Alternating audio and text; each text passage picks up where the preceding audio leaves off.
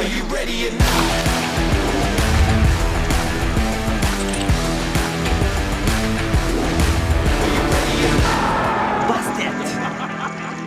Final Team Live. We on the path to greatness. We're shooting the shot to make it. So moving the target is aimless. Cause we got the power to shape shift. We'll catch the energy waving. We go till our bones are aching. Cause the top spot's for the taking. And we on a mission to take it. Are you ready or not? It's about to go off. Turning up on the spot. Yeah, it's gonna be a lot. We gon' sit at the top. Give it all we got. Are you ready or not? Are you ready or not? Are you ready or not? Stamets takes the win here in Barcelona. Jason Mercier, he went with his instinct, he made the call. There's the professional level, and there's the Ivy League. Sebastian Pauli coming to terms with what he has just achieved. Nicky Corrin has done it! 2 main event titles! Sebastian Mallets has gone from poker fanboy to poker champion. This is why people love the EDT.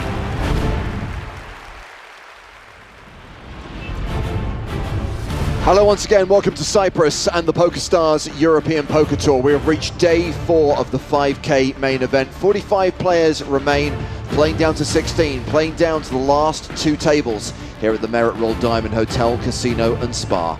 It's James Hartigan alongside Joe Stapleton. Hello, my babies. And Griffin Benja. Hello, everyone from Cyprus. Yes, just 3 more days of the main event to play, including today. Tomorrow, play down from 16 to 6.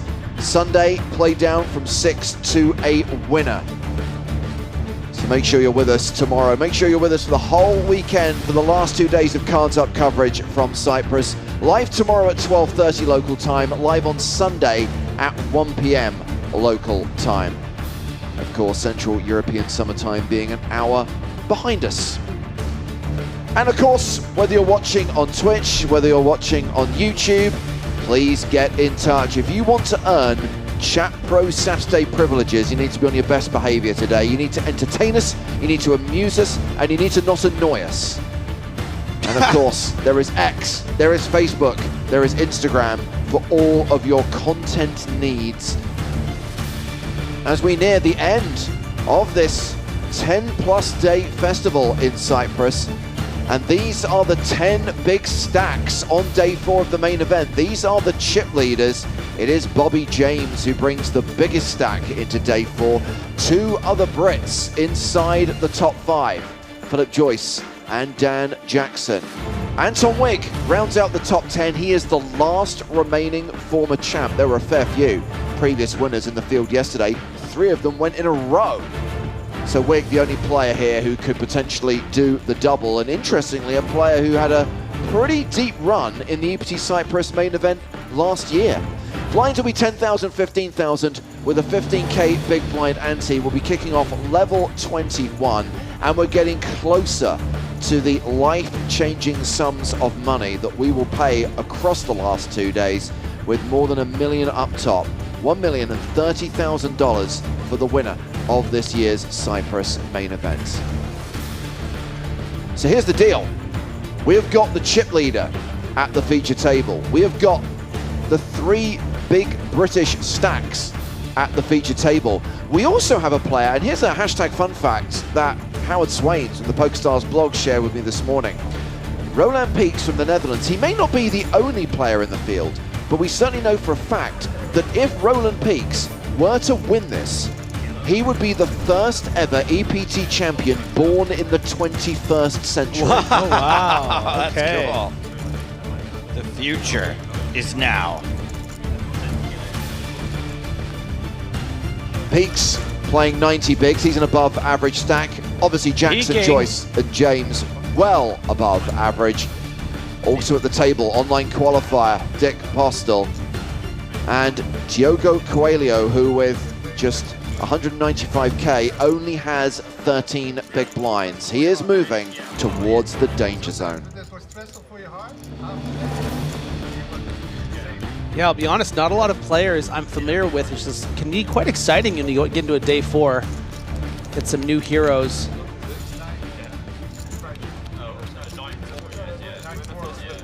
So there is Bobby James. He was at our feature table yesterday. Had his best of a live cash earlier this week in Cyprus. 12th place finish in the Eureka High Roller. He also won a side event here. I think it was an 8-game tournament.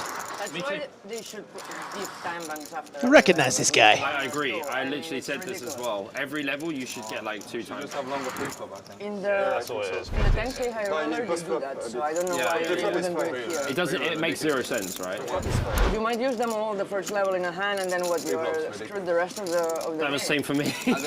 How you use your time is on you. I had to go 3 levels around. 50 gun is fine if you play Also opening up put you on an all-in with a full bluff, but he was doing that all the time, so, well, most of the time. Yeah, but the thing is, every time he raised me, he just having kings. He was unlucky against me. Yeah. Unless it's your first time. Oh yeah, you had ace king suited against ace king suited, right? The ace king of diamonds. Yeah. The other massive stack at this feature table, Philip Joyce, 145 big blinds. No, and I said, yes. It's gonna be the same amount of time back. But then he has 2 others. Each break or the beginning of the day, so...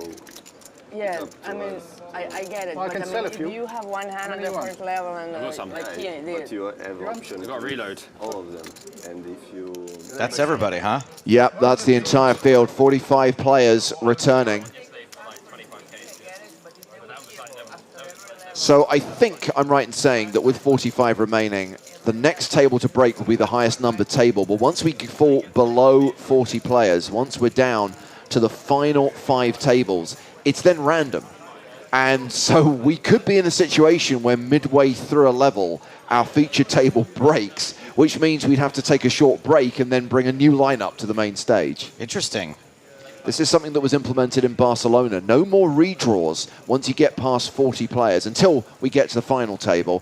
And yeah, the breaking order becomes completely random. The thick plottins.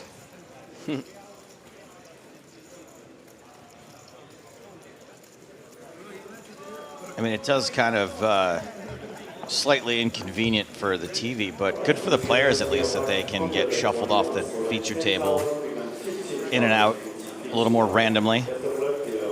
So here we go, clock is running, action is underway. Blinds are 10,000, 15,000 with a 15K big blind ante. 5 levels due to be played today, but the objective is to get down to 16. So there is a chance that we could play into a 6th level. Of course, if we get down to 16 quickly, we could finish earlier than playing 5 full levels. Good luck, everyone. Yeah, good I just luck. got really excited at the thought of finishing early. It's a fun. For the commentators back there, Dicky Dicky Dick is back. That's how they called me yesterday. What they call you? Dicky Dicky Dick. Dicky Dicky Dick.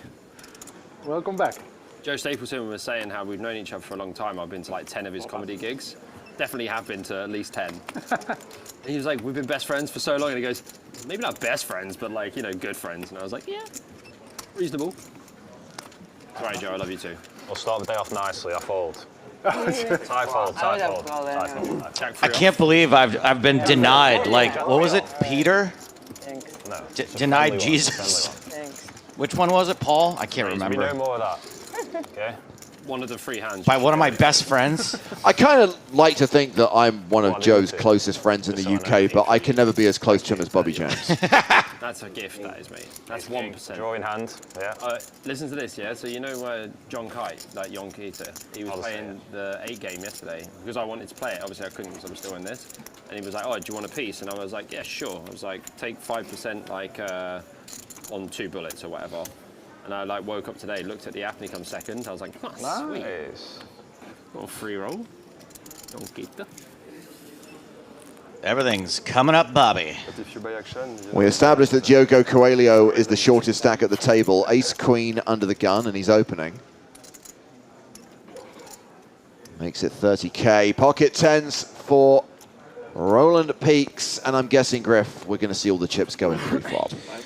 Yeah, you know, this raise off the 13 blinds, there are going to be some raise folds in this spot, so it's not just absolute monsters under the gun here. Game's evolved a lot. It's going to be some just blocker opens, and also hands like Ace-Queen that are prepared to get it in for that amount. So this will be played as a 3-bet to get the rest in. You didn't take a shower after, maybe. My smell is, you smell it? No, I took it, actually. Tell you what, you're not jumping for joy here with Ace-Queen. We'll give them to you. Whereabouts in France? Whereabouts in France? Malta. I live in Malta. But your intention kind of needs to be to get in this short stack. You're running out of chips here. There is the all-in from Coelho. There is the call from Peaks. And we have a coin flip. We have a classic race on the very first hand. Early. Flip it and rip it. Like my relationship with Bobby James versus my relationship with Hardigan James. He had like one of these two things has a slight mathematical advantage. Mountain, and he took a video and he was like,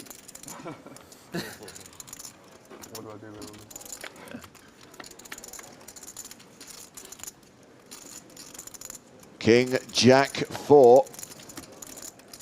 Coelho with the gut shot, but we know 2 10s are not live. Aces, queens, and 10s working for him, though. Yeah, and a diamond would make things interesting as well. No diamond, but a 10. PokerStars turn card. I don't think we're allowed to say that. That's straight. That's accurate. For Coelho, the set for Peaks. Needs the board to pair, which it does. What a twisty, turny run out. And that will see Diogo Coelho eliminated in 45th place. First bust out of the day. He cashes for $18,240. Payout for you tonight? Yeah, he crippled me in the high roller as well. He's got enough. He's got enough money. Yeah, those rivers are killing. He won like 350. How much in total? Yeah, You won 350. it? Yeah, No way. Is it 2K? Yeah, he won it for like 350. Peaksing. With me, left me with like 4 bigs as such is. Yeah, big time Peaksing. 12th.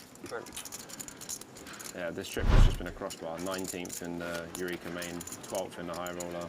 That's what? I did shout. Did anyone? Nobody got it. Chip lead in day 4 of the main. Barcelona. Won the 8 game. You know, it's not too bad. I do want to mention that Griffin is wearing a shirt with a nice tight pattern. Did you get that at the shops at the Creek? I did, yeah. $500 out the door. Yeah, that's where your per diem's been going. Yeah, exactly. Which shop is this? The shop Dan at the Creek. Flashes. Dan Flashes. 5 raises 30,000. Yeah, it's days like this I wish we were in Envision, you know?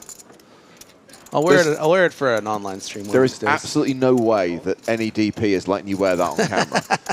The pattern's too tight. Exactly. Yeah. That is going to strobe like it's too complicated is the problem. Yeah. Also, all the half moons on it sort of rep this part of the world pretty well, since you got those moons on pretty much every flag in this region. King 8-6 on the flop. Vantage peaks, though. Can someone make a straight for once? 8 checks. Going to be difficult, I think, for Joyce to be highly motivated to continue without a club in hand. He is still the aggressor. This, I think, important to note, this is a pretty poor peel from the small blind from Postel. Playing just over 30 big blinds, calling with ace-7, not recommended. Just for the avoidance of doubt, it's never recommended to play the Spraggy. There you go. And the door has now opened for Peaks. He's going to have all the 8s in this situation. You know, Joyce would have surely continuation bet and has less 8s opening in, you know, the hijack.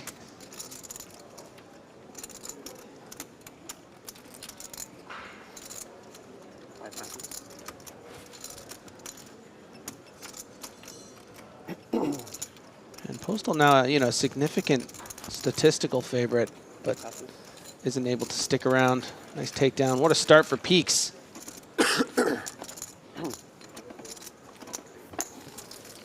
Yeah, up over 100 big blinds. We've got like people putting their blinds in 4 here, players at they're this only table here, with I was like more than 100 leaning over and bigs. just chucking it in the middle.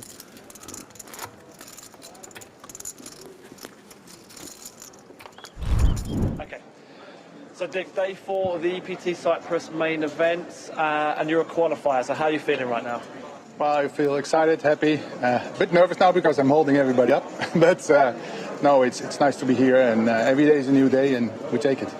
How's the journey to this point been so far? Has it been a bumpy road? Has it been quite smooth? It started bumpy because I had to rebuy. I said, shall I do it or not? Because I went out, I had a good day, and then 2 really bad busts. And in the last level of day 1B, I rebought, and managed to since follow the average, so that's not bad. What would it mean to you if you were to win this event? Win this event? Well, it would be, of course, fantastic. Maybe I jump at the table. And no, of course, that would be very nice. Even being at the final table would be nice. But if I reach the final table, I imagine everybody has a chance. Final question. You're a retired pilot. Is there anything from your piloting days that you can kind of relate to the world of poker? There's a few things. Maybe the patience, the observing. But there's one thing definitely I don't take is that here sometimes you have to take some risks, and in flying you don't take those. It's basically you think about it, you have to take quick decisions, which sometimes here is also the case, especially with the clock. So then you have to decide yes or no. And luckily here you have the 30 seconds, which you don't have in the pilot life. But Brilliant. Thank you very much. Good luck today. Thank you. Dick Postel speaking to us before the start of play. Alexius asking on YouTube if Sebastian Mallets is still in. Nope, he was eliminated yesterday. The only previous champion still in the field is Anton Wigg. I just get too fat. It's a good pilot name, Dick Postel. For sure. Captain Postel. Yes, Captain Dick. Me, I came for just for that. Yeah, me too. Pilot's name means a lot, right? Like, I definitely trust a Dick pilot. Yeah. No, I got an Airbnb down the road, and it's like That's a dude that's seen it all. Oh, it's not bad. There's no signal. There's no Norman, another good pilot, probably. Download a playlist or something. Chuck. Chuck's really good. Ooh, yeah. I feel like Chuck will even let me come back and see everything. Oh, you can. You're on any flight. Oh, that's You true, can actually, ask. right? You can just Yeah, ask. You know, it's not a pilot name you don't want? Lee. It's actually an old Pete Latham bit. Oh, yeah. I want to steal that from him. Shout out Pete Latham. Cheers.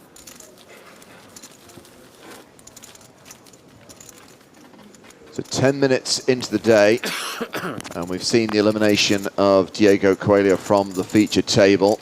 We've seen Roland Peaks win a fair few hands and get his stack up to 1.6 million. Dakota says they like their pilots named Little Dinky Daffy. Did you come back again? Yeah. I've definitely played poker in worse places. We had Barcelona before this, and Barcelona was obviously nice. It's too busy. I will say I am enjoying the energy of Bobby James. It just feels like he's talking about how he got, I think, 19th in the Eureka, 12th in the high roller. It feels like a EPT fanboy who made a wish. He's definitely happy to be here, which Yeah. I do appreciate quite a bit. So Postel is open with ace-9. And Samuel Dre has 8s in the small blind. He's got the snowmans.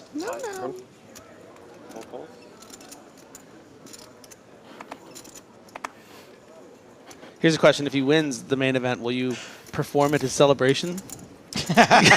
You know how much it would mean to him. A private stand-up show for Yeah. Bobby James? Well, he can afford it now. Yeah. Oh, he'll pay, I'm sure. There might be a business idea in this, kind of combining private dancing with stand-up comedy. A comedy club where there's a champagne room. I did a private gig at Aria one time for a poker player who hired me to drive out from LA for to surprise his wife. No for her, way. 50th birthday or something. Security can't shut us down during my set. Because I brought a speaker, a sound system into his suite at Aria. And speaker that finally, by the time I was headlining, security was like, get out. So were you still able to perform it just without the speaker? It was nice, and I've been there in Larnaca. I finished without the speaker, yeah. But Yeah. I think 5'6". the island And itself is, I think, Santosh was on the table. I don't know. Every time remember I put a bet in, he was like Three this. times the Malta. I like The dealer just kept going. I mean, I've only been in Guys, one conversation, please. The island. It's better than no From conversations, the though. alarms as well, to be fair. But Will I wait till 5? But it can be very dry. But the weather is always good. Yeah. A lot of times there's wind. Like yesterday, I came out. I was surprised by the wind because I have a balcony with sea view here in the hotel. I even did videos. There were waves of 4 meters. It was unbelievable. I don't think I've ever seen a sea like that. So mad. It was crazy. I went to dinner outside. It was quiet. There was no wind at 8. Yeah. I don't know. And then when We saw a little bit of Jackson yesterday. Absolutely. Jousting with one-time chip leader Mustafov. Played a couple of hands pretty nice, pretty aggressively. Flush draw for Dre here. Post flop flip alert. It is beautiful. It's very much fun nowadays. I have a kind of job offer there. So. What about 25,000? Good like that. They wanted me to start 4th of November, but that was impossible because I had a vacation plan. So I said, sorry, I can come back in January if you want. Great place to live. Great place to live. Yeah, for me it will be, I fly, so it will be just a base. Right. But I heard I was there, and I love Board pairs on the turn. Jackson now 6-4 favourite. So it is. My partner would love to go there. Get some more water. The 6 is actually going to favor Jackson's range here, so he's going to play this as a lead. In English, like the politician, but he's governing Barcelona. Going to really make it difficult for the unpaired hands like your ace and king highs in Dre's seat to continue. Yes, I know. They destroyed it. Yeah. This one is a particular interesting one to have because, you know, you did actually hit this flop. You have the flush draw, so I don't expect Dre to fold. Wow. Yeah, I think that's pretty weak from Dre, to be honest. You know, that was a 20% pot bet. Thanks. Cheers. But I do sympathize, you know, in that situation.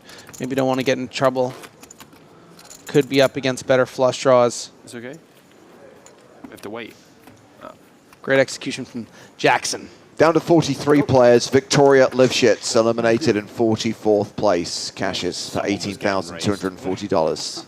I had a choice of 3 cards, so I'd probably beat you. Yeah, he had an ace, so he would have 4-bet, don't worry. I should have looked at them and put one back.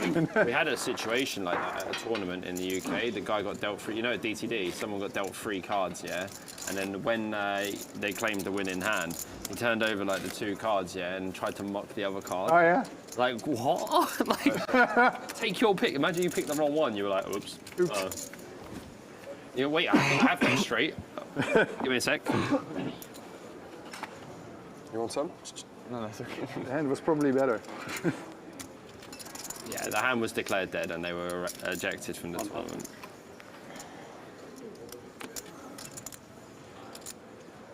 King Queen for chip leader Bobby James. We raised this 30,000. Raises to 30K. Bless you.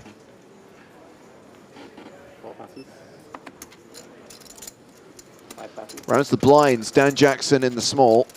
Folds. Martin McKell in the big blind. 7 fold. He calls with ace tray.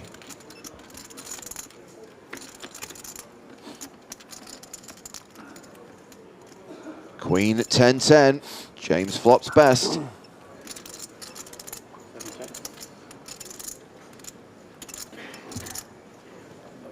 Interestingly, checks it back. 8 on the turn, doesn't change anything.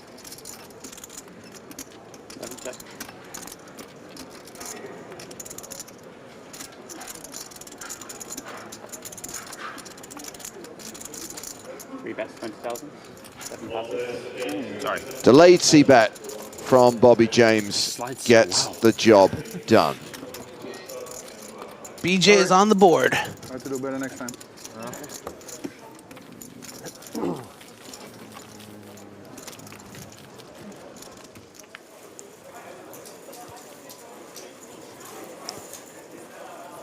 So we have lost 4 players in the last couple of minutes.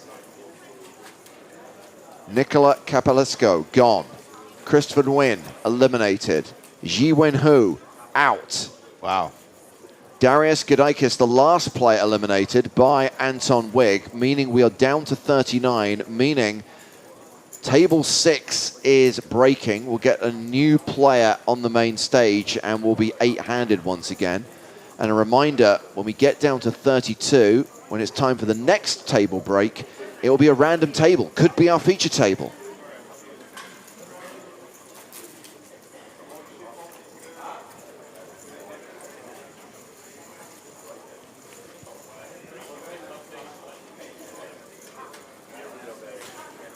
Nice to see James opening up the range here, flexing that chip lead. Queen 10 off under the gun +1 is ordinarily going to be a few notches too poor to be opening, but with this table that I would say is not the strongest, happily opening the Queen 10. I would hope and expect, though, he's going to tread lightly once he gets 2 calls in the form of Jackson on the button and Postle on the big, but with the backdoor straight draws, is going to put out a little feeler there to the tune of 45,000.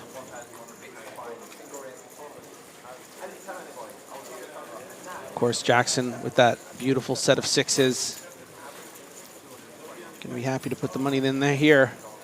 Yeah, Jackson calls and no reason for Postle to stick around. Folds and we go heads up to the turn.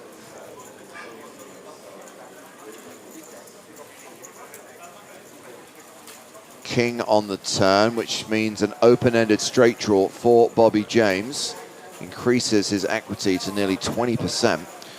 Yeah, and we can see here that Bobby's in a great deal of trouble, just 18% to make that open-ended straight draw, but this is a great example of, you know, what James's intention was here with this flop bet. You know, if his opponent has something like pocket 8s or pocket 9s or ace 7 suited, 8-7 suited, probably going to be folding all of that range share with the big bet on the turn, but it's just his poor luck that he's up against the top end of Dan Jackson's range share with bottom set. We have not seen Bobby run into too many hands.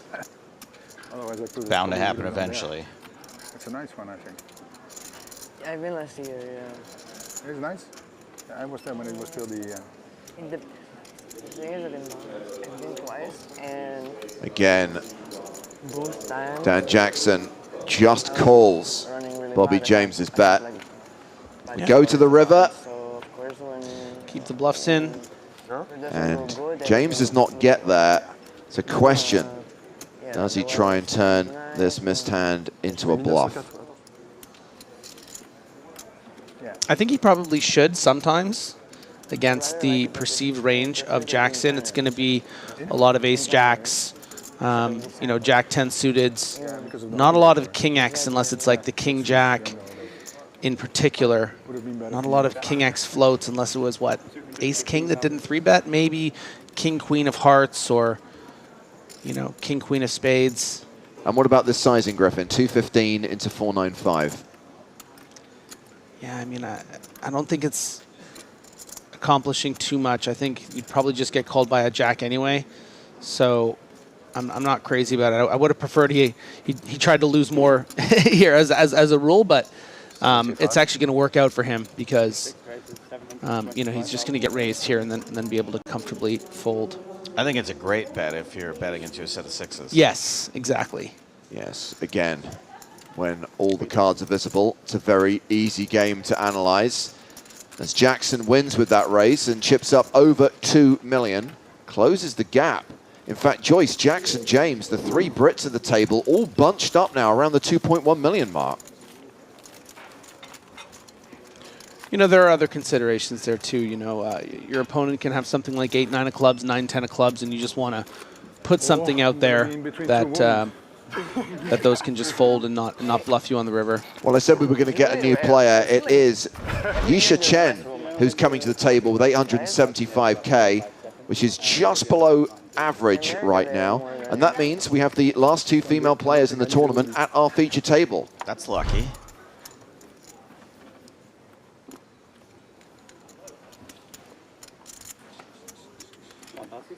Two women left in the field, and we get to watch them both right now. Nice.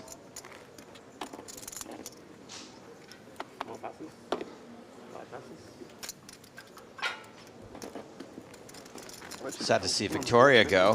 220. 220? And then he made it. Queens for Dan Jackson. Speaking of two ladies, I mean, come on. This stuff writes itself. Right there.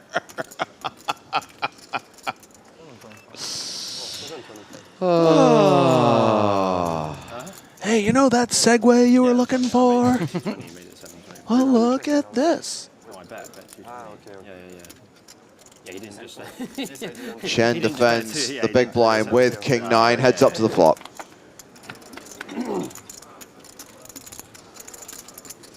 And it is a crunchy flop. All clubs. Queen still way ahead and with the better flush draw. Jackson. He's just got a set of sevens. Makes more sense. Boats. 15,000. Big boats. 15,000. Min bet. The only hand that really makes sense, to be honest. Do you like to bet? Do you like to bet? On what? Don't fault Chen for calling here. We can bet. Pairs her 9 on the turn. Okay. Probably the worst card possible. Okay. Okay? Yeah. What do you say? If we're both wrong, it's a void. Yeah. Okay. What do you... I'll take sevens. Yeah. I take 6. Guess maybe other than the And if king of it's clubs. King Jack, break even. Yeah. 100 bucks. Seems good. Yeah. That's 40,000.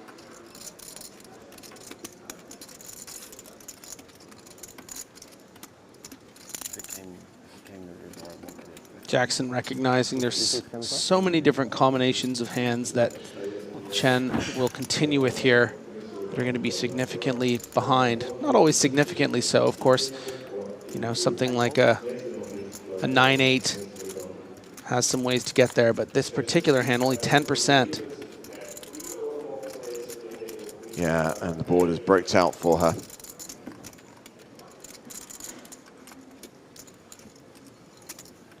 Yeah, I think Jackson's really going to love this card. Paul again, yeah. You know, you prefer a 3, but so often you're going to be up against, you know, a 10x, a 9x, like a 9-8 or a 9-7 that might be inclined to call. Question is, how greedy does Jackson want to get? If he is targeting that range, yeah, it looks like he's going to go well into the 6 figures. 145,000. Go polar on the river.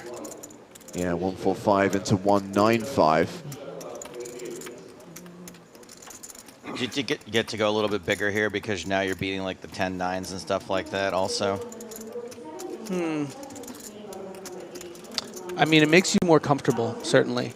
You know, if the river was like a 5 or a jack, you know, you start to get concerned about some 2-pair combos.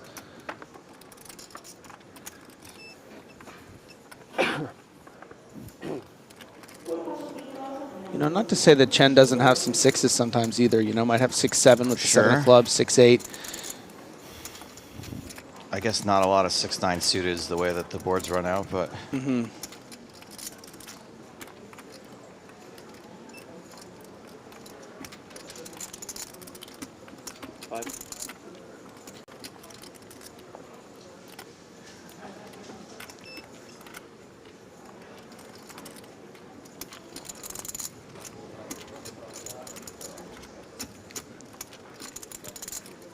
Dan Jackson looking to have an excellent start to his day. Despite not getting called there, still real strong here. And that's going to see Dan Jackson take the chip lead. 2.2 million ahead of both Bobby James and Philip Joyce on the leaderboard. Close to 150 big blinds and still more than an hour to run on this blind level. Dan Jackson, DJ Upswing, coming at you. Things are moving.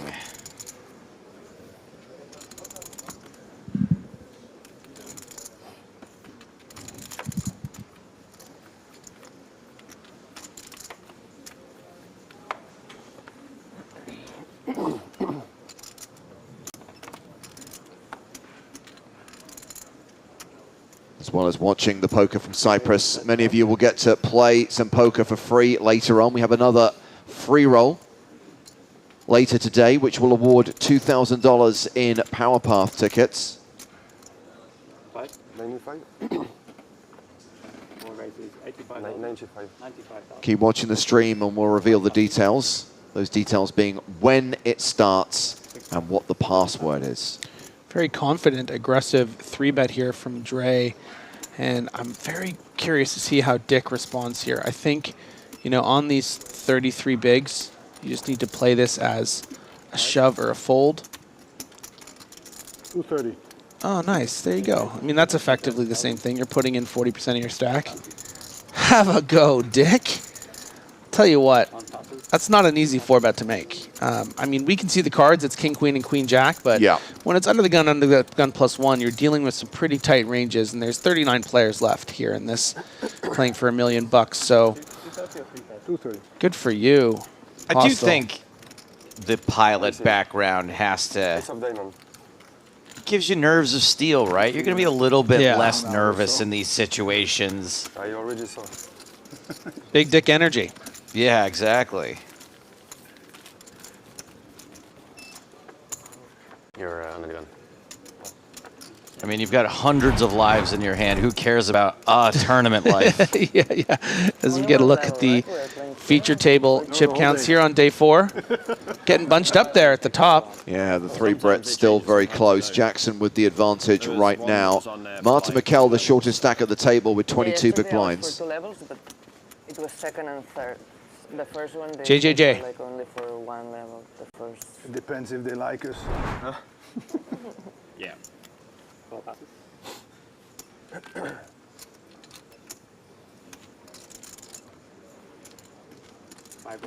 Okay, we're going to see Philip Joyce in action, opening with ace-5 suited. I like the way he laid out the chips there. Did you see that, Joe? What, the little spread out there? Yeah. It's a nice spread. Postel's in, and we only know one of his cards, which is the ace of hearts. It can be a bit of a tell the way you put your chips out. Yeah, but not if you're pretty consistent with it. Postel, I refuse to hypothesize what the other card will be, since we saw the Spraggy flat from the small earlier. So it could be any ace, really. Yeah. Well, regardless of what his kicker is, he's got top pair. Joyce has got top pair. James has got the flush draw. It's fun. James, can I ask you a quick language question? You said regardless there. When would we use irregardless? Could you have used it there? So, Griffin, are you asking knowing the answer to this question? No. So, irregardless for a very long time was not a word. Okay. And it's one of those words that people used so much that the stupids beat the dictionary into submission to the point where the dictionary was like, all right, well, I guess it's a word now. And they're interchangeable. Okay, because he looked at me like I was trolling him, like this was a conversation you've had before. James is going to be one of those people who does not want to recognize that the dictionary relented to the stupids. There we go. Good read, He Joe. did give me a look like, oh, you're one of them. Like, you know. So everyone having a piece here and has every reason to be interested in this board. I like the check call from Joyce. Get maybe Postel to bluff if he doesn't have an ace. James in there with the live flush draw. My money's on Postel, man.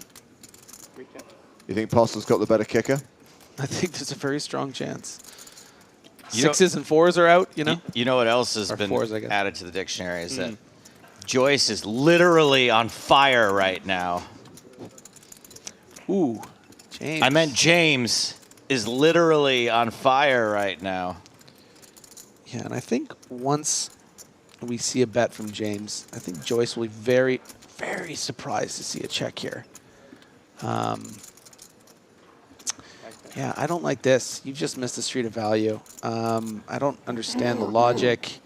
You know, you just let an opponent that I think surely would have called to check back. Because trapping is the best. But trapping what? I mean, your perceived range in the big blind there is, I mean, an 8, a weak ace, or a flush draw.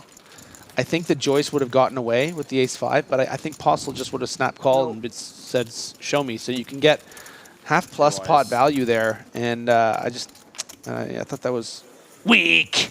Weak. But check raising is awesome. But why would he bet? If he's going to snap check back ace jack? Anyways, let's move on. We're going to one of the outer tables where Damir Jogrelin has shoved the river, and the decision is on Guillermo Gordo, who you may remember is the last Gold Pass winner in the field. Bear in mind that Gordo is covered here, so it's all in to call. So mindful, so Damir.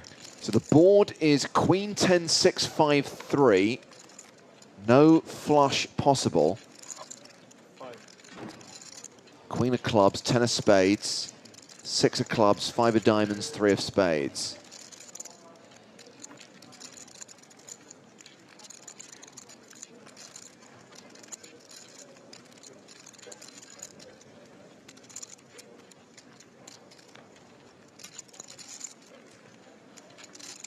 He's already used one time bank card. And he's only a few seconds away from needing to use another. It's a cool star sweater. Okay, we're on time bank card number 2 now.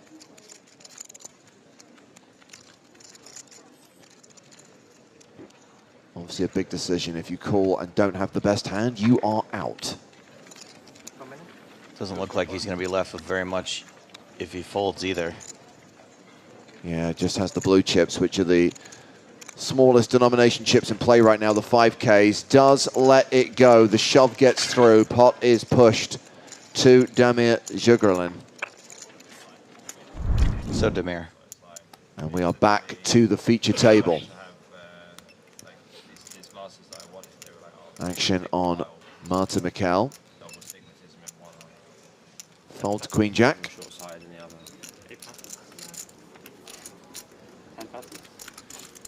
Round to Roland Peaks. Ace 5 in the cutoff. He raises to 30K.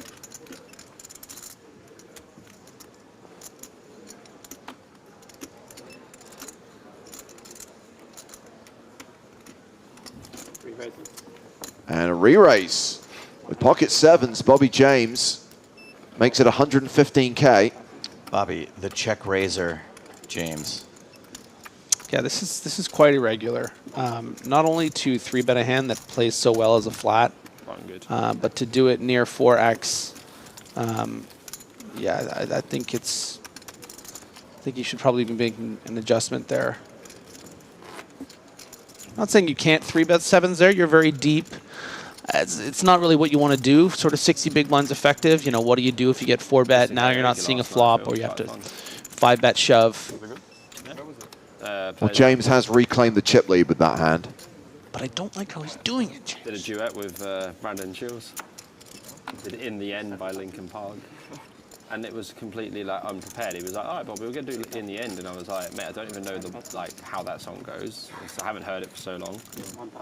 And then when it started... Sorry, I know you two are close. I'll go easier on him. All right, Joe. Just kind of carried on and just went with it. It's fun, though. Hoping no one gets footage of that. I did ask him to sing In the End at my wedding. Blind v blind. Philip Joyce completes.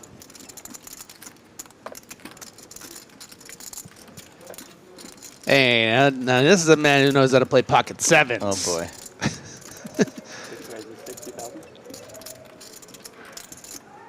Dan Jackson raises. It's okay. You can act like you're going to do something here and then fold. We all do it. Whoa. Yeah, some 4x combos are going to be happy to call here. Pocket fours, any ace 4 off, king 4 suited. That's a pretty fun flop, even for A4. I know, right? With just the one card, we know he has a wheel draw.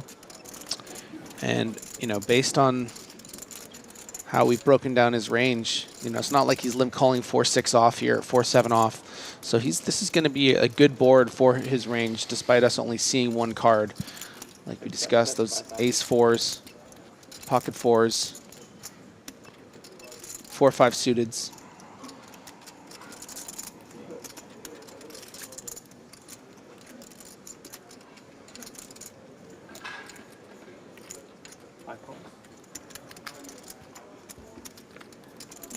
Continuation bet of 35,000 called by Joyce.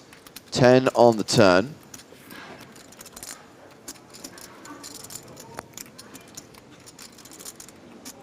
Anyone who correctly guesses the other card in Joyce's hand to the suit gets a shout out on the stream from me. Am I allowed to guess? No.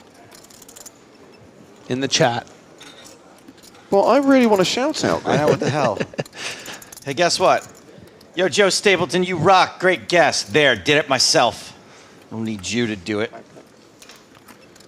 Good luck keeping track of all this, by the way. You don't even have a computer.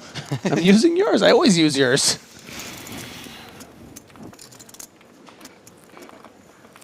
You need to stop. You need to stop using mine because I'm almost out of tokens. But I like reading your conversations. You have such an interesting and full life. And it is 5-4 of spades. The 5 of spades. Do we get any 5 of spades in there? Hollaroo said 5S. Oh, the Brahm says 5. Sam Heroic says 5 of spades. Yet now people are writing it after they've seen the hand at Showdown, so don't acknowledge them. Wait, I thought... Very romantic. But they're on delay. How does that work? It's live, Griffin. You're all champions don't ruin to me. it for Griffin, okay? The Okay. way this works. Just let him do his thing. Intimidating me. I was looking for the rest Your of the pot. charming looks. He was hiding behind the Also, glasses. on that flop, I was looking for the rest of the pot. I'd have dusted a lot. I would have Hand dusted number a lot in 16 of the day, the feature No, table. yeah, if I was in your position. Dan just doesn't fold. I haven't been counting. We have something that tells me here. We had this conversation the other day, and I said to him, and Dan was like, "Yeah, I just don't fold." I was like, "Yeah, sweet. Seems accurate." Okay, here comes Bobby James, raising with 10-8 of spades.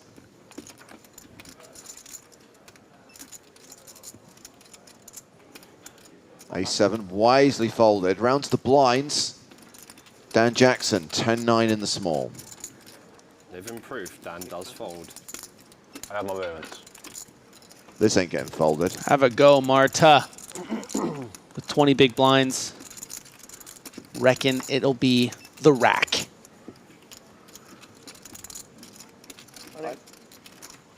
You came to the wrong place, Bobby James. Count. Where should he have gone? A bit over 300. 310. Yeah, this is just a bit of gamesmanship here. Wanting to make it look like he's, raising strong from the hijack here. Needs some consideration. Pretty fair play. And the shove gets through. You found a new home for that chip, didn't you? I have to work hard for them. I'll get them. If that wasn't on stream, you could have got away with that, for sure. No, because I'm a man of integrity, Bobby. That doesn't fold. Yeah.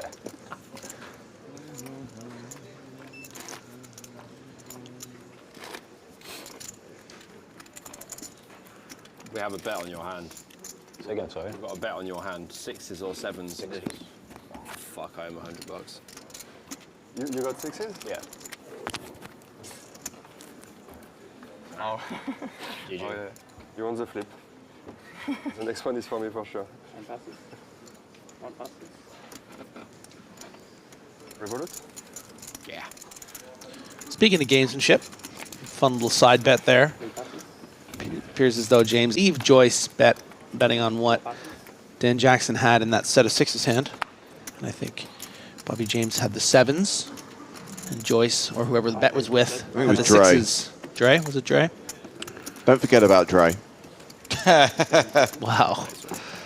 Really, that was an alley-oop I threw you. That was incredible. Did you have, Bobby? Didn't know you could jump that high, so James. surprising Just coming slam that from thing him, down. too, Yeah. So all of a sudden he can palm a basketball. All this time, James? Huh? Have queen 10. I saw the turn and I was like, yes, I'm firing, aren't I? Like, Yeah. against all people, and I'm like, oh, it's Dan. Fuck. Did go for a bit of a wet wipe sizing on the river, though. You have to commit to the cause. Yeah, but I kind of thought you might just I was very fight with the sad. set twice. Very sad. Mate, you were so greedy. You were like 7-2-5. I was like, Yeah, damn right. Greedy boy.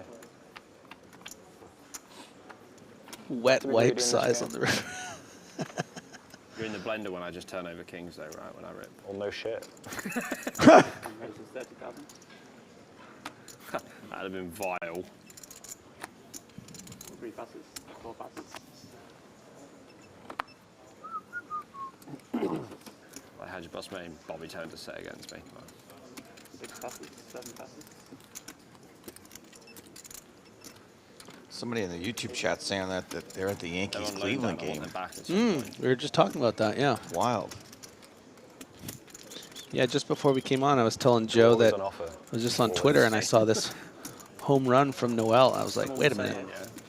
So I turned the game off after the Yankees took the lead there in the 8th, and they tied it up and won. Cleveland must be buzzing right now.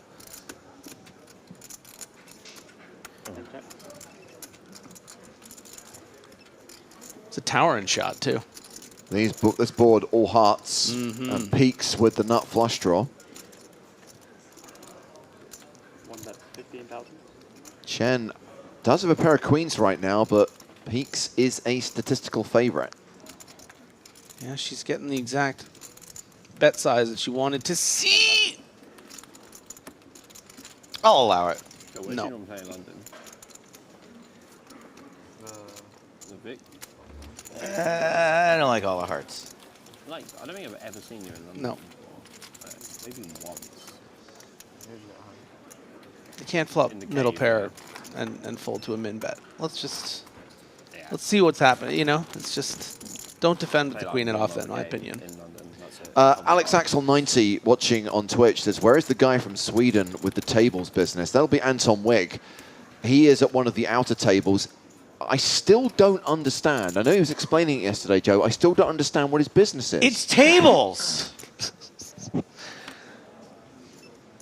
I don't want any more questions about the tables. James of the JJ. Oh yeah, there's the Joe and James. There's got to be a Bobby James. There's 2 other Jacks. You're the heart, I'm the spade. He just may be the diamond in the rough. He's raised here to 30,000. Has been called by Dan Jackson with 6s. Last time Jackson had 6s, he made a set. Peaks, big blind, queen 3 of spades.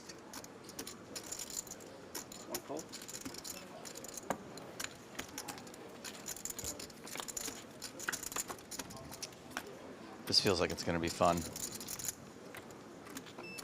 10-7 deuce with 2 diamonds. Pretty solid flop for Jacks. Not a terrible flop for 6s either.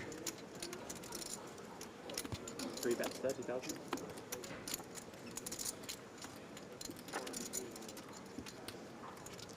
Yeah, Jackson would have loved to get Bobby James twice in a row with the 6s, just for the dynamic lore too, you know? Just make for good chat.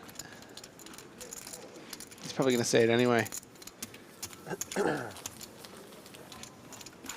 So we are halfway through the first level of the day, halfway through the first session.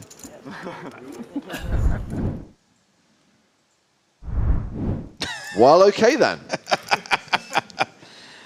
I think that was Halil Tazarek and Andrea Dato. Tell you what, guys, there is a lot going on over the course of the next couple of months. We've referenced several times that straight after Cyprus, within a few days of EPT Cyprus finishing, we're going to be going to Vegas for the NAPT. Now, after Vegas, I've long had it in the book that I'm going to go to UK IPT Nottingham, going to play the main event, help Nick with the live stream from the final day. But Joe, in the last 24 hours, you've worked out your post-Vegas plans. Yeah, I thought I was going to have a week at home between now and the rest of the year. But that has gone out the window, and it is flying direct, well, not direct, but it's flying from Los Angeles to Sao Paulo, Brazil.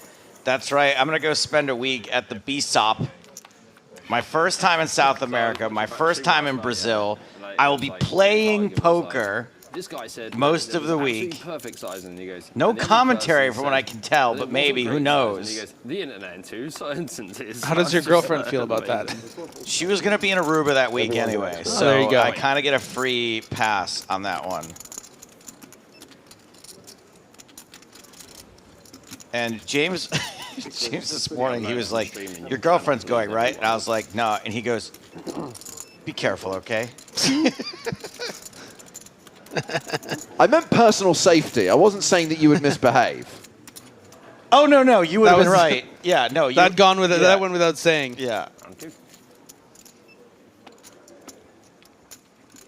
So there's a lot of really reasonably priced events at the BSOP as well, which I'm like looking for. I think like there's like a PKO high roller. It's like $1,200. Nice. Yeah. So right in your Q zone. Right in my zone. James going to be happy to continue against this quarter pot bet with the 7. Should make for an interesting podcast. I think we're going to do a show where I'll be in Nottingham at the UK IPT, you'll be in Sao Paulo at the BSOP. We'll both be on location playing poker on different sides of the world. You'll be in the Sao Paulo of England. Dude, there's a Nando's opposite the venue. I'm Right. happy. I'm happy. Portuguese chicken, either way you look at it. So Jackson with the 5 in hand. This bet here is really going to work against the particular holding of James. Not always the easiest bluff here with, say, pocket 5s or something, trying to fold out, you know, some middling hearts. Wow. That is a very ambitious turn call. Very, I think, player dependent. Sounds like these two have significant history. There is still a chance that Jackson is just betting ace-5 here and charging those flush draw, you know, wanting to get value from like a queen 10 of hearts or something like that, or a 7x of hearts, and then be content with checking back river.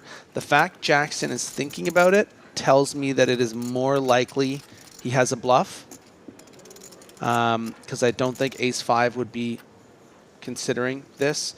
You know, let's not count out 3-5 of clubs. I understand he raised an early position, but it's not completely impossible with the momentum Jackson's been getting. But more than likely, it's something like pocket 5, something like king 5 of clubs, 5-6 of clubs.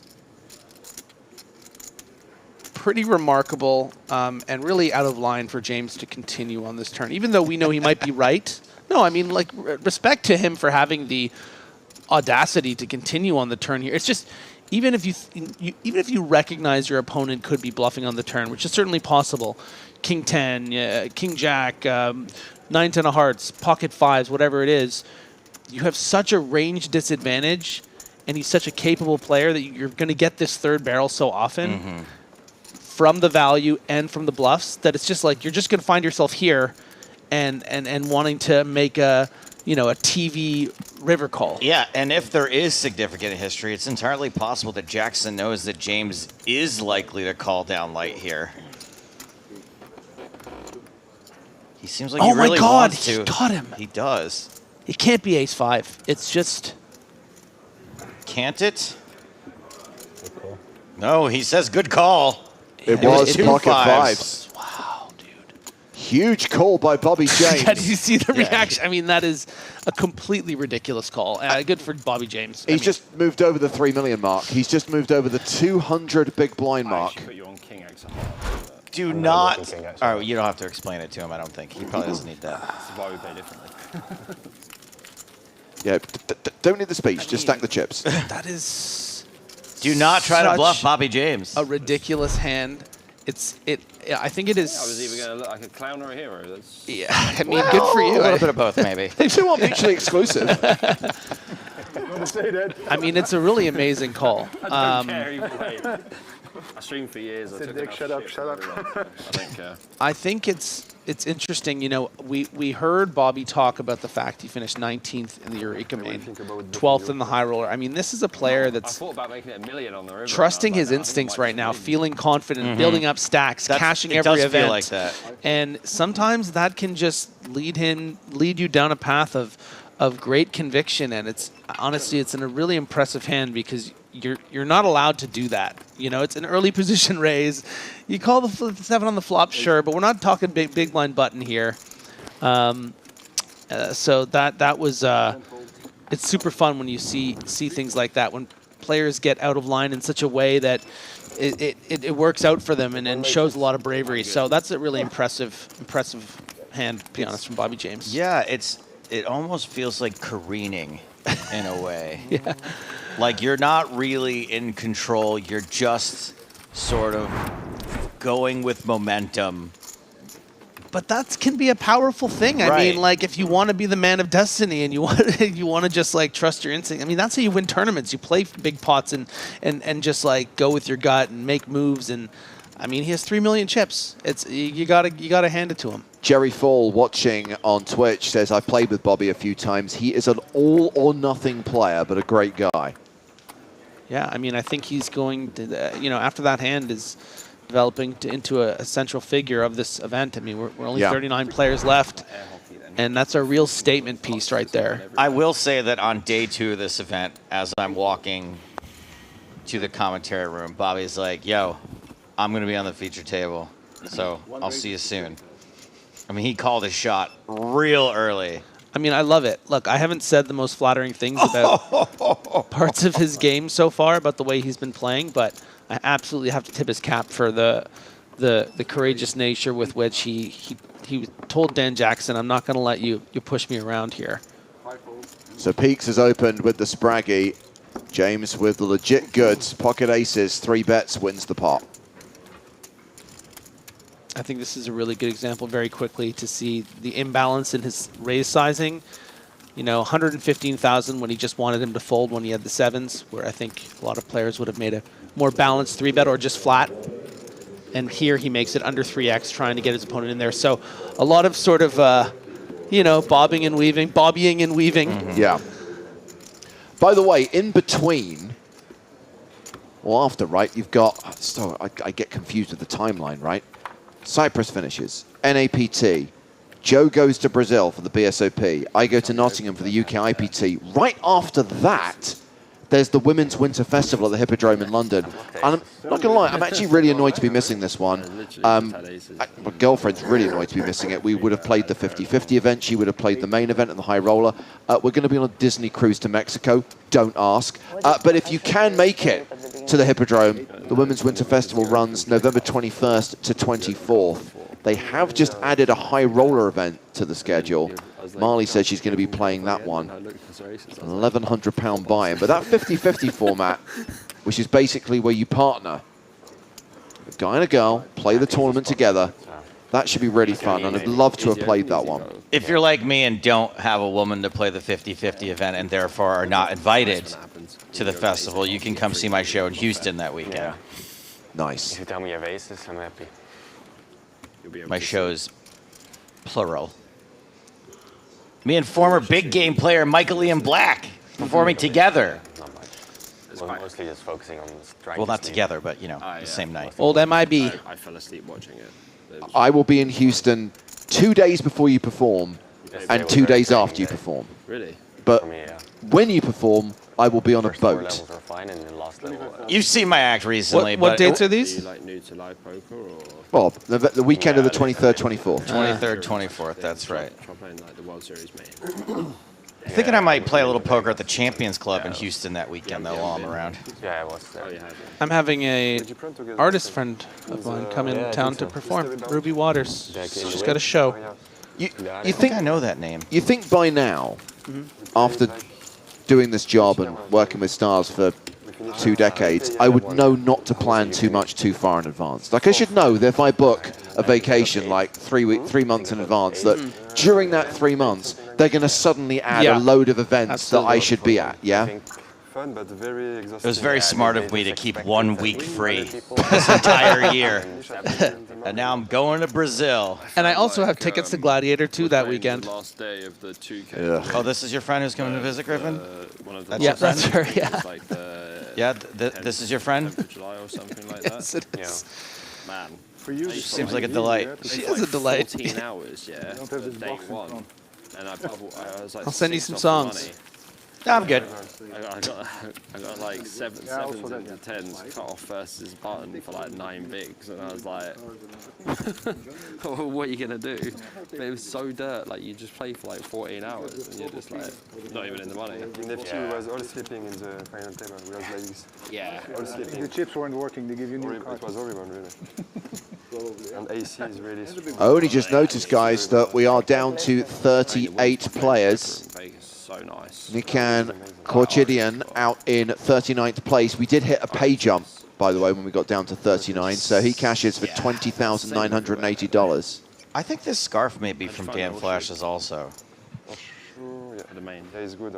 It's a very complicated pattern. Because it's really deep room. Big ceiling. They can't even make a whole shirt out of it. No, you'd be surprised. A lot of pilots shop at Dan Flash's. That makes sense. Yeah. You like the horseshoe? I mean, like, for the fact that it's quite a large. Sure. Yeah, So, you can say a lot. But you can probably breathe a little bit better in there, but there is still a lot of AC, obviously. I'm really excited for when yeah, it's very he wins the EPT and then you're interviewing him and he's crying, telling you this is all he's ever dreamed of. It's us being here together like this. Hey man, we're just two friends talking here. Mikel flopping a bottom gutter and backdoor street flash. You go December for the main event in December? I don't think so. Chen checking back, giving some room for Mikel maybe to come out firing. Kind of difficult on the king turn. Maybe. Gonna hope to get that free card. I think Chen will probably oblige, but is gonna reach for chips instead. Maybe wants to clear out some equity. I don't blame her, and is gonna do so. An event in Ireland after this, and then Bahamas coming up. You go Bahamas? I keep bricking the satellite, 2.6K satellite, so maybe not. I got it in mystery. Oh wow! Back to back. Yeah. That's sick. That's so sick. That's run good right there, man. I literally, every time I play Mystery Bounty, I get like mint. I got a 1K Mystery Bounty once on stars, and I thought it was like a big one. 215 lion.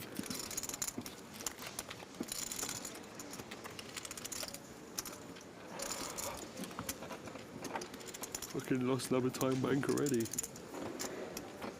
I needed it for that one though.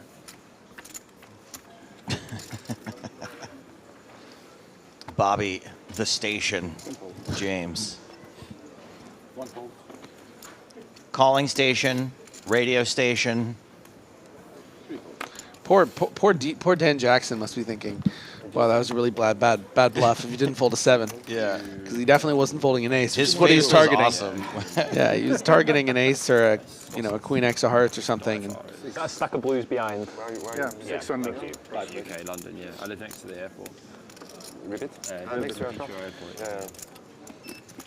30,000 rates. I love Declan's question. What do you actually do in your Houston show?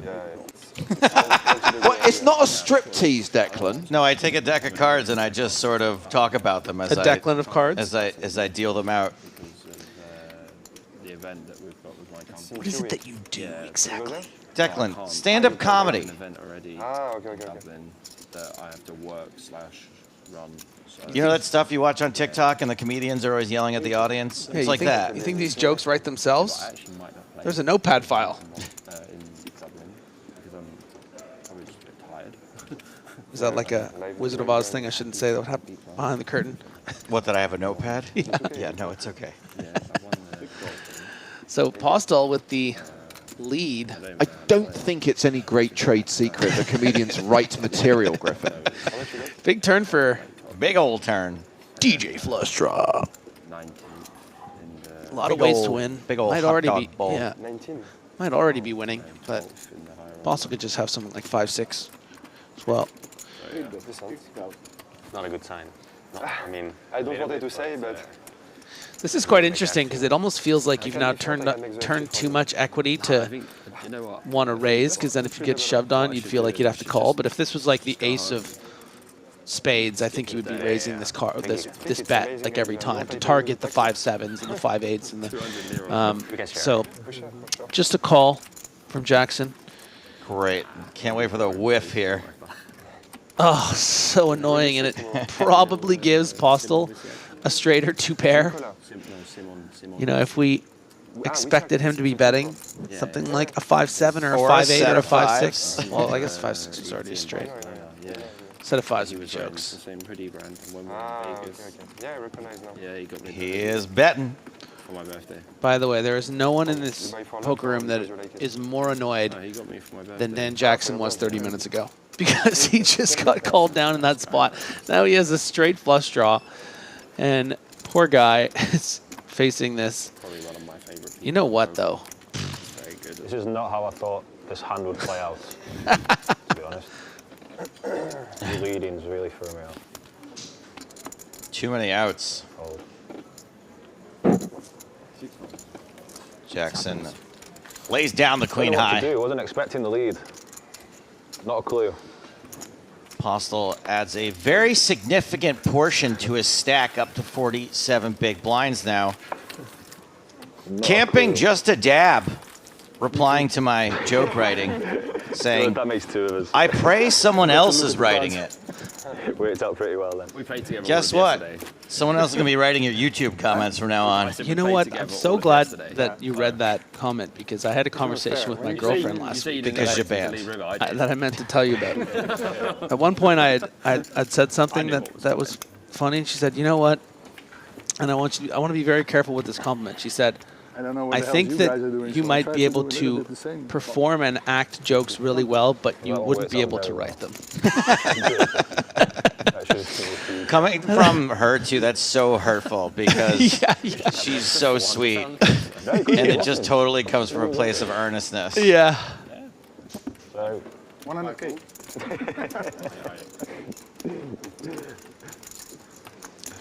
Jackson at the cutoff with the king-9, probably can't resist, even though he's on a bit of a downswing. He still has over 100 blinds. It's kind of a, you know, not the strongest lineup of players behind him. Yeah, my mates live there. Just comparatively, of course, to what we might expect in a deep in a main event sometimes. Your Ostads and the like. Sure.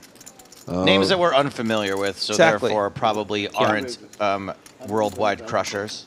But having said that, Chen's putting in some big, big lady chips, and it's a really nice, nice recognition, spot recognition. Another, you know, spraggy peel in the small. Yeah, like the squeeze here, and should work. Oh, look at the hand. Sorry, I thought she had the ace-7. This is No. This is real good. Great. That's just, you know, the spot. She heard what you said about not the strongest players, and she was like, "Oh yeah."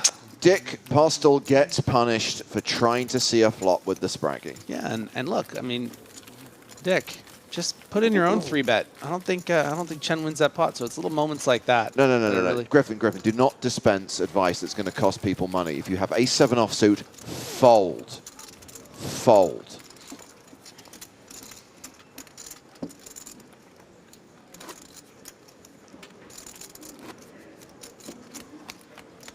Shlomo asks, are you guys still doing voiceovers? Where can I find them? Now, he's asked this question on YouTube. So I will answer that question with another question, which is, have you ever heard of YouTube? Because that's where to find them. Mind blown. Now, he does follow up by saying, I never know if it's a voiceover or an old stream. Here's the giveaway. If we're doing a giveaway? If it is, here's the telltale sign. If it's 8 hours long, it's a live stream. If it's 48 minutes long, it's a voiceover. Mind blown. Presumably you're familiar with the PokerStars YouTube channel, as you're currently watching a live stream that is on the PokerStars YouTube channel. That is where you will find recent content. I guess if I'm answering your question live also, that would be a live stream and not a voiceover. Oh my God, my mind is blown. Obviously always bet fold in, so I might as well bet. Anyway, thanks for asking, Shlomo. Hope you figure it out.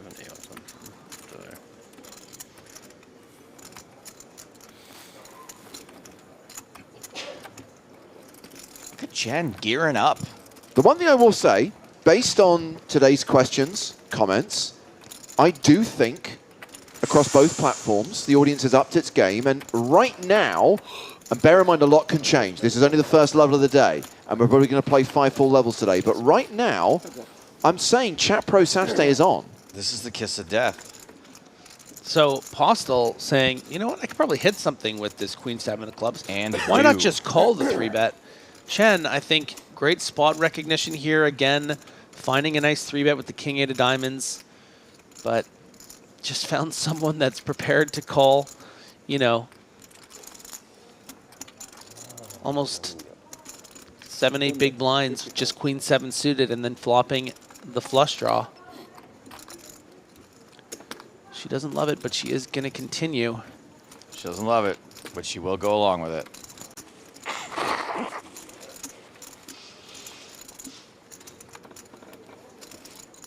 Raise. 8 raises. 150,000. And Postel and Chen sort of have a similar idea about this hand, and that's to put some mustard on it. We're getting a little bit of turbulence here as we get to this flop. Stupid.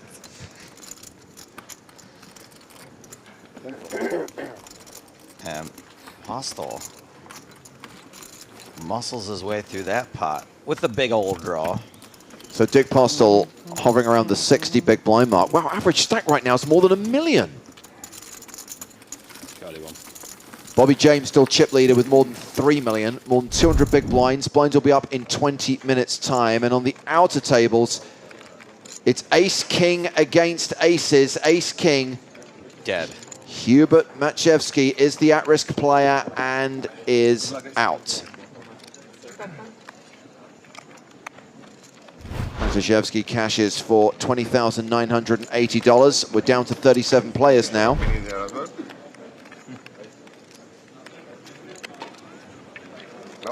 Running ace-king into aces kind of sucks. Yeah. Do not recommend. Unsubscribe.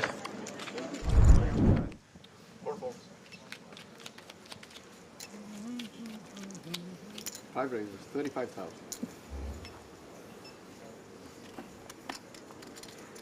6, 7.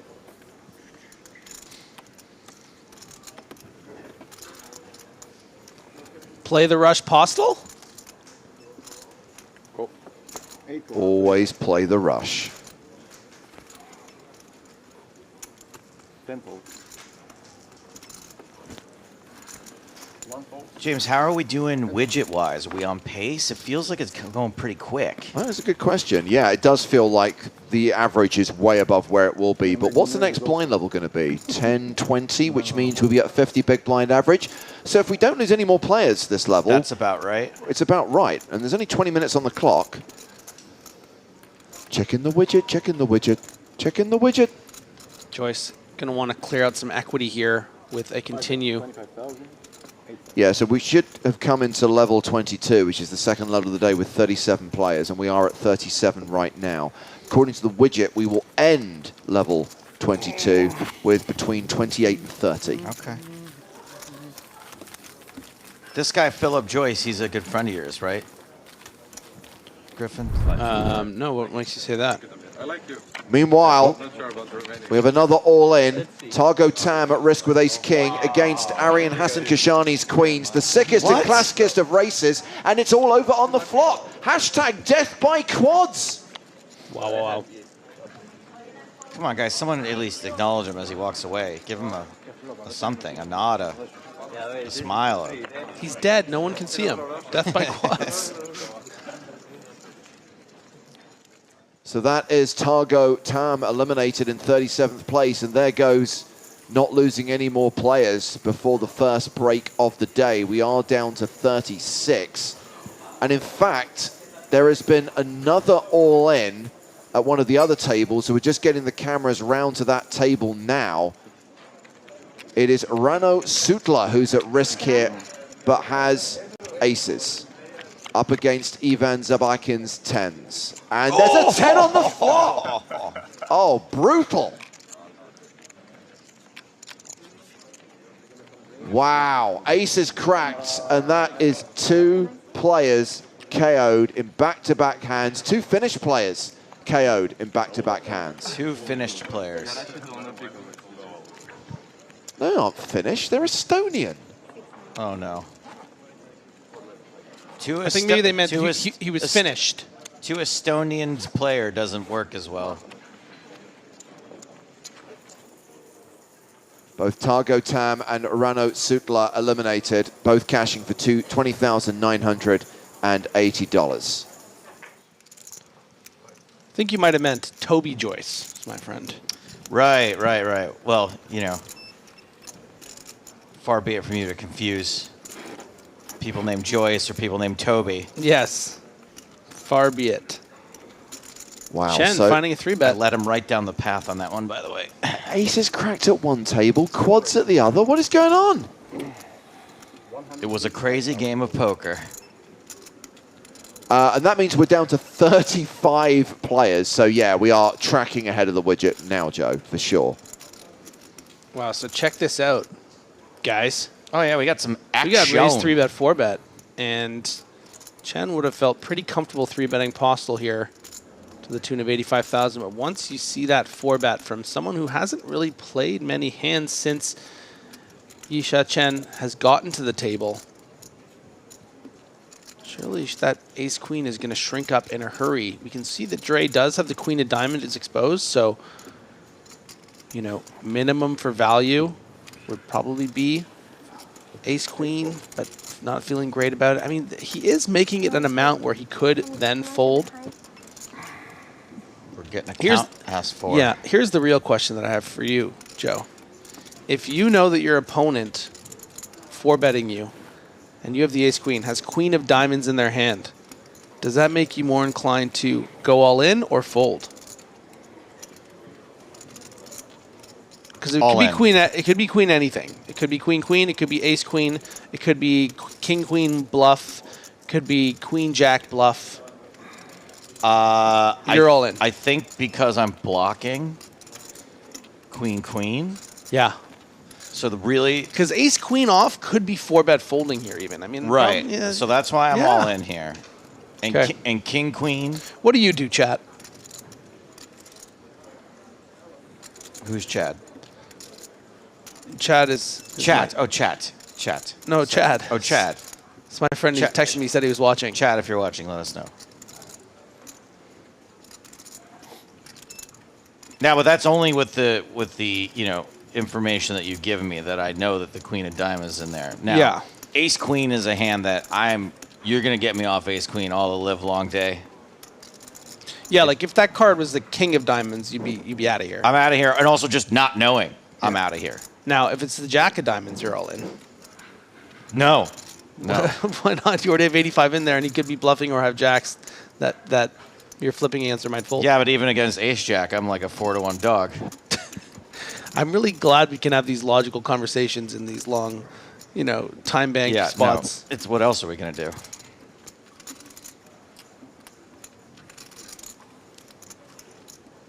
I mean, look, it's not impossible that Dre is bluffing here. I mean, he's seen Chen now take 2 3-bet spots in a row. Postel, you know, might be a bit of a target for some of these players based on the way that he's been playing. Chen certainly could be 3-betting light here. So Dre could just have, you know, queen 10 of diamonds. I think I am also all in if I'm Chen, but she doesn't know about the queen.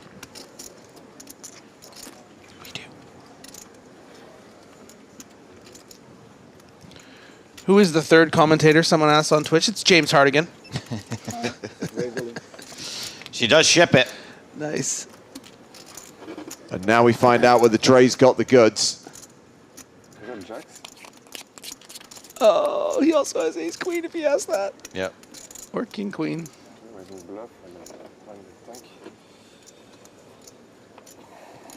Prepay. Knows he's going to need the time to think about this. Oh, the poor guy has ace queen off. By the way, that's the main reason that when you say he's got a queen, because I want him to fold ace queen. And I feel like I'm a pretty good favorite to chop if I get it all in ace queen against ace queen. Like, that's a situation where I don't run super bad. Yeah.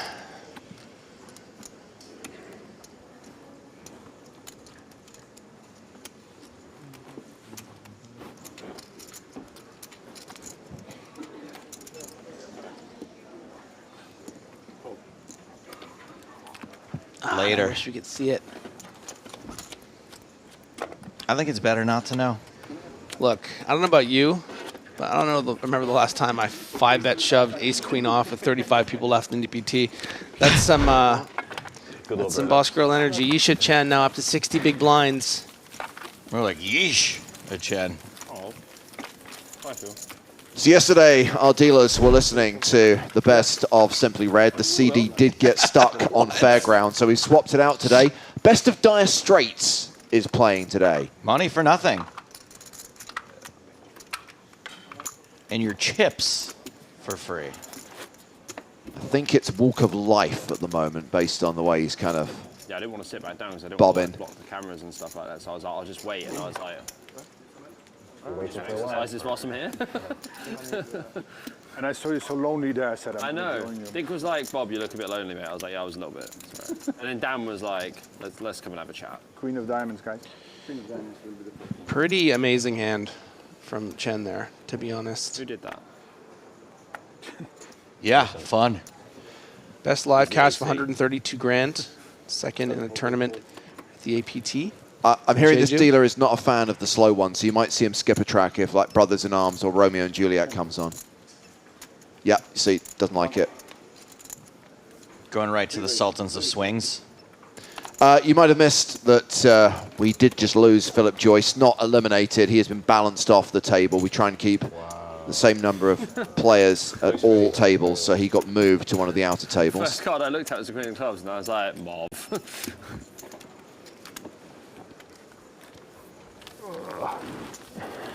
You sleep right last night, Dan? Like an absolute baby. Me too. It's really weird. I normally don't sleep well, like their AC and stuff like that. I literally did one song, cheered for a bit of karaoke, I and saw this on Instagram. then just went straight to bed. Yeah, nice. Lovely. Yeah. Nice little unwind. That's what I did yesterday. Went for a quick beer, bit of food. Yeah. Straight home, bed. I actually had 2 beers yesterday. I was only going to have 1, but I actually had 2. Treat yourself. I did treat myself, yeah. They're free. You've got to make the most of them. Yeah. It's true, actually.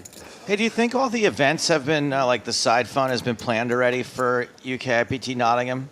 Did you see it on Brandon's Instagram then, yeah? I know that a lot of stuff has been planned because I guess I can reveal that I'm going to be hosting a pub quiz night at UK IPT Nottingham. Very nice. Because I met Jess Alice J at one of my shows, and she works for like a silent disco company. Oh, and I no thought way. that would be like a fun thing I to do. do love a silent disco. And I think I still have Jess's card in my bag here. I meant to give it to the live events people. I was like, oh, that might be cool. At Well, a I know for a UK fact event. that they're currently planning what's happening in Nottingham, Joe, because we were talking about the pub quiz in the last 48 hours, so... Okay, well, maybe I can still get that info across. What is a silent disco, guys? Guys, you're missing out. Imagine a disco where you can listen to the music that you want to listen to. Everyone has headphones, and you can choose which DJ. Some silent discos have Battle of the DJs, and you have lights on your headphones which show which DJ you've chosen to listen to. Yeah, I got the card here. Dan Jackson flopping the nut straight. And improves to Broadway. Yeah. And most importantly, a 6-card straight.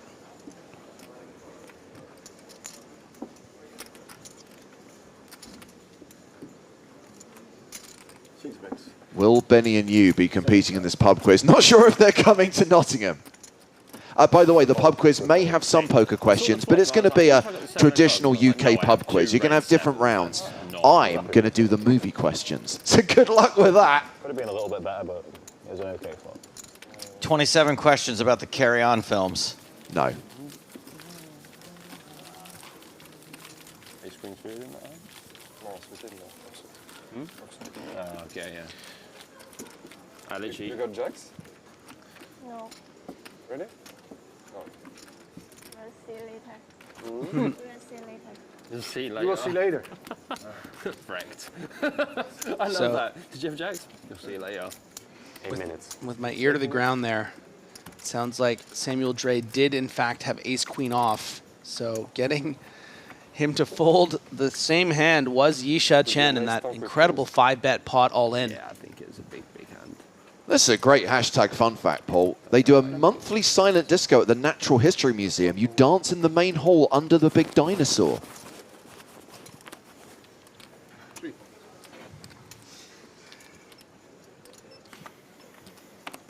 Pedro, my cinematic knowledge extends beyond the James Bond franchise. Can you do it to the Jurassic Park theme? I probably won't ask any 007 questions. Maybe that's one of the options. Maybe movie soundtracks. The songs of John Williams is one of the channels. Ah.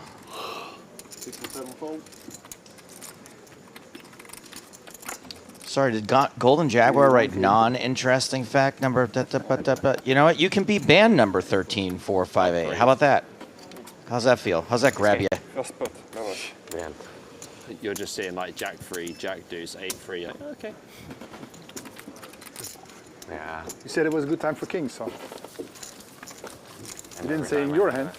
One ace. I get to free that. Yeah. You got a hand before, no? You got like S-Jack something. The hand, no?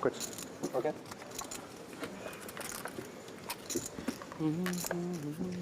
Messenger asks, are they going to play till the final table today? Nope. Down to the final 2 tables. You never know. Still got 3 days to run. Today, Saturday and Sunday. So play down to the final table tomorrow. Play down to a winner on Sunday.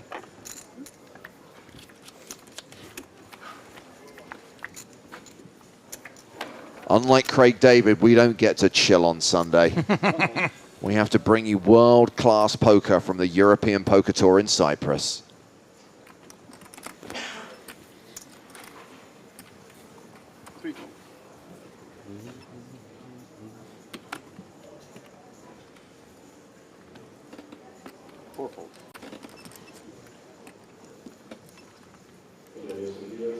You're a Craig David fan, Griffin? No. I just don't know who that is. You know the one hit that made it to North America. It was pretty big for a while. Met her for a drink on a Wednesday? Did you not get when the crowd says Bo Selector? No. Did you get that one? No. We was hanging out on Tuesday. We was making love by Oh, yeah, Wednesday yeah. and Thursday and Friday and Saturday. Chilled Yeah. on Sunday.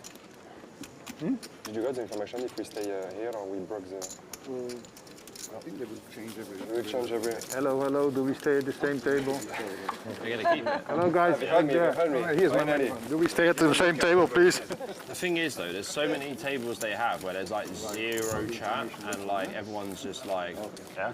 Just I mean, the information I had is 2 levels at the start of the day because it's a very entertaining. This is very entertaining table. So we all need to be quiet. So do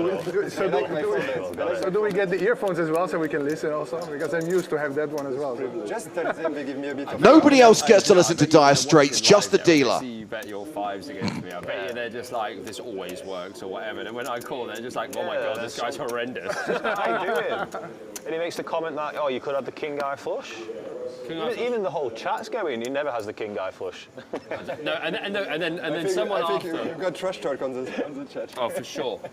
How this guy can be there? But for sure, someone else is written after going, he has king 5 of hearts, he has this, and then, yeah, for sure. And apparently you underestimate me. Shit. I know. I didn't know you told them that. He drives the worst combo ever. No, but How you is know, that like, possible? I think I got the pure one to do it with. Or the Chio guy trash talk too, I think. Talking too much the thing now, is, getting as well, too like much. with that, when I saw the flop and the turn, I was just thinking to myself, yeah, he probably barrels like all these small pairs, and I was like, it's Dan. Sure, I was like, it's Dan. He opens small pairs from earlier position. You know, for sure, I'm as going well. to jam.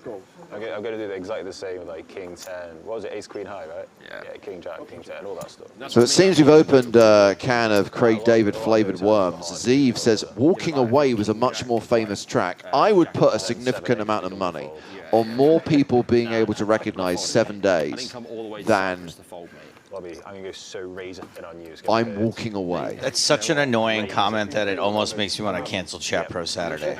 I wish you bet 650 on the river. If you bet 650. And I'm a Chat Pro Saturday advocate. I did say the chance of Chat Pro Saturday earlier was 59.2%. Based on that one comment alone, it's gone down to 52.5%. So still happening right now, but Zeev, look what you've done. Nice check call here for Chen. Happens to be up against the portion of Peak's quote-unquote value range that she's actually beating right now. Would be funny if you bluff pocket 8. Pocket 8s? Oh yeah, yeah. Would be really funny. I can still have worse, right? Yeah.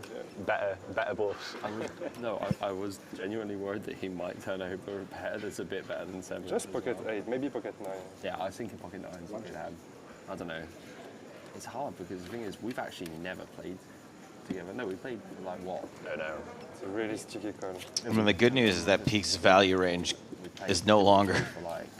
Yeah, he can turn this into a. He probably should turn this into a bluff, but all the same, you know, it looks like Chen is thinking about doing it herself. It's been a lot of tournaments, right? You know, there are going to be some ace-high hands that will check call this flop. You're somehow still beating by the river, like an ace-7, ace-6. But Chen is going to turn her hand into a bluff, see if she can fold out, you know, a 9 or a turned 8. 6 bullets in that, so that was a lot of play time.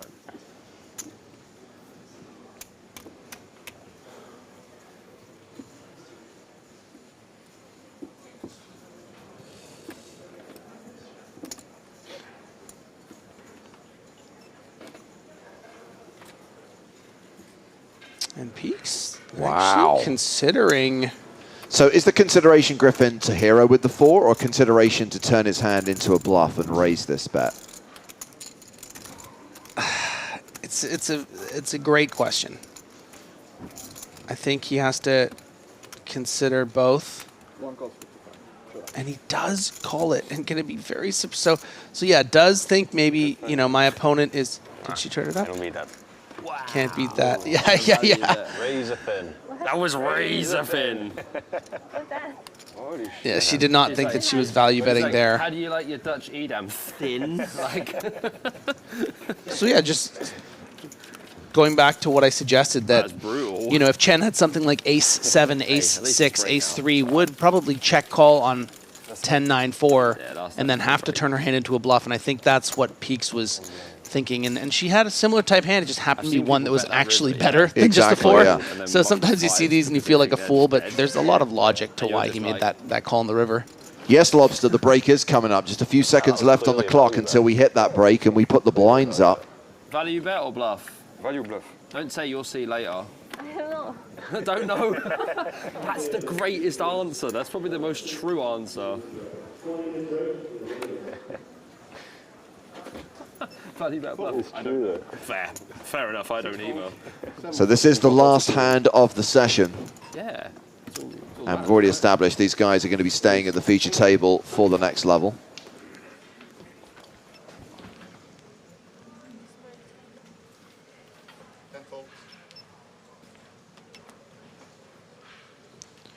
Yeah, I don't think Peaks is going to be folding King-8 of clubs against Postel in particular. Raising the cutoff is going to play it as a call, and James quickly hops in with his 3 million chip stack with 3 deuce of clubs. Queen 7-4 on the flop. 3 checks.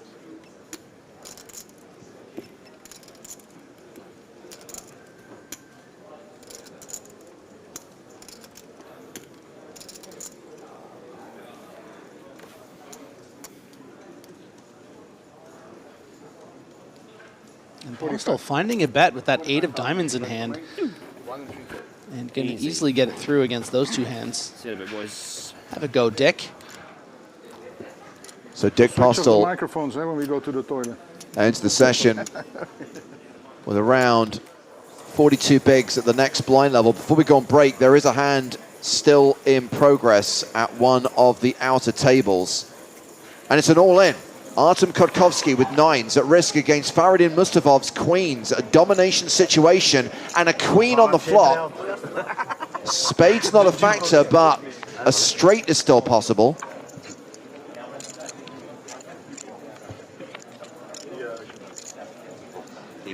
Jack on the river, that's a full house for Mustafov, and Artem Kotkovsky is eliminated in 35th place. Cash is for $20,980, and I guess we're coming back from break with 34 players in the EPT Cyprus main event.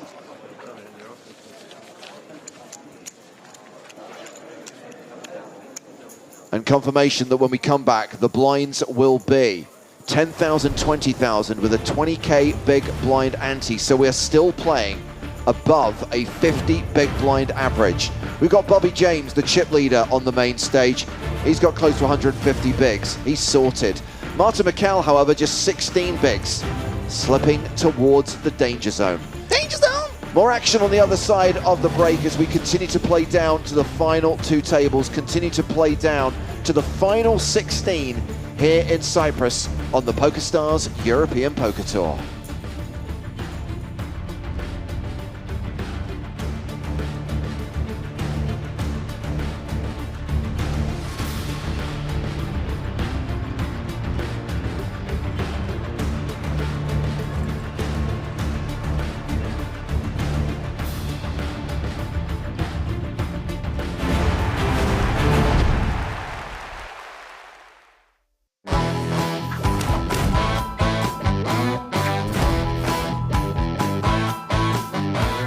Taking the title bracelet and $10 million first prize was Jonathan Tomeo from Humboldt, Texas. We're delighted he's able to join us on this week's podcast. Jonathan, welcome to the show. Thanks for having me. And congratulations, $10 million. Joe, you get to ask the question. What are you going to spend the money on? I'll tell you. First big purchase. Let's see if I can find it in here. Oh, nobody ever has an answer for this. Thank God. I knew you were going to because you seem like such a dude. You're just like a regular dude. 10 pounds of Jelly Belly jelly beans. Dude, those are not cheap jelly beans. I remember that from when I was a kid. 10-pound bulk box. Had to find a place to put it. What flavors are in there? That's what I need to know now. Only lemon. Only lemon? Yeah, if you buy them in 10-pound boxes, it's one flavor. Oh, wow. And you like lemon Jelly Bellies that much. Geez, this is something that... It'll last me about a year or something. I saw the expiration date on the box. It says November 2025, so we're okay. Jonathan, I'm interested to know your background, your life story. Can you give us the elevator pitch of how Jonathan Tomeo found his way into poker and how you came to this point in your poker career? So I was a decent golfer in high school. And then one summer... hurt my wrist on a tree root. Started playing poker home games. This was around, it was the Moneymaker summer. Wow. So that on the TV, and the cash game I was playing was, I believe, a $20 minimum buy-in, but it was ante only. But the cash game had one of those dumb things where they raised the ante every hour or so, and if it got too hot, they said, "Get out." I love this. This is a weird home game rules where they're just like, yeah, okay, the blinds are going up in a cash game. Fantastic. And if it got too hot, you can cash out. I don't care. Don't have to play. To where I think at the end of the night, it was like a $2 ante. And I remember the first time I had two aces. I don't think I put a single dollar in the pot pre-flop because you're allowed to check because I didn't know what I was doing. Okay, this is nice. Played something post-flop, made some money. I forget. But I was just like, what am I supposed to do pre-flop? I have no idea. And then that year, those years were great online. So if you had half of a brain at that time, you could make money. Yeah. Eventually. And then it kind of carried on to college because for about 5 years after that, it was kind of the same thing. The population didn't really start getting better until after 08, 09, 2010, everyone started getting a lot better. I mentioned that this was another record-breaking field in the World Series of Poker main event, and obviously when you've got more than 10,000 entries, no one on day one or day two is thinking, I'm going to win this. I'm interested, at what point did you think I could win this? At what point did you realize there is the potential for me to win an extraordinary amount of money in this tournament? There's some weird saying that I don't know if I came up with it or one of my friends came up with it that told me that the tournament doesn't get real until 100 left. Right. But then you start thinking about it. It's like, wait a second. I have a 1% shot. No big deal. Even at the final table, on that day off, just going through expectations, you don't get them too high. And Jay told me, just don't be too disappointed. Your expectations like 6th, 7th, 8th, 9th a lot. And if you die in 6th, in 7th, 8th, 9th, then so be it. You did what you could, because I had 4.5% of the chips in play at 17 blinds. Wow. So that's one.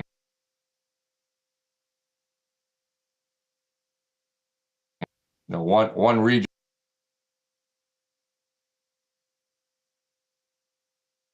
And then you can be gone. So it's like, okay. Didn't really get real until 3 left, because you had time. You have time to go eat. Like, wait a second, we're all even. 3 left in the main. It's a shot now. I ended up looking. Somebody sent me one of those crypto sportsbook that put up odds before the final table. I was 25 to 1 to win. So wow. those are vague. So what are my true chances? Okay, 4.5% of the chips in play. I'm not the best player at the table. I'm probably somewhere between number 4 and number 6 as far as skill. I'm not better than Brian Kim. I'm not better than Astet. I'm not going to outplay those guys. They play high rollers. That's not my scene. I'm not studied like that. I know my limitations. You're just going to have to. You got to have to out sun run them. Yeah, of course, and fortunately for all of us, there is variance in poker, especially in tournaments. The weird thing is I was following this in real time because I was in Vegas, and I actually had the pleasure of watching the live stream on the big screens in the Horseshoe while playing the closer. But it also means you get to hear every single pro at the table dissect every single bet on every single street. And don't get me started on the analysis of Kristen Foxen's exit that I had to hear from everyone. I guess when you're playing, you can just shut out that noise. You're oblivious to the fact that all this is going on, right? Yeah, you don't know what's going on. You have no idea. Nobody can get within 15 feet of you. So I remember saying in my media interview that it's a lot more peaceful on the TV table for me. A lot of people freak out, but it's better for me because there's no distractions. The worst thing, I remember day 5, I was near the rail, and one guy had his 2 or 3 buddies just right there, they're almost right on top of me. So I got to look at my cards like this. Yeah. And just you got to protect your hand. And meanwhile, between every hand, his buddies are telling him, giving advice and stuff like that, hearing all of that. They clearly can see every action. So he's getting, 301 coaching. And I'm just saying, okay, but the advantage is I can listen to what they're saying, unless they went into the corner and whispered.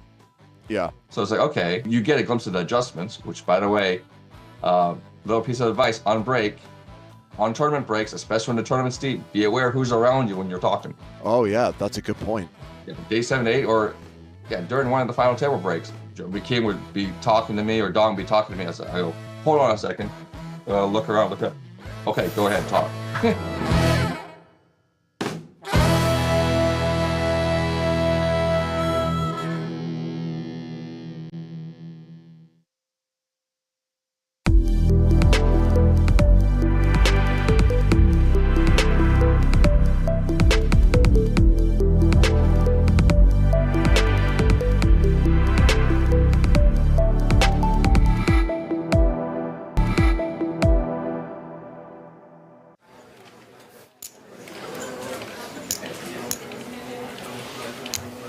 Pocket 8s, snowmen's, num num.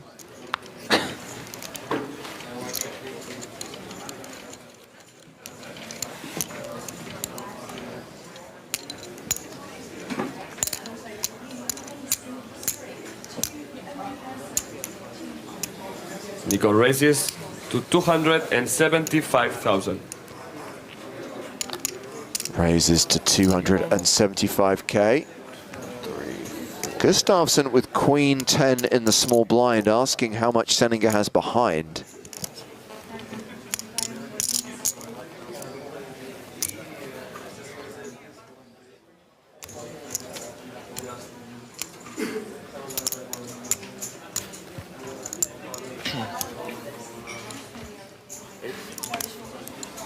Aaron on the small blind. 3 bets to 800k. To 800,000. Eastgate folds, back on Senninger. Now Peter. Everybody attacking these button opens from Senninger, and every time he's got a hand.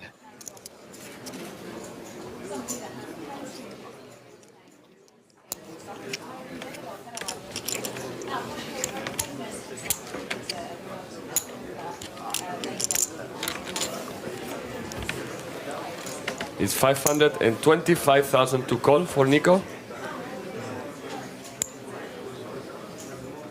And Nico calls. Yeah, so we've got a big old bloated pot now. Queen 7-3 with 2 hearts. Aaron is first to act. Gustafsson with top pair.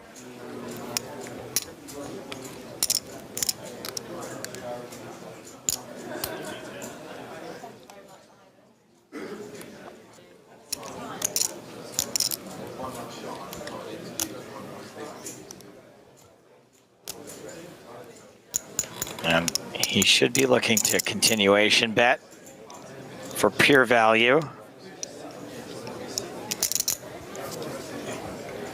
Yeah, you're going to want to use 2 hands for that now. I don't know what you were thinking. 1,140,000.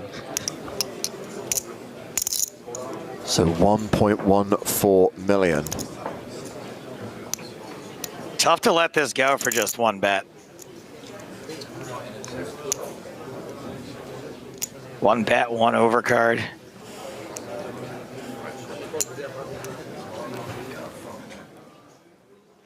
Oh boy. And Nico goes. Senninger calls. James, how much of these final tables, I know they went quite late, how much of this was just dealers like stacking and breaking down chips? I know, right? So 9 of clubs on the turn, Senninger down to 5%, and Gustafsson shoves on him. It's all in to call.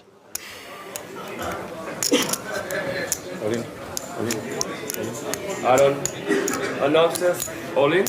I want to say this is a weird all in, but if he gets Senninger to call it off with 2 8s here, then Nico. good for him.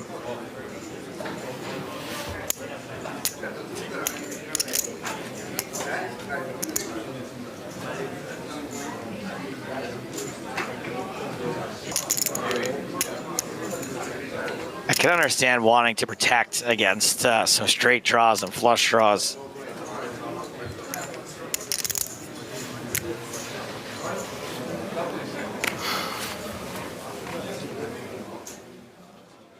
He just doesn't want to believe.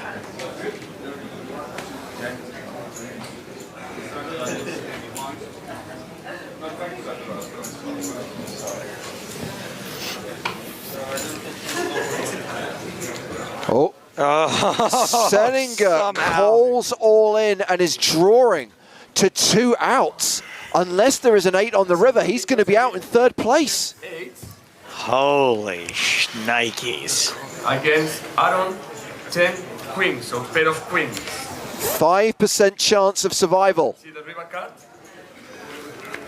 Doesn't hit. The Lion sleeps tonight. Nikolai Senninger out in 3rd place, £285,000, and we're going heads up. Aaron Gustafsson with the huge chip lead. Bad call.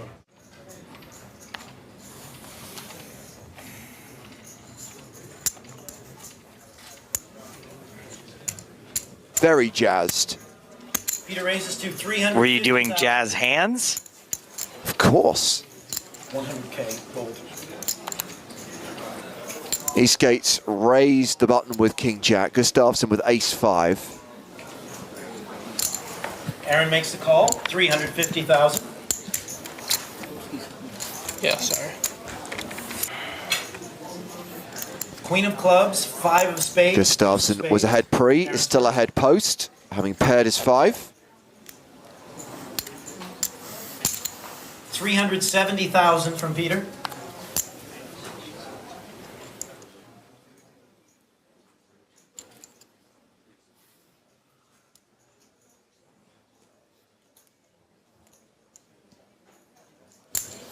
Aaron makes the call. 370,000 each. Let's see the turn. King of clubs. Okay, Eastgate now with the advantage, having paired his king on the turn. From 0 to hero.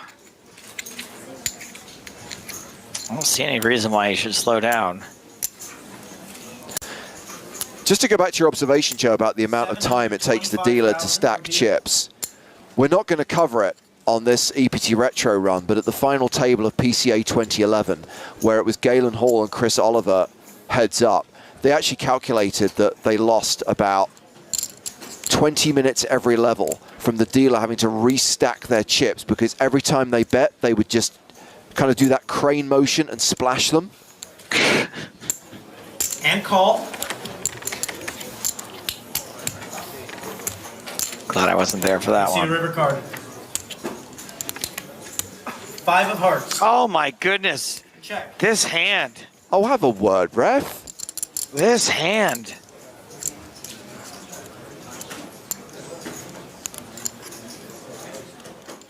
So many lead changes. Peter bets 1,135,000. 1.1 million. And Gustafsson potentially contemplating a raise here. Yeah, you can definitely think about raising.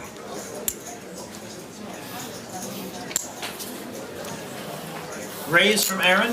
Double check that. 3.3 million. Typically when it gets that second hand involved, he means business. 3,300,000 total.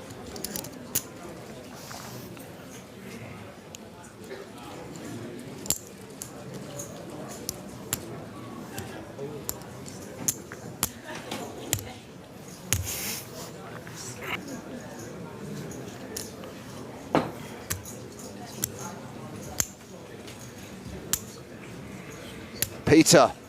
No!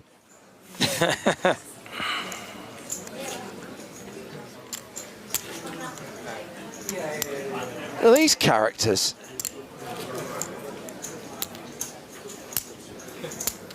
They all related?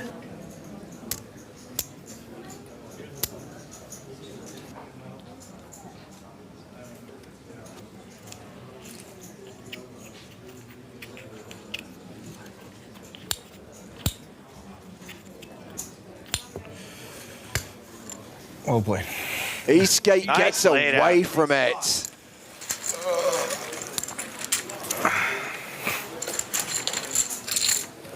Nice bluff. Great laydown. Ugh. Such a tough laydown, heads up. What do you have now?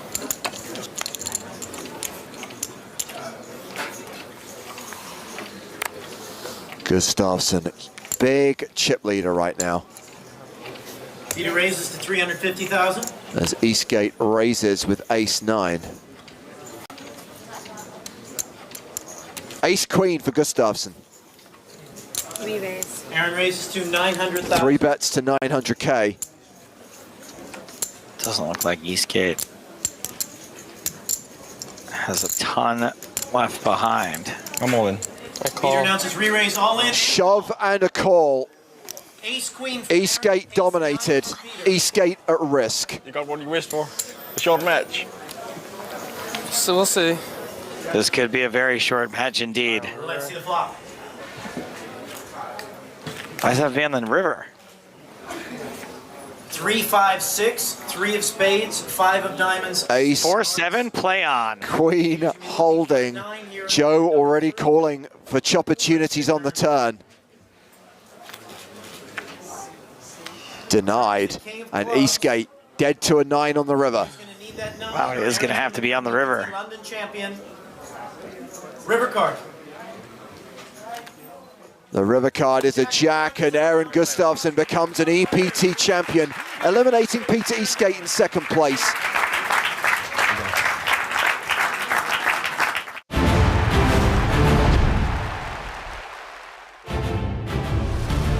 Welcome back to Cyprus and the 2024 season of the PokerStars European Poker Tour as we continue our live cards up coverage of day 4 of the 5K main event with 34 players returning from break. Need to halve that number, more than halve that number today, getting down to the last 16, the final 2 tables. How many levels will it take? I don't have the answer to that question, but I can tell you who the chip leader is right now. Bobby James started day 4 as the biggest stack. He's increased that stack during the first session. Close to 3 million chips with 2 other Brits also in the top 5, Philip Joyce and Dan Jackson. And we still have Bobby and Dan at the main feature table. There is a chance this table breaks because we're now in that weird remit where every time we get to an even number, divisible by 8, we break a random table. They might decide to break the feature table, in which case we'll get a different lineup on the stage. Right now, everyone has locked up the better part of 21K. We're looking at more than $1 million for the winner. The biggest sums, the biggest slices of the $6.2 million prize pool will be awarded on Sunday. That's the final day of the tournament. Today is play down to 16, tomorrow play down to 6, Sunday play down to a winner, and you can watch every single hand of that final table live on the PokerStars Twitch and YouTube channels on Sunday. Full lineup at the feature table.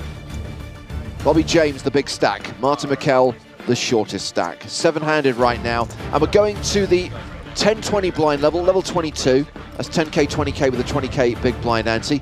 For this level, it's me, James Hartigan, alongside Nick Walsh. Hello, hello. Thank you so much for having me. And Joe Stapleton will rejoin us a bit later on. And right now, chances of Chat Pro Saturday running at 53.8%. So looking good right now, but the day is long. Really? 3-time monk with kings? I don't think so. I don't think so, really. I like it. I like Action underway again. 3-time, I mean, jam with ace queen the same. 6 passes? 7 passes? Dan probably doesn't. This is like, is it GTO? I would prefer to see S5, actually.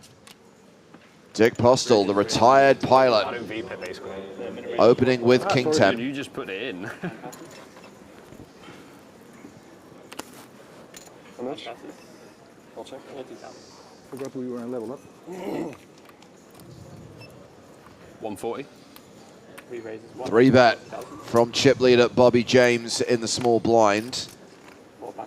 And we did see this during the last session, Nick, that Postel is the player who seems to get targeted more often. Really? Okay. Keep an eye out for that. I haven't had a chance to see too much play from Postel in my sessions thus far. I have been trying to follow along behind the scenes, though, of course. It's been a very exciting Cyprus so far. I'm really keen to see more from Bobby James, an individual I've known for a long time. Yeah. And the offsuit King 10 defends. Again, maybe Postel got information during the break that he is getting 3 bet pretty light. Yeah. That he is being picked on, one could say. Yeah, this is an interesting texture now. If Bobby does want to continue, I think we are supposed to be sizing up. But again, as an exploit, if we feel like we can run down Postel a little bit more often, that's not to say that that's the case. We might just consider just small continues only, as we see here. So 60K into 320, very, very small continue. In all honesty, I'm not sure if this is how we proceed if we have a hand like aces or kings or jacks. But, you know, if the idea is we're trying to target individuals pre-flop, post-flop who are more likely to fold, then we can get away with some smaller sizings that are a little bit less balanced. Cool. That is excruciatingly small, though, James, so I wouldn't be surprised to see a float from King 10 with the King of Clubs. Postel calls the 60K, and we go to the turn, which is the 7 of diamonds. So ace high still ahead, and Bobby James now near enough a 4-1 favorite to win the pot outright.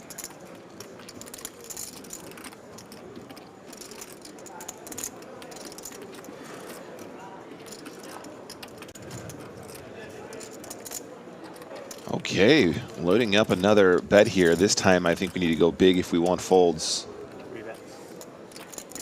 And probably does want a fold. Yes, absolutely. 285, much more chunky now. This seems more in relation to the size of the pot. 440K was there, 285 is the bet.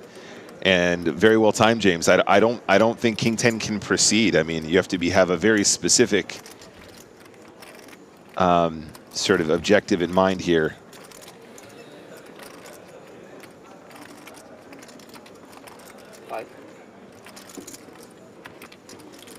And does get it done. Nice work, Bobby. Yeah, I was saying, James, I feel like I've known Bobby for a long time. I mean, at least as long as I've been sort of working with Stars, sort of 2019, started streaming. I'm very excited to see how he's going to do throughout the tournament. And, man, 3.2 million, James. That's got to feel good with the final 33 players remaining. I'll always move to 34, excuse me. Well, we are going out into the field because there has been an all-in and a call, and it's our final gold pass winner, Guillermo Gordo, who's the at-risk player. He's got it in with ace-king against jacks. Classic race underway. And two jacks on the flop. This happened during the last session. This is the second time we've seen hashtag death by quads today. James, don't sound so surprised. It's just your daily quads. Guillermo Gordo cashes for $20,980, 34th place finisher. No more gold pass winners in the field. And there's the 33. And back to our feature table now. Chen has opened for the min raise. Pocket eights, hijack. Lights out loser says Nick Walsh is the Tony Romo of poker. Do you have back problems, and did you once date Jessica Simpson? I can confirm the first. I neither confirm nor deny the second.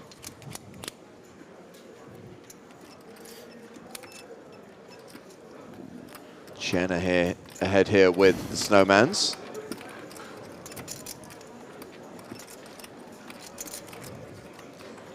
Yep, I think we just bet. 25,000. This is small. Yeah, this is good. This is good. Chen here, 46 big blinds after the action so far. Jackson, about 77. I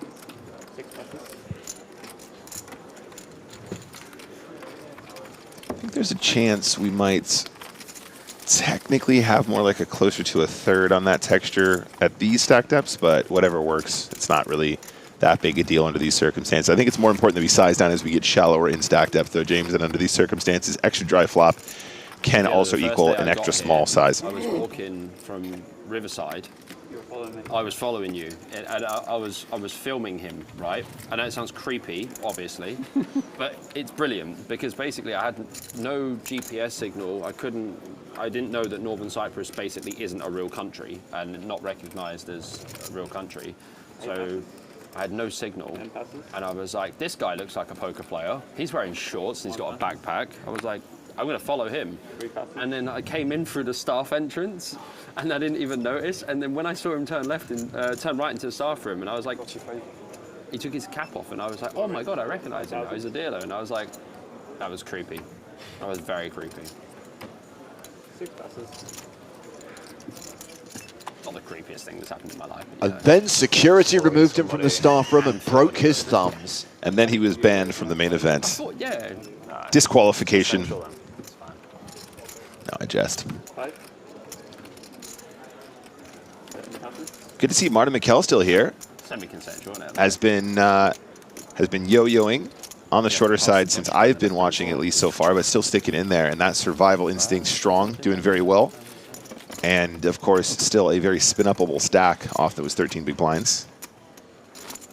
You missed Dan. You missed Fog and Jamie Booby singing 500 Miles. And they're both hammered, right? So it was probably the funniest thing ever. You want some water? Coke. Because Fog didn't say much apart from that.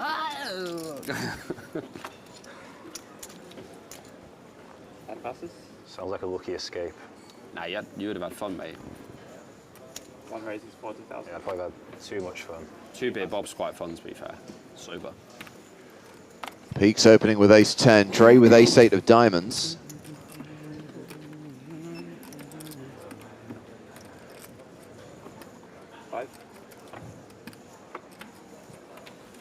Time bank card deployed. Remember, pre-flop decisions, your first decision pre, 15 seconds, so...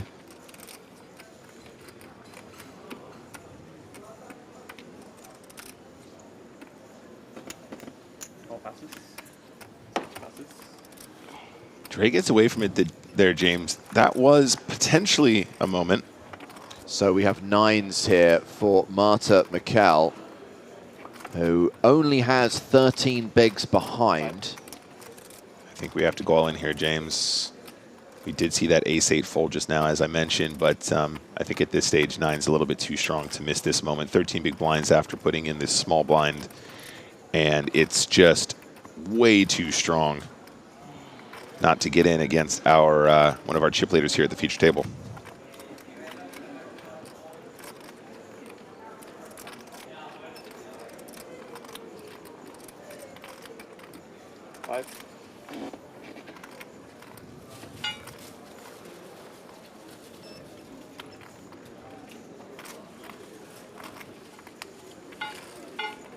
Another time bank card deployed.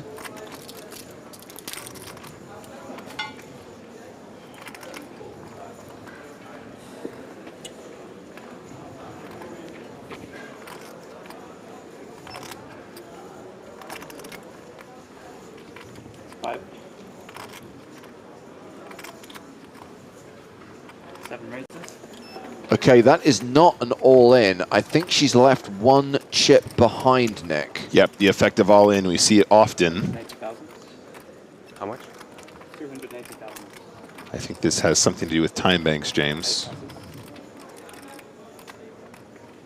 Well, I think it's the vague hope that you can stall in case there's an all-in at the other table. But the reality is, if you make this move and leave only one chip behind, if Peaks now were to shove and move all in, her decision is 5 seconds. Right. These are the circumstances that we handle now with the time banks. This isn't an easy spot for Peaks. However, what I will say is when you see your opponent deliberating with the intention of potentially using time banks to their advantage here, they're not telegraphing extreme strength, are they? They're saying I have a middling strength hand. Maybe I got 9s. Maybe I got 8s. By the way, her 3-bet is 280k and she's only got 5k behind. That is a mistake. Okay. Call. Okay, just the flat though. Interesting. Wait. Raise. Don't table. 280,000. And just show you where you will have 5 seconds left on each further string. Yep. Shot clock is reduced to 5 seconds now because you only have one chip left. Bet you've got a 10 o'clock. Yeah, I know. You can see the chip behind. However, Pedro? I have 5 seconds pre-flop, you mean? No, just on every other street now, as you only have less than one big blind. So instead of 15 seconds, I have 5 now? Why? Correct. Why is that? Floor feature? It's if you have less than one big blind. Ah, okay, It's to okay. stop the Ah, stalling. okay. Yeah. Okay, I get it. Okay. Yes, No it's problem. to prevent stalling and trying to ladder. Less than a big blind, 5-second shot clock. We know it's all going in here. 4, 3, 2, 1. Step. And here we go. All right, off to the races, or not quite races now, James. Post flop. No, not at all. Very much so in favor of the 9s. Had the same situation before. So she gets it in inverted commas, as a 3-1 favorite. One chip behind. What comes ace jack and I lose. I was like, yeah, but I see the full ace. And it will be 76% favorite, for Mikkel. That was annoying.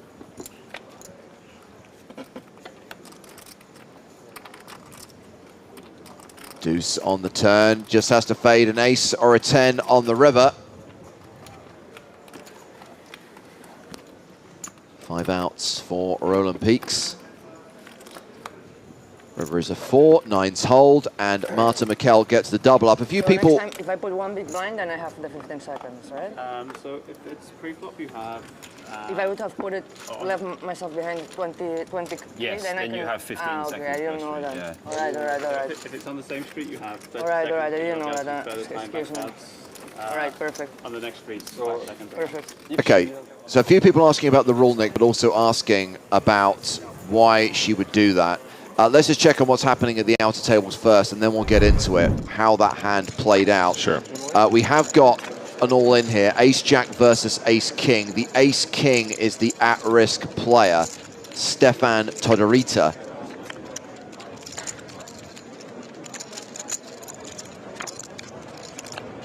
And that is a double pair board, so that means it's a chop. And you know what they say? Everyone loves a chop putt. Especially Stefan, because it means it doesn't go broke. Doesn't even need the domination rotation, just needs a chop. So remember, guys, there are regular jumps in prize money. So if you're a short stack, you are trying to outlast other players. And what you might be doing there is trying to slow down the hand and stop yourself from committing to being all in, and if there's a possibility of other players going broke before you.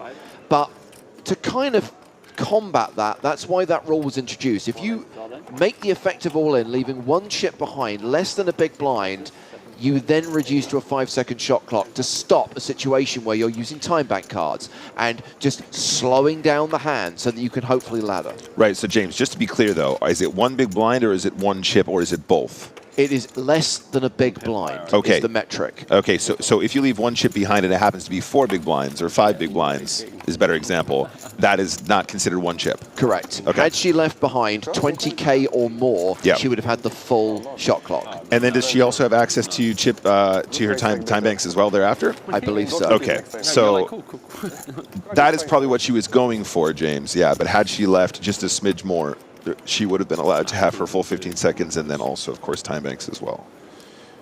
I think it may be 15 seconds with no time bank cards. I'll get Toby Stone to clarify that. That's an interesting one. I would love to know that for future, for sure.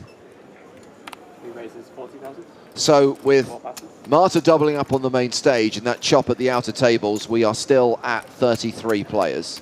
6 passes, 7 passes, 8 passes, 10 passes.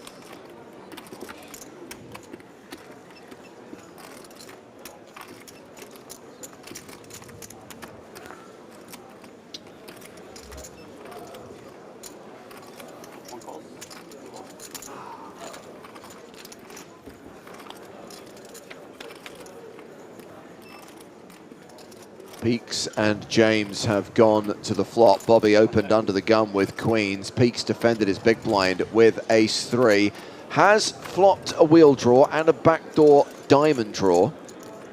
55,000. Close. Yep, I like it though from Bobby. Again, this is a texture where we want to be sizing up with our stronger stuff. This is very much the big blinds board, as it were.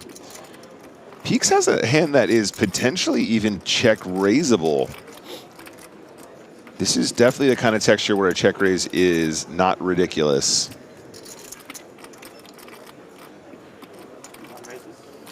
And there it is, as expected. Ace of diamonds in hand, blocking hands like 3-4, which is the made straight, James. Check raising with equity. And this gets a little bit dicey now. James can't fold just yet. That's my perception of the circumstances. I think we just see a flat, though, just in case we are running into it. As I said, this is very much the big blinds board. If you're going to play this, though, I think flatting is very weak. I think check raising the ace tray is how you proceed if you do want to do so. That is a great turn, though, James. He is running pretty pure.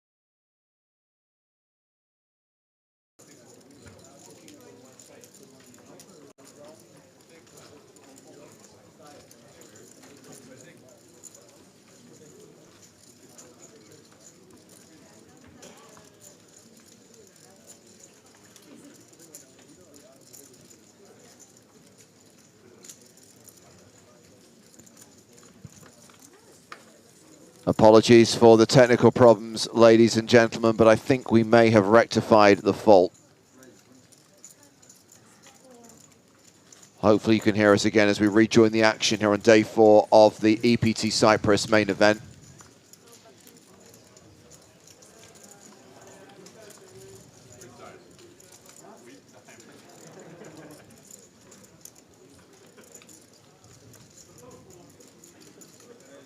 It is not easy dealing with network issues in this part of the world. You may have heard Bobby James making reference to it earlier on. Yep. It is tricky, and we're doing our best. Another interesting spot. In fact, a couple interesting spots, in fact, James, since the sound went down, but we're back. At least you could follow the action with the benefit of the graphics to guide you through as we see Chen win the pot there. Yeah, and also big shout out to our graphics team. Always doing a great job. Thank you very much, boys. Adam. Awesome. Here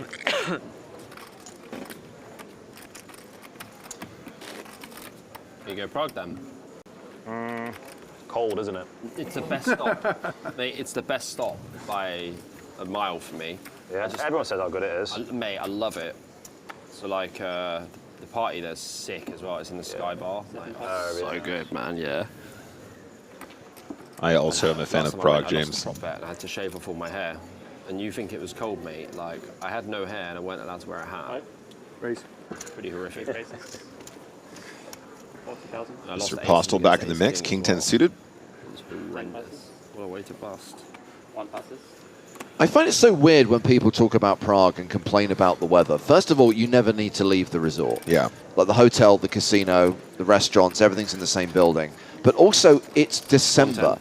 It's Christmas time. It's meant to be cold. The Christmas market is charming, and it wouldn't feel right if you didn't have to wear a big winter coat and a woolly hat. I agree. And it's so Christmassy, it's worth it. I don't mind if it's cold, if it's snowy, James. I don't mind if it's cold and it's Christmassy. You know, in the UK, when it's just cold and there's no payoff, there's no snow, and it's not Christmassy, it's not worth it. A lovely English white Christmas will do it for me. That's totally worthwhile. But the same in Prague, and of course, we usually do get snow in that part of the world.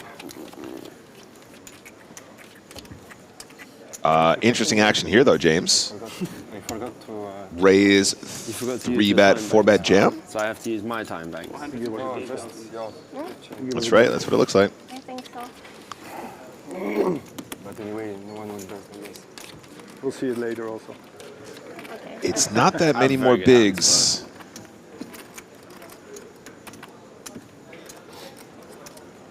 I'm not allowed to say my exact hand, am I? No, I don't. This could be nitty, though. Yeah, I do think this is a call, James. Yeah, give him a spin. Okay, hearts versus clubs. As-dame suité, as-dame suité. Wow. You got 8s again? No, no, no. Oh. I have 2 of you out. Huh? Oh, you got clubs. 2 clubs? Yeah. I got a 3. Bonne chance. Bonne chance. He's definitely going to win. He did that. Fuck. I thought you got ace jack. No. Ace jack snap-ball. 3-bet snap-ball. Uh-oh. Oh, that's... Oh, nice. wow. James. Oh, dear. Not the free roll. No, there is a club on the flop, and a club on the turn would make this very interesting. I'm not greedy. Christmas come early for the double flush draw.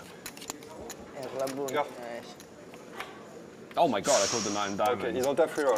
Okay, so now Dre 4 spades? has the free roll. So salty. I think 6 of hearts. Don't call for cards, Bobby. 5 of clubs. Sorry. 10. Oh, 4 Diamond on the river, so this is a chop pot, and you know what they say. Everyone loves a chop pot. That's really funny, actually. Joe is going to be like, Bobby, why are you not telling us about those glasses, buddy? I will take. Bobby James, still chip leader. You did say? Yeah, I did say. Dre's still hovering around 20 bigs. Yeah. Can give some to yeah, I have like society. I have a little, you know, I've got a lot of time for the French, you know. Thank you. Vacanol says, why still two-color deck makes no sense.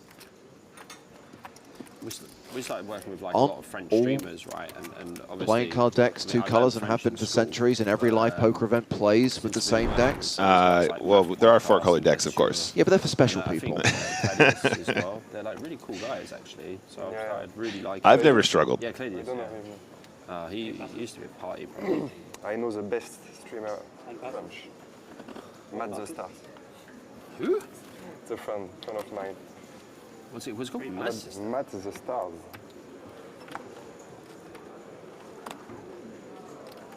I will concede, online I see the value. If you're looking at a small table, if you're multi-tabling, absolutely. If you only have to look at one thing, it's very easy to distinguish between the suits. I'm with you. And I'm sorry, clubs are black, diamonds are red, and I will not have it any other way. Yeah. A few years back, when they tested a 4-color deck in Malta, and I was not happy about it. I'm the kind of purist who still wants the queen to have a D rather than a Q. When you say the clubs are burned, and the heart comes, and at least it's always blank, this kind of spot. But at least I respected you to tank that long as well. Of course. My range here is like very strong. Yeah, I'm with you, James. I feel the same way. Yeah, I'm a fan of the sort of extra large index, though, when we're playing poker. You know what I mean? So, you know, you can get a little peel, nice and big. Generally speaking, Stars does endorse that, though. when we're playing That's live. right, Elkanut. V instead of J, R instead of K.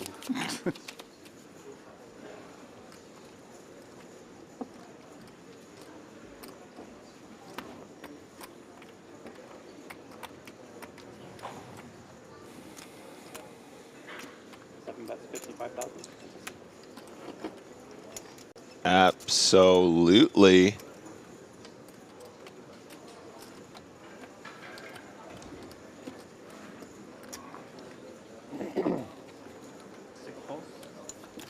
Jackson does put the pieces together, does find the king high call.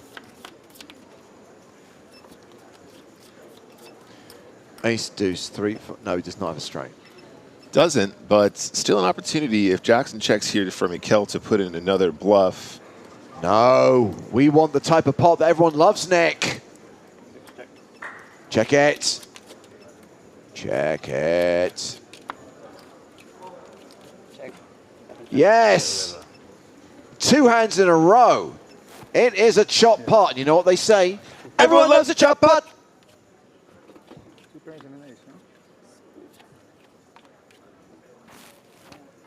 Split. Ooh, la, la, la, la, la. Wow, she nearly mucked that. I was like, do I have to say something? Do I not say something? Say something? I was just like so tilted that. I was tilted because I'm Hey, snap calling the river. For 1 second, 1 second. Mamma mia. Oh, it's alright. That would be tragic. Oh my god. Dan, when I'm more tilted than you. I chips were like this. Cool. You only won. I saved you. Yeah. We had a tilting I was one like that in Barcelona. We're playing the PLO high-low, right? And the guy says, I was bluffing, and he's got his cards like this, and the guy goes, no, you've got a straight and the second nut low. And I was like, you probably shouldn't say that. Like, just to clarify, in that situation, should the table be talking about? No, never. In any situation, no. So, for future I mean, reference. I would have realized at the meantime, but You probably would have realised when the cards hit the muck. Yeah, I was going to say, yeah. No. I believe that's when you would have realised. It was also. close, but I think I would. No, I would never. Like, I never say anything because Maybe it's she not our wanted to place bet, to say maybe. it. Who knows? It's the player's responsibility to show their hand. No way. So for the avoidance of doubt, everyone loved that outcome. But I do think that Marta probably liked it a little bit more than Dan Jackson did. Your moral compass is in the wrong place. I feel like So nice. I hope you're. Yeah. people like surprises, and it's always nice to realize last minute, as you're about to muck your cards, that you can in fact chop half of that pot.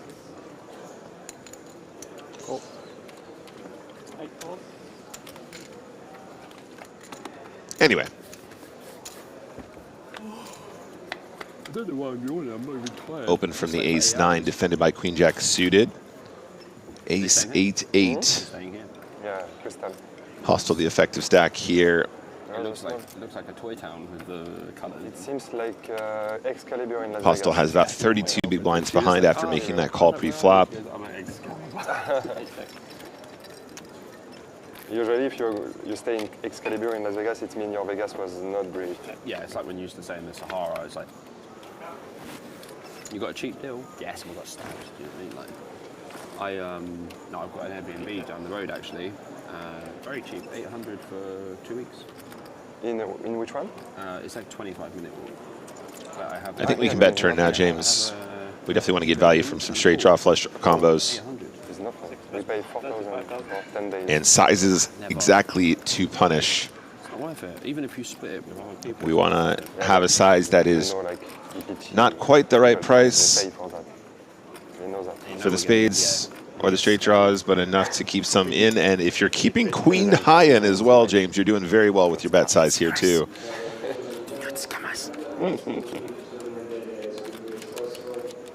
There is a moral to that story, by the way, that hand between Martin McKell and Dan Jackson. If you show your cards, you can't go wrong, because cards speak. So the dealer will always make sure that you are awarded any chips you would deserve. That's right. And actually now, James, the queen connecting.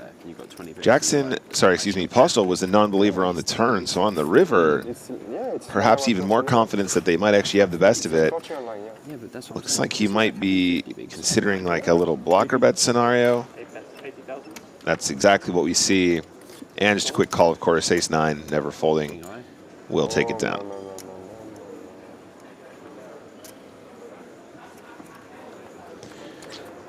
Yeah, James, I think sometimes people get a little bit funny about the not showing thing. I think you don't want to give up free information for sure, especially if you're competing at a high level, but if it means you don't end up chopping the pot in situations like this late in the tournament, probably not worth the risk. The guy? Yeah. Way more. It's like 4-8, yeah, actually 500? No. Yeah. You got 4 or 5? Yeah, how many greens do you have, Dick? 450 or something. Yeah, it's 500, yeah. You're saying by very bad. You think, I can't even see that far. Like, I was like, so bad.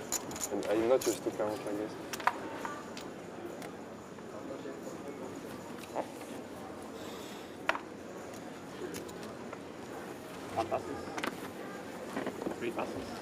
to the hand. That was.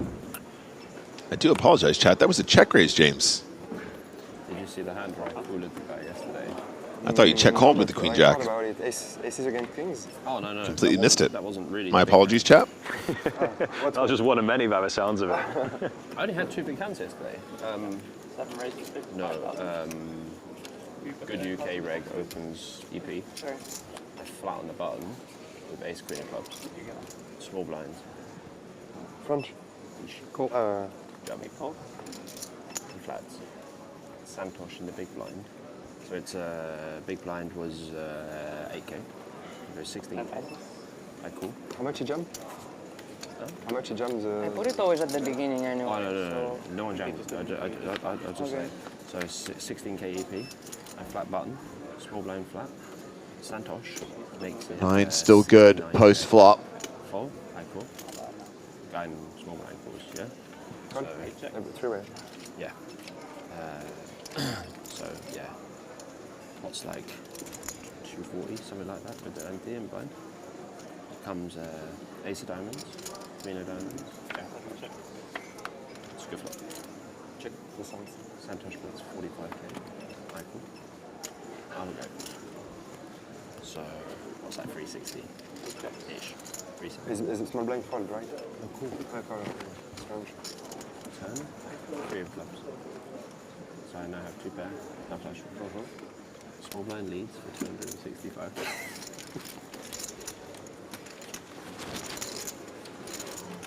Okay. Santosh calls. Third time I with those suited clubs. Delayed continuation bet of 45,000 and a fold from Dick Postel. You know. Yeah, and we're seeing Marta chipping up here. Mentioned earlier, has been sort of roaming around those shorter stack depths for a while, but this could be the moment when we see the spin up begin. The cool pre-flop. Fold to the free bet. Like, Finished. You got finished. yeah. And then throw the share. The floor picks it up. You throw the share. It's like 1.2 million. 1.7. 1.7. Ah, it's like this. You really buy the. Yeah. And then like when I come down from break, the lift door was closing, and then the lift door opened.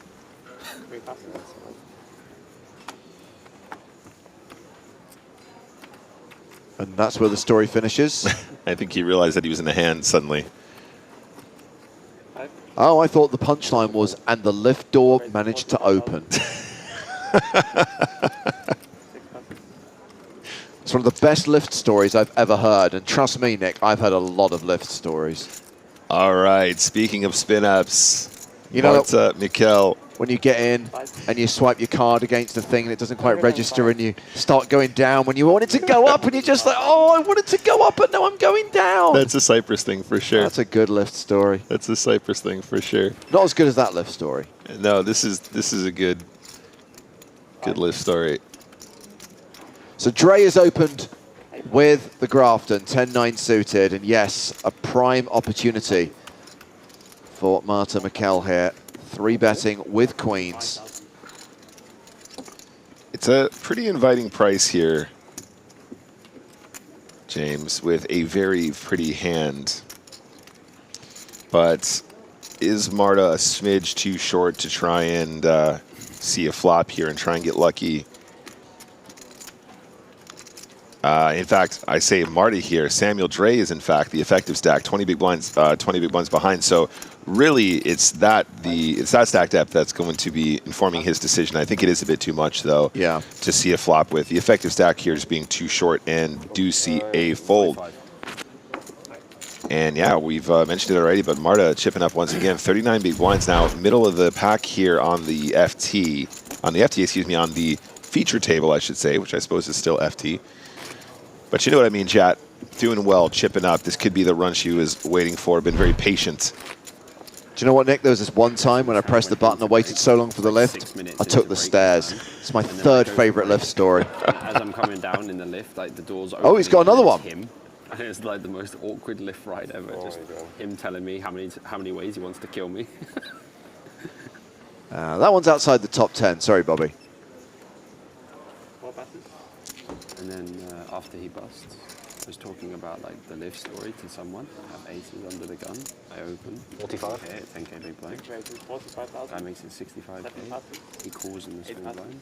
I make it 150. Guy jams 600k. I was like, oh my god. Yeah, of course. Come on, Bobby, I want to play a 3 million chip pot. Bring it, baby. Come on. Not a jack 3 off, mate. Why not? Do we know what type of lift was it? Was it Otis? Was it Schindler?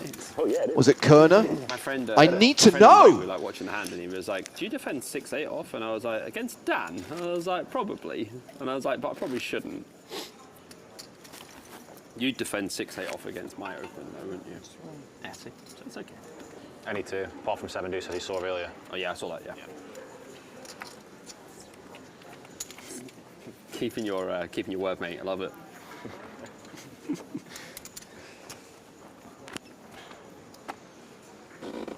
6 passes, 7 passes, 8 passes.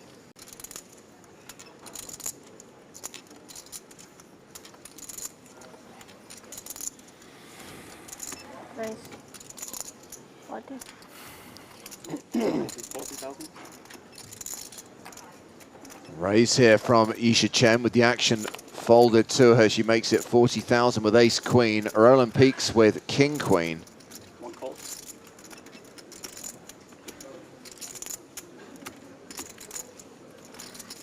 So Chen, slightly more chips than peaks. Bobby has another opportunity to potentially squeeze here. I think maybe at least calling, but so far we have seen the chip leader leaning more into the 3-bet strategy, which I really like. And 210 it is. So the initial was open to 40 and a call. really chunky squeeze size, and this is nice. It's not an easy spot, but Chen does have a hand strong enough to potentially consider putting more chips in, either as a call, but potentially even as a raise.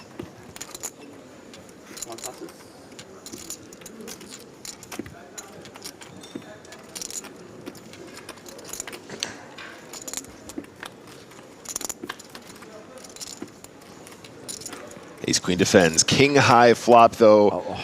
Bobby James running real good, especially in these 3-bet pots. It's so much fun when you're 3-betting and connecting. In the ones that matter.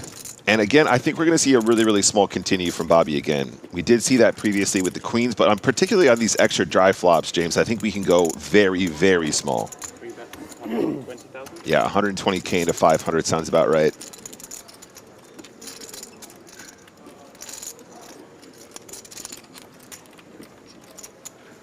The idea here, James, is to actually keep in some ace queens, keep in some ace jacks, especially if they have backdoor straight flush draws, excuse me. Keep in some queens, keep in some jacks, keep in some tens. Queens potentially too strong to just flat here pre-flop. We might have seen some more elevation.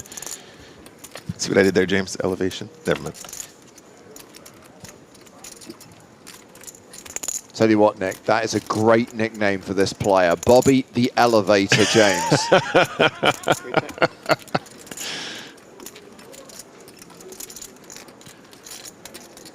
And checks it over to Chen. I'm pretty sure that once he's crossed the 4 million mark and busted a few more falls, we'll get some more lift anecdotes. Maybe not this time, though. That ace on the river, this appearance from Barry Greenstein does give Chen the advantage. This is rough. I really like Bobby's line here. I think the check on the turn is both good for deception and also to control against some better King X, of course. Maybe even a hand like pocket tens, although that's very specific and unlikely, but still that's going to come into the equation. The ace is a real killer. And I think Chen is going to go for value now. 740K in the middle is going to bet. This is a nice size from Chen too. I like this a lot. And a quick call.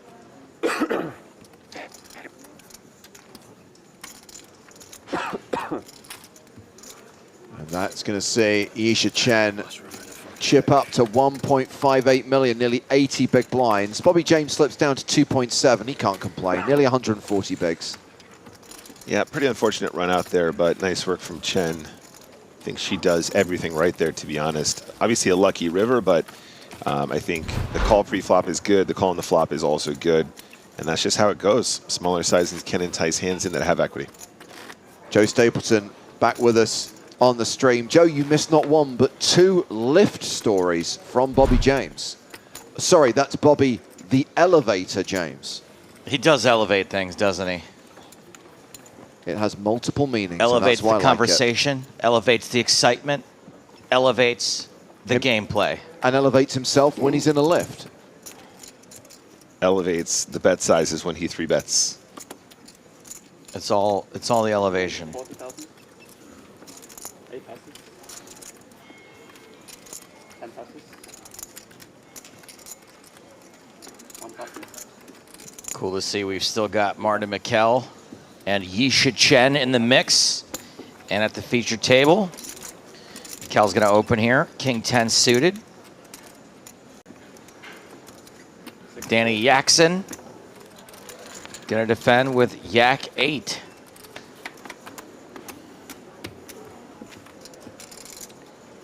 Three, four, five.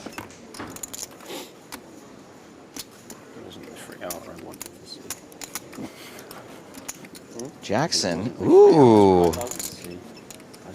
little out of flow. That's 25,000 and wins.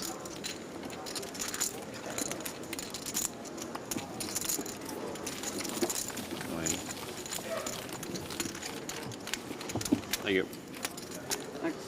The last hand must have been controversial. People are going off in the chat. Chat pros gone wild. Nick, you must be super excited about the Spin and Go Championship happening at APT Prague December 14th and 15th. Now, I assume you're going to try to qualify. So, Joe, there is absolutely no chance that I will qualify via the generic route because of my work with stars. In order to qualify, you need to play a fair amount of volume, and it's just not within my capacity. Working. Yeah. However, there is still a chance that I will be showing face and participating in the Spin and Go Championships. You'll be one of the 7 special guests, potentially. Yeah, indeed. Yeah. Of course, Spin and Go Championships do feature 74 qualifiers, 7 special guests, and 100K euros in guaranteed prize money. It's going to be so much fun. I'm very excited to see Spin and Go's getting kind of an event for their, for the players that do really grind these properly. I mean, after all my years of service promoting the great game of Spin and Go's, I do feel like there's a chance I might sneak in there. Do you know how the spin function will work? So I know how the format's going to work. Basically, the way it is we are going to have a set number of players at the very start. As just mentioned, 72 plus 8 or whatever it was. Is that right? I think it was 74 plus 7, so yeah. 81. So something 9 like times that. 9, or 3 times 3 times 3. And then what's going to happen is 3 players will be matched with each other. It'll be the first to 4 games won. So you basically play a consecutive sit and goes until one player is 1-4. And then thereafter it'll be first to 5. And we'll basically do shootouts per table. But in addition to that, there's going to be another system whereby you can actually win prizes randomly. There's going to be an envelope system where you're going to draw envelopes. Okay, so there won't be an actual spin. It will be a spin and go. Each individual game will be the same as the spin and go format. Yes, but at the beginning of a spin and go, it spins something. That's really what I was asking. Yeah, there's not going to be an actual spinner, but there will be a randomized element added. A randomized element. All right, cool. 4 ways to this flop. 10, 6, 4, a couple of spades. Who's got a couple of spades? Mikkel does. Top pair, top kicker for Bobby James. Gut shot for Jackson. And just a couple of lame old snowmens for Postel. Who's going to bet into 3 opponents. That's right, Canada's Batman. A randomized element and go. The only thing that's spinning is Nick, says Vescu. I will be spinning out, yeah. So that's a 90,000 bet. Certainly not going to get a fold from Bobby James.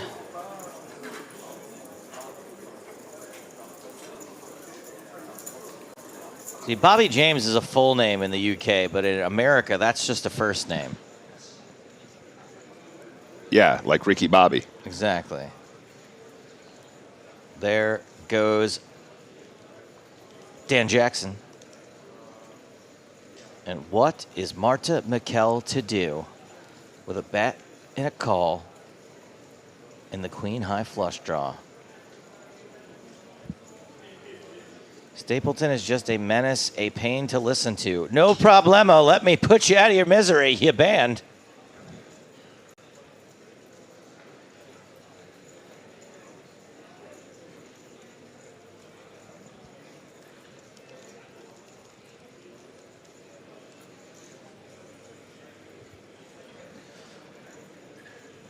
And Marta putting some thought into this. Oh, that's right, because it's not a bet and a call. It's a bet and a raise.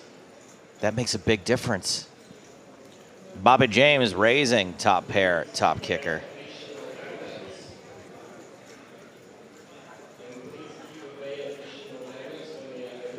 And Mikkel is getting aggro all in.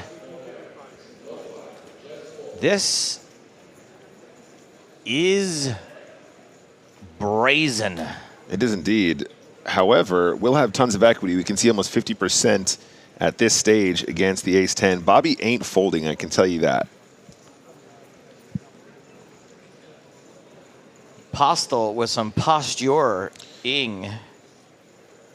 Oh dear. This is never anything but a fold. He's a pilot. He's got to make his calculations. He's got to tell you to look out the left-hand side.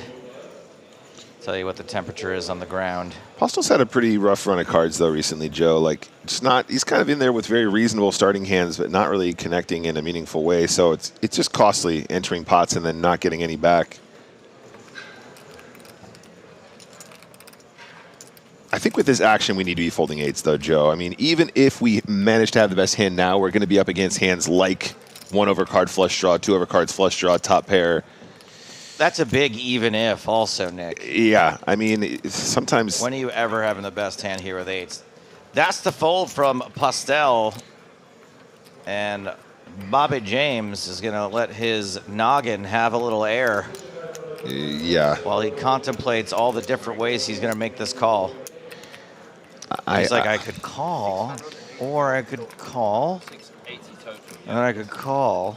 I don't think he can fold here, Joe. I think he ends up having, Miguel ends up having too many flush draws and sometimes straight draw flush draws that are in the big blind. Sometimes, you know, 1 over card flush draw, 2 over card flush draw combinations. Yeah. It's a lot more chips to call, though, guys. Really, this is like another, 22 bigs or something. So it's not easy. But look, there's 3 buttons on screen right now, and they all say call. Of all the players that are going to have big draws here, it's going to be Mikel, and you've already put in a raise, so it's not a whole lot more to call. In terms of the amount you've invested thus far, I should say, it is still quite a few big blinds. 8, 9 in call. Yep. And we are off to the races. It's a post-flop flip. Or something? This is a lot of real money equity. No way, man. I mean... Man, are you kidding me? Seriously? James, the slight favorite. Crazy. Mikel needs to hit. She doesn't a sound spade or a queen. Doesn't sound happy about this call. I think she thinks that Bobby should have gotten away from it, but looks pretty standard to me. I mean, she could want Bobby to have gotten away from it. She absolutely can. You don't even want to play this time. 3 players in. So Turn is a spade. Moaned it in. That's it. Lock it up for Mikel. Absolutely moaned it in. How do you feel about the call now? Complained about the hand and fucking moaned it in. Okay. 685. Double up for double M. Funny. I mean, I would normally not play this hand against 3 players. We don't need to hear the justification. I certainly wasn't judging you.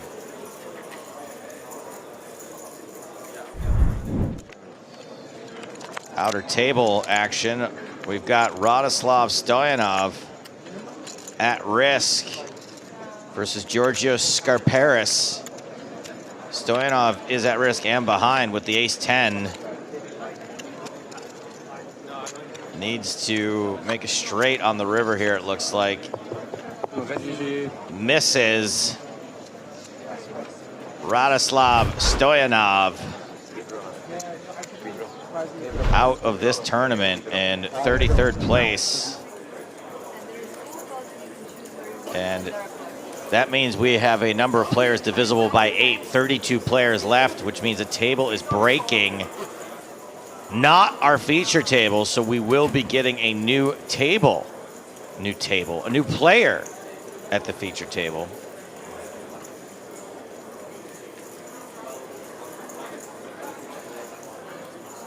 And speaking of tables, that new player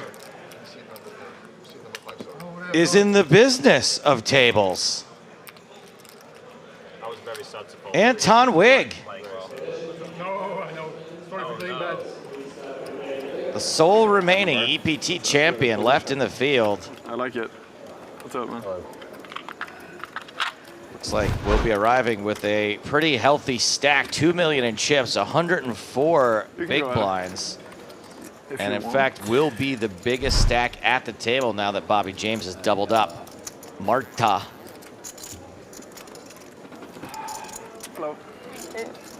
What is it that Job said about his Marta? I've made a huge mistake.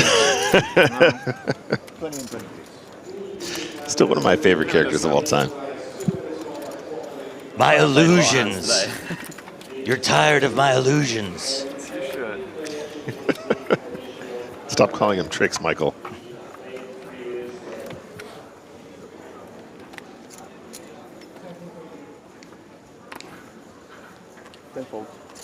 All right, play continues.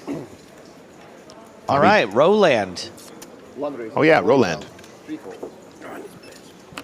It's a land of fish eggs. Anton, you're actually supposed to throw those on the floor. Just kidding, Matt Savage. Okay. Bad look like, Joe. One sec. Let me just check.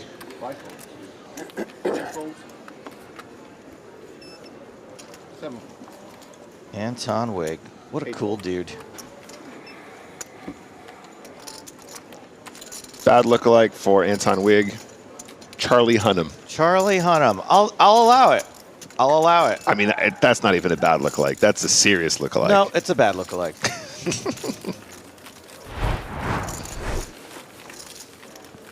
Anton showing up with just barely the most chips.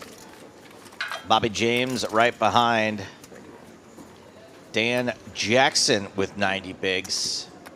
Mart has got over 80 now after that double up. Yisha with nearly 80. Peaks with 43 big blinds, and it's Samuel Dre and Dick Postel who are the two shortest stacks, both with under 20 big blinds. Just 12 for Dick Postel.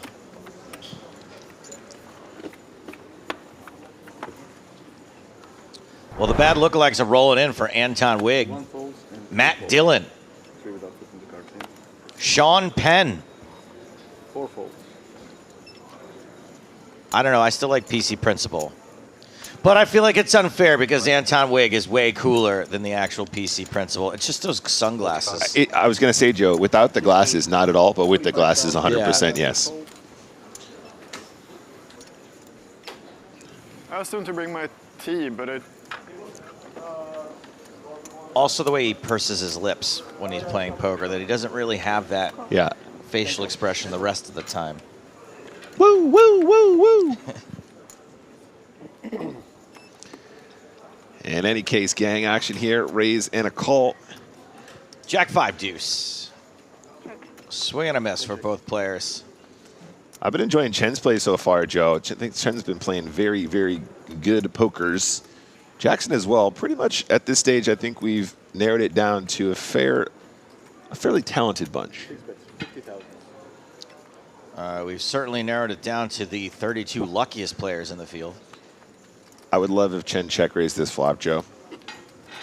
I'd be a big fan of that. She's found some spots. I'd love if she just made it like 120K. I ordered to the nursery. And they came to the table and they gave me. You get sick?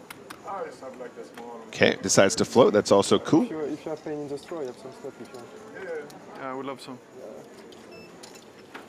Let me see if I didn't feel. Yeah, oh, this perfect. is good for the straw. Yeah. Oh, that's great. Thank you.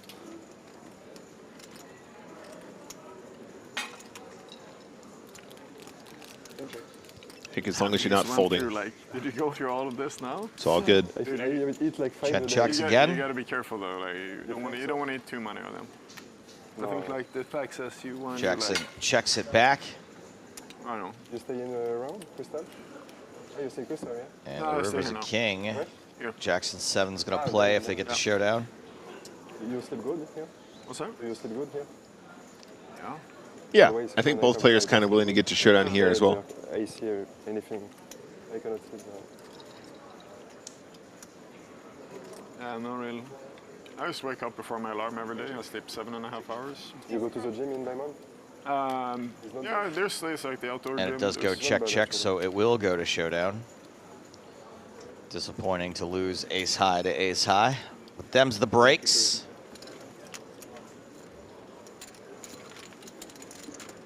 Are there more of these, or? If you want, take the lap. Okay, cool. Thanks. I'm okay now. Action Jackson. I took too much stuff now.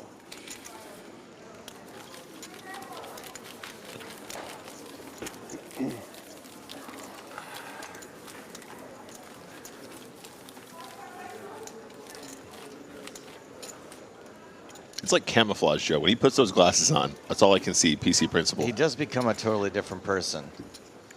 With or without the glasses, I would definitely hire him as a private eye. Handsome guy.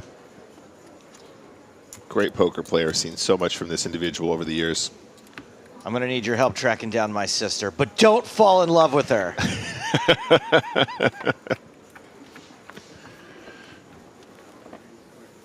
She's bad news. That's fine, but he can't help if she falls in love with him first.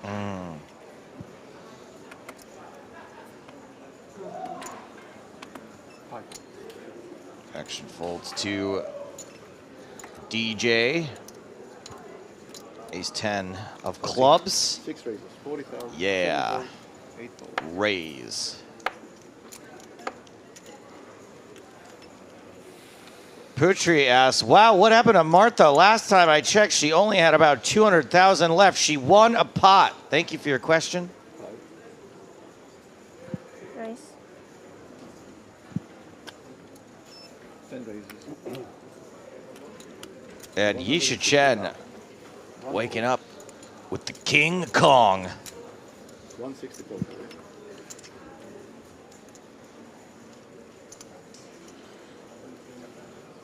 Dan Jackson Go. not folding the suited ace 10. Yep, sounds about right. Sizing here from Chen, super textbook as well. Loving this.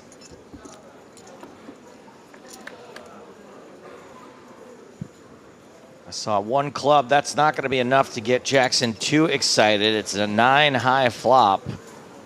So Jackson needing an ace or some backdoors to catch up.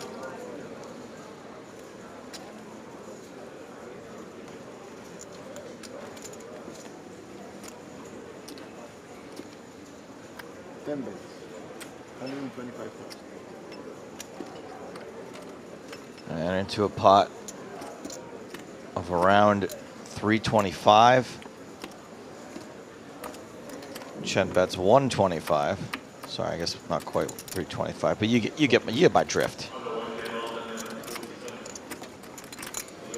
John Delano pointing out that Jackson has to know by now that Chen has been 3-betting light. She has been getting a little out of line, but picking up chips in some unorthodox spots as the Queen of Hearts hits the turn. And all of this is very good news to Pocket Kings.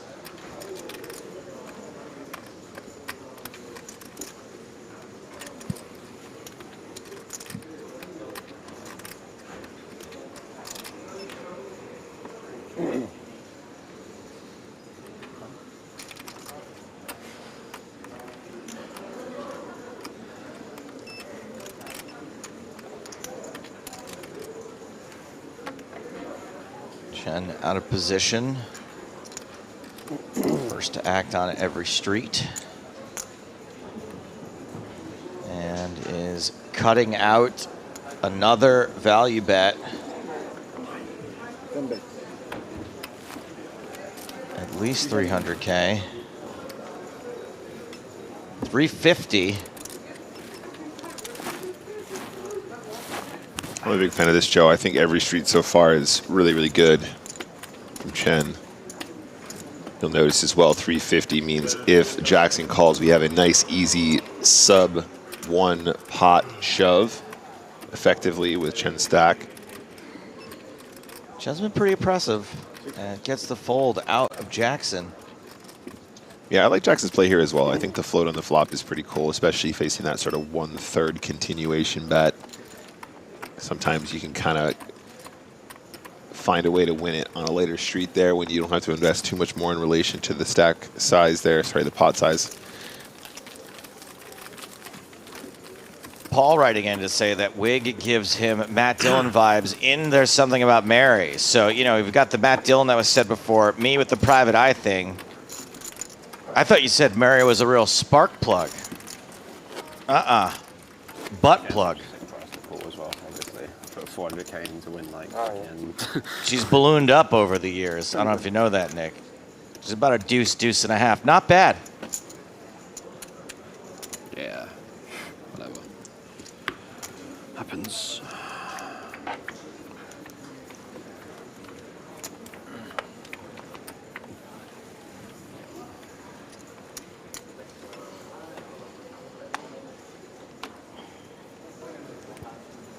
4 hold. 5 hold.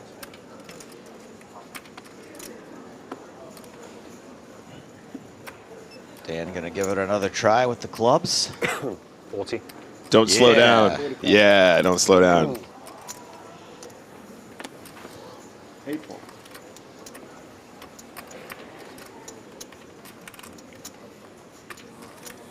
And pocket tens for Yesha, so these two are gonna tangle again. Pocket sevens.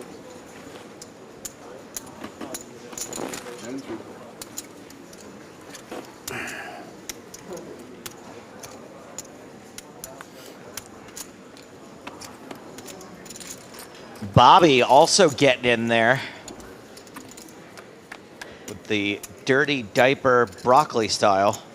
Queen 7-8. Set of sevens for Chen. Pair of eights for Jackson. Man, flopping sets is fun, Joe. I wouldn't know, I wouldn't but it know. looks awesome. 10 bet. 50,000. Yeah, 50K here is perfect. Man, loving this play from Chen so far. This is exactly the kind of size that you imagine we'd want to use if we were kind of starting a bluff or trying to take it down in position. So balanced, so controlled. Love it.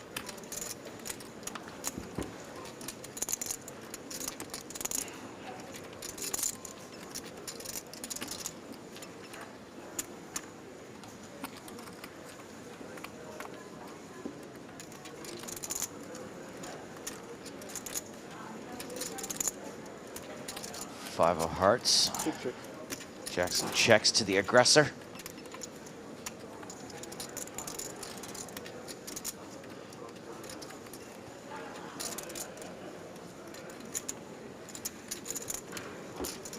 And I love Chen's image of being super aggro so that she can get paid in these spots over and over again. Now, on the last hand, Jackson had nothing, so it was a pretty easy fold for him on the turn, but it gets a little bit more difficult when your aggressive opponent's betting more than half pot here and you've got second pair. Chen needs far less than this to bet. And her reputation precedes her as she gets this call from Jackson.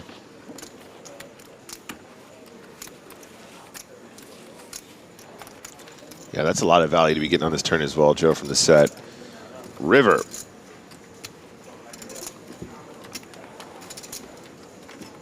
Does put a 4-card straight out there. You don't imagine Jackson's opening with too many sixes from under the gun +2. Yep, my thoughts exactly, Joe. And I think this is a good lesson here. A lot of players kind of learning to read board textures. They suddenly go, but any six is a straight. But now if you sort of play into that pre-flop ranges, you need to figure out how many are in there and whether or not that's a card that really becomes a scare card of any variety, right? So far, Jackson has shown he definitely has a piece. I mean, the other draws perhaps might be a hand like 9-10 or 10-jack or something like that, but perhaps not calling 2 streets, so we can discount that to a certain degree. But on this river, if you put all the pieces together, I don't think Jackson turns up with that many 6x combos, so more value. Look at that stack. Oh, man, this is lovely stuff from Chen. Very good.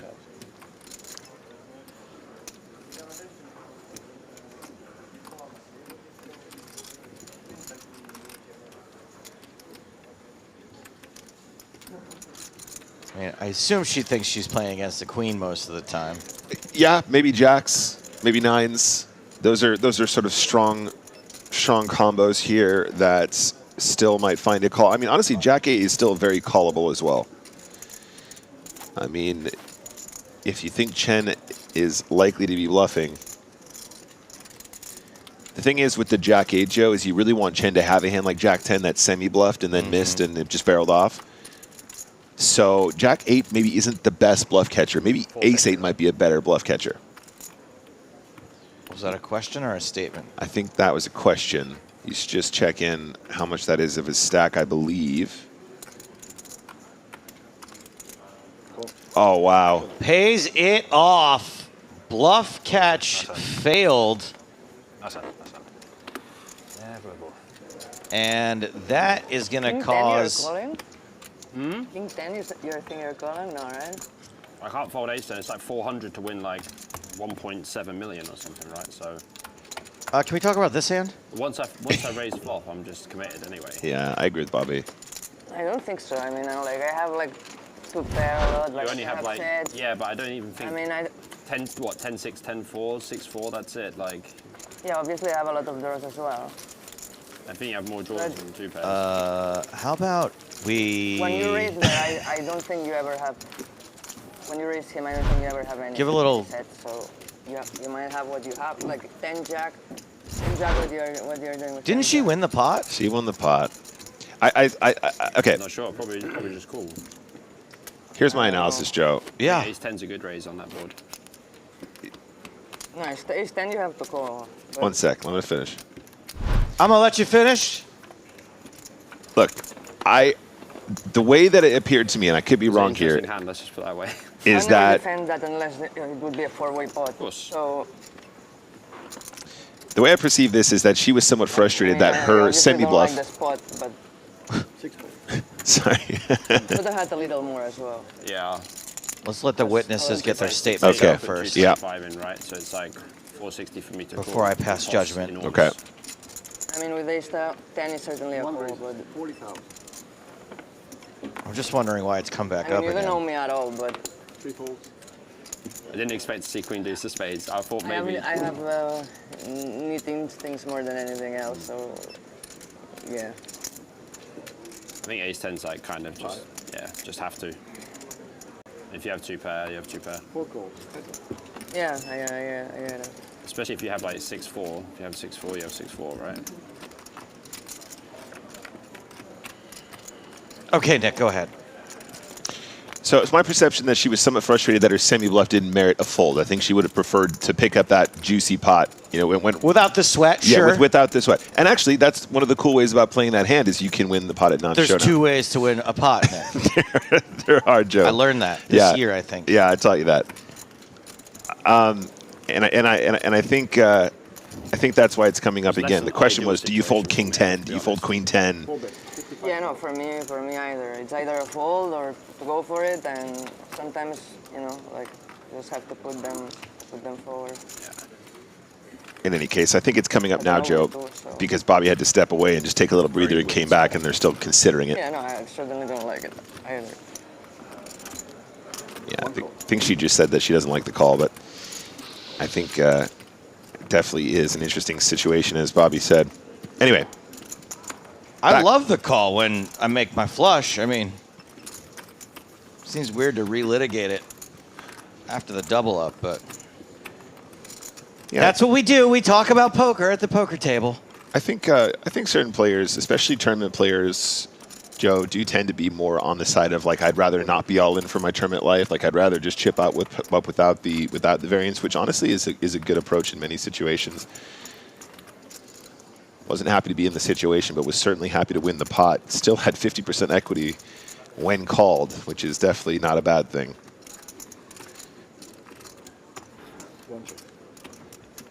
All right, anyway, back to this hand. Yeah, and by the way, now that they're finished, Yisha Chen is now the chip leader in the entire event. Kind of glossing over that. They started talking over that one, but yeah, that was the set, wasn't it, Joe? That's what did it. Set in the fairly loose payoff by Dan Jackson. Dre with the 6, 7, 8, 9 jack. Is that anything? 6, 7. It feels like it should be something. It's not though, because it's losing to 2 9s. So.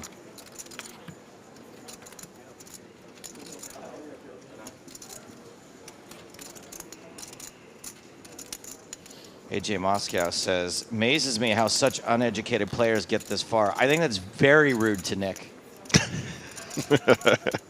Honestly, it amazes me sometimes too, Joe. Oh, goes check, check. peaks. Gonna take a smallish one.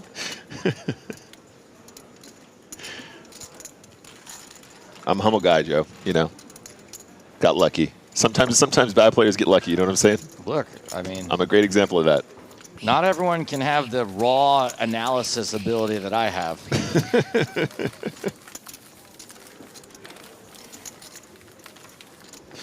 Yeah, I think Baines has a good point. If Nick doesn't win the Spin and Go Championships in Prague, we riot. Because if there's one thing we know about Spin and Goes, is that the best player wins every time. That's the thing about Spin and Goes. 100% skill game. The best player wins 50.08% of the time. And we live in that .08. 53 is fine. 53% is a good place to live. 6 folds, 7 folds. 8 folds. 10 folds. 1 fold. 3 folds.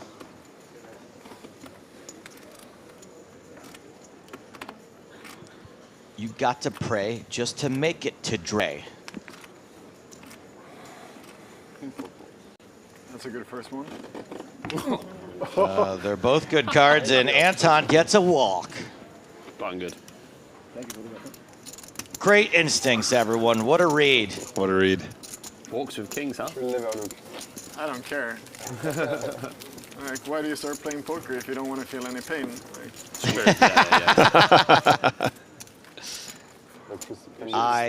stick with knitting or something. Yeah. Like that. Love that. Bore him about the pain. Yeah. Knitting's pretty painful, too, if you've ever Keeps actually coming got back. yourself one of those needles. Exactly.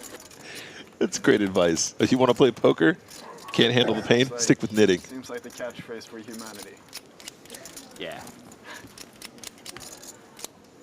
Aleo Designs writes in and asks, guys, do you know if Adrian Mateos is still in the tournament? We do know if he's still in the tournament. Thank you for your question. 7 folds. 8.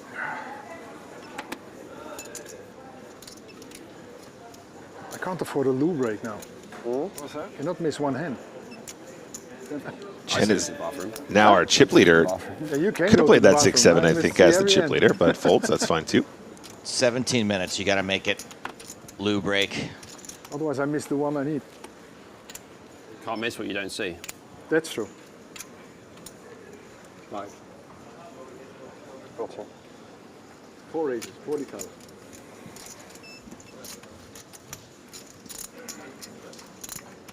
Anton Wigg gets a walk with kings and then upgrades to pocket aces. You don't have to touch that. Don't worry about that. I can handle that. You're okay. 30,000 just calls in the small blind.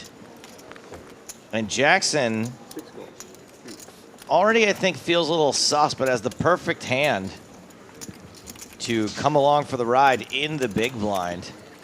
Now you'll notice the flat here, Joe, is probably as a result of the fact that Dre raised off a very short stack in the first place. Wowee. Top set for Anton. Second pair for Dre. Gut shot for Jackson. Second pair drawing virtually dead. Yeah, this is a rough spot for Dre.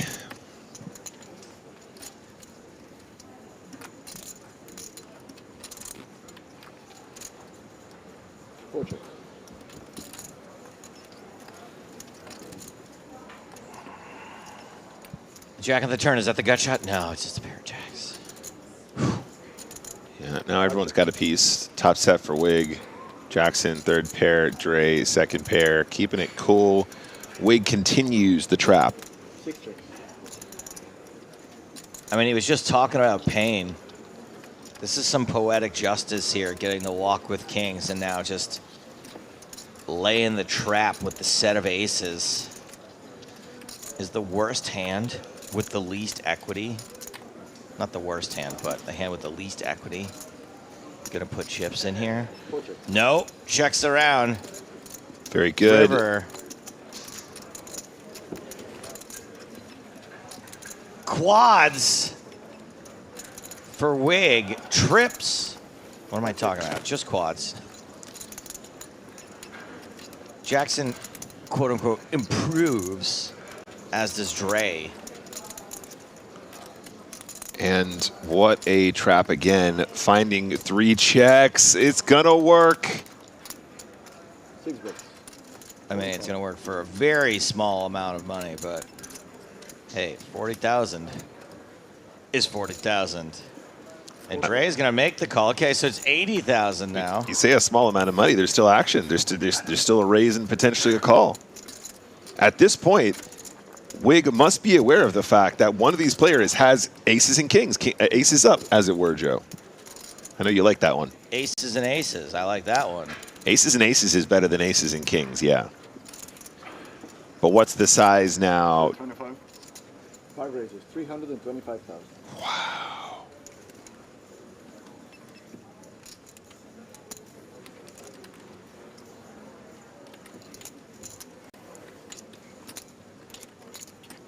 This is so weird, Joe. Honestly, Dre's like, this guy just calls pre, checks 3 streets, now he's raising the river, like, for real? This line doesn't make any sense. It's like he has quads, but nobody ever has quads here. It's quads or nothing. It's quads or nothing. Oh man, oh man. So aces or nothing, innit? We got it, Joe. The read's on point. Aces are nothing in it. Always aces or nothing. No one's bluffing. Wow. 325. That's sick. I see. I was like, it's just always aces pre-flop. River ace, like, nah. I mean, he's not wrong. You're like feel it in your bones when he just calls in the small blind, and you're like, God, this is gonna be aces so often. And you're like, well, he flopped an ace and rivered it. I guess it's not aces. Anton's like, oh, I don't mind. Joe's like, for a very small amount of money. It was a very small amount of money. Someone's got to fall in at some point, right? Yeah. When I said that. Accurate. I can't fault you on that, Joe. Sick. Should have just checked back the river like every night. Nice I'll bet. You do feel a little stupid when that happens to you. Induce a bluff. You feel a little dumb. Never happens to me, Joe. No, I do. Never. Not when nobody bluffs. I'm encouraging someone to bluff now. No. So they can show it. What do you have? Jack. It was smelling so bad. You have a big pair or something. I have a king. You should chance still chip leader Anton Wig just behind her at this way point. Too thin. Way too thin. Way too thin. Nice. Jose on Twitch says blockers aren't real, which is something I agree with, but I'm just wondering what the blockers were in that case. I mean, you can't have aces. There's 2 of them on the board, Joe. Right. Well, he wasn't holding any aces. It's not like he had an ace in his hand and was still up against 2 other aces. True. Here we go. Chen kicking us off with the KJ. He has aces again. Wait, what? 6-fold, 7-fold. What is going on? What is wait, so what? Kings, aces, aces, right? Right. This is how you know, like, the universe really favors you, because he got to walk with the kings, and the universe was like, we better make it up to him fast. And he's a super handsome guy, too. He gets it all. That's what I mean. They're like, this guy. Who's in charge of the Wig account? You're really letting him down out here. This isn't how things are supposed to work out for him. Oh, wait. All right. Well, he just wins the small one there. I want to speak to whoever's in charge of the Wig account because they're letting him down out there. Give him some aces, quick. All right, they can turn off the aces spigot now. Spigot. Too much aces. 2 kings on the one hand, 2 aces and then 2 aces on the next hand and then 2 aces on the hand after that. That's a lot. I hope we don't miss more aces when we're at the outer table, Joe. Well, we're taking a look at the featured table that's coming up at the end of this level, which includes Halil Chezarek, who made the final table last year. Pretty cool that he's this deep again. Andrea Dato, also this deep again. The announcer, as he was known by. And Chakib Miri, who we've seen a lot at the feature table this year, will be up on the stage after the next break. 5 races to 40,000. 6 4. 7 4. Anton with just ace-8 suited this time. It's like they haven't completely shut off that aces hose.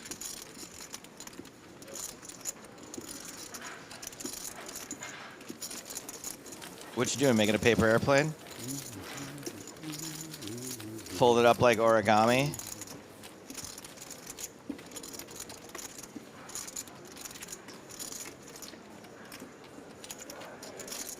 So Nick, I know that we're having a conversation during the last break and we got cut off. Yeah. We got cut off by the level starting. What were we talking about? A BSOP? Yeah.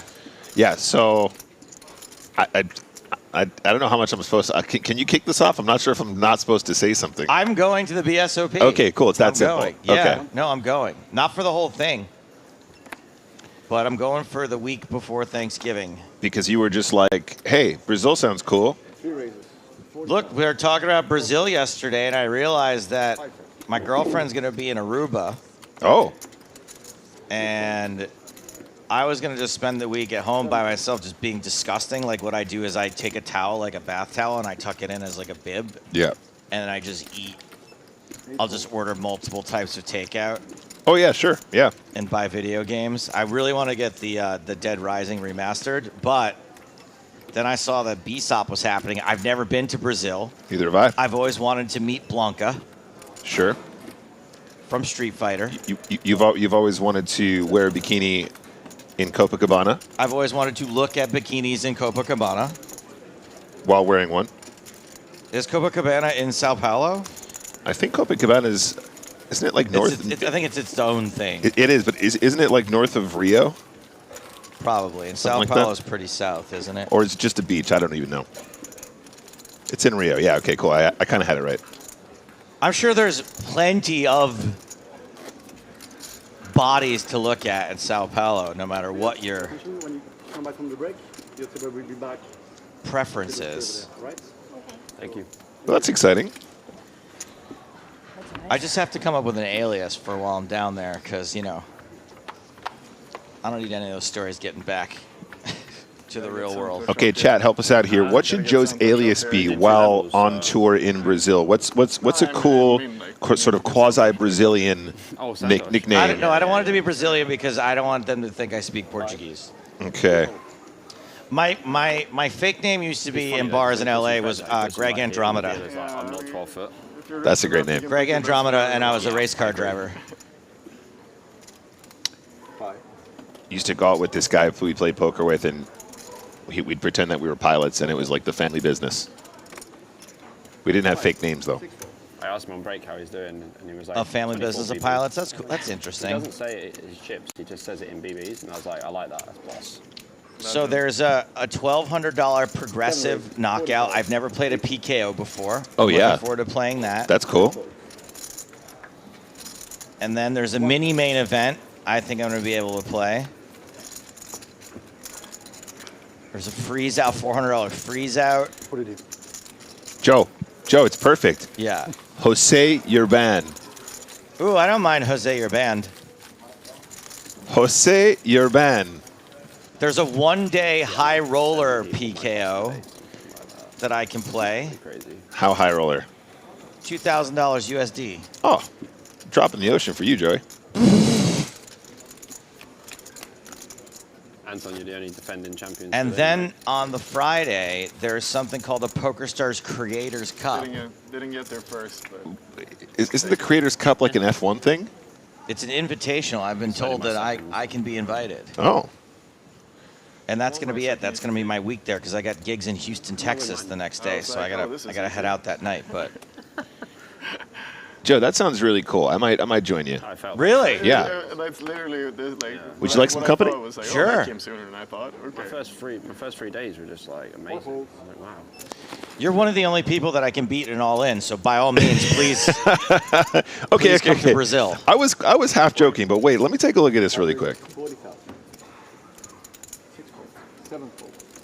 I'm really living the life. I've got gigs at Pachanga Casino the weekend after an APT. Then I'm going to go to Brazil for a week, fly back for gigs in Houston, Texas, opening for Michael Ian Black. Then go home for Thanksgiving, and then it's Prague. What are the dates for this again, Joe? Okay, so that my flying dates, I'm going to fly to Brazil on the 17th of November. Yeah. And then I'm going to fly out on the night of the 22nd. Okay. All right, so we got a gut shot here for Bobby James. Bottom pair, back doors for Anton Wig. 5 bets, 35,000. Monavon says, if we can just invite ourselves like that, then I'm coming also. You can just invite yourself. It is an open event.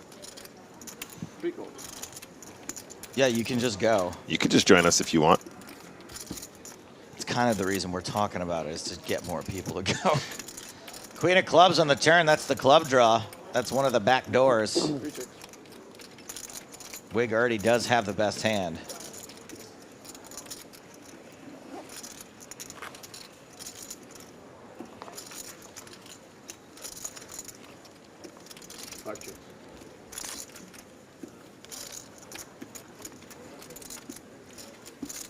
And that is a full house on the end for Wig, so improves even better than a flush. 3 checks.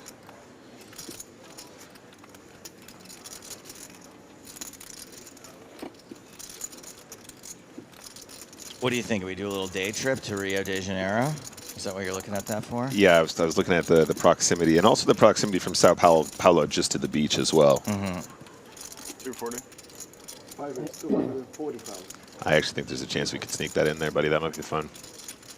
Bet smaller so I can bluff. I'd love to sneak it in there. Wouldn't we all, Joe? Well, you're going to bet like 80 on the river or something. I was just going to be like 520. Just 2 minutes left on the level. One last bad look-alike from Send It Big, who says, is Wig Jim Carrey twin? I think maybe Ace Ventura, sort of.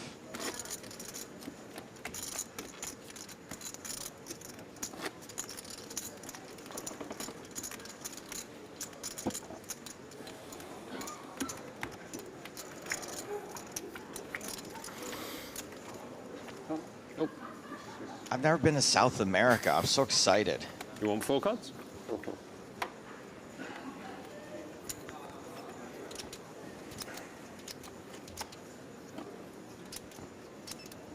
5 fold.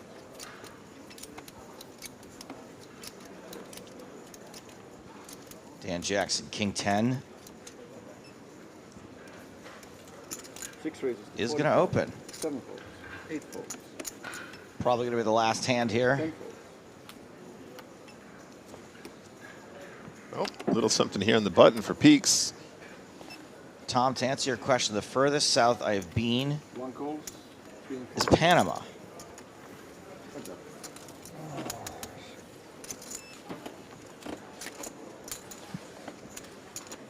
Barely. Peaks v. Jackson. 10 high flop. That's top pair for Jackson.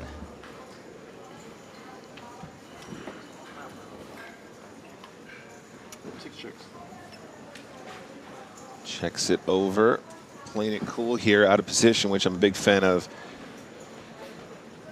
Peaks doesn't have to bluff here, though. I think the ace-jack is quite a natural check back on this texture. Going to have the best hand right here, right now. I don't necessarily need to start turning your hand into a bluff when you have showdown There's an argument for maybe for like, you know, getting value from one heart hands that I don't know. It doesn't feel quite right to me. I think the check here from both players is pretty natural. Turn bet from the king 10 though, I think is mandatory now. And if you're going to miss the flop bet, prefer to size up now. 6 bets. 75,000. Yeah, 75K is good. So if the sort of flop continue would be something like 45K, 50K, probably closer to a third. I think the turn can be sort of a half pot or more, 60%, something like that, size up. And that will take it down. And that will take us down to the next break. Looks like we are still at 32 players. And these players are going to be released back out into the wild. And we are going to have a look at not a brand new set of players, because some of them are familiar to us, but Andrea Dato, Tajurek, both coming up on the stage. I didn't realize how short Dick Postel and Samuel Dre are. I assume we'll be getting word of their demise very quickly after the break. Now, Felix Schneider's busted this tournament early yesterday, but spent the afternoon sending rehabilitated turtles back into the wild. It is adorable. Check it out. Don't go anywhere. Today, we got the lovely task of being able to release some turtles back into the sea. Looking for my buddies. They grow up so fast. The guys over here, they take them to their rehab center, get them better, get them ready to going back into the sea. It was good fun. It was great to be here.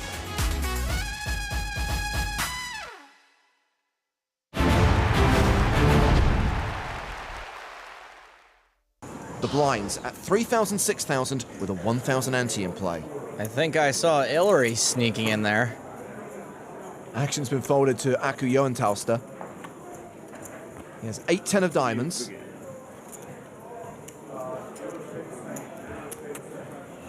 And he will raise. Makes it 12,000. This is a name pronunciation table from hell. Good luck, James. Karalampus Sivakos will call from the cutoff. Nailed it, and apparently it's his first time at a TV table, eh? Joni Jokamainen has King Queen on the button. This is usually just a call. He does call. Someone needs to wake up Yves Maison in the small blind. No. Thank you. And Michael Johnson in the big blind with 8-4 suited. Better than 8-1? All right. Even though he has no shot at winning this hand. He comes along for the ride. The flop is King Jack Deuce with 2 diamonds. Even without seeing Sivakos's hand, it's pretty safe to say that Jukamainen is going to have the best hand most of the time. Joenthalster gets to c-bet here and build a pot for his flush draw. He bets 23,000. Sivakos is out. Jukamainen calling, obviously. There's the call, and Johnson folds. Heads up to the turn. Some early fin-on-fin action at our feature table. Shark on shark. Ace of diamonds. Joenthalster now with a flush. Jokamainen with the nut flush draw. Joenthalster's going to want to bet this. He can get value and make Jukamainen pay to see another diamond. I just nailed all those names. I'm very proud. Joenthalster bets 61,000. Jukamainen has to call, but my guess is that he'll have to fold if the river bricks. If he improves the 2 pair of trips, he'll likely talk himself into a call. Jokamainen calls. And with 223,000 in the middle, we go to the river. Jukamainen drawing very thin. It's another diamond. Jokamainen with the nuts. Well, that puts a whole new paint job on things.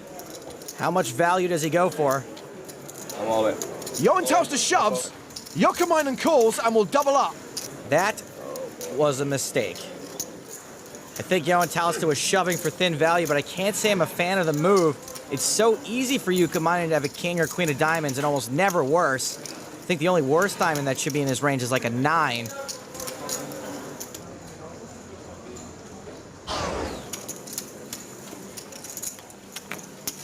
More blind on blind action. Aku Joenthalster in the small will limp. Believe it or not, Ilari is in position from the big blind.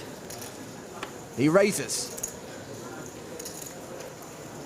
Aku calls. He knows Ilari could be raising back pretty light. What he doesn't know is that he's dominated. The flop is 5, 6, 7. A pair now for Joenthalster, a gut shot for Ilari. Ilari reverse dominated now. Check, check. The ace of hearts on the turn. Sahamias with the flush draw. Check to him, he bets it. I also like Ilari's check on the flop. It's a coordinated board that could have easily hit his opponent and did. More importantly, this is a great card to represent. Calling here is fine, but it's not a great spot. Aku might have to be prepared to station the river. The river is the 3 of clubs. Aku checks.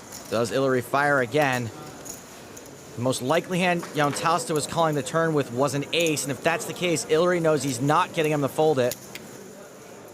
He checks behind. 6 good, and a rare case of Iskandi opting not to bet. It's like photographing Bigfoot. One for the old scrapbook. So Joenthalster wins a small pot. Not too much of a dent to Ilari's ridiculously big stack. At our feature table, one fin has folded. I'm glad Ilari could take time off from his plans of world domination to join us for this poker game. He raises to 14,000 with ace-queen under the gun +1. Queen 10 for Joni Jokamainen in the hijack. Pretty sure Ilari didn't raise to $1 million.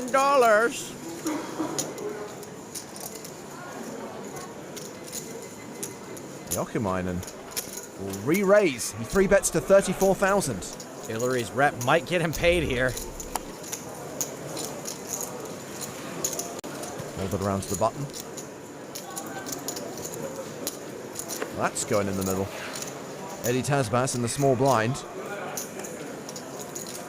Gives up the 7-4. And Laren folds the big.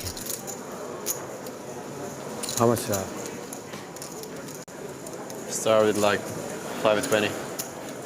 What do you think I should do, Frau Farbissina? Summers in Rangoon? Luge lessons? In spring, we'd make meat helmets.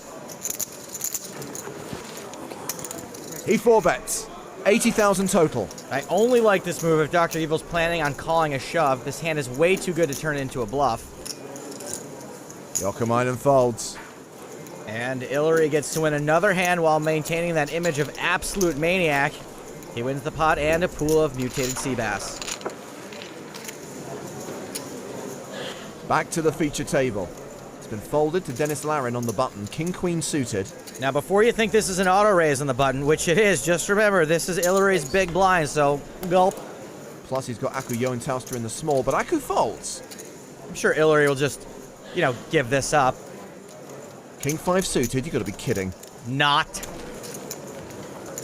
Sure enough, he will 3-bet to 32,000. Now, in general, this is a good 3-bet. Ilari has the chips and the image to keep the pressure on a random button raise. Of course, we know he's dominated, but with this many chips, it's better to err on the side of aggression. Laren makes the call. So scary. I fold now. The flop. It's Queen 6-3 with 2 clubs. Top pair for Laren. The flush draw for Sahamias. Like Eddie Murphy's last 9 movies, this is a pretty huge flop for everyone. A splashy continuation bet of 29,000. Hard to push the chips out there when you're getting a rub down. It's almost like they're Master Blaster. How will Laren respond?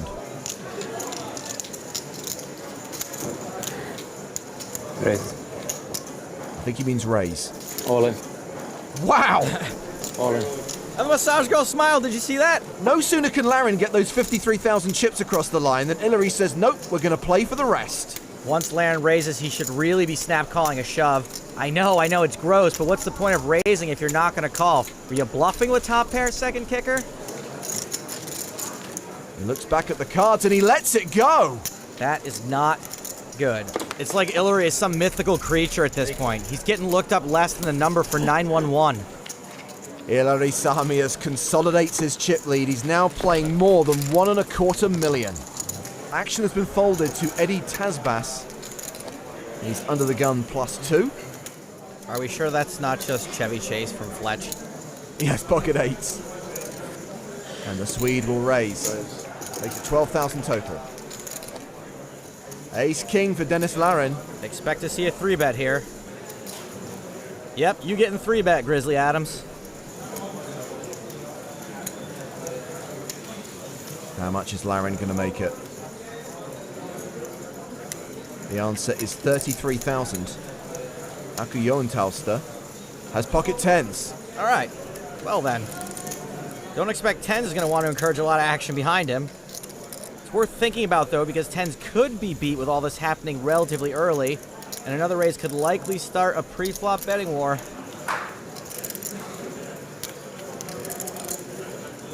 Joenthalster will 4-bet. 61,000. Sahamias is out. Small blind folds. Big blind folds. Tazbas was the original raiser. I think it's safe to say that continuing with 8s here would be a close shave at best. Nice. Things could get hairy. He folds. Sheds the 8s. Well, Ace-King's not folding. Does he want to call and potentially miss the flop, or does he want to put in another bet and maybe get a fold, which probably won't happen, or just make sure he gets it in while he's still likely to have a lot of equity? He moves all in. Decision now on Joenthalster. It's a total of 275,000. He could certainly fold, but 10s are considered a big pocket pair, so I think most of the time we're going to see a call here. It's just a serious decision and one that requires some thought. Joenthalster's already doubled up one player today. If he calls and loses, he won't be out. All right, that goal. He calls. Like David Brent versus Michael Scott, this is a race. Larin is the player at risk. He will need some help on the flop, turn, or river. Joenthalster looks pretty confident. 10's holding so far. Over the first hurdle. 6 outs for Larin. No help for him on the turn. A 15% chance of the double up, a 15% chance of survival. He's out. The Ukrainian finishes in 83rd place. He'll collect 11,550 euros. And Aku Joenthalster will add 303,000 chips to his stack. Must be nice to win a race. Must be nice. Action's on one of those fins. Ilari Sahamias, Jack 8 on the button. Looks like Ilari is about to fire up the old laser beam. It's a raise to 19,000. Well, this guy's a card rack. Evgeny Karchenko's just joined the feature table. He folds the small blind. King 3 suited for Joni Jokamainen. This isn't the greatest spot to defend with King Trey, but it's not the worst either. Probably right on the line, actually. Frickin' freezing in here, Mr. Bigglesworth. Joni calls. We go to the flop. Is it my imagination, or is every single hand at this feature table thin on thin action? It is not your imagination. Great flop for both players. Jokamainen with top pair checks. Typically he wants Ilari to keep firing here and let him hang himself, but as you can see, Ilari's got plenty of equity in this hand. He has a gut shot and a backdoor flush draw, and he's bet 23,000 on the flop. If he can somehow turn a 7, he's going to make a very obscure straight. Joni calls. The turn brings a queen. There is the straight for Ilari. That straight is less obscure, but still not a bad hand. Goes check, check. A little deception. Begin the unnecessarily slow-moving dipping mechanism. The board pairs on the river, changes nothing. Joni checks a third time. See how much value Ilari goes for. Big value into a pot of 96,000. He bets 100K. The river overbet. I love this move. Ilari makes plenty of big bluffs on scary boards like this where he can have the obvious hand and you can't. Really tough for the king to fold. He calls, and Hillary wins another big pot. The boy is quite astute. I really am trying to kill him. These guys mentioned how Hillary's always beating them online. Well, I guess it applies to live, too. They say when you get a 6-hour massage, you drink plenty of water. Whoa, Robbie, let's leave the feature tagging to the professionals, okay? Let me show you how it's done. 6-hour massage sounds like more of a personal problem. Yeah, I preferred Robbie's version. Yeah, me too. Aku Johantauskas raised under the gun with deuce 3 suited. Hillary has flattered with jack 10 suited. Like texting a girl after midnight, that opening raise is a little out of line. Jokamainen with queen 8 isn't going to play. King queen on the button for Michael Johnson. I'm all in. And he shoves. That's likely to pick up Johantauskas' dead money. Both blinds fold. It's back on the original razor. And Johantauskas will indeed fold. How much is that? Hillary is deeper than the Titanic, so he could easily gamble here if he wanted to. I think it's 84. 84? No, 79. Oh, sorry, 79. Forgot, I paid big, small blind. Nice try, buddy. What's 5,000 chips between friends? Hillary calls. And smacks down the jack 10 like a boss. All right, now, most people take the shades off once they're all in. Maybe Johnson knows he's probably going to cry. There's a 10 on the flop. Somebody bring out the tissues. Johnson now needs a king or a queen to survive.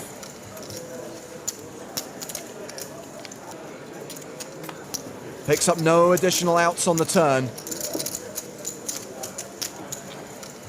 There's a 9-1 chance we lose the Canadian. He's gone. Oh well. One chance. Good playing with you. Good game. Can I guess? Good game, man. Yeah. Oh, he almost stood up completely. He's not paying for those 2 seconds, by the way. Michael Johnson is our 64th place finisher. He'll collect just over 14,000 euros. Rats off to you, Michael Johnson. Back on our featured table, everyone except the Finns is below average in chips. And the whole table breathes a sigh of relief that Hillary's folded. Johantauskas raises under the gun with ace-4 suited. Action folded around to Joni Jokamainen, who has ace-king suited. Looks like the brothers Finn are about to get into a bit of a dust-up.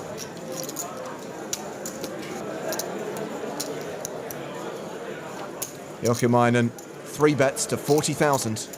We welcome Jakob Moslacker to the feature table. Yeah, probably best. Fold. Not much for Tazbas.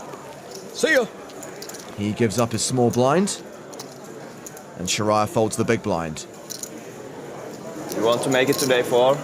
Now, I wouldn't love a call in this spot. Ace-4 does not flop well, and with his stack, he can be put in a really tough spot if he hits either pair. A re-raise would be better than calling. 40, right? Johantauskas will call. Jokamainen way out in front. So Johantauskas is out of position, has the worst hand, doesn't have the betting lead. It's not looking good. He can still hit a 4. No one hits anything on that flop. Johantauskas checks. See if Jokamainen continues. No, he checks behind. Board pairs on the turn. Jokamainen picks up the nut flush draw and might be pretty confident his hand is already good a lot of the time.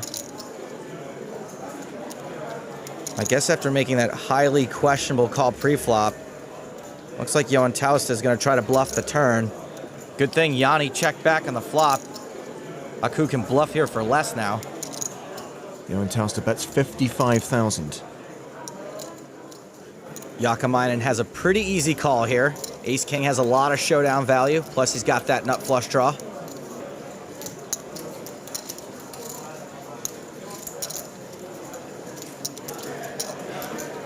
He will call. Let's take this to the river. An ace would make things interesting, but it's a queen and not a heart. That is a really awful river card for Ace-King. If Aku can find another barrel here, I think there's a decent shot it gets through. What am I talking about? Kid's a Finn. He's got more barrels than Donkey Kong. Johan Tauster does fire again, 130,000. And that queen just crushed almost all of the range that Yanni would be most afraid of. It does polarize Johan Tauster a bit, but it's not really worth making the call of ace high when he's got so little invested in this pot. Yanni folds and Aku wins the pot.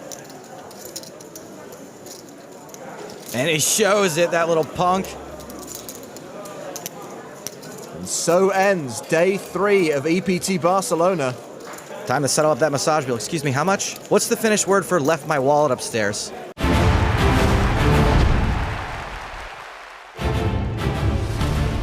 Years later, we are in Cyprus with the PokerStars European Poker Tour on day 4 of the 5K main event with 32 players. The final 4 tables returning from the break and a new feature table, which we'll introduce in just a moment. Live cards up action from the Merit Royal Diamond Hotel, Casino and Spa with me, James Hartigan, and him, Griffin Bencher. Hello, everyone. New chip leader, Griffin, the last remaining former champion, Anton Wig, the biggest stack right now with 2.79 million. Damir Zhrugilin remains a big stack. And look at that, the top 5 rounded off by a former team pro, Mikhail Shalamov. Yeah, we saw him a little on day 3 on the feature table. Nice to see him grow this big stack here on day 4. And Yisha Chen, who was at our previous feature table, up to 2.5 million now, 3rd in chips overall, putting themselves in contention to win the big cash money. The big prizes will be paid out at the final table on the final day of this MTT on Sunday, with the biggest prize, more than $1 million, going to the winner, along with the very shiny, very heavy main event trophy. $6.2 million in the prize pool with 32 players remaining. We are currently paying out $20,980. And this is the new lineup on the main stage. We have last year's runner-up, a player who became known as the announcer because he verbally declared every single action, Andrea Dato. He was 2nd in 2023. He finds himself in the final 32 here in 2024.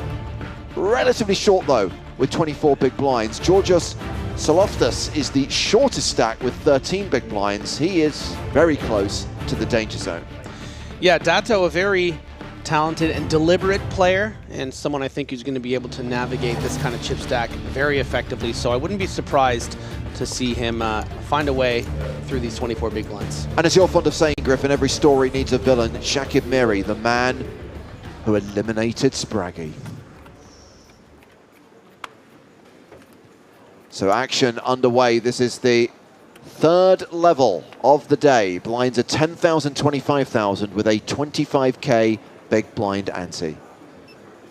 Action starts with Boris Tabayev. He folds. Round to Miri, ace-6 folds. On the button is Halil Tasirek, another player from last year's final table. And he's got the Spraggy. 5 raises 50,000. Someone else who's already found himself on some feature table action so far in 2024 EPT Cyprus. But how weird is it to have 2 of last year's finalists sat next to each other this deep into the tournament?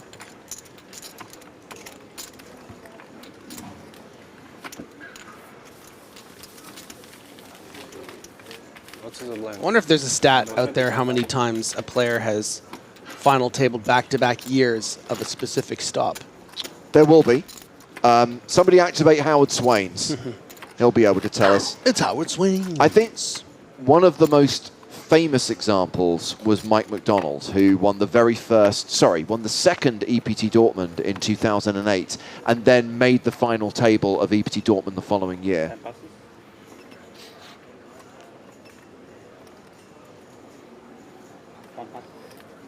Three passes. 4 passes. Didn't we have Peter Jorgner make back-to-back EPT Paris Paris, final tables? Yeah, so it has happened a handful of times. But yeah, we're going to need the brain of Swains to give you the... 50,000. There we go. Verbally declared, raise of 50,000. Thank you, the announcer. 7,000.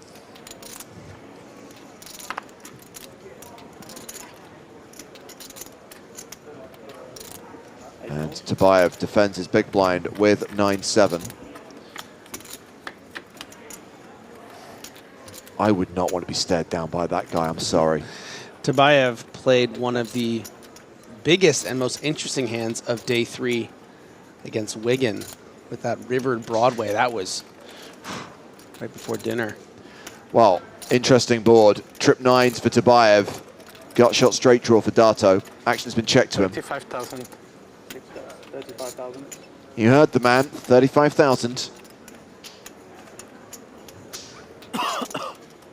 Yeah, I think Dato is comfortable betting on a board of this texture, not just because of the gut shot, but because, you know, in these late position situations, both players can sort of have a 9 here.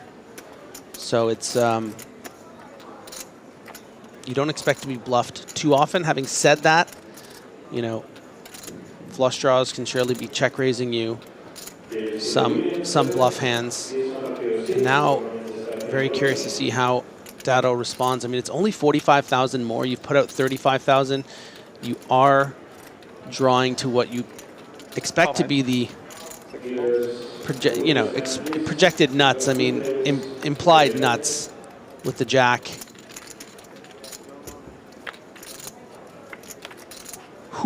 And there is the jack. And it's the jack of diamonds. So you've made the straight and you've got street flash potential. Open-ended street flash. So Dato now pretty much a 4-1 favorite. And having check raised the flop, Boris Tabayev is going to lead the turn. And yeah, he's just decided basically to effectively commit himself here. Dato, with only 480,000 left, will be putting in his whole stack and should expect to be, at this stage, up against a 9 or sometimes a small flush.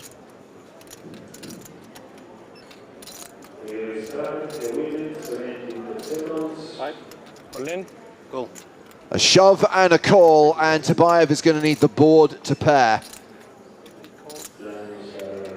Queens, jacks, 7s, the case 9, all working for him. Fireworks in the second hand here. And a great spot for last year's runner-up to double up. 1.25 million, that's near enough an average stack. Queen, jack, 9 or a 7, and the announcer will be out of here. A 10 on the river. And that is the double up for Dato, who does now move up to 50 big blinds, is now playing an average stack as Boris Tabayev drops down to 40 bigs. 480,000. What? 480. 400? He's even more intimidating when he stands up. Yeah, nothing Tabayev could have done there. It's effectively a cooler at that stack depth. Dato only starting the hand with about 24 big blinds. After that flop and that turn, the money's going in.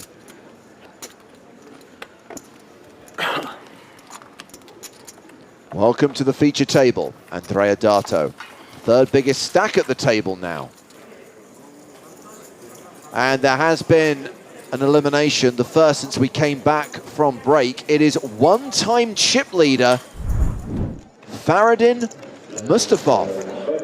He's gone in 32nd place. $20,980, and you can't help but think, Griffin, with the way he was playing yesterday and the stack he was building, he probably had his eyes on a bigger prize than that. Yeah, I made a big impression yesterday on those feature tables. Some real boss poker, but, you know, sometimes it just doesn't work out.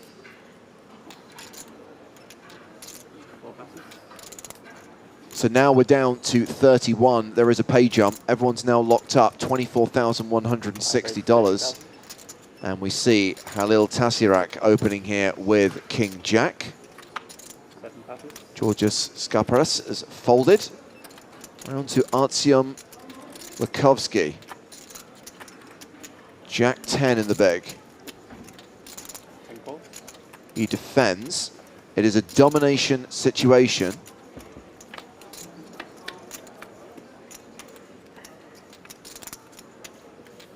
And the flop is 9-7-6. So a gut shot for Lasovsky. As things stand, Tasirak is ahead with king high.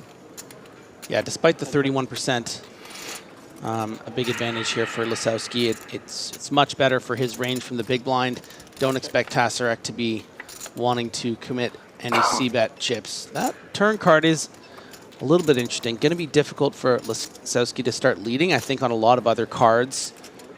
You know, anything from pretty much a deuce through, you know, a queen probably would have found a bet here on the turn with the jack high. But the ace complicates things, but he finds it anyway. And taking out the big boy chips. That is a bet of 225 into about, I believe it was 130.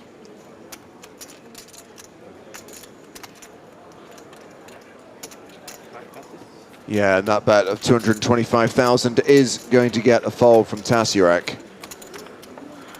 Putting the screws on there. You know, the ace is supposed to favor the razor more often there, but you really change the perceived ranges when you start overbetting. You're saying, yeah, I either have nothing or I have better than an ace. And if you want to stick around, it's going to cost you. Where are you from? Belarus.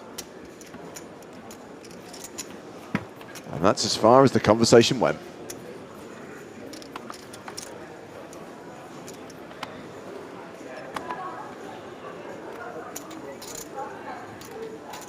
Landa Liho folds under the gun. Round to Tasirak. Aces! 5 raises 50,000. 6 passes.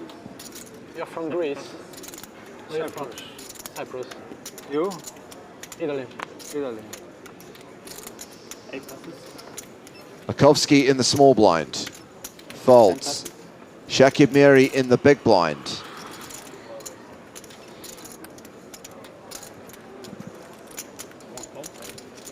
Defends with a king. We got to get this man another card. Well, he has at least top pair. One check.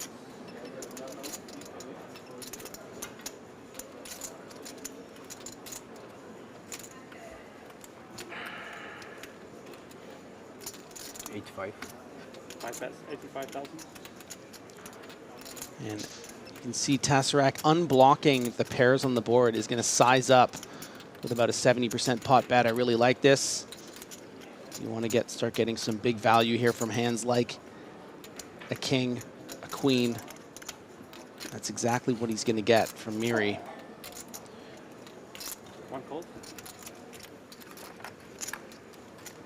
85,000 called by Miri and a king on the turn. So we may not know what Miri's other card was, but we do know he now is ahead.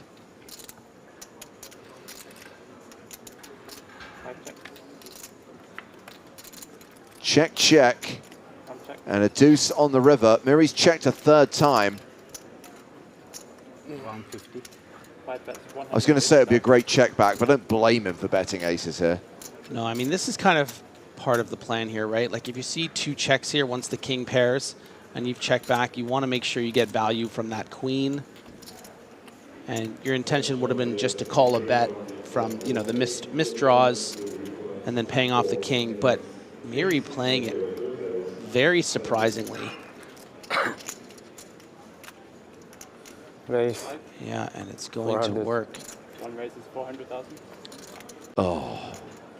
Now you're thinking, why didn't I just check back?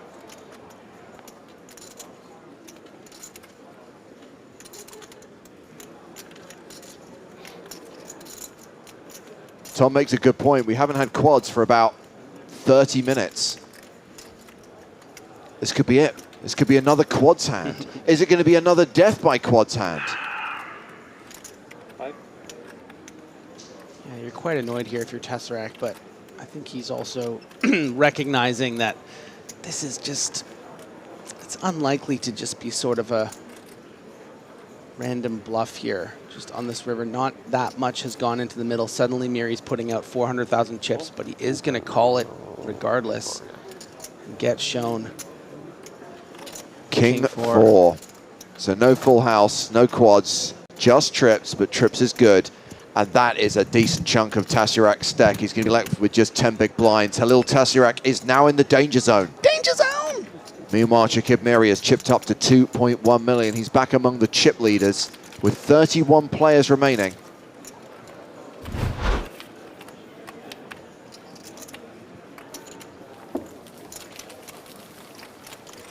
Could have been Spraggy.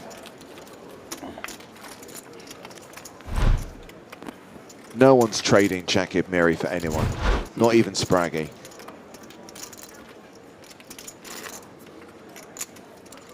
Tasirak will now be looking for a spot. Georgios Saloftis, who sat alongside him, is the other short stack at the table with 13 bigs.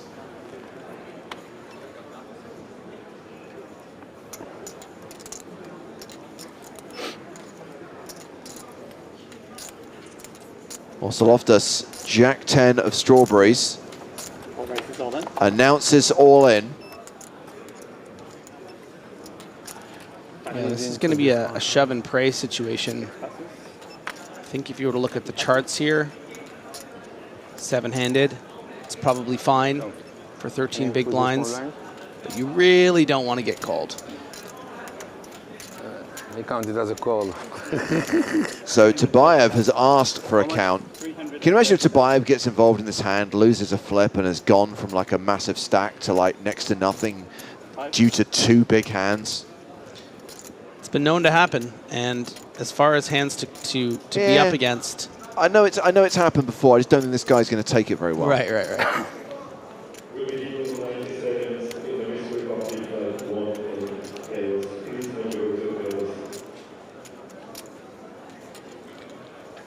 You know, a great deal to consider here with nines. There's 3 players behind.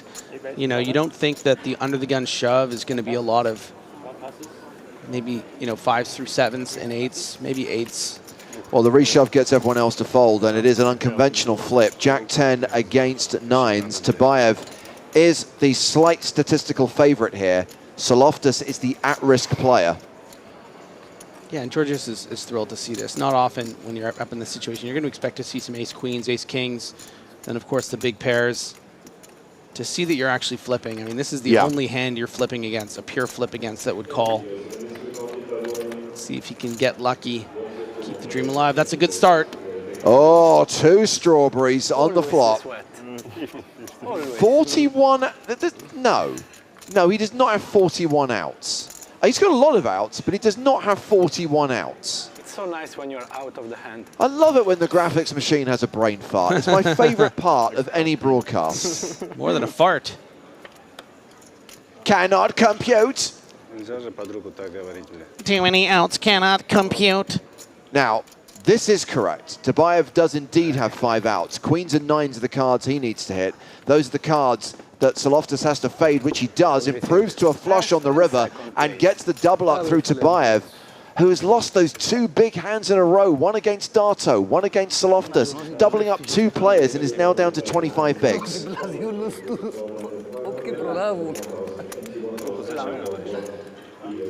Yeah, and really no surprise after that flop with 41 outs that he would find one of them.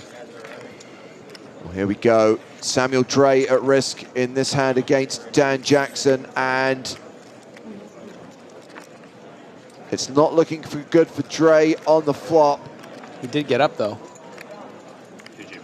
Got it in with ace-jack against ace-king. It was a king-high flop. That's why he stood up, and Samuel Dre is eliminated in 31st place. We won't forget about him. He cashes for $24,160, taking us down to the final 30.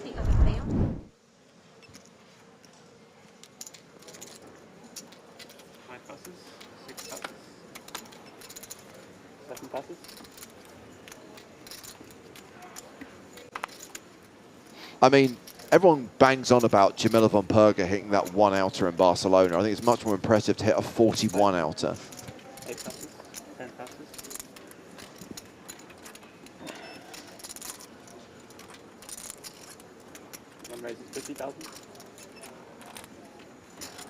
Miri opening the button with ace-10. You know, if you think about it, it is impossible to have 41 outs, but it would be possible to have 41 ins, right? If you're dodging someone else's 13 outs. You know what I'm saying? No. How many cards are in a deck? Is it 50, is it 54 or 52? 52. Okay, 11 outs. If your opponent has 11 outs, you have 41 ins. I'm just saying. I would like to see how many ins a guy has sometimes. We're all about the outs, but like it feels kind of...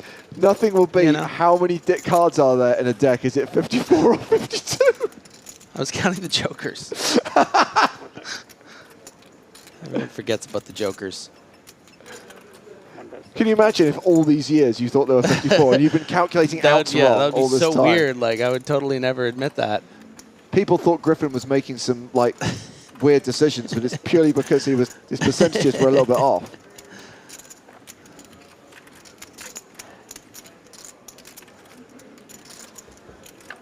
Well, this is looking good for Miri.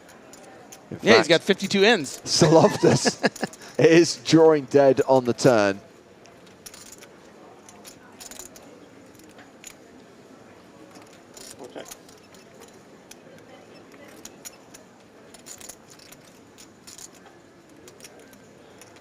Do you remember in some decks of cards you used to get the rules for bridge as well? So you'd have 55 cards in the deck. 150,000.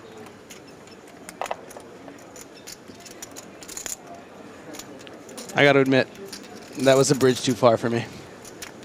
150,000, the bet from Miri on the turn.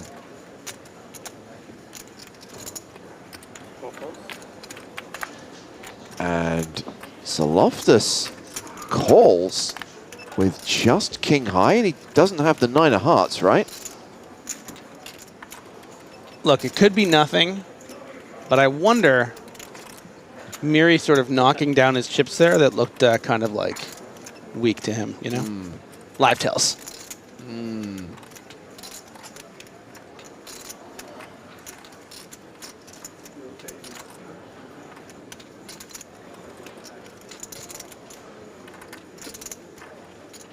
Yeah, repping pretty thin on the ace-6, betting twice. So Loftus saying, okay, well, if you have it, you'll probably go 3 times. And Miri shoving here on Loftus is completely standard. There was 495 in the middle. Loftus has 465 behind. It's all into call. And is this a legitimate dwell, a legitimate potential hero with king high, or is this just posturing? Yeah, I think it's very legitimate. I mean, there are some random bluffs, surely. This is button versus big blind. Perhaps Loftus thinking that Miri isn't going to expect him to have many ace-X. There aren't a lot of misses. You know, if Miri had something like, you know, 10-8 of hearts, he would c-bet, he would bet again. And that's, you know, a hand that could find itself at the river. But, yeah. Well deduced from Loftus. I really don't blame for calling twice. I mean, it's hard to make trip aces on the button. And he may have shown it.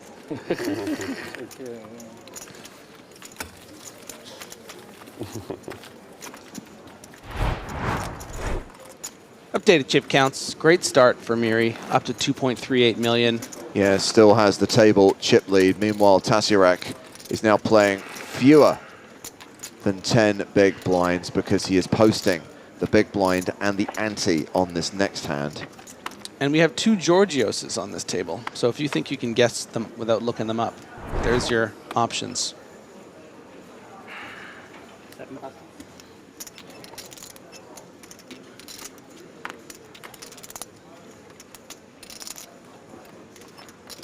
Boris Tabayev with 9-6.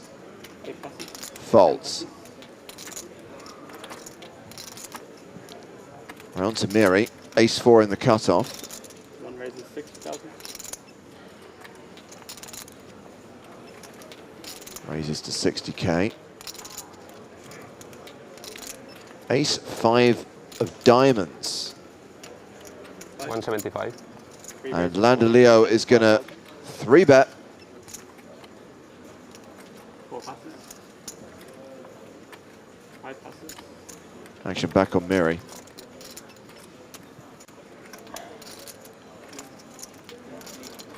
Yeah, tough customer here on the button in the form of Leo. Well over $3 million in earnings.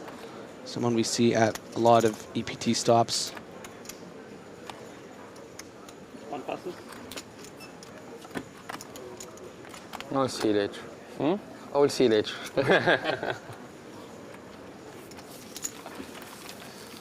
Two good or one good? One good. We have the same one. One very good. Another one, not very good.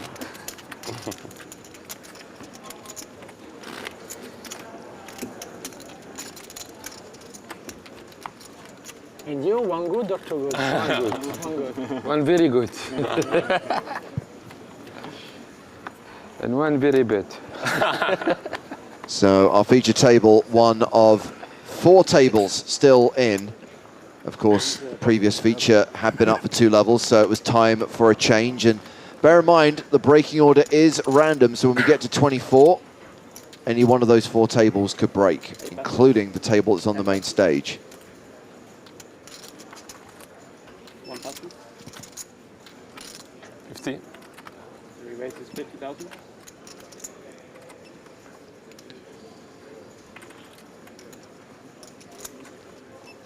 Leo hasn't had a big breakout in a main event at the EPT, but a lot of high roller final tables over the years. He's not going to be able to get past the ace-jack of Suloftis for just under 20 big blinds. 3 passes. That's just a nice clean feeling, you know? You have like under 20 bigs, a cutoff with a decent stack opens, you're sitting there with ace-jack on the button, you just start the next hand, you know? Some people like it clean, and some like it dirty. James?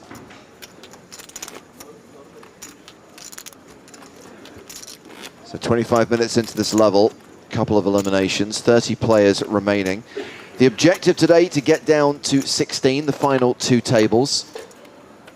My gut instinct is it will take more than the 5 levels we're scheduled to play. I do think there's a chance we play into a 6th level tonight.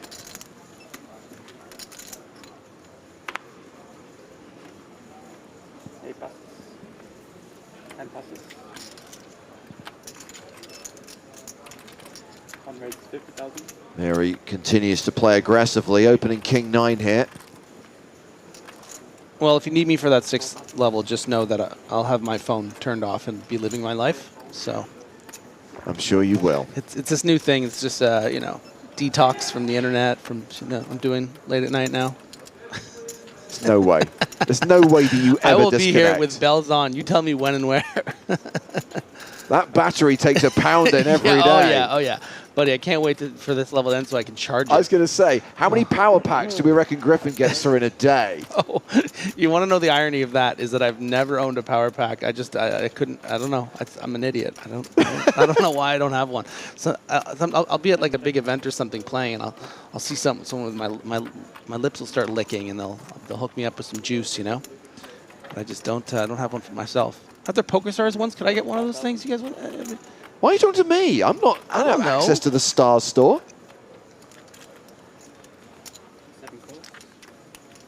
Miri with top pair continues for 35,000. We know that Scaparas has at least a pair of 5s and is called ace on the turn.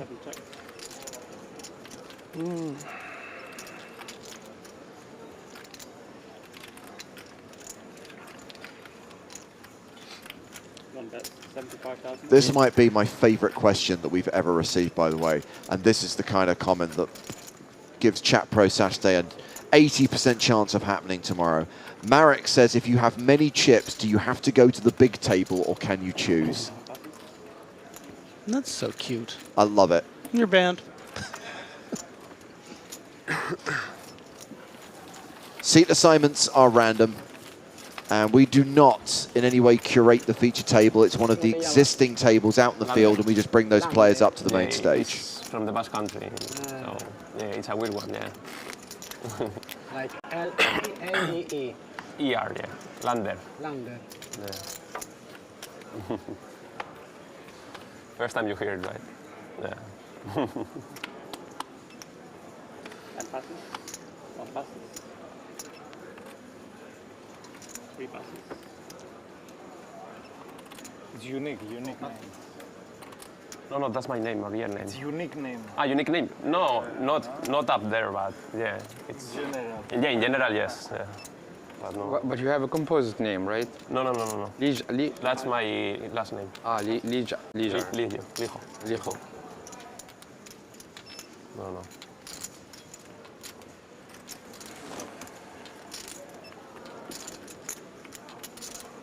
$50,000. Grey face 80. You are. You did not take your mother to the substance. He says his missus. I'm assuming he means his partner. Oh, right, okay. And I don't know whether you're voicing her opinion or your opinion. You're entitled to that opinion, but you are objectively wrong. Thank you for your comment. We didn't talk about this. I watched The Substance. It's amazing, right? Yeah, it was great. Yeah, I don't know. It's strange. As I was during and when I left the theater, I'm like, I don't know when I'm ever going to be able to watch that again because it was so intense. But then I had someone say they hadn't seen it yet, and I was like, I think I would go watch it with someone and show them it, you know? I think I told you I went to see it at a screening in LA with the director, and meeting her afterwards, I was like, I didn't really know what to say. Like, I think I like the film, but I mean, Yeah. Have you seen her other film, Revenge? Yes, I have. Oh, I really like Revenge. In general, you know who you are. That's the point that it goes off the rails. Oh my God, some people. Anywho, 5-5 deuce with 2 diamonds to buy up with the flush draw. Someone didn't like Monstro Sue.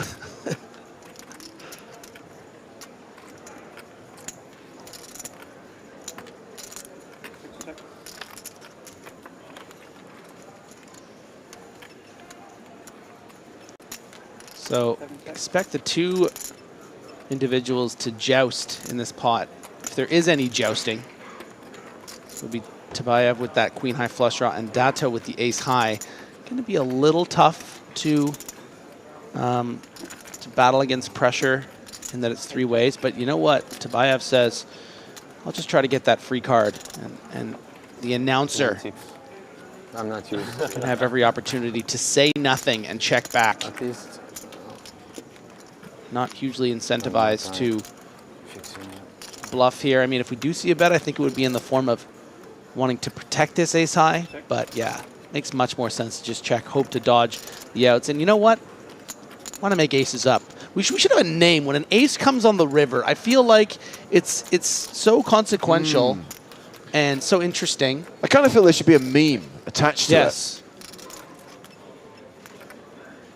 Boris just cannot get a break today.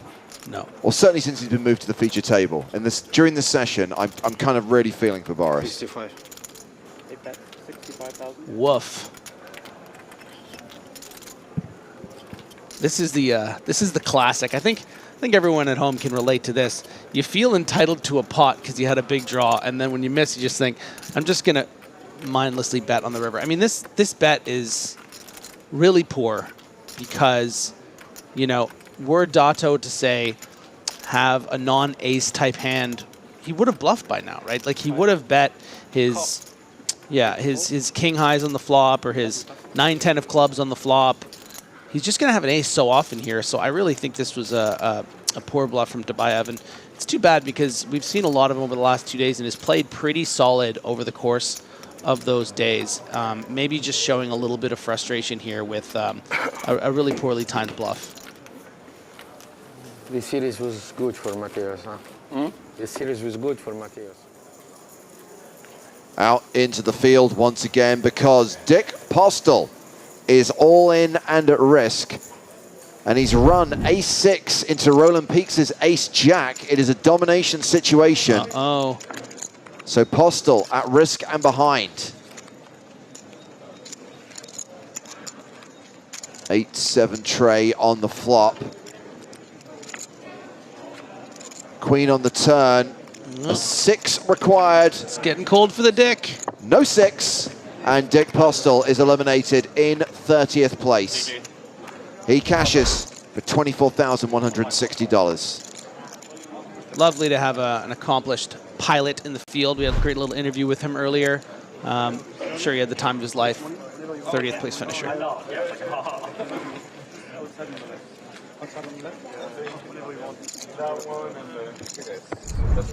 Just advising him that the nearest exit could be behind him.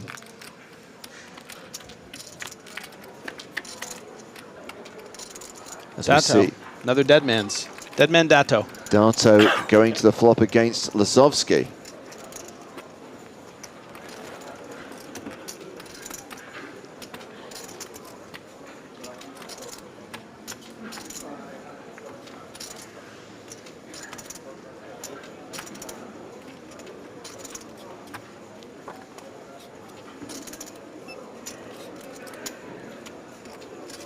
$45,000.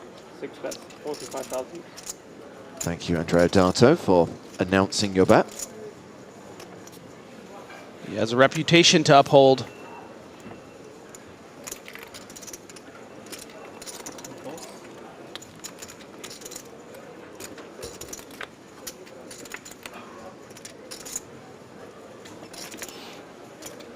One of those weird situations where we can only see one card, but we know that Lazovsky is ahead.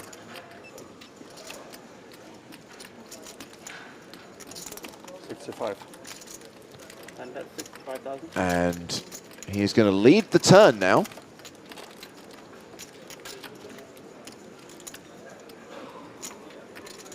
Yeah, really going to freeze Dato here, especially with the hand that he has. Dato, I think just sort of balancing himself here, but has maybe one of the worst hands he can have as a bluff catcher. That 8 is going to be blocking a lot of those straight draws that might be there, like a 10-8 or a Queen-8, 8-7. You know, no diamond in hand. Nice little takedown for Lazowski.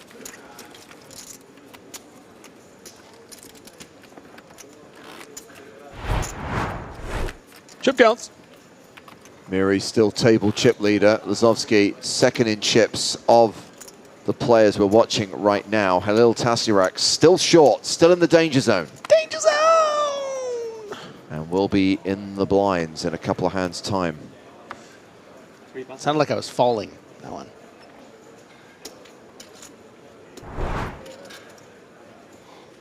Aim for the bushes.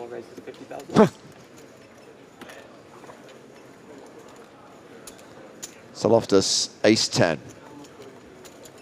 Has opened, and Tasirak gets it in with 9s. Classic. Oh, Boris Tabayev with 7s. Has fewer than 20 bigs. Nah, you know better. You know better, Tabayev. This raise from Saloftis, relatively strong, playing just over 20 big blinds. We can see it's one of the weakest opens he would have. But Tasirak going to be pretty tight here, not going to be shoving worse pairs than pocket 7s with little to no fold equity. So you are hoping for a flip at best. And you're hoping that Saloftis isn't raising stronger than, you know, 9s plus, which he would call the all-in probably. Tabayev, come on, man. There you go. And this will be a side call from Saloftis, recognizing the lack of fold equity. This isn't going to be ace-9 and ace-8. Pocket 7s, no? I saw when you folded. Probably not even going to be,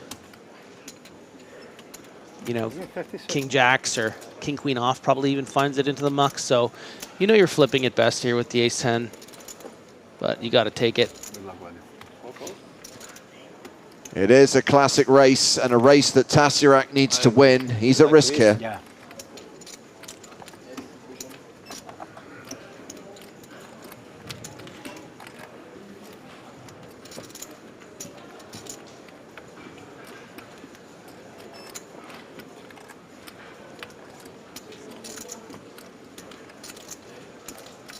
Like Tasirak versus Saloftis, one of these has a soft T in it.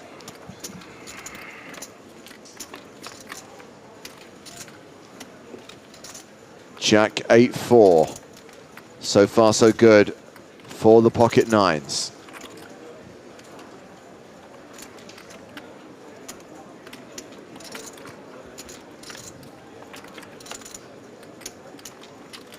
Just has to fade an ace or a 10 on the river. Wow. 6 cards to swerve. 46 ins for Tasarek.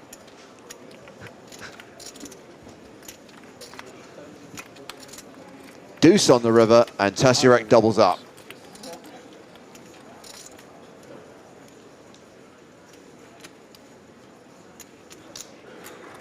Back in the game.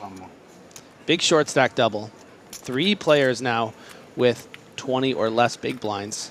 Well, percentage chance of Chat Pro Saturday being a thing just dropped to 52.4%, with Newt's Games insisting that the commentators on Twitch are different than the commentators on YouTube.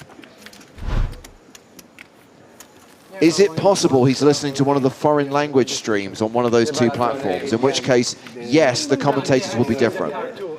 No, they didn't see it. I mean, we could try and do this like the Eurovision Song Contest, right? Where we announce it in one language and then you do it in another, and then we get Joe back and he does it in another. Just wanted to. What did you think of Will Ferrell's Eurovision? Did you watch it? I thought it was awful. I loved it. I really did. I watched it more than once. I feel like this is the first time we've really disagreed on a movie. How exciting. I really enjoyed that movie. Rachel McAdams is a delight. Delight. Ah, thank you for the clarification, Nuck. Apparently, it's Joe Stapleton and James Hartigan on Twitch, and James Hartigan and Joe Stapleton on YouTube. That is a different lineup. So I told for the other ones. You know? And Griffin Benger on Vine. Now I understand. 50,000. Oh. Aces. 8 passes. 10 passes. A lot of comments about the dealer's headset. Look, it's a long session, and we just figure it's only fair to let them listen to music. The only thing is, we make a rule on what the music should be. So yesterday, we don't have many CDs, I'm not gonna lie to you. So yesterday it was the best of Simply Red, today it's the best of Dire Straits, and it is on loop. So I think after a while, he is gonna start to get bored. So, big opportunity here for Scarparis to find a trap here. Don't get over eager. Don't. Yes. Yes, Daddy. Good. This is excellent. Oh, just a call. Yeah, I mean, cheeky player. It's so important to find traps in situations like this. They're so rare when they come up, but you have to make sure you keep your customer in there.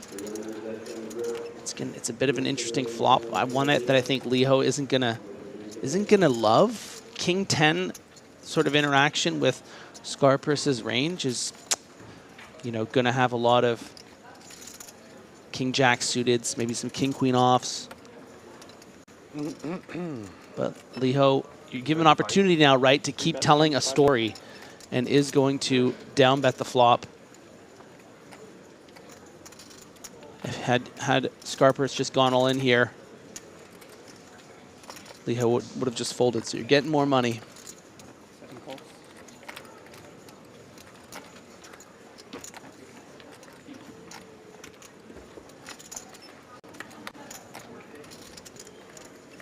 So Leo now drawing dead.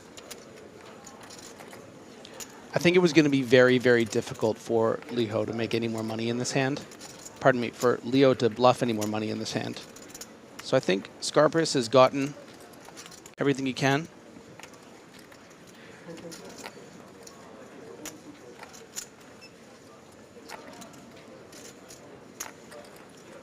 Check. Free check.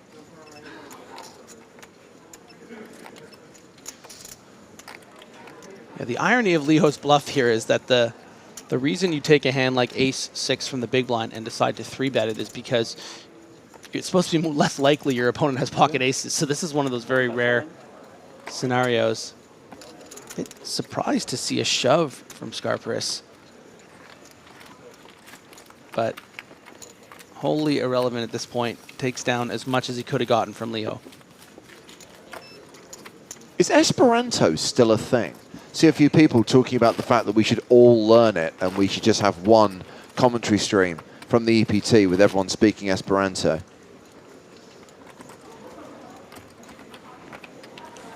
I'm a quick learner. No, you're not. No, I'm not.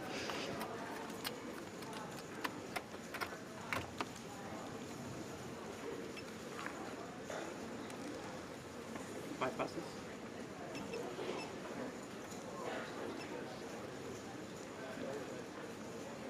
In theory, it's still a thing. In practice, nah. Tennis shoes for the announcer. 6 raises 50,000. 7 passes. Kicks.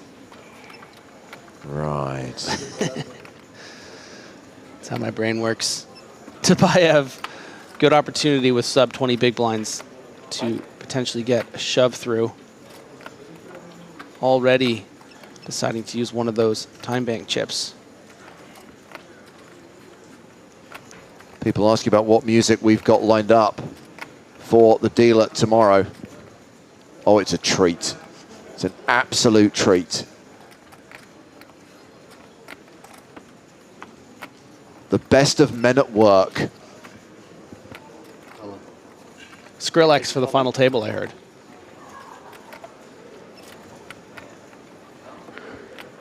Ooh, some pause from Lisowski. One of those situations, and he's probably already knows it, where he just sucks when you get dealt the best hand you need to fold. And you can see how quickly he puts the nines in because he just knows it. You can't risk Andrea Dato waking up with a big hand with those 50 big blinds. Tabayev's range pretty strong. Yeah, and it gets through. Pinsky asks, is anyone communicating with the dealer? If so, what would be the sort of communication going on? He basically has Sting screeching in his ear, I love my MTV.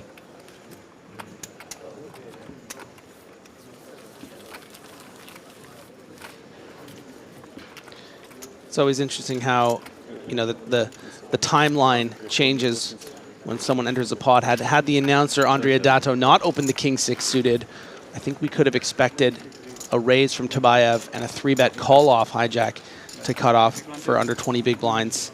But instead, Tabayev just gets it through clean.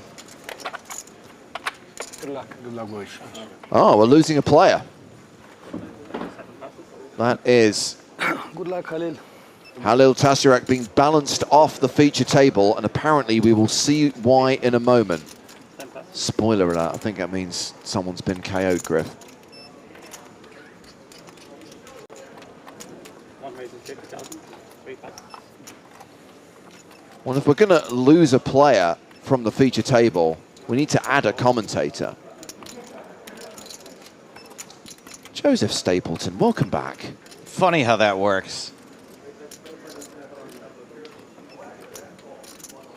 I'm sorry, I'm not much of a consolation prize. That's what my girlfriend tells me every week. The announcer What was the declares thing you he's said calling. at the end of the last level? I'm not commentating unless if Tesserakt's on this table. As soon as he's gone, you're back. Well, ace high, it's still ahead.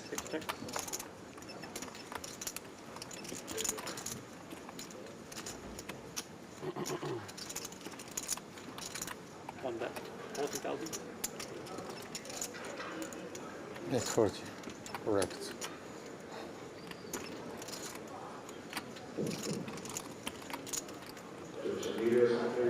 Pinsky says, we missed you. Talking to you, Joe. Pinsky? Hmm. 6 passes. Drawing a blank.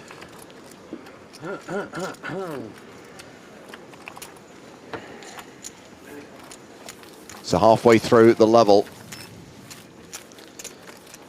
Would have thought you knew the name of all your babies. Thank you. Yeah, they're all Stapleton.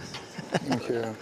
So we're currently showing 29 players remaining, but I think we need to update that. Yep, sure enough, cocktails for Ivan Zabayakin. He's just been eliminated in 29th place. Taking us down to 28. That's why we had to balance Halil Tasirak off the feature table. 28 remain in the EPT Cyprus main events. He's going to need another one of those pretty quick, it seems like. He was sucking that down awful fast, as I would be in that situation. What do you even do to blow off steam when it's an all-inclusive resort? I mean, I think you answered your own question. More French fries at the buffet.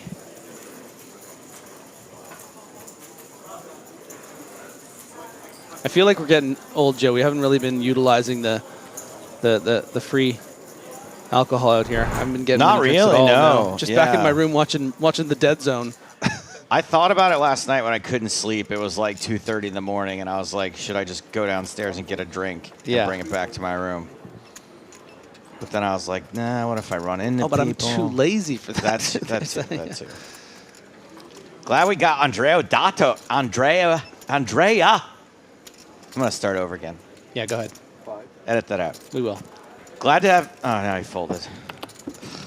You know what? I'll just do it now. It's okay. We're cutting all of this. We're on a 30-minute delay.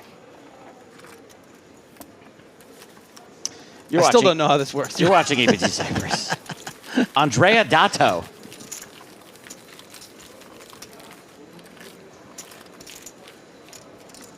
It's weird that he's gone this deep, and this is the first I've seen him at a feature table.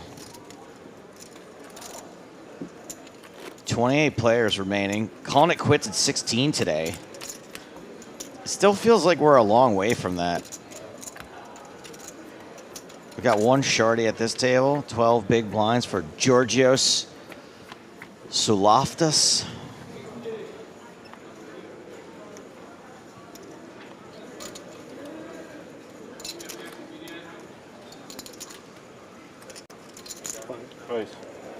Lisowski, so far on this feature table, I'll have to say, given the impression that he will happily put you into a blender. And now he gets dealt pocket kings. Under the gun. He hates to see all these quick folds. Tobayev with just 3 deuce off in the big blind. Or the Jordan, as it were, the deuce 3. The Jordan, the dirty diaper. Button is good. Thank you. Button is good. Who won that one? Lisowski? I pronounce it Lisowski, like Lisowski, sure. like Monsters Inc. The big Lisowski. That too, yeah. I'll allow it.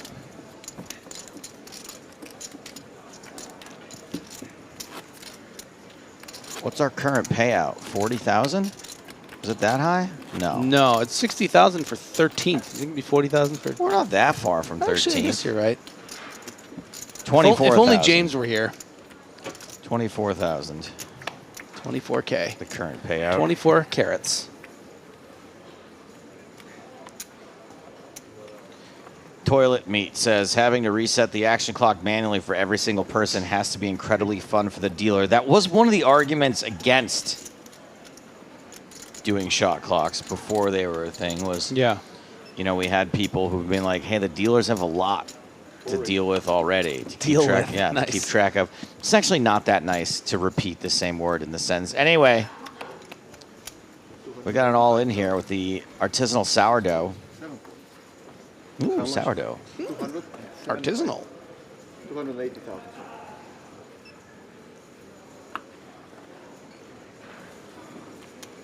Eight folds.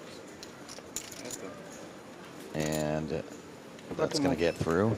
Yeah, one of the original arguments was, hey, the dealers have so much to do already, but hey, we have the best dealers in the world on the EPT, and they handle it with aplomb. Turns out they wanted more work. For me, the thing that drives me nuts is the beep. Right. The constant meep, meep, meep. Like a fire alarm that... Yeah, yeah.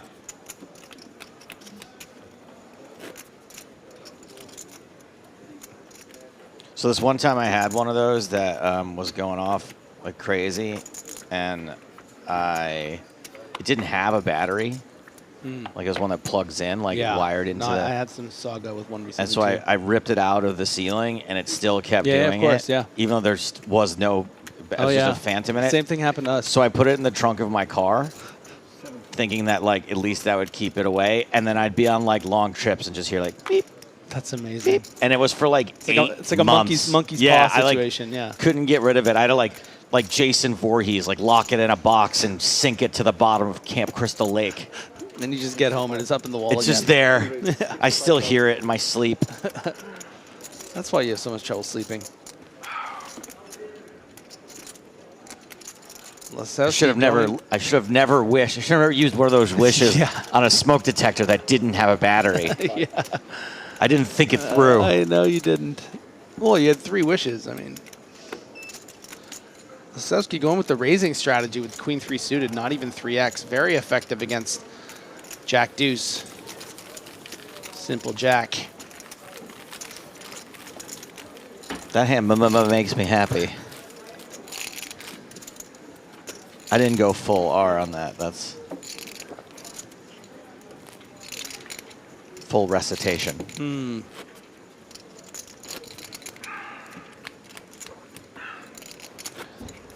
Oh, you just love to hear players getting hydrated, huh? I don't mind it. It reminds me to drink water. It reminds Griffin to leave a half-drank bottle of water here. Did you guys like talk about it during the next level and stuff? It's Was just it, like a a whole fun thing that every time Nick comes in, he has to clean up after you. Okay, so I should keep doing it then. Oh, yeah, no, it's a hilarious bit. Okay. We all love it. 7 raise, 50,000. Scarperus. Jack 8 of trees. 8-fold. 10-fold. Also known as the Jack Frost. Why is it Jack Frost again? Because the Jack with the snowman. Right, that's it. It's my only good invention. No, you've just got to figure out how I'm going to make money off of this.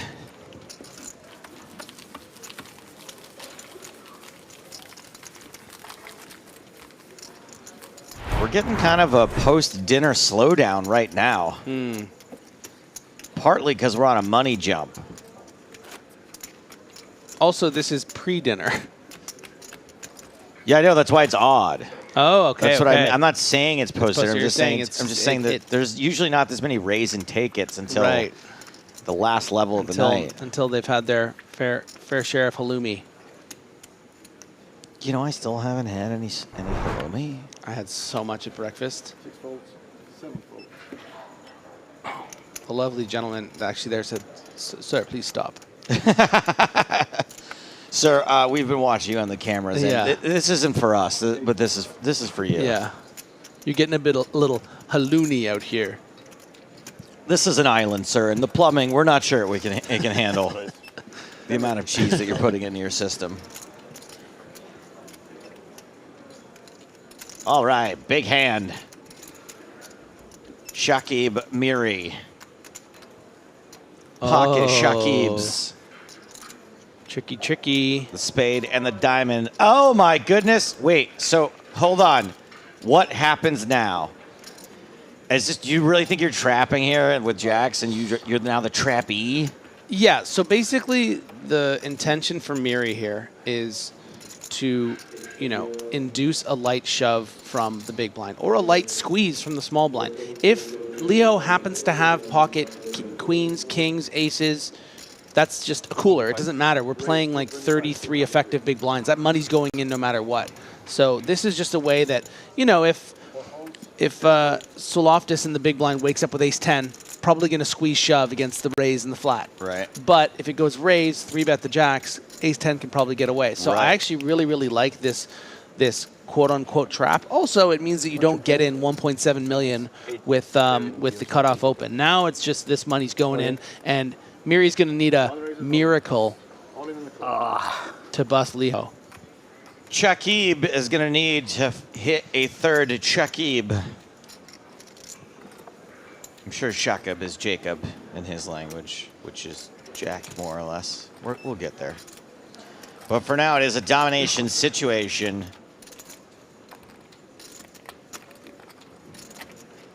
Leo needs to hold.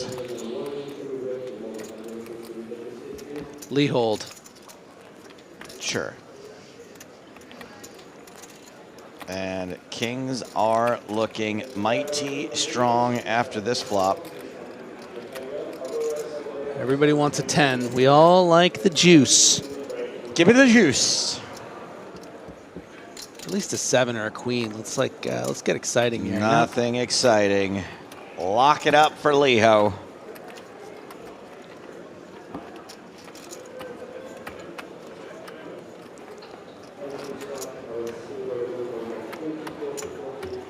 Double up. Cold deck, man. Not just a double up, but a double up for the table chip lead. That is right. Lender Liho. With the name of a comic book character. Jack and Mary make a Liho. Former feature table, Dan Jackson all in at risk. Jacks versus the queens of Marta Mikel. Ladies for Marta.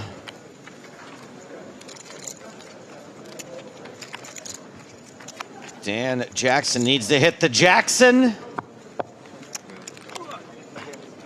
But that's going to be the end of the road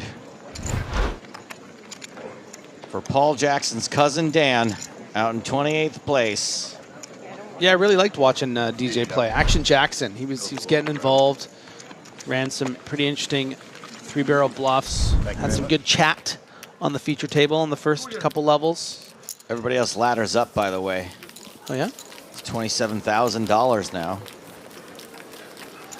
Would you say that Action Jackson rhymes?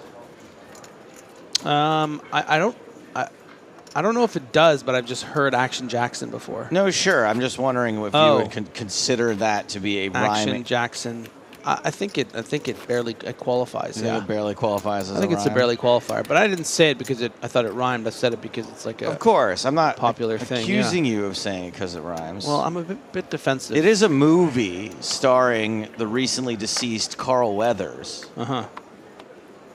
So there's a line in the movie where Craig T. Nelson, who plays the bad guy, says, "Oh, if it isn't the fellow with the rhyming name, Action Jackson."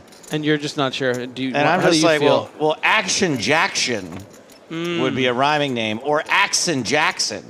Yeah. But not Action Jackson. It's almost a rhyme. Yeah. And that sounds like almost a movie I would watch. Easy shove for 12 big blinds from Soloftis. Dato out of the way with Jack 3.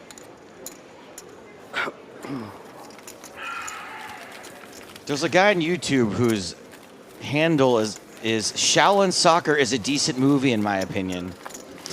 And every time he writes something in the YouTube chat, I'm like, why is this guy constantly writing about Shaolin Soccer being a decent movie? It is a decent movie. It's exactly how I describe it. And every time I'm like, ooh, movie chat. I'm like, no, that's just the guy's name. Although yesterday they were discussing the movie Shaolin Soccer. Very confusing. Being a decent movie. Yeah. But probably because of his screen name. Probably, yeah. Probably, which doesn't come up organically. And so it's like, oh, I didn't even notice your screen name was Shaolin Soccer is a decent movie, in my opinion. 8-fold. 10-fold. I don't think I ever saw Shaolin Soccer, but I did like Kung Fu Hustle quite a bit at the time. I think we've had, yeah, Kung Fu Hustle's better, but we probably already had this conversation, maybe even more than once, but are there sort of screen, I mean, I guess you haven't played much of online poker in your day, but are there screen names that just sort of, you'll never forget, that go in your head? I mean, yeah, but they're like my brother's screen name. We have got an all-in from Soloftis. We'll go back to the online handle conversation after we see if the favorite can survive. Scarperis putting Soloftis at risk. Yeah, pretty big swing here for Scarperis, whether he's going to be up into the 7 digits or down to, sub 30 big blinds. Big spot, even bigger for Soloftis as this represents his tournament life. Good start, no spades. Just needs to dodge kings, tens, and backdoor straights. It's just... Let's say 9 for some juice. It's just going to make the 10 even more painful. Let's say 9 for some juice. We got a juicy 3, but no real juice on the turn. Scarparis still has 5 outs. So Loftus just has to fade those 5 outs to survive and double up. And does. Look at this smile. He's got a nice smile. Double me up, dealer. 365 total. So, hey, dealer, make it a double. So 2 of my favorite screen names that I just remember because they belong to people I knew. Is my brother's screen name was Beaver Sandwich. Okay. And one of my really good friends, his screen name was Feed the Geese. Okay. And I don't know how much I can go into what Feed the Geese means, but Okay. it's this motion. Okay. When you're feeding the geese. Yeah. You do this. Okay. So. Yeah. Yeah, John Andrews is always a classic. What's John Andrews? 68, I owe you one. Ah, that's cool. Yeah. I like it, yeah. And one of my favorites is You Can't Be Odd Job. Oh, nice. Good reference. And then one was the most dad joke of all the dad jokes was the screen name was Drawing Dad, and it was a picture of a guy of like a Drawing Dad. I remember drawing, actually. painting. Yeah. Yeah, that one. Actually, got me good. this guy still plays. I like Sunday Melon. Yeah, I like Sunday Melon too. And his avatar is like a bad Photoshop of a watermelon over the Sunday Million wording. Yeah, perfect interaction. He just went the extra mile. Yeah.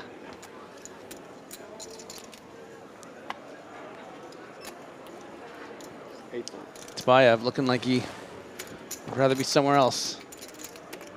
$2 Steak says one of the best screen names I've ever seen. Bourbon Legend. Bourbon? Bourbon. Bourbon Legend. Yeah. Oh, like Urban Legend. Oh, I like that too. No, I like that. Right. It's not like an all-timer. Oh, you know what's a good one? What? Is our mutual friend Max Rabinovich. His screen name is Non-Profit, but it's spelt like a profit. Right? He's Non-Profit. Oh, he's got the other one. Okay. Like Yeah. P-R-O-P-H-E-T. It's kind of, it's like a uninteresting person's idea of clever. I can't wait to send him this clip. Oh, he's going to take it so personally. I'm sorry, Max. I know you're hearing this right now later tonight. He was probably like 21 years old when he made it. I mean.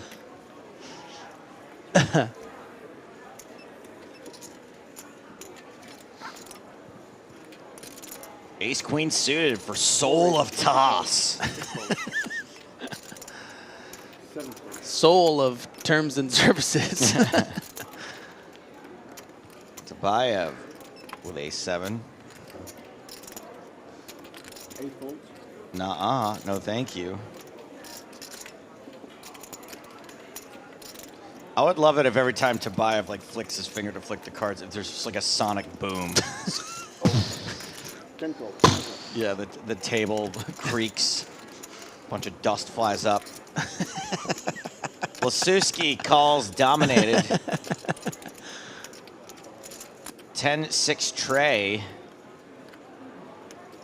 I think there's a spotteroo there. Yep. Sure is. 4 checks. Domination continuation to the turn. Domination continuation-ation. Yeah, and I think quite fortunate, I would say, for Soloftis here that his opponent has something as strong as Ace-9. Lisowski is such a tough opponent that he's going to bet on the turn with a lot of his range because this particular board favors his hand so much. So let's just say he had something like a Jack-7, you know, of spades here.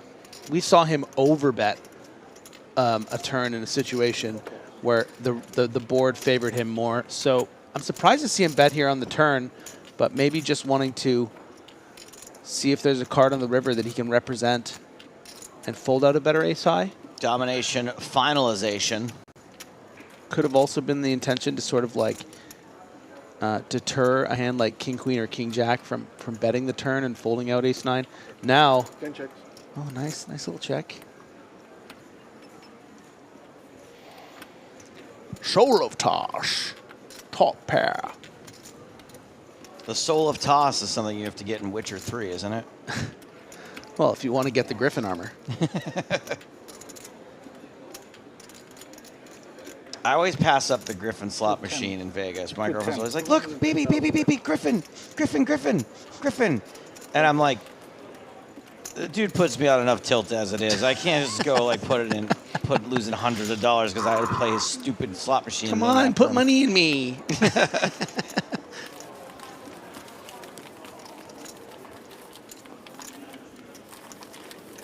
If you guys don't know, the Griffin is a mythological creature that has the body of a lion and the head of a jackass.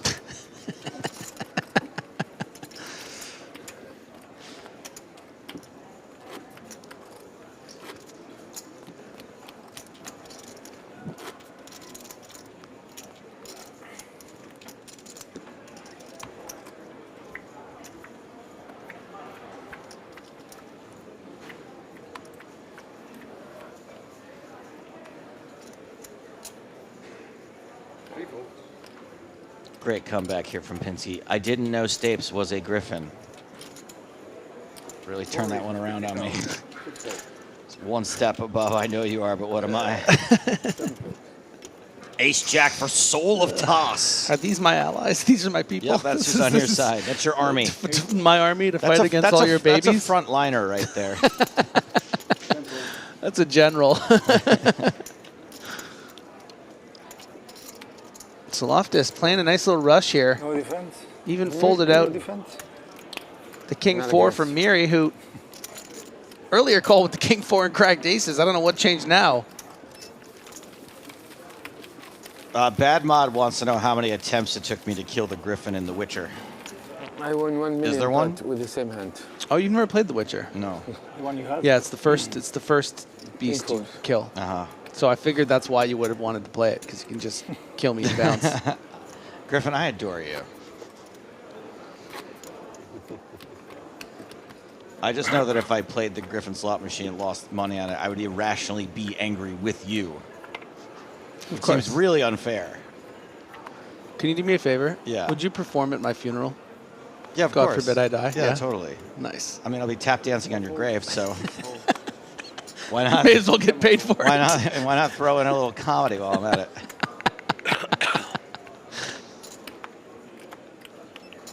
Ten ain't suited for Tabayev. You do it better.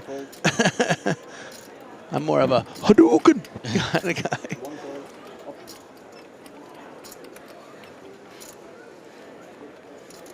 Miri is in with the Queen of Spades. Probably has a better hand than Liho. He's going to check his option. Oh. These are the number 1 and number 3 stacks at the table. My money's on Liho now. Hey, what is that? What is actually on his? Isn't that a Griffin on his? I'll have to take on another his look. Sleeve? But I might have to play the Griffin slot just, machine now. This it's it's come up too many times. Yeah, it could have also just been a lion. Bottom pair for Liho.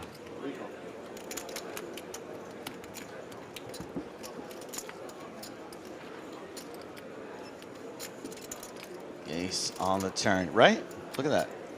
That's a Griffin. Yeah, look at that. That might be a sign. All right, I'll be right back. You got this. So, Miri checking here and giving the free card to Liho. Not much incentive for Liho to be betting here. Probably not going to be folding out a 10 or a jack. Take that free equity, go into the river, see if you can hit the nuts, the Broadway. Cacao, 4 diamonds. And a part of me might even say that this check back, this check on the turn from Miri is actually not going to be good for Liho. I feel like if Miri had a bluff here, like let's just say he had the queen 5 of spades on this turn, right? Would probably just bet to try to fold out a 3 or a 10 maybe. So the fact that he's delaying this bet on the river says to me it's more likely he has something like a queen jack, maybe even going really thin with like a queen 10. And Liho does make what I perceive to be the correct fold. Leo with the lay down.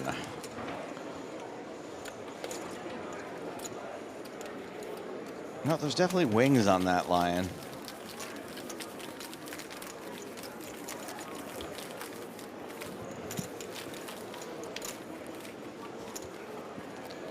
You know what I did the other day? Actually, I looked up what a griffin represents. Okay. Like the mythological beast.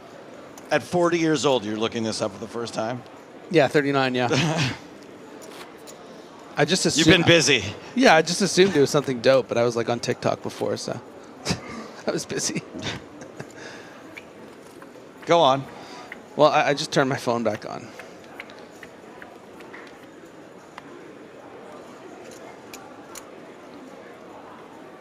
Why don't you do your job and call the action while this phone Stop goes up? folding! What do you want from me? This guy folds, that guy folds. Ace 10 for Scarpers Scarparis. raises. Like,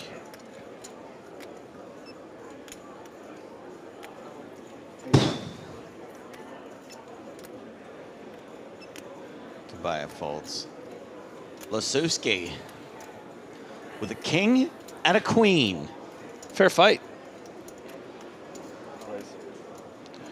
So griffins are considered to be a symbolic of power, wealth, courage, and prestige.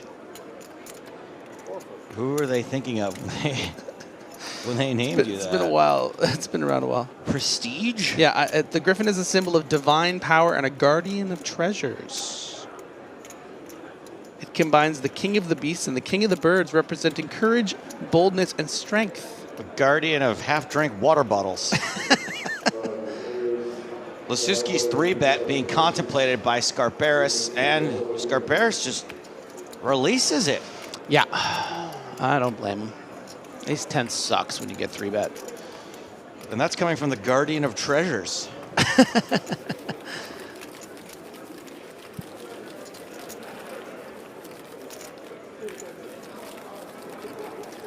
Oh, they put a little Wolfie? Little Bella Ramsey in there.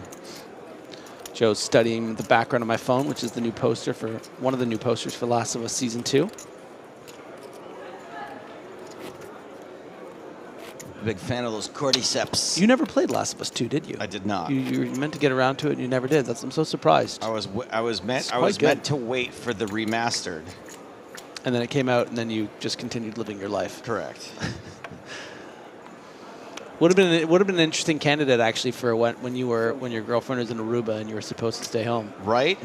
But now you're gonna be in Brazil, on the beach, playing poker. Yeah. Yeah, it's probably not gonna play Last of Us 2 that week. Lasuski has got the sevens. 7!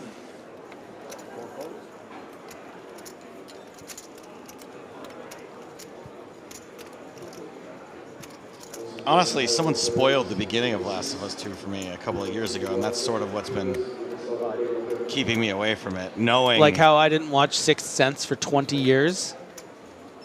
because it had been spoiled. Yeah. No, I literally watched it with our mutual friend Max a few months ago. So. Oh, it's another movie for someone who thinks they're clever but really isn't actually. Yeah. Perfect But it for was Max. actually quite interesting to watch, having known the twist. It appears so much more obvious. It was super obvious to me. Yeah. Outer table action, Anton Kraus versus Stefan Alexandru. Oh, action. And board. Alexandru is at risk with the sevens, who flops a set, but there's a couple of diamonds out there.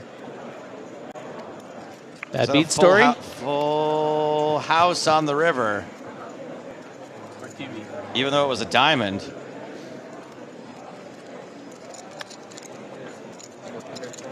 So Stefan Alexandru Todorita gets the double up.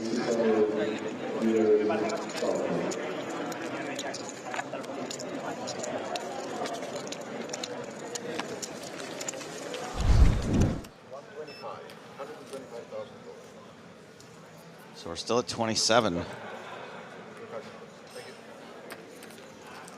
10, 1, 3, 4, and 6. Everybody folds. And 7 fold.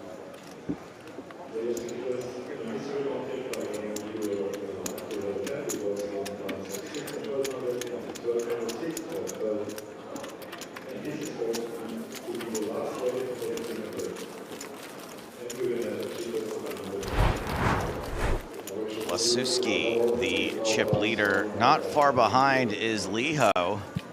Miri not far behind him. Dato also over $1 million. Our two short stacks are Skarparis and Tabayev with 21 and 19 big blinds.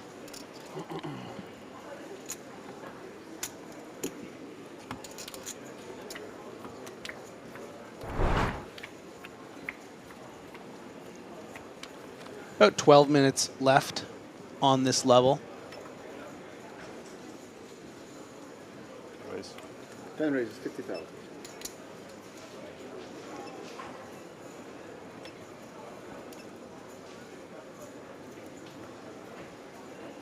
One calls.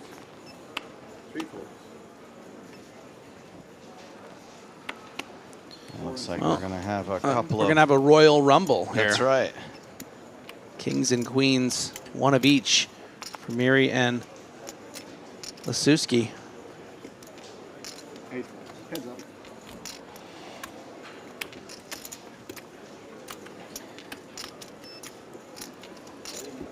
Under the gun and under the gun +1. And they both flop. No way. The nuts. The Broadway. I guess blockers aren't real. Wait. No, this one. They're not. But it feels like it doesn't apply here. I tricked you. 1 bet, 55,000.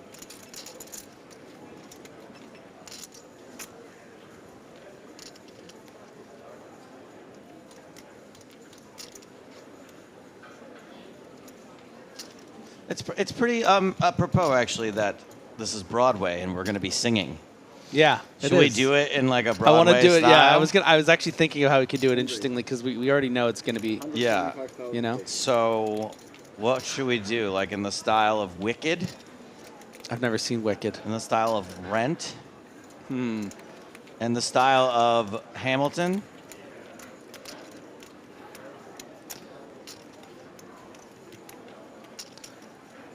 Just in the regular style? Are you going to take your mic off so you can practice? Yeah, I was going to suggest something to you. Should we discuss it? Yeah. Okay, hold on. We're going to...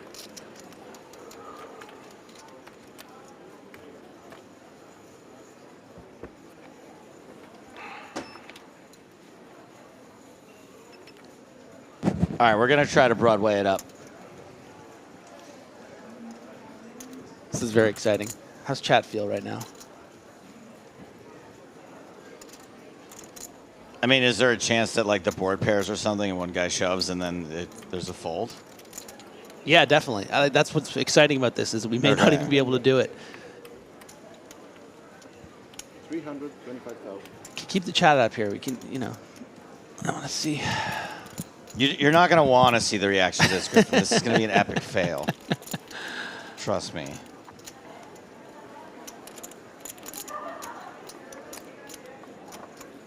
We've got people rooting for the ace of clubs, so they don't have to. Oh, it's gonna be everyone, not everybody. By the way, in our practice, I did. Everybody. All right, well we gotta hear it again then.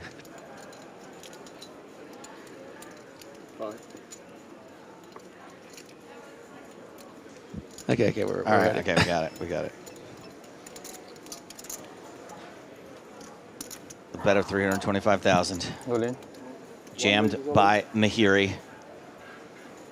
Lasuski double checks and calls. Same hand, of course. Of course. This hand, a Broadway straight, ends in a chop. And you know what they say?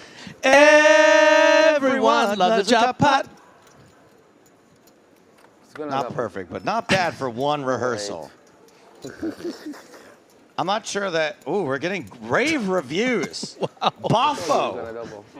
Boffo reviews. Look, the board paired on the end there, too. If I just call, I will lose. That was not good. I think it's just like, you know, when a movie comes out and it's shocking and people are like, oh, it's like the early reviews, you know? It's always they're always good, the early reviews. Previews, the people that first see it and they're there with the director. Because they're like super fans and they're really into theater. But then we get the real sort of, you know, the user on the IMDb reviews. Opération Blanche.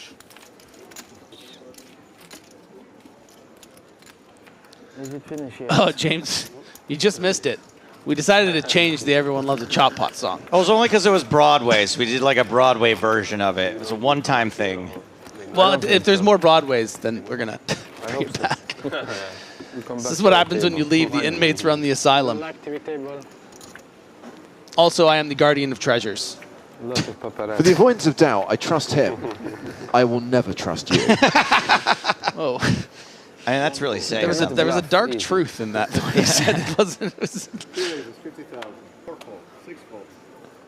That's like when you're, you know, you have like a 14-year-old sibling and you're 12 and your parents leave and they're like, they leave the 12-year-old in charge. Yeah, yeah. They're like, you are in charge.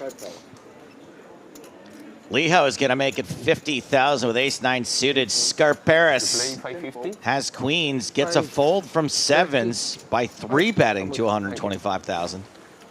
Yeah, alarm bells are going to be going off for Leo here. He recognizes that this is quite a strong 3-bet. Playing a stack of just over 20 big blinds, a lot of hands like, you know, ace-queen, ace-jack, probably be shoved. So I guess he is balanced between super big hands like jacks plus and then some bluffs.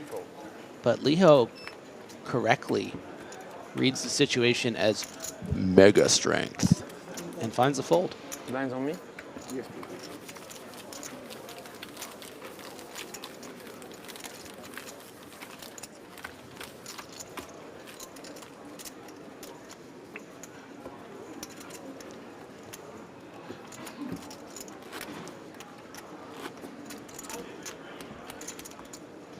Dato praying or trying to stay awake.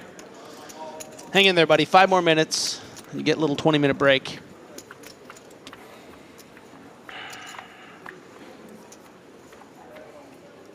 Always liked how composed the announcer comes off as.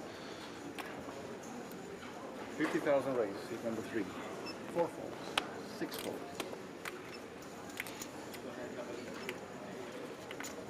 7 folds.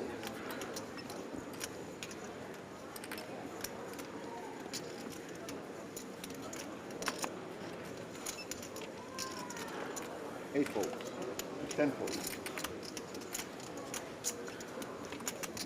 1 fold.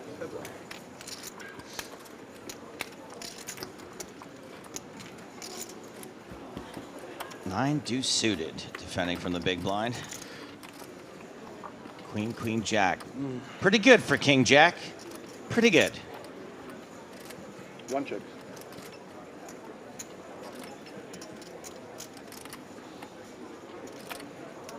Nobody ever checks their good hands anymore. I was noticing that today. It's a clean sweatshirt. You never just, it really is a clean sweatshirt. 3 bets, 35,000. Just the material. I bet it's expensive. Looks good. I want it. Don't you want it, kind of? 1 fold.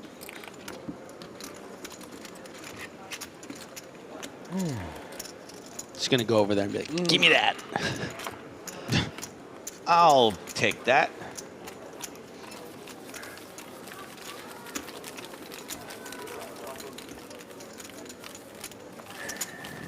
Only a couple hands remain.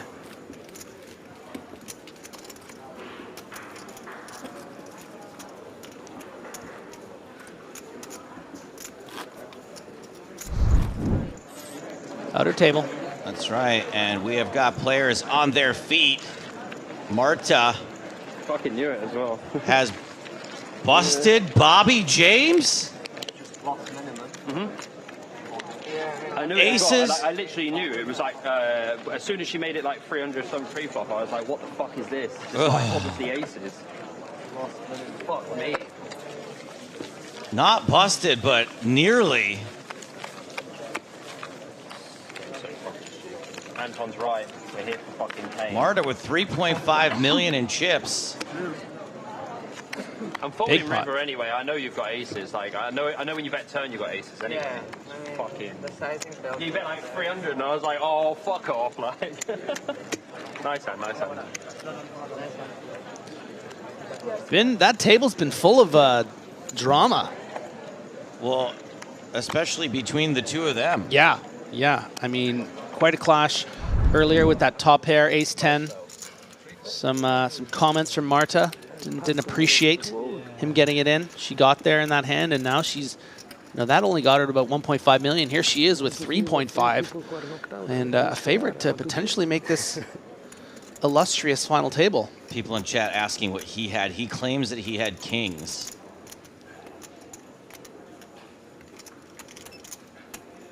And it does not appear as if it was an all-in pre-flop. There was just action on all the streets. This fold was very frustrating. Yeah, he was wearing it there. That was a very frustrating fold, and he was right to be frustrated as he was getting 3-bet by the king deuce suited and folded the top of his range. I think ace-10 he would have continued in that hand, and that's why it's so frustrating. TV table. For TV table. Bomb pot. Bomb pot, yeah. I like it. Oh, now you guys want to talk and be a good time. Kevin on YouTube asks, why is that table using cards that blend into the felt? We do it because it annoys really stupid people. Do you feel annoyed by it still? Or do you feel stupid? 7 raises, 55,000. Well, let's just see if I can get this last hand in here. Just try to steal it here, last hand before the break. Oh, is really? it? I'm just really raising everything just, here. Just figured you're going to give it up. Yeah, I just thought maybe I could just throw in a little raise here and... Uh-oh. This is very bad news for... Oh, yeah, I forgot. Thank you for your question. Yikes! Because of that perceived last hand thing, too. I mean, you're getting in 22 big blinds regardless, I guess, but 24 big blinds. Oh. Does Soloftis look interested? Oh, my goodness. Great news for Lazowski, though. Going to easily be able to get away. What the heck? It's your first time to the perception.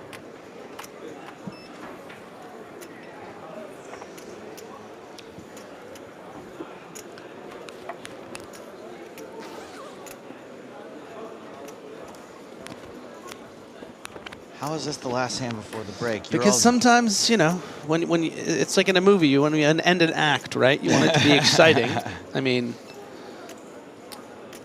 Call 165? No. All in. Player, seat number 7 is all in. This is very irregular from Soloftis here. I mean...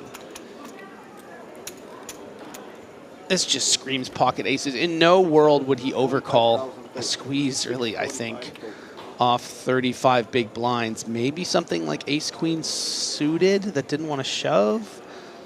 So I think Lazowski knows this is just, he's out of here.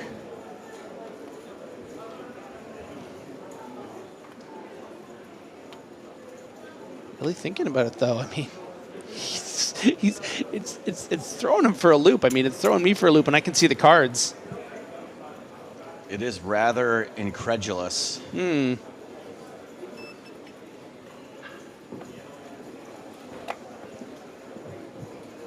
Don't be silly, Lazowski. I mean, this is just, you can't possibly, there's so many better spots here in this tournament. Yeah. Good read. Ace and call. Yeah. Tense. Tense. The soul read of Soul of Toss. Scarparis in big trouble. I feel fucking tense. Tense. Yes. You jam my call, but this call is crazy. Yeah, it's a crazy call.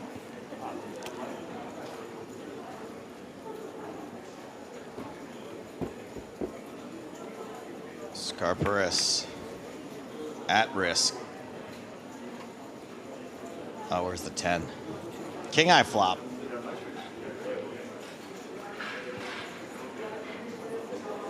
Two outs, 2 shots to hit it. Turns a deuce. 1 out now. Queen of clubs, no good. Lady Love, only way it's going to happen here for Scarparis. Otherwise, he's going to be sent to the rail in 27th. No lady means no more Scarparis. So on the last hand of the level, we drop down to 26 players. Georgios Scarparis out in 27th place, $27,780. Are we going to stay in the same table or are we going to change? I don't have the information. Sorry. There's some Georgios on Georgios crime there. It sure was. There can only be one. This Georgios on top. And on top of the featured table chip stacks, there's basically 4 players tied at the moment. Wow, that's really cool, actually, looking at on the board there. Look at that. Check it out for yourselves. Soul of Toss, Liho, Miri, and Lasuski all in the same neighborhood. Between 1.6 and 1.7 million chips. Andrea Dato at 34 big blinds. Boris Tabayev with just 15. Things are starting to get a little bit hairy. Couple of more eliminations until the next pay jump to $31,000. But for now, the players are going on break. We are going on break. More from EPT Cyprus when we return.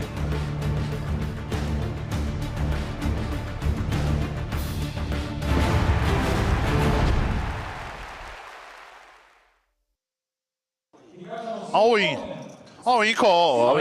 E assim, o Santana provavelmente tem uma mão como um Ás e Dama, um Ás e Valete e... Uou! Uau! Ai! Oh, meu Deus do céu! Olha o começo dessa transmissão, começo dessa mesa final de main event do BSOP Milhos. O que acontece, Felipe Moraes e público de casa? Vamos ao River Será? River Card, o rei do River! Uau! O rei do River! Meu Deus! Impressionante! O que é isso, Vitão? Estão todos atordoados no salão. Uau. Quadra contra full. Seu Ciro acerta um rei no River. Wow. 17th hand of the day. Action starts.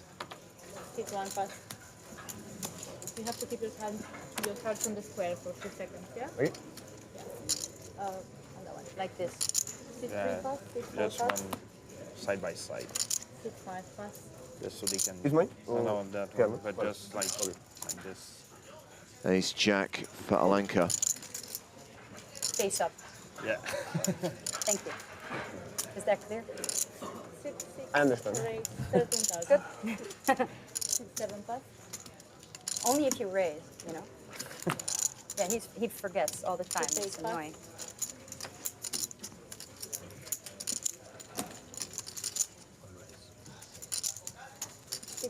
Aces for Hanafi. Johnny Overkill.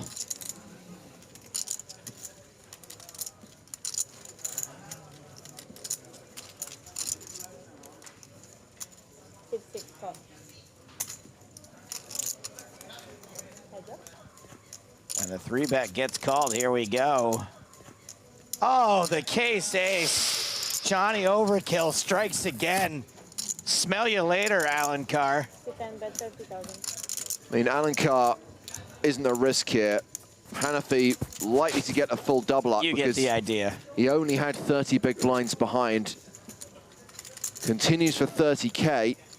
How was your summer been? Pretty good. I didn't want to go. Didn't go to Vegas much. So. You didn't go? I went only for the main event. Okay. And then no, what sort of, no stops? No, I was in Europe on a trip with my girlfriend, and I played the online. I didn't make it. So Same here. I didn't make it, and I didn't want to go there. But so we made another trip to Italy instead of going to Beautiful. Brazil. Beautiful. Yeah. So what was the first trip? In Italy I wasn't with my girlfriend. 4 diamonds, a little bit of an action killer maybe? In Poland and Croatia before. Oh, I mean, Alan Carr was amazing. It's a really nice country. Yeah, I haven't been there in a long time. I guess I've never been. Where are you from? Wow, and Alan Carr Croatia moves all in. We really loved Croatia. Like Shoves on Hanafi, it's all into call here. I don't know how you can call this. DIS. I fold this. It's a remote island. 100% of the time. So far. I just came from From there, yeah. From Croatia. Yeah. How did you like it? Oh, amazing. It's amazing. Amazing. Remember, those cards buy you additional thinking time. Shot clock is 30 seconds. Every card played buys you an additional 30 seconds. Some people told us like this year wasn't that good, like in tourism wise, but like the past few years it went up like 400-500%. Okay. And what was the other guy for trying to HVR? Yeah, that talks some tells out of this guy. They have music festivals there. Yeah, it's more like I think it's known for party, right? Yeah, I like Ibiza a little bit like that. But the other one is 2 time bank cards in the middle. Really, I don't think I'll like the fold. He calls. And he is right, and he will double up through Alan Carr. Dude, I would be so mad if I got called by aces there. Oh, that's how many chips in? Sure. And John Hanafi is now going to have a 70 big blind stack. Alan Carr down to 50 bigs. If I was a professional, I would have folded there. If you were a golf professional, you would have. I would have folded. Yes. But you look scared. You look scared. Justify it however you want, pal. The tail on. just one battle, it's not the war. Don't tell him, just keep calling him. And you're golden.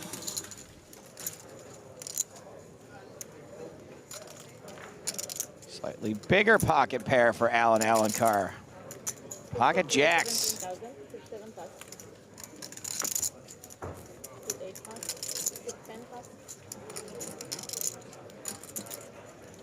Queen jack for Kamel.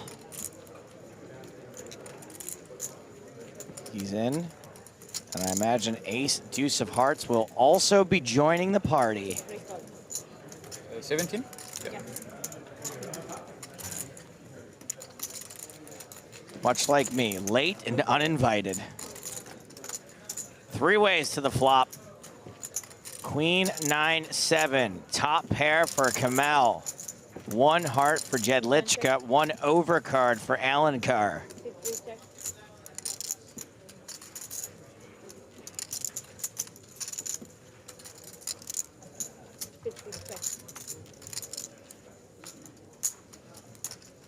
And now, 2 hearts for Jedlichka. Checked around on the flop. Kamel not wanting to give another free card as this board gets straightier and flushier. I do not think he will be eliminating the nut flush draw, however.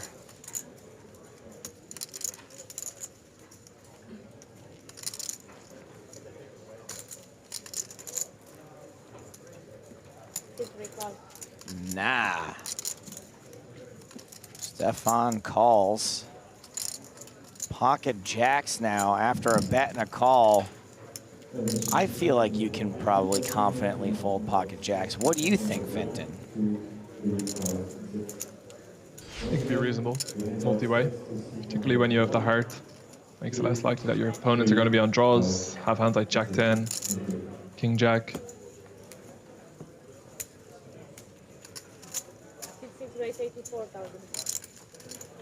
And I love watching Brazilians play poker. He I really do. He said it before, he will say it again, and I have to admit, he's got a point. This raise coming from out of nowhere. Last to act on the flop, doesn't bet. Decides that this raise on the turn will be credible. Gets top pair to fold.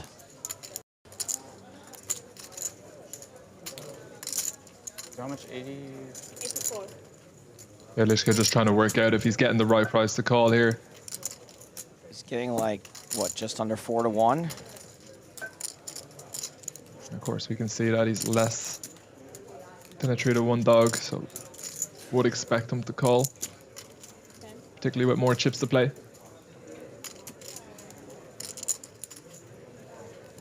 Probably not counting in his head that his ace is likely to be a live out though. I think he only has 9 outs, but still needs just a little over 4 to 1. And with the rest of the chips to play for, maybe he stacks his opponent quite frequently on a heart.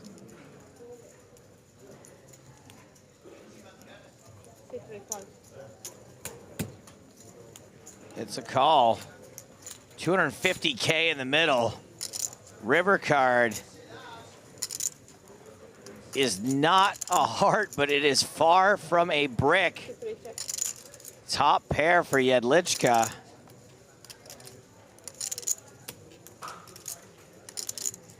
Very interesting. And it looks like Alencar may think that he can bluff Jedlička off a queen.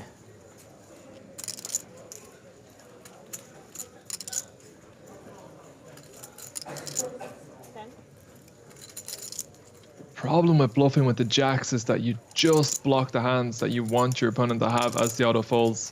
The King Jack of hearts, the Jack 10 of hearts, maybe even just Jack 10. You don't block any of the pairs, any of the sets, any of the 2 pairs, but he is going to pull the trigger. This is a very tough spot for Jedlička with the ace deuce of hearts. Man, when somebody puts out a big stack like that and then immediately looks to me the way Alencar just did, that does not seem super strong to me.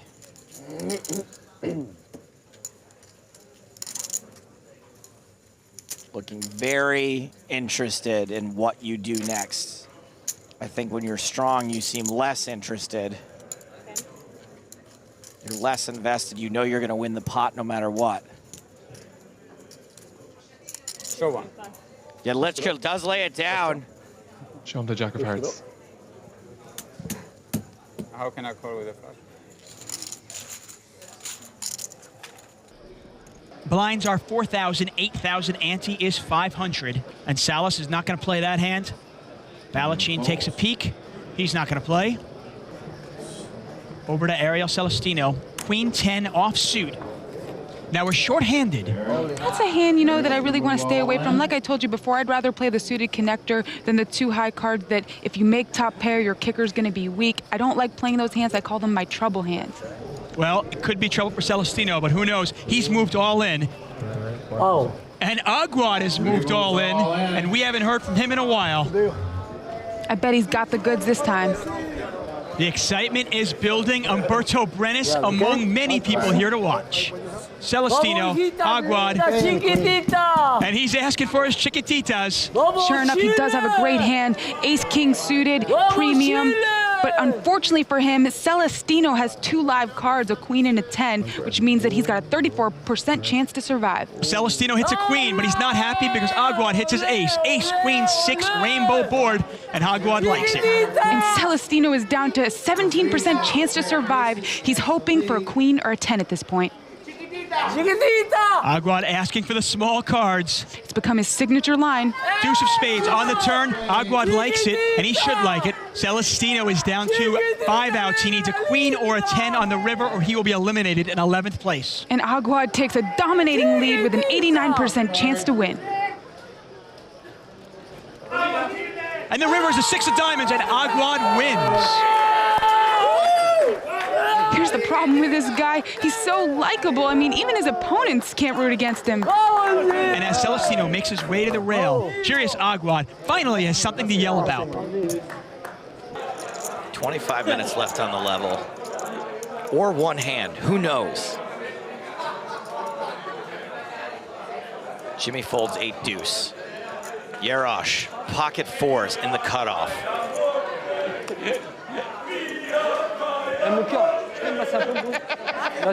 Hello. Ace queen for Kowalski.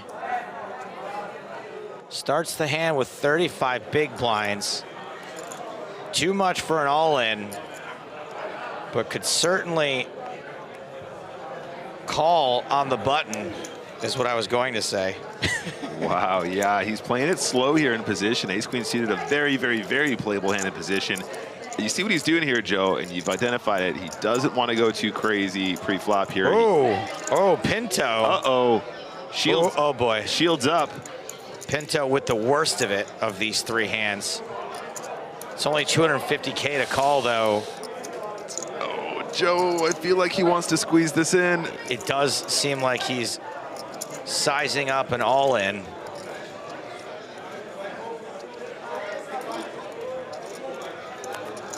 One, two, three, carry the 1. A squared plus B squared equals C squared. A equals MC squared. 20 days, half November, April, June, and November. High is 3.1472. Just a call. Okay. All right, we're going 3 ways to this flop. 4's the slightly ahead for now. King 6-3. Everybody misses. So 4's way ahead now. Kowalski does like to hit his turns and rivers, though. Pinto checks, Yarosh checks, Kowalski in position. You just pretend those spades are clubs if you want.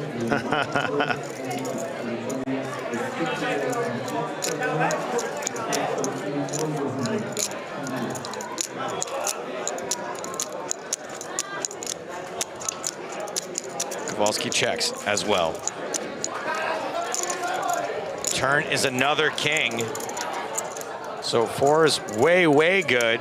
Could potentially be counterfeited by a 6. Oh, dear. But Pinto is going to try to bluff at this. I mean, could this work? 350 into 1.8 is maybe the sort of bet someone would make with a king. I mean, I think it's just not enough to get Jarosz to fold. I mean, he's got a good price just to spike a 4 on the river and make the boat. Right. It's ridiculously good pot odds here. If you wanted to try and represent a king. He's like, I can't. Oh, I can't believe I'm folding this. Yeah, you can tell it pained him. I mean, Kowalski kind of has a similarly strange hand to the 4s here. Like if your opponent doesn't have a pair, you're pretty much going to be good, like, every time. If this is what it is, which is a very lame bluff attempt, ace high is getting a great price. Yeah, I mean, you know, it's actually interesting because ace queen probably has 2 live cards a lot of the time. He might be doing this with, pocket 4s himself, pocket 2s, pocket 7s, something Even like that. Even if it's not a bluff, right. Yeah, I think if it's like a weak value bet, the river is an 8. So Kowalski does not improve, does have the best hand. Pinto moves all in. Oh my days, what a player. What an absolute boss. Shoves with queen jack high. Oh my God, Joe, the hero call. Who's bluffing in this spot? Oh, Kowalski's asking for a count. It's more or less a pot-sized river shove bluff.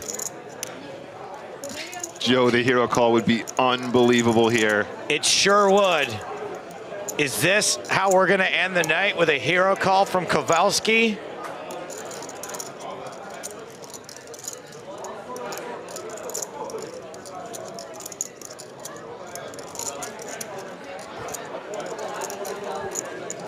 He is really giving this a think.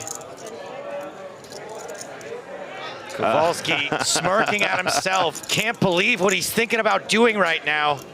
Last time bank card. Oh, the drama. Is Pinto, the relative amateur, gonna make a bluff like this in this spot at this time of night for this amount of money on the line? Joey, he shoved so quickly on that river. I don't know if that might have been a tell. Nick, that's a great point. That is a great point, as if the river didn't matter at all, as if he had decided ahead of time. He makes the call! The hero Kowalski! Wow! Unbelievable, he's done it! Kowalski puts this night to bed with the ace-high hero call. Let's go! Pinto went for it, did not pull it off. Nice to meet you. In the most dramatic fashion I have ever seen. We have finally put an end to day 5 at this record-breaking EPT Barcelona main event. Bendinelli ladders up. Neville Costa ladders up. Kowalski, the hero of the day. Patrick Yarosh ladders up. Kahan Mokri ladders up.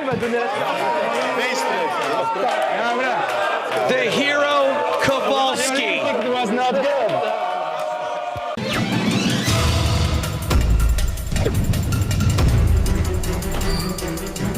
Brazil is definitely on the map of the world's biggest poker stops. From November 15th to 29th, the biggest poker series ever held in Brazil's history. Brazilian Series of Poker Millions 2024 in São Paulo, Brazil. $12 million in guaranteed prizes. And a huge new addition, BSOP Millions Championship. $5,000 buy-in, $2 million guaranteed. $400,000 guaranteed to the champion. Main event with an $800 buy-in and $2 million guaranteed. Super high roller with a $20,000 buy-in.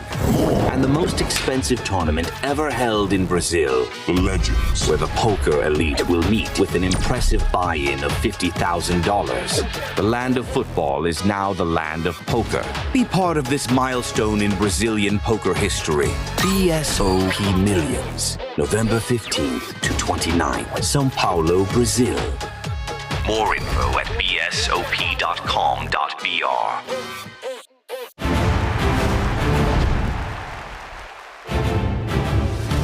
Welcome back to Cyprus and the PokerStars European Poker Tour, day 4 of the main event continuing. Officially 2 more levels to play, but remember, we want to get down to 16 today. We want to get down to the final 2 tables. So there is the possibility that we have to play into a 6th level. The tournament staff have made it clear we do want to get to 16 today. We do want to reach the final 2 tables. As we come back from break, these are the big stacks. These are the chip leaders. Anton's getting wiggy with it. Out in front with 3.8 million. Mikhail Shalamov currently 2nd on the leaderboard. And Martin Mikhail, after coolering Bobby James with aces against kings, is now a contender, 3rd in chips overall. As we return to the feature table, where we have last year's runner-up, Andrea Dato, a player we've been following what seems like from the beginning of the tournament. Shakab Miri, the player who eliminated Spraggy just after the bubble burst. And coming back with the blinds at 15,000, 30,000 with a 30k big blind ante. Average stack right now, 1.48 million, so we are around a 50 big blind average. We are where we're meant to be. It's James Hartigan alongside Nick Walsh. Hello, hello. Thank you for having me. And 26 remaining right now, Nick. So 2 more eliminations. We're down to 24. That's the final 3 tables. Yep. A table will be broken at random. There's no breaking order anymore. So it could be the feature table, could be one of the outer tables. We'll find out when we get to 24. Absolutely. Back in the action, back in the arena. Ace-Queen offsuit for Lasuski +1. So remember, the translation from the Cyrillic alphabet, it is a V rather than a U, so it would be Lazovsky. Lazovsky. Thank you very much. Appreciate that, James. Level. Dinner break. Yes, after the turn is dinner break. That's the funny one, James. Whenever I see something really written in Cyrillic, first of all, I have absolutely no guess at the pronunciation. I have absolutely no guess at what it could be.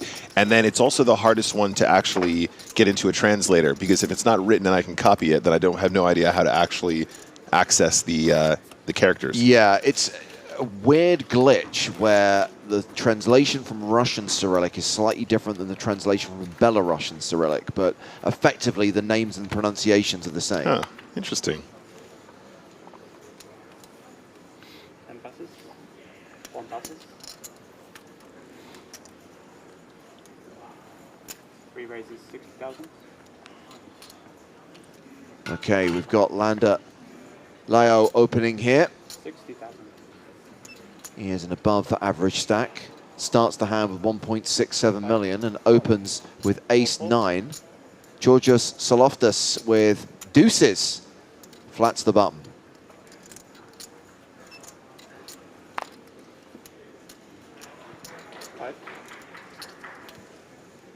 $210. The verbal declaration of a 3-bet from the announcer. James, I just remembered who this was.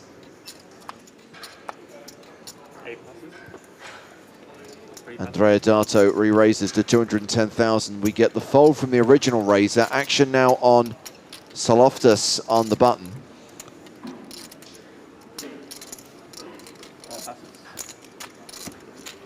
And he folds as well. So yes, Andrea Dato was the runner-up in EPT Cyprus last year. Interestingly, he was sat alongside another finalist from last year's event, Halil Tasirak, but Tasirak got balanced off. He hasn't been eliminated. He is still in contention, but he's no longer on the main stage right now.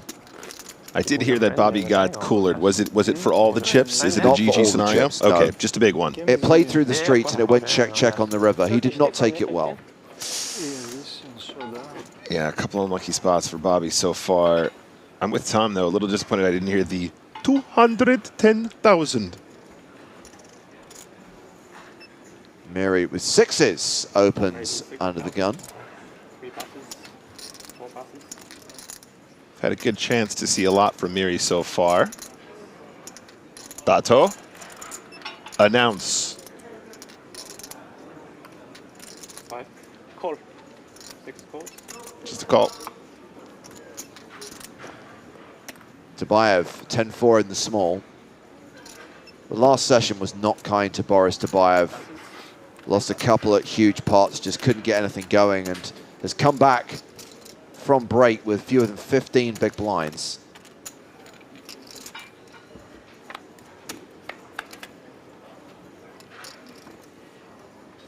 A queen 7-4 flop, top for Dato.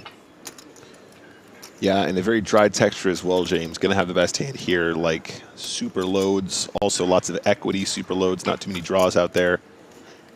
And if you really think about the only draw that's available, it's a hand like 5-6, which probably won't be part of Miri's range here, starting with a 50-ish big blind stack from early position. In fact, as early as it gets.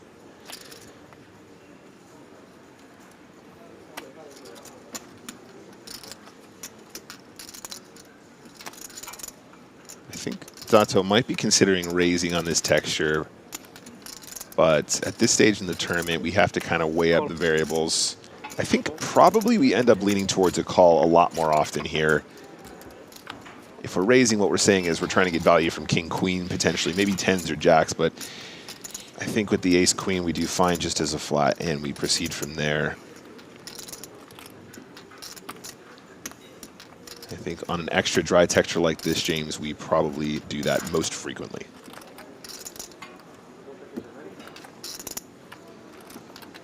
Second barrel from Miri. It was 65,000 on the flop. It's 150,000 on the turn.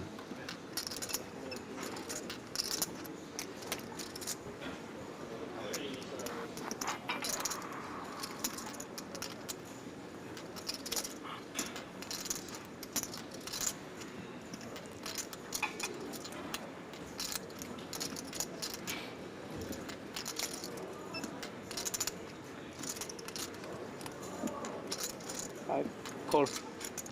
Andrea Dato calls again. And this hand is going to the river. Which is the 7 of spades, pairing the board. You've been called on the flop, you've been called on the turn. What do you do now? You check. Yeah, James, I don't know how I feel about the c-bet, and I don't know how I feel about the turn c-bet. I feel like players in position at this level will float you on these textures, even if he just has like ace 10 of hearts, or king 10 of hearts, or king 10 of hearts seems like a really lovely hand to float with, in fact, especially against a smaller continued size. As played now, there's definitely value though. I think the announcer just checking chip stack there, not necessarily sizing a bet, because we know he announces his bets, James.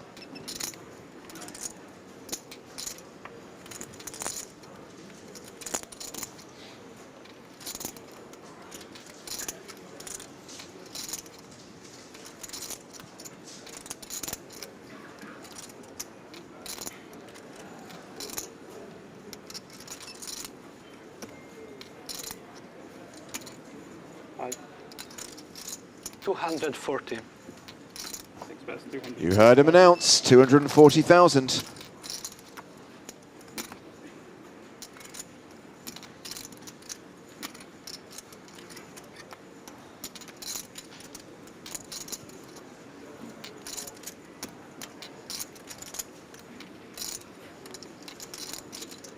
Here he isn't seriously considering calling, is he?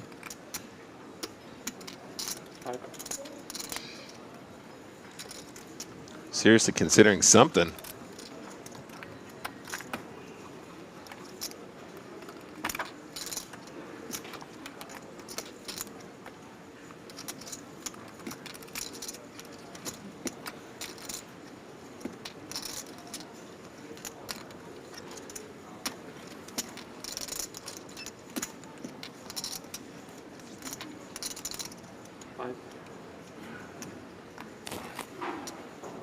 Wow.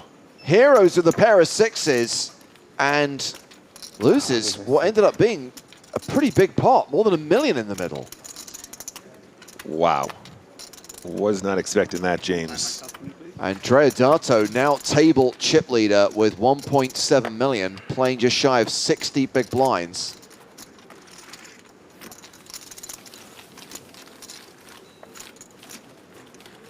Meanwhile, Shakib Miri's dropped down to $1 million, playing 35 bigs. And we have an all-in and a call. Roland Peaks at risk with ace-8 against Martin McKell's ace-9.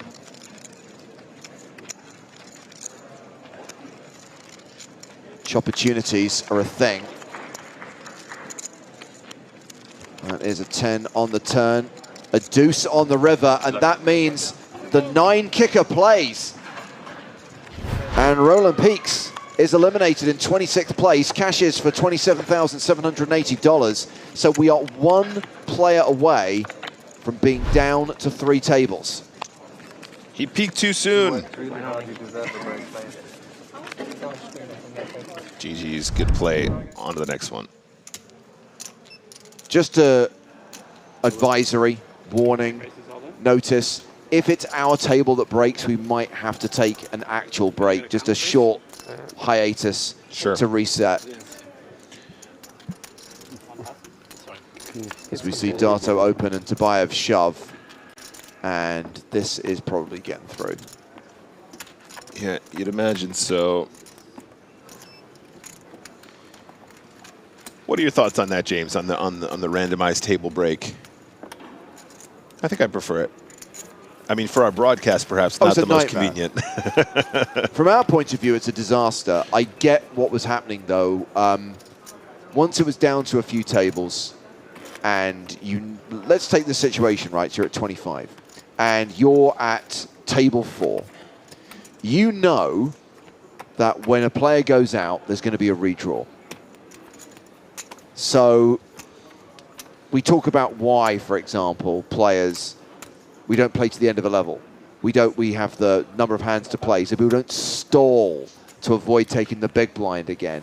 it was causing stalling at the table, which knew it was going to break very soon. Yeah, and honestly, James, I'm really happy with the EPT's approach to lots of these rules, and I feel like it's nice that we're still even honing the craft even now, you know, with regarding shot clocks and frequency of shot clock and number of shot clock cards, seconds pre-flop, seconds per decision. I think it's really nice that we're still trying to perfect a tried and tested system that's made so many brilliant EPTs in the past already. So Tabayev hovering around the 20 big blind mark now, still the shortest stack at this table. Kings. Kings. Also, it's no real difference to us, right, in this instance. When we get to 24, traditionally there would be a redraw, so we'd have to take a break anyway. So if we have to take a break because it's our table that is dissolved, so be it. Problem of belief in this table.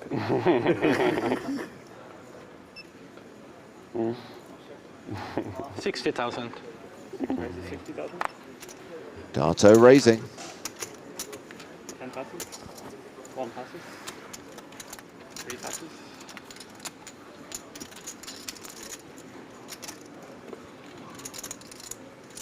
So Loftus with Queen Jack in the big blind. 4 calls. Calls.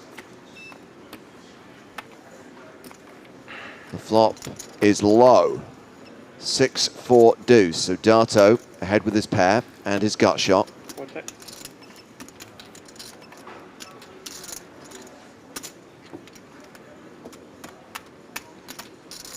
On this flop, James, we still might consider betting. We do have a gut shot, which always helps. It's always cool to have equity that we think is almost always going to be the best hand when we're betting. Considering the options here. 40,000. 40,000. And it's going to bet 40K. So it was 40 into a pot of 165, about a quarter pot sizing, which I think is lovely. For this size, though, James, Queen Jack suited with the backdoor diamonds and the 2 overcards might be good enough to peel.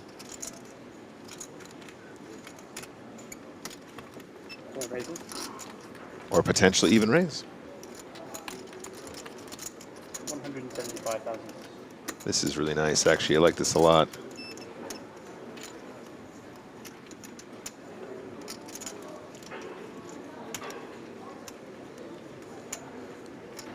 So it went from 40 up to 135. I think there's a chance that Dato might actually still continue with the gut shot here.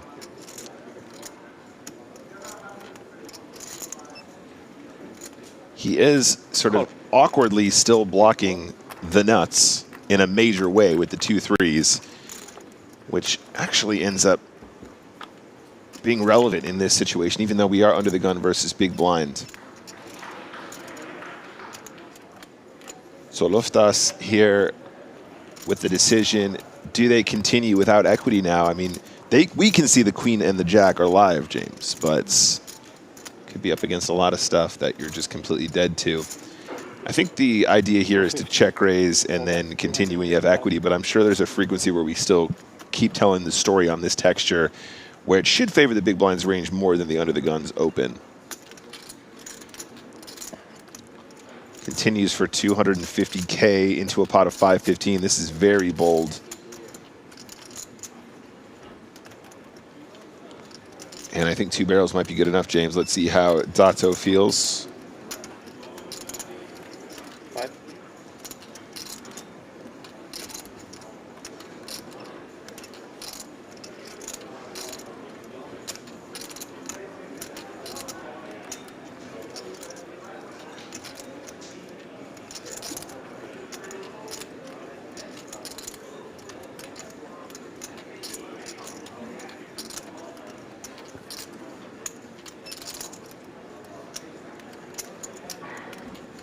5.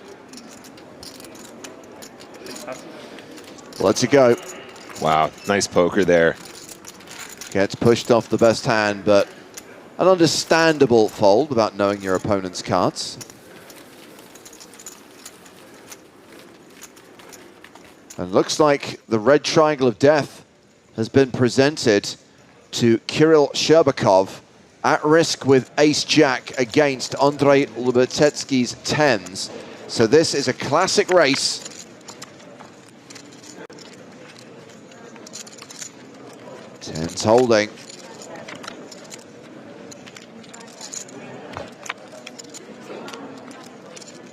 And tens are good.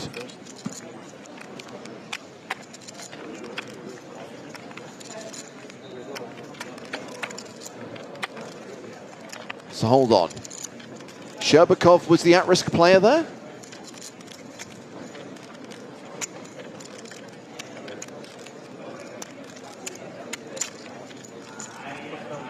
Just verifying the stacks. Looks like it was very close. Wait a second, wait a second. Oh, he's still got chips. Does he still have a chair as well? He does indeed. So actually, it was Lubavetsky who was at risk there with the 10. So he gets a full double up, but it was a virtual all-in for Sherbakov. He's left with just 20K. Chip and chair remaining, needs a spin as we rejoin the action back at our feature table mid-hand.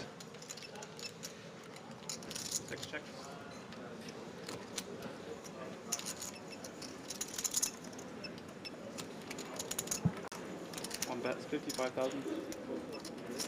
Well, Miri with the best of it, had the best hand pre, has the best hand post. He opened in mid-position, got called by Leo, and got called by Dato.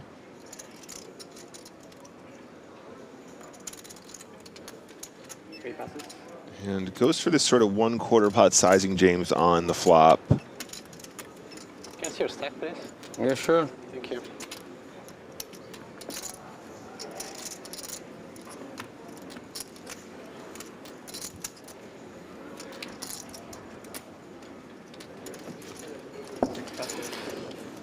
I believe you. It's done. Right to be a believer. Well, we know we've got a super short player on one of the outer tables, so let's head out there. It is Kirill Sherbakov. All in against Andrei Lubavetsky and Mikhail Shalamov. Action on the side between Lubavetsky and Shalamov. Looks like they're checking it down. Check. Check. Okay, guys, everybody on the bench, please. All in the call here. Check. 6. And So, side top. Sherbakov is going to get a triple up. 7s for the side top. However, he is about to post the big blind. And the big blind ante, don't forget. Well, I don't think he's got enough to post both, and the big blind plays first, so. Oh, he does. Yeah, he's even got 5K behind, but he is going to be all in here. So let's stay with this table and see how this hand plays out.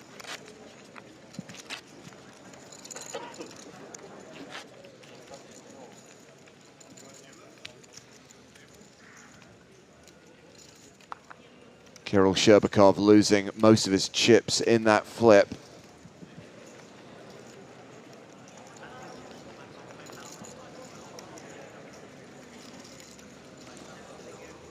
Yeah, gonna feel pretty committed at this point, James.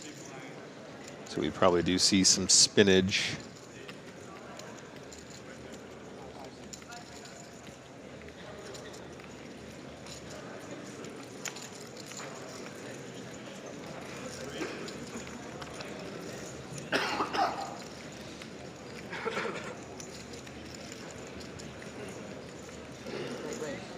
So it's Ivan Banic who's raising here.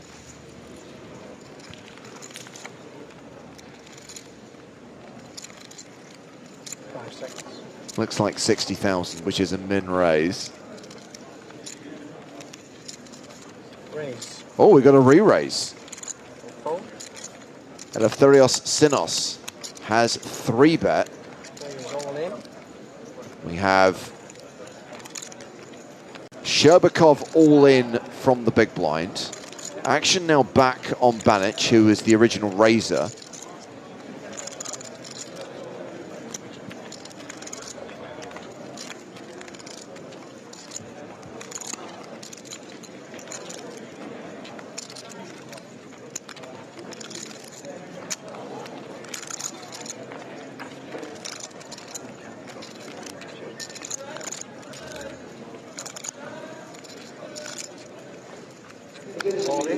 Banic all in. Snap called by Sinos. Aces, kings. What time? And then you've got Sherbakov all in blind with 9-4. So obviously we've got a pretty small main pot, as it were, which Sherbakov is in contention for, but a not insignificant side pot here. And Banic at risk. Banic the player with kings, Sinos the player with aces, and Sinos has both players covered. So there is a very good chance we see a double KO here. Yeah, and what a cold deck for the Kings. Banic's been playing a near flawless game that I've seen since we've been doing coverage. Clearly a very talented guy. And Dealer just making sure all the pots are clear and visible. 3 players, 2 all in. Here we go, we're going to run the board. 10 trait deuce.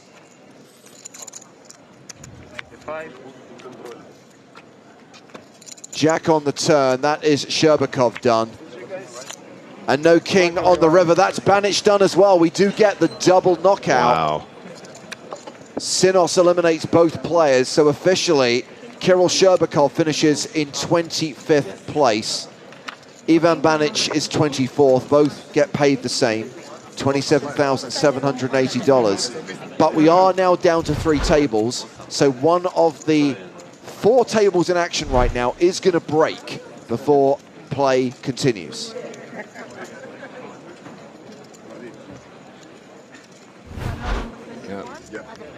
Serious cold deck there for Ivan Banic. I think claps in the chat for this guy, though. Pretty stellar poker, and of course, what a way to exit. I think the Kings versus Aces spot comes for us all, James.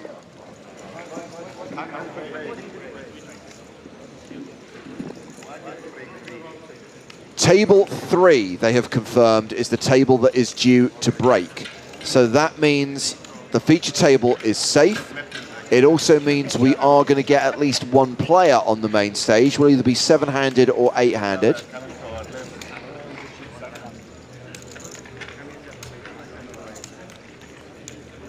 Just wait for the seat assignments to be distributed.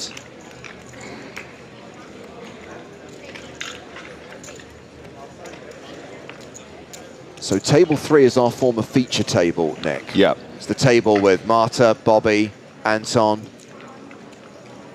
Yeah, that's right. And somewhat fortuitous for the stream because it means we can kind of continue, right, James? We're just going to get a player added to our feature. Correct. Clock has been paused while these players take their seats.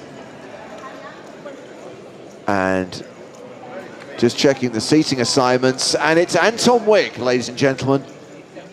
So only 1 player coming to the main stage. And it is the current chip leader and last remaining former EPT champ, Anton Wick, who's going to be coming to the main stage.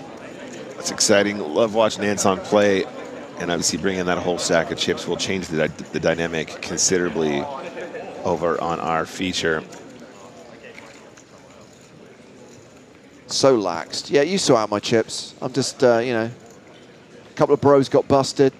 Go to the main stage, tune in, Twitch, YouTube, doing the thing. Peace. Hopefully we'll learn more about Anton Wick's new business, because I still don't understand how he makes money. Something about tables?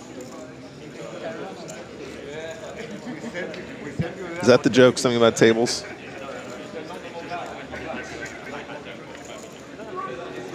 Here he comes. Surrenders his phone. But you do gain a microphone, Anton.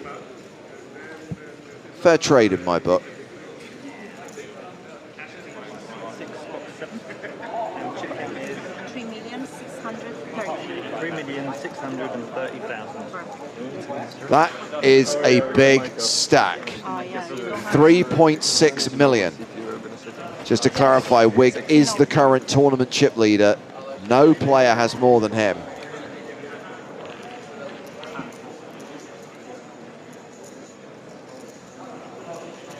So one thing to highlight, thanks for flagging, Tom, is that now we are down 2-3 tables. Now we're down to fewer than 24 players. The live updates team at Poker News will now adhere to the stream delay. So if you want to try and follow chip counts and outer table hands via the live updates on Poker News, you can go there and it will be a spoiler-free zone because they will be following the same 30-minute delay as the live stream.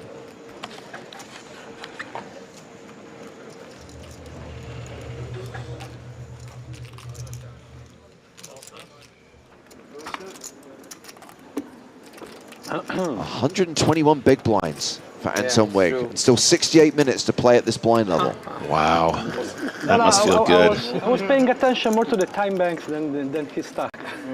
So many. I mean, you don't think? I messed up one. I lost one just due to not paying attention once.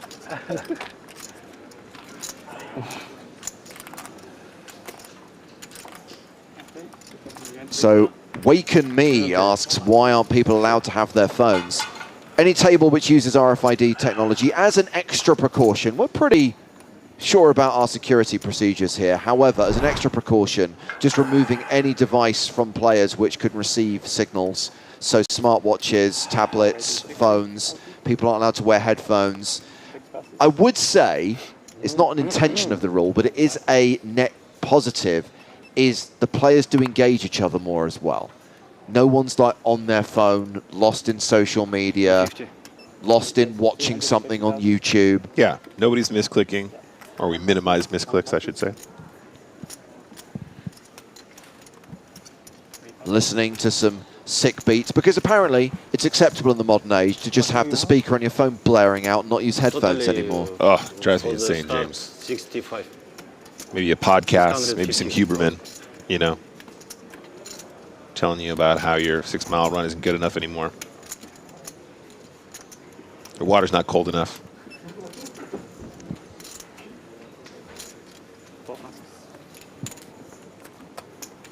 Tabayev gets a 3-bet through. Needs those chips. He is the shortest stack at the table, hovering around the 25 big blind mark right now.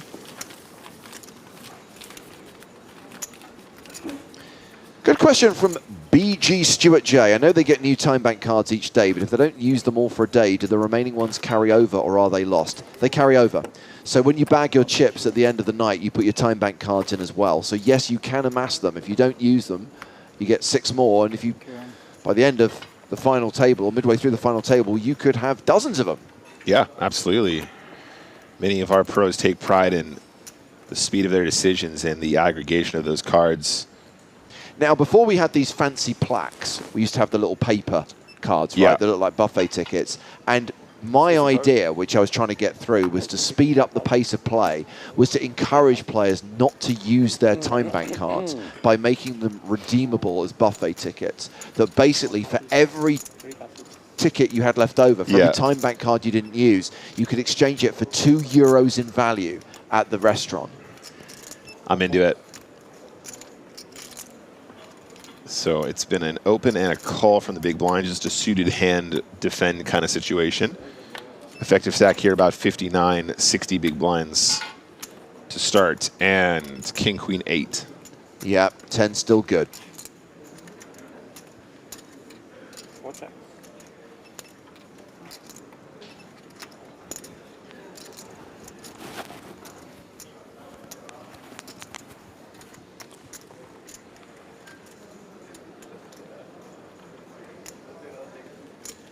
That's 40,000. Continuation bet from the chip leader, the winner of EPT Copenhagen 2010, Anton Wigg, 40K, and gets a fold. And I remember from when Anton made his deep run in Cyprus last year that he wears an Omega Speedmaster Dark Side of the Moon edition. The original Dark Side of the Moon. It got reissued at the start of this year. New one, not as good. Still looking for that legit or OG gold Jeff Goldblum Chaos watch, James. And I think in the end, I'm actually have to find like one from the original production. Jeff Gold. I haven't seen the show, so I'm not familiar with this timepiece. I know we were talking about it the other day. If you just say watch Chaos, you'll find it immediately. 60. KA, yeah, that's the one. 60,000. 10 passes. Oh, yes. So when you actually find the new ones, they're identical, apart from the fact that the gold plating only goes around the outside of the watch and not on the inside of the strap, yes. which is tilting for me. I don't know why they would do that, apart from to save money, I suppose. Yeah, so they can sell it for a cheap price, because Casios aren't exactly known for... yeah. Build quality? No, the build quality is good, but they just don't, you know, they're meant to be affordable watches. Yeah, no, I'm with that. Got 2 kings on this board, James. Oh, very actiony. Tabayev top 2, and Liho has pair plus straight draw. Top pair plus straight draw.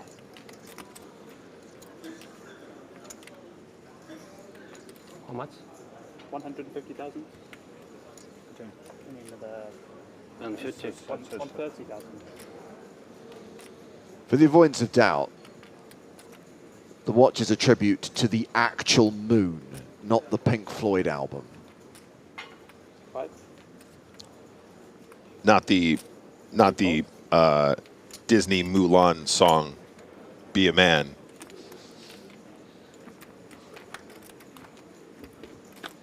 Mysterious as the dark side of the moon? No.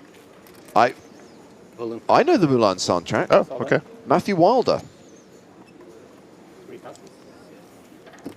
And Tabayev wins it on the turn.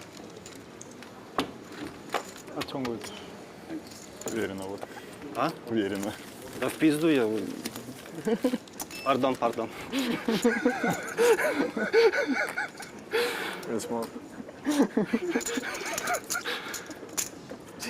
I apologize. Next one. He's not actually sorry. Huh. Just a raise and a fold. Okay. I didn't get it. What did you say? Something in Russian, right? Is that I'm sorry in English? Yeah, but before that. In English, maybe he said to his friend, "I'm not sorry, but I'm going to tell this guy I'm sorry." 3 passes. 4 passes.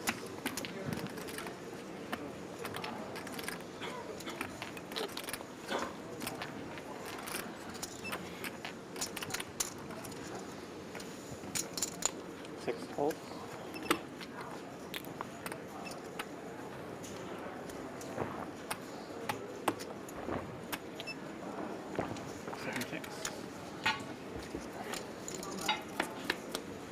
Million.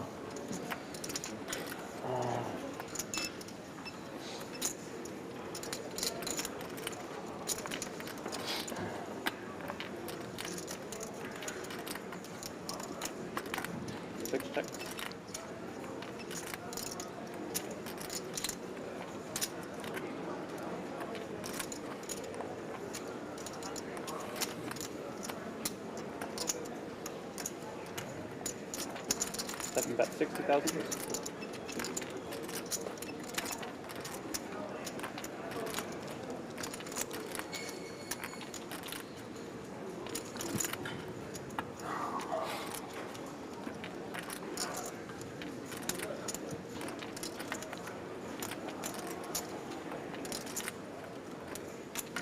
So a little blind v blind call check scenario. And of course on flop now. Dato checks, Wig bets. Dato, the player out of position here, of course, is going to be aware of the fact that they have the best hand on the flop quite often, and they probably almost definitely have the best hand now. The effective nuts on the turn, obviously losing to 6 tray, but in the game of Texas Hold'em, that's very, very unlucky to happen. Very rare indeed, especially when you have a tray in hand. 2 checks. 10 on the river, so Dato still good. You know, if I'm Dato, I like another check here, to be honest, James. I feel like a 5 might suddenly be a little bit brave for a bluff. Maybe a little 4. Sorry, a value bet, excuse me, or a perceived value bet. 5-4 deuce suddenly starts thinking you got more ace highs, which is exactly how you've played it on the flop. If you have ace tray, you're going to have ace 6, you're going to have ace 9, you're going to have ace 8. All combinations that might still find a hero. Oh, my guy, I love it so much. And Anton waves the flag, but even though we see he doesn't get value from the ace trade, James, I think the only way to do so is to find the check. Anton just ends up having a hand he's not willing to put more in. Nick, will you allow me 30 seconds for some blatant self-promotion? I'll do you one better. I will even support you in this and hype you up afterwards. Thank you, Nick. I appreciate it. So basically, over the first few days of the trip here in Cyprus, the journey to this destination and the first few days of the resort, I decided to record a little vlog with some behind-the-scenes stuff from EPT Cyprus, and that vlog has just gone live on my YouTube channel. So I'll tell you what I'll do. In case you're interested, I will post a link in the live chat on Twitch and the live chat on YouTube as well. Sounds good. And actually, guys, if you haven't followed already, go give him a follow. James is making some very different alternative content from what you've seen from him in the past. And it's very James. And it's very much something that James is passionate about. So go give it a look. He's doing a really good job with that channel. All sorts of topics covered, including watches, James Bond, you know, all of James's highlight stuff. And of course, if you guys want to check out my YouTube channel as well, a lot more poker content related, check me out at Nick Walsh TV on all platforms, and of course the YouTube channel as well.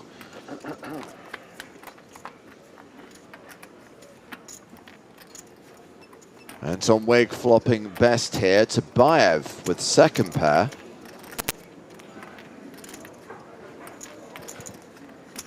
Second bet 60,000, 8 passes.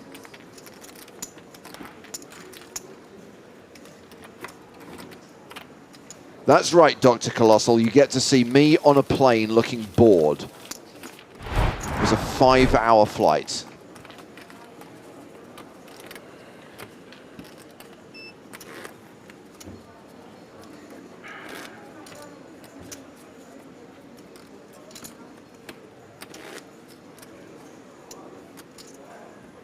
You'll be thrilled to know I used a 4-second shot to cover that 5-hour journey. I don't need pasta, but even a time lapse of that journey would be excessive. It would, yeah. Well, I mean, like every now and then. That was a look at our prize money. Let's be honest, come on. 6 passes. Loving the table talk right now, James. This is nice to see some camaraderie out there.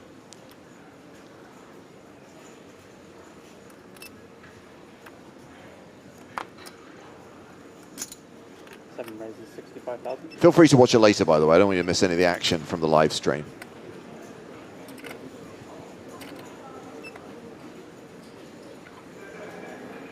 Eight passes.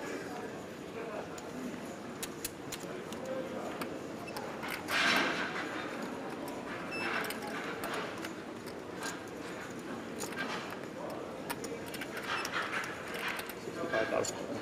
10 calls.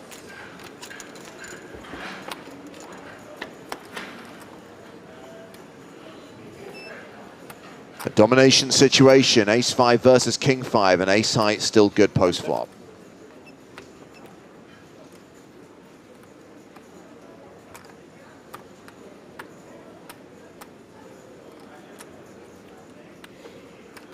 $80. 7 bets, 80,000. 80K.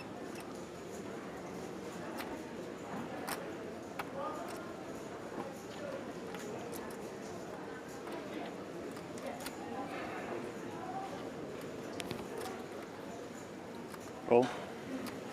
10 calls. Ace-5 does find a call.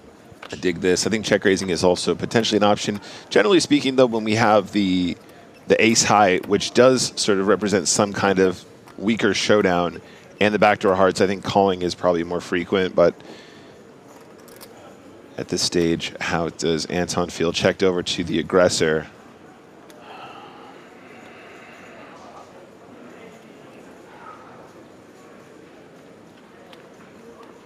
$280. 7 bets, 280,000.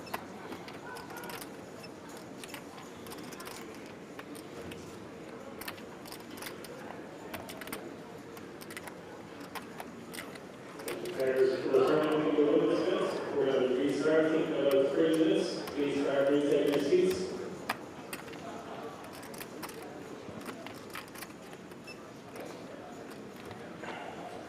All in. 10 raises all in. Fold. 7 passes.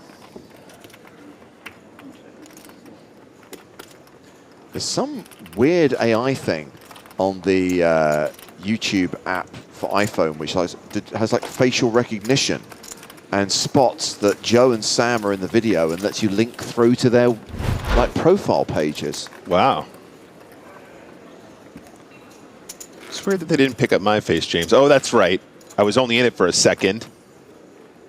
Unbelievable stuff. You're still in it though, aren't you? That's true. More that can be said for Griffin. 3 passes. 4 passes. 60,000. 6 raises. 60,000. Deodato raises with tens.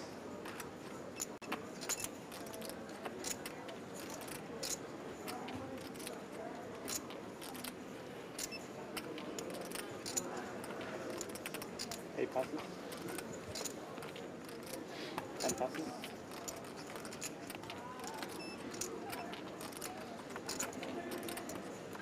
One call.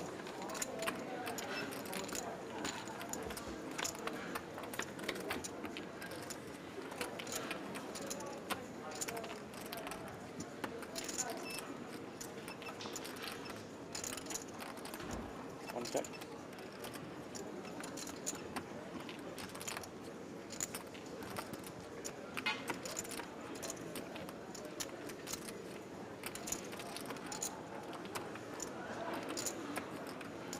$55,000. 6 bets, 55,000. Yeah, I do anticipate a bet here from Dato, and we see that. So it was 55 into a pot of 165. So just shy of just about 1/3.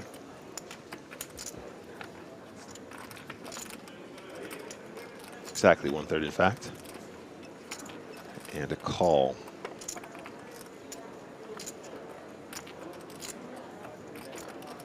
One check.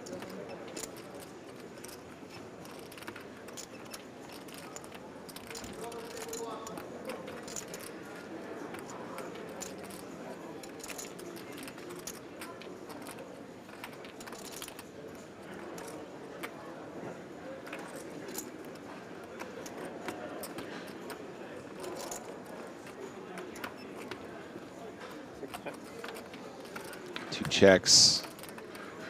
And a 5 on the river, so no flush for Miri, but a pair of 5s at the end.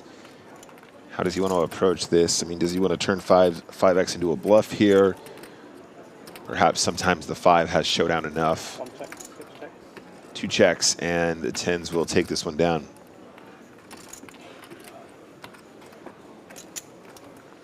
Deodato hovering around the 60 big blind mark, an above average stack, the average right now being 1.6 million with 23 players remaining. 50 minutes left on the level. 50 minutes until the dinner break? Yeah, it's a 65-minute dinner break at the end of this session. That's right. For some reason, I really enjoy the dinner breaks here in Cyprus more than other stops. Is that because you get to enjoy the legendary buffet, which, by the way, makes an appearance in the aforementioned YouTube video? Oh, legendary buffet? If only there was some video on the internet where I could observe that. I know. You can scrub forward to the last 15 seconds if you can't be bothered to watch the rest, by the way. No, watch it all the way through. It's good for the algorithm. Oh, yeah, that. Yeah, if you guys want to watch that, definitely, if you want to see what that buffet looks like, it is really good. In the evenings, very enjoyable. 5. 7 raises, 65,000. Better than the legendary buffet we're seeing here. No, I couldn't make it work. Anyway, carry on. Wig is going to open this. Pocket 3s.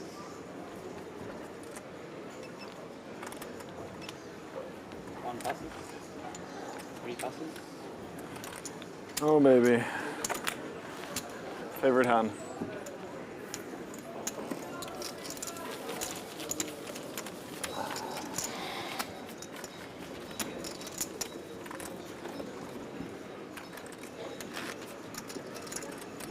Just a raise and take it for our chip leader at the feature table. Better, but this is mine's run slightly better, but 3s are my favorite. Why is that? I even got it right here. Okay. It's been a lot of fun.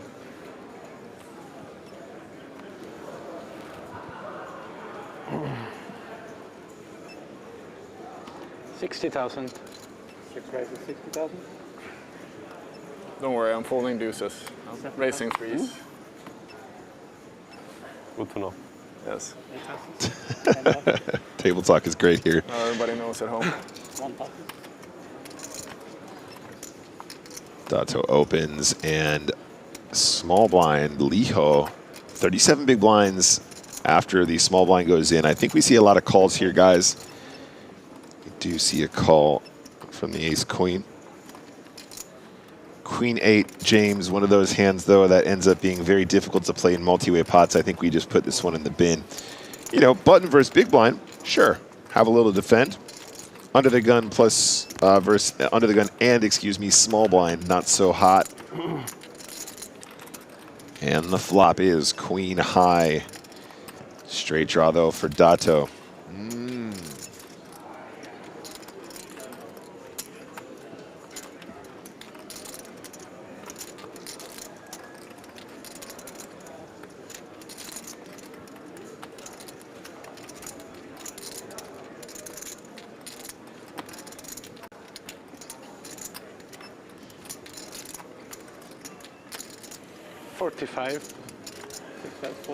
The announcer verbally declares a bet of 45,000. Speaking of announcers, we need to hire Bruce Buffet to do the shuffle up and deal for the FT. Strag! Yeah, you see, I saw that comment and I decided to ignore it for obvious reasons. That's right. It's kind of Benjer-esque. It is Benjer-esque, but also... By the way, Strag, just for the avoidance of doubt, that's not a compliment. Just wanted to draw attention to it because my bluff A joke isn't quite cooked yet. Save that for another day.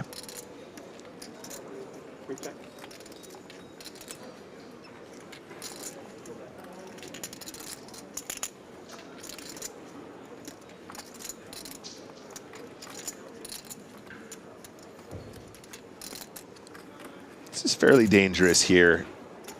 I can see plenty of reasons why Dato is happy to bet flop, but I don't think we bet turn. Could you get me a green tea? Check, check. So the straight draw doesn't come in. Dato left with a pair of nines. No good.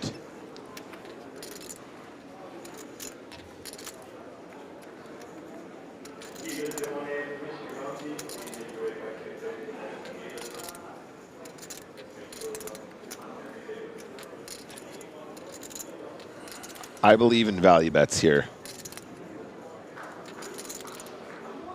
I struggle to think of combinations your opponent has you beat with on the turn that they don't bet turn with. You know, from under the gun, queen 5, jack 5, 10 5, 10 6, those aren't combinations that improve. So if they don't have you beat on the turn, and they're not going to improve on the turn or river too often, unless it's maybe a set of 5s or a set of 6s. Again, set of 5s probably very happily betting this turn. I think we just go for value. And that's what we see here from Liho. So 175 into 270K. Like this sizing too, this feels right. And just a fold from the nines feels good.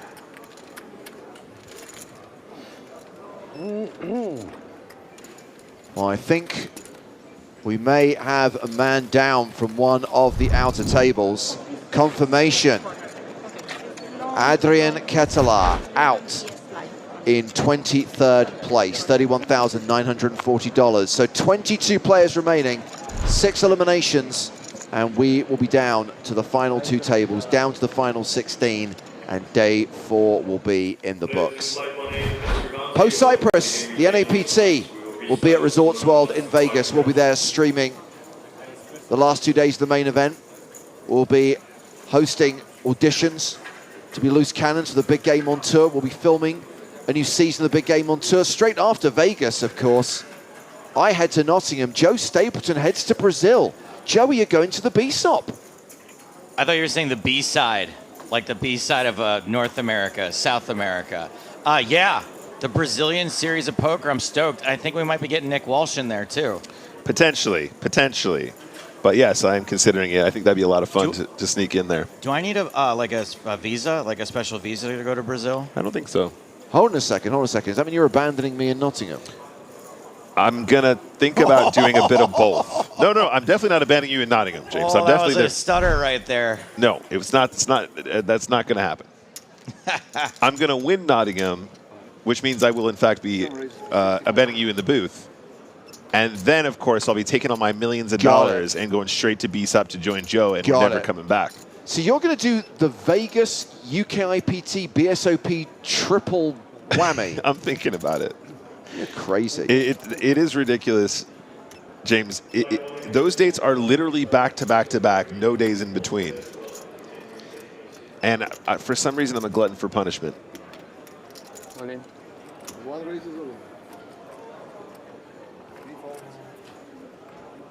Beginning April 10th, 2025, you need a tourist visa. I just want to know how much it is. So we're still good before then.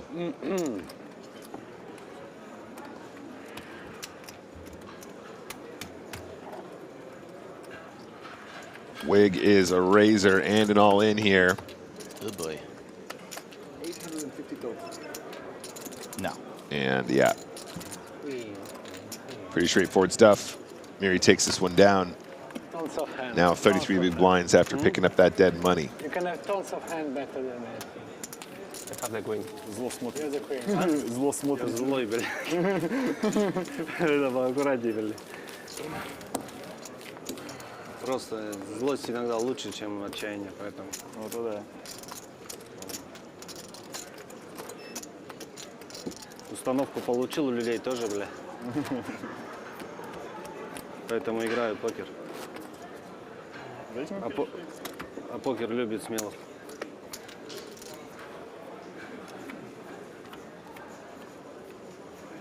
What's a famous Brazilian dish? Plantains. I thought that was just a South American thing, like in general. I mean, Brazil makes up a large portion of South America. I fully understand that, but I mean, like, I didn't know if there was one. Oh, picanha is a good one. Yeah, is that a good point? Brazilian steak, like a specific cut of it, I think. Pizza, I think they have in Brazil. Pizza's all, yeah, world famous Brazilian pizza, sure. Pizza there. Rice and beans. Lobster, I'm aware Brazil is in South America. I meant specific to the country and not the continent. How about a caparena? All right, here we go. Mary with King Jack makes it 60,000. Soul of Toss makes it King. Makes it calls with King Queen. Call. Andrea Dato, the announcer, announces call. Good point, Strag. Brazil nuts. Brazil nuts, yeah. Although I heard there they just call them nuts. 3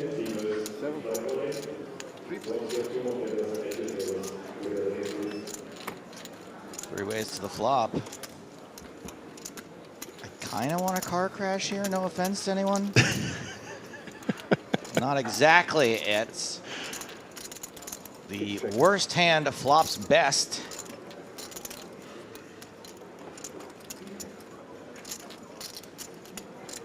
Top pair for Miri.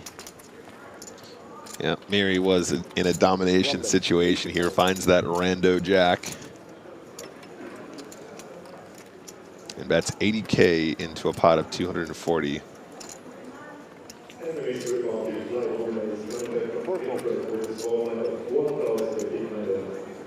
80,000 to call for Dato. And we are going to the turn. Deuce of clubs. A delicious card for top pair. I think you could probably find a lot of continues here. I don't think this is a turn where we slow down. 8-9 suited, 9-10 is in there, Queen Jack is in there, Ace-8 is in there. Just about like 250, 250K. Get the, just put it in. Is this an official prediction? Yes. One bet. 250,000. Oh, he drills it. He absolutely drills it. The predictions have been on fire this trip. Walstradamus strikes again. It's all good, guys. I'm here all week.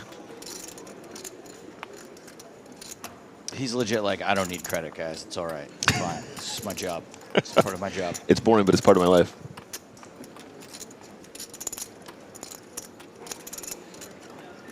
And we release the soul of toss. Zeddy says, I went to Brazil this year and applied for the visa. Then they canceled the program for visas until 2025 because their website didn't work properly. Lamau. Lamau. I'm not in a position to bluff, you know. Time has changed.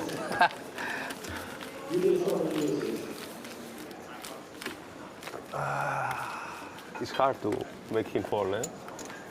I was scared. I was scared.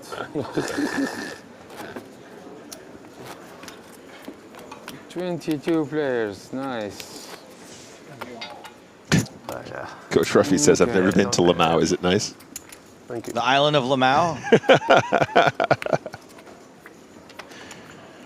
Felipe says, Pau de Queijo in Brazil is amazing.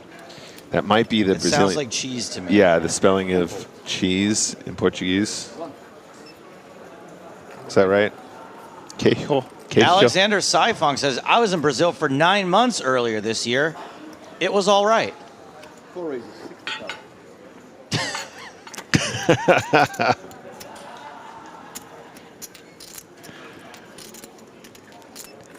Pedro says, chess is quijo in Portuguese.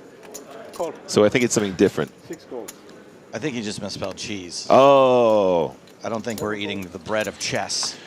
Oh, no, I thought he was telling us if we want to play any chess, that's how we pronounce chess in Portuguese. Soul of Toss with the generic sourdough makes it 60,000. Dato calls from the button with King 10.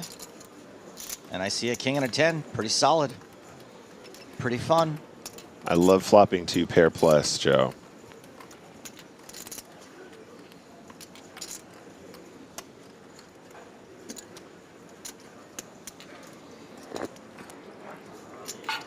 Orbits, 80,000.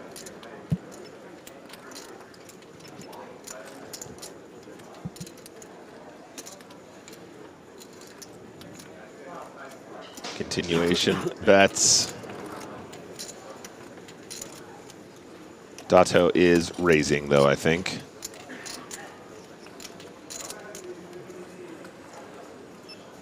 Pau de Caju is how it's pronounced, says Kevin McPhee, who just moved to Brazil himself. Oh.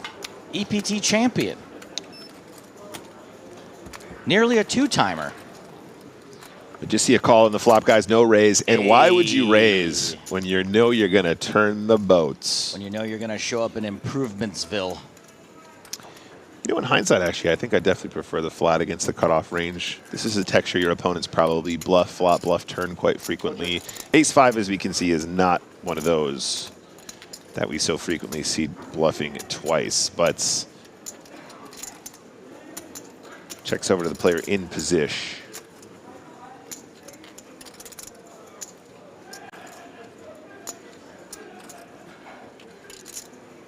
Well, now you can get a little trappy, right? 5. 90,000. 6 bets. A 90,000 trap. You know what I like about 90K here as well, Joe, is I feel like this is also a really cute size to use if you're bluffing, right? Let's say you float the flop with like a gutter ball and your opponent slows it down and they might just have a hand exactly like Ace-5 or even weaker.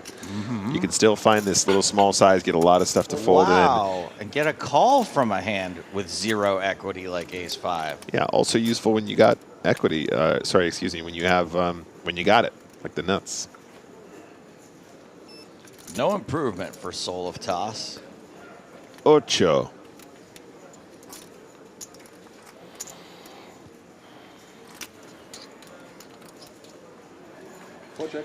This is a tough one now, Joe. We're obviously going to see a value bet from the King 10, but if you're calling with Ace-5 on the turn in anticipation your opponent has a straight draw or a flush draw that is now completely bricked on this river, Jack 9 obviously gets there. That's one that is potentially still in Dato's range.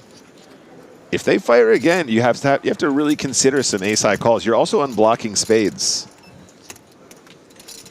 And that means your opponent will have more ace-X spades that has a missed flush draw. 420,000. That is very useful because the cutoff calling range will contain quite a few suited ace combos. Could be in spades.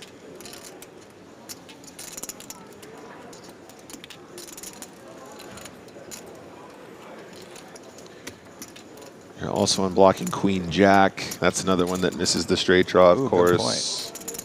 There's a lot of reasons to hero call with ace-5 here, and honestly, I would not be completely blown away to see it. The fold is also super, super fair enough. Understandable, yeah. So, if y'all want to know a little bit more about what it's like here at EPT Cyprus, I know that James is posting a blog. Is it up already? It's up. Travel blog from EPT Cyprus, and here's what I'm going to do. For every extra subscriber we can get James right now to his YouTube channel, I'm going to add 1 percentage point to making Chat Pro Saturday a thing for tomorrow. So it's at like 52% right now.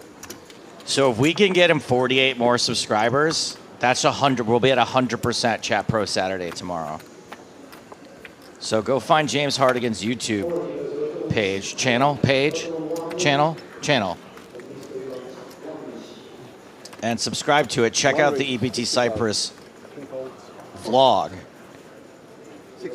And for every 1 subscriber who subscribes to @NickWalshTV on YouTube, Joe gets 2% closer to doing a vlog of his journeys to BSOP. I will be at the BSOP. All right, we got an under the gun open from Miri, 10-9 suited.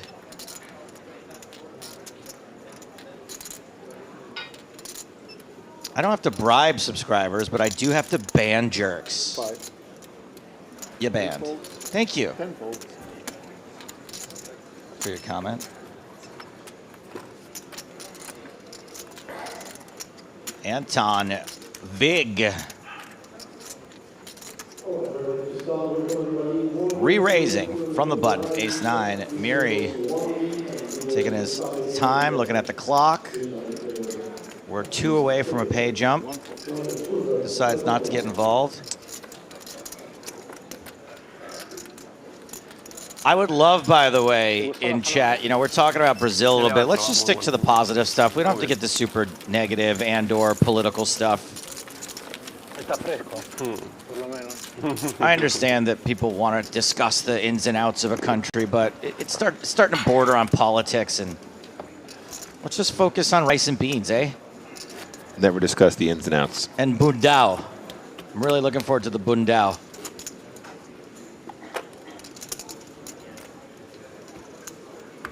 Brazilian pizza. Not exactly what bundao is, but... I meant apart from that. Never mind.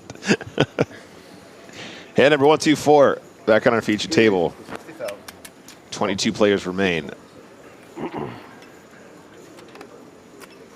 7.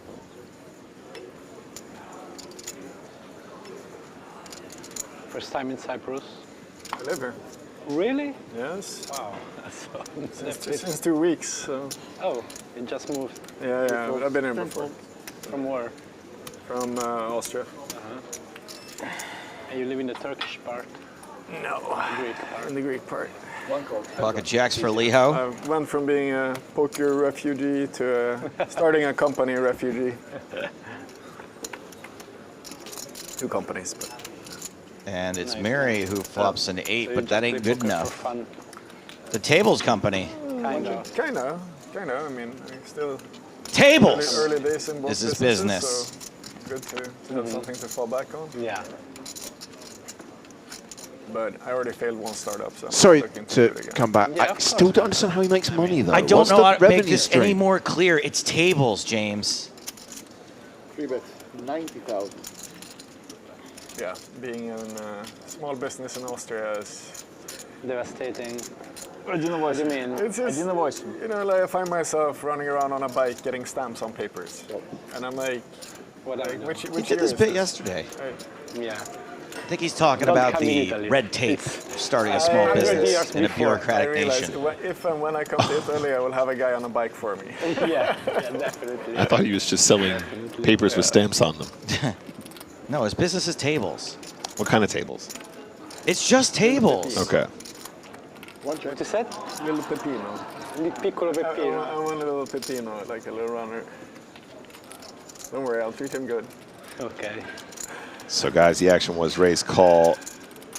And now C-bet flop 90K into 165 on the turn now. Pot is 345K. 2 barrels from the jacks I think is fairly standard, but we do see the slowdown. That somewhat surprises me here. Having jacks just seems like a very nice spot to try and get some more value. You're also blocking jack 9 very heavily, which means your opponent is not going to have turned that straight all too often. They're live, you know? Yeah, it's But perhaps he thinks the check is more for a trap, guys. Maybe he's thinking Mary's the kind of player that will blast off or potentially call a larger river bet if they check the turn. Once you see it go this way, the jacks are going to be very, very good, very, very often. And now that you've missed that turn bet, I think you can go very polar here, Joe. I think you want to bet like close to 3. I'm gonna say 285. That's not an official prediction. This spot's a little bit more iffy, but I think it's going to be in that region. You know, you just go to the public transport, you blip your card. Yeah, but Sweden, I mean, all the northern countries are very unique from this point of view. When Mary doesn't bluff this river, Joe, he ends up having showdown a lot. And that is something you can punish when you've shown weakness on the turn. If you don't do it now, you're going to be in some big troubles. Because we have, the system shouldn't be like this. It's like, I mean, I can build a better website. Yeah. I mean, not like give me a little bit of time and I can build a better website than a lot of these like big solutions. Not exactly polarizing. Looks small. Is it half pot? Bureaucracy? Is it all contracts? So 150 into 345, yeah, a little bit less. Many different things, yeah. Yeah, exactly.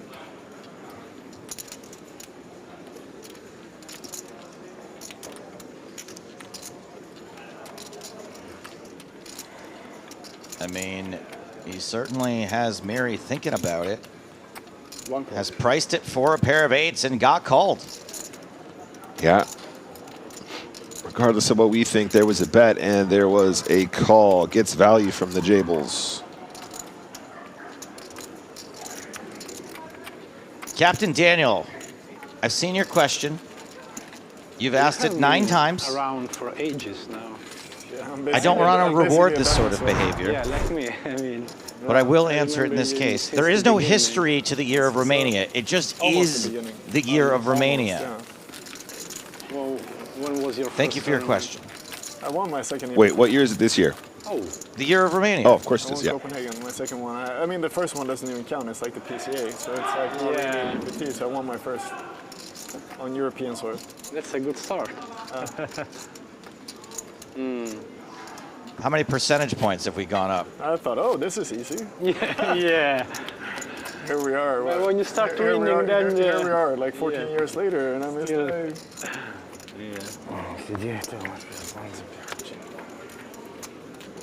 Actually, my first thought was, oh, that just came quicker than I thought it was going to be. Arrogant. 4-fold's good.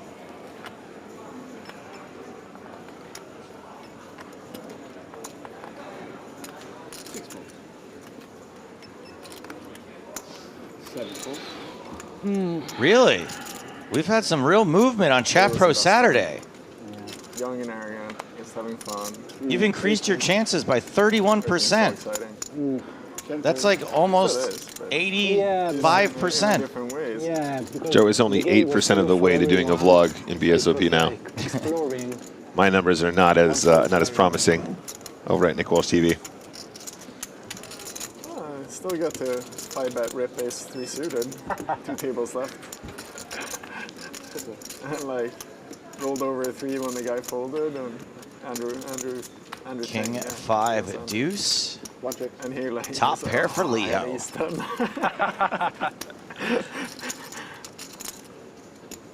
wonder if his mom calls him Miho Liho. My grandma used to call me Miho.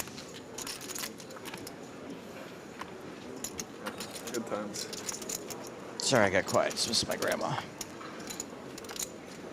Where are you based? She used to call me Schiffer Brains. Sorry? Where are you based? Close to Rome. I moved like 5 years ago. In the countryside, close to Rome, like 30 minutes driving. Sounds like the... Did it go check on the flop? Like from the Gladiator movie, you know? Yeah, it's kind of close to that place, yeah. Perfect. But yeah, it's country.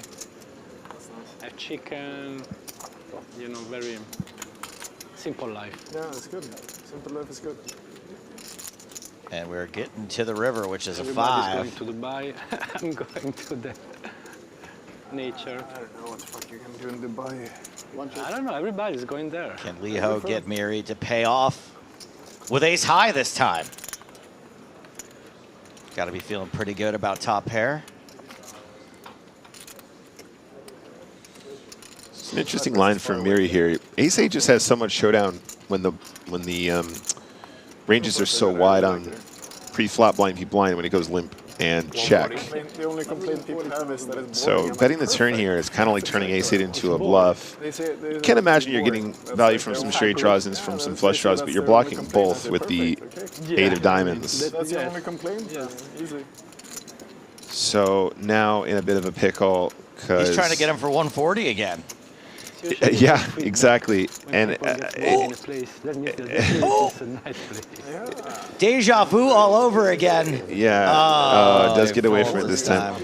See, Joe, when you do bet that turn, then you put yourself in a weird one because when you arrive on this river and it kind of bricks out, you go, oh, he's just got a misdraw, doesn't he? That's what I was punishing on the turn. So it kind of muddies the water. I'm not saying the bet is bad, but it does complicate the issue against players who you respect, who will have moves. Okay, thank you. I mean, sure. Put me in a white room for long enough. Say it again? I said, sure. Put me in a white room for long enough. Maybe I will. Yeah, I mean, that's a different. Yeah, but for sure you will discover parts of yourself you didn't know anything about. Yes. So still. Sounds like me in 8th can grade. Be painful, can be boring, but. Yeah, I mean, saying for long enough, I think it's like that would be very difficult. White canvas room. Yeah, I mean, Vipassana is enough for me. Yeah. I haven't come, but it's in my near future. I'd like to get in the tables business with Anton Big.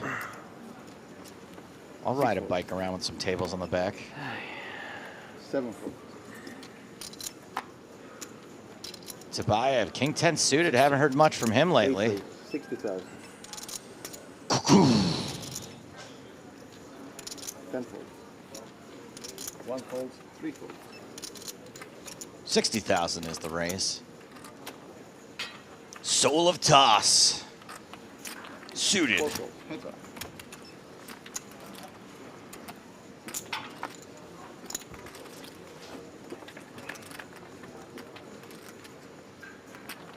Flop is Queen 7-4, a heart heart. 4 checks. Seems like a pretty standard check. Ooh, check back from Tabayev, huh? And Soul of Toss now has a draw. 4 checks. 8 checks.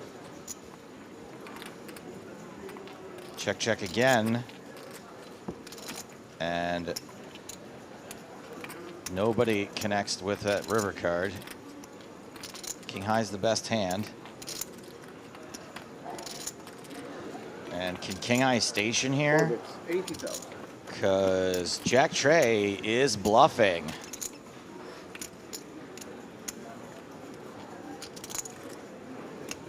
Is that crazy that I kind of would always bet my flush draw there after raising pre-flop? No, not at all. You don't ever want to fall in the category of ever doing anything all of the time, Nope, I but disagree. extremely frequently is fine also there. Sometimes you got to check back the nuts. You got to be balanced. You don't want to do it all the time. You don't always have to be balanced.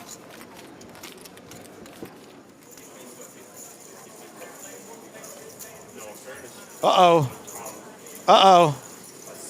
This feels like we're about to zero in on somebody who is walking off Alexandru Todorita, here of Romania, out in 22nd place, $31,940. And that gets us one step closer to the final two tables. And even closer to a page up. One more elimination. And we go from the $21,000 prize bracket, excuse me, the $31,000 prize bracket to the $36,000 prize bracket. Raise. 10 raises, 60,000. One fold, three fold.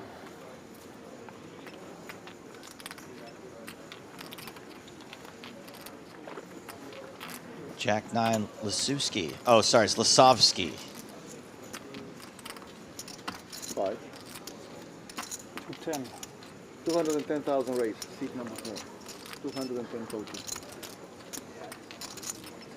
Lasovsky, the open, getting re-raised by Soloftas. I think this is a defendable hand, Joe.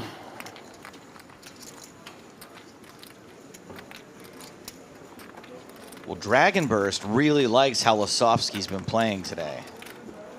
Well, that's good. This doesn't look like a defend, however. Looks like a raise. This looks like the best defense is a good offense.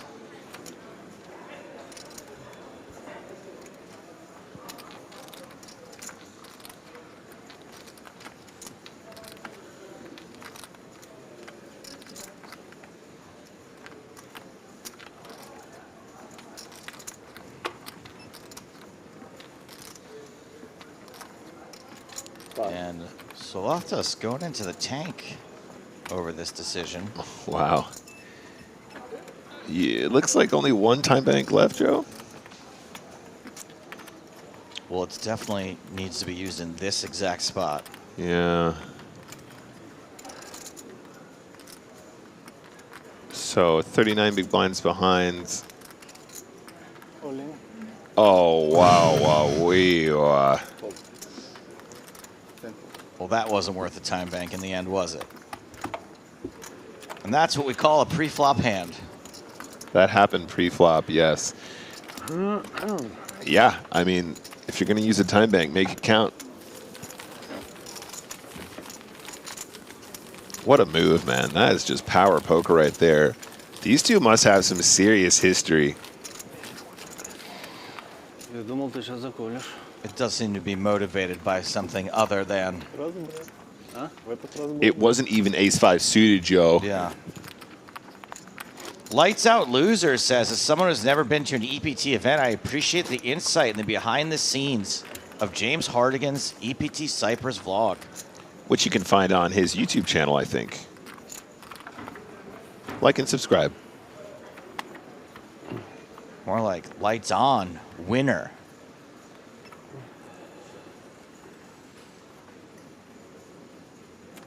Tabayev under the gun. What do you got, Nick? What do you want me to show for you? Oh, no, I'm all good. I'm happy just contributing to the stream. Why are you liking all of Anton Wigg's old photos? You're like 3 years deep right now. I was trying to find this table business, Joe. Oh, the tables. Yeah, sure. He probably has a separate page for the tables. I think that's what I was looking for. Lasovsky and Soul of Toss again. Getting a little out of line. OOL. OOOL so far. Can we add a fourth O?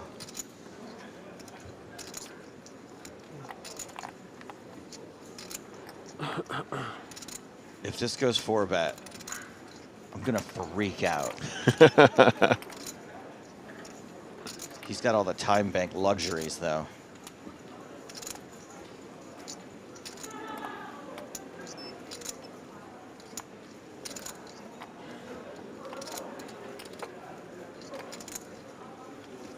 Dude is 80, likes these moves. But I think you might be right, Nick. If this is more contemplative, pre-flop chip swinging. Oh wow! What have these two been up to on the other tables, Joe? What's going on here? They have history. They literally just tangled in these exact two. 360,000. Can you imagine if he just puts him in again? I can imagine it now because I just saw it. No. Oh. Couldn't make a wheel. Had to fold. Didn't have the sourdough. These two have history. Or in honor of the Women's Winter Festival this November 21st through 24th at the Hippodrome in London, they have herstory. Correct. How crazy you are. We will see how crazy you are. Gen or just average? Thing is, Joe, if we do end up going to BSOP, that is the week of KJ's Women's Winter Festival? Yeah, including that 50-50 event, 50% men, 50% women in the field.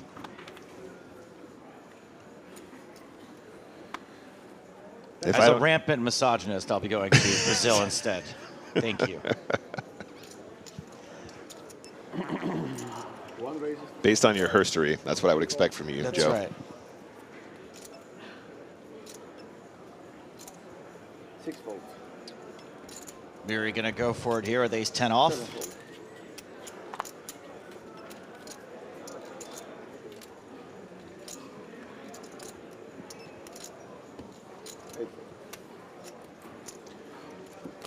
Tabayev keeping it tight, had about 28 to 30 big blinds to start that last hand in the big blind.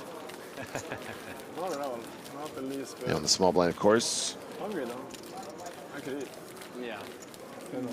We will in 10 minutes. Well, that's why I'm hungry. Pasta. Not sure about that.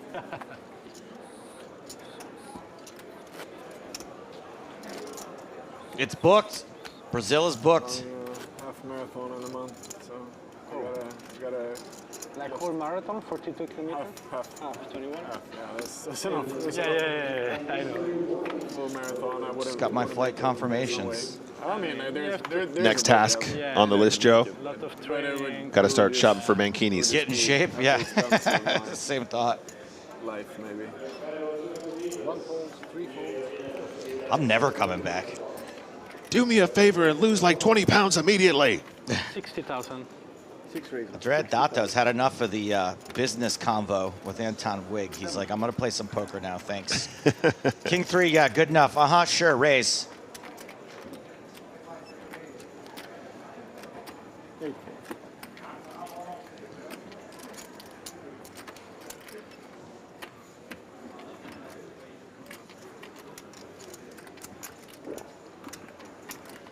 Obrigado.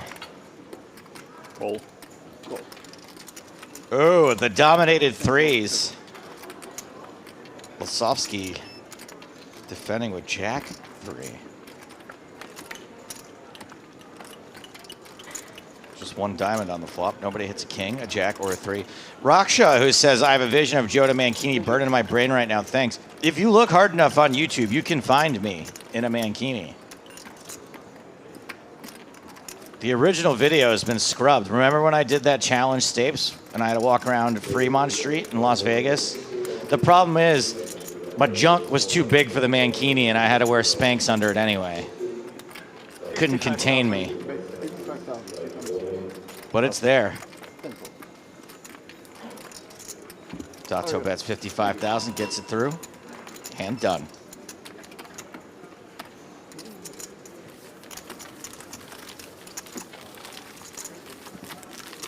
On me?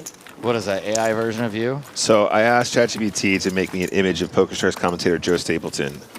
There's a policy on ChatGPT, though. They can't make images that look directly like specific personalities. However, I can generate a character resembling a poker commentator with characteristics similar to Joe Stapleton, like a lively, humorous persona, dressed in casual professional attire, perhaps with glasses and a headset. It's missing my trademark chest hair and beard gut. It is, but also it kind of looks like Robert Downey Jr. for some reason. Something in the eyes, though. Yeah, it's close. It's pretty much, it's pretty impressive. The jacket-shirt combo is pretty on point. It's weird. AI always thinks I wear glasses, by the way. It's not the first time that's happened. 4 raises, 60,000. It's probably because they know that I do need them. Like it knows my prescription. Pocket 4 is for Soul of Toss. 5. And Andrea, the announcer, Dato, announces 180. 180,000. 7-fold. I think Strag was just complimenting James's vlog when I missed it. Oh, you know what? This is good length for a copy pasta. 8-fold. 10-fold. 1-fold. Back to toss.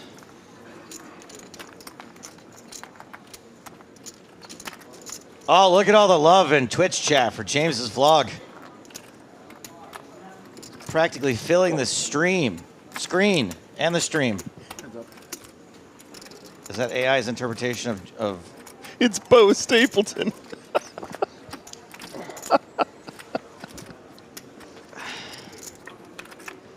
Nick, you are truly one of my favorite people, but people who find AI images to be funny, it couldn't be me. It was specific. I wasn't expecting it to spit that out, okay? I'm sorry. It caught me off guard. A village in some island in the South Pacific just lost power to make that photo. King, Queen, 5. Top pair, top kicker for Dato. I just thought it was funny that we can't do Joe, but we can make you a Bo Stapleton. 110. 110,000 bet. Pick number 6.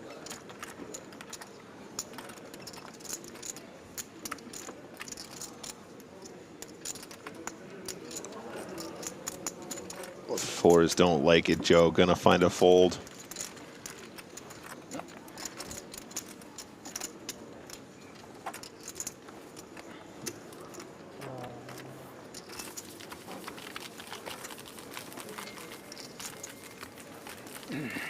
Closing in on 5 minutes left on the level. Just a couple of hands to go. Then the dinner break. It feels like we could go that full level after the dinner break, too, without getting to 16. It does, doesn't it? Yeah, I do think we're in that zone.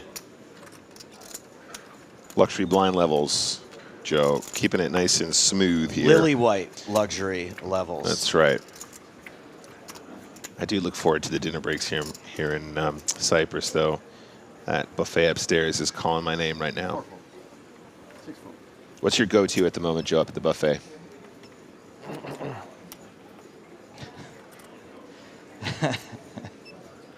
I usually just go for some of the fresh grilled meats. You enjoy the halloumi, don't you, as well? I have not had a piece of halloumi since arriving I here. thought you had a whole bit about eating all the halloumi. What? Oh, the halloumi salad. Sorry, at the buffet I haven't had any halloumi. I did have a halloumi salad, which is, by the way, fantastic. It's just 6 pieces of deep fried halloumi surrounded by like a couple pieces of lettuce. Yeah. It was a salad so unhealthy I thought it was American. Here's Miri in the small blind. 25 big blinds. 105,000. Gonna start with a raise. I like this. Goes for 3 and a bit bigs. Blind v blind, you do want to size up. Leo has a hand that he will never fold in a million years, though. 6-7 suited in absolute position against the small blind. Let's go to a flop.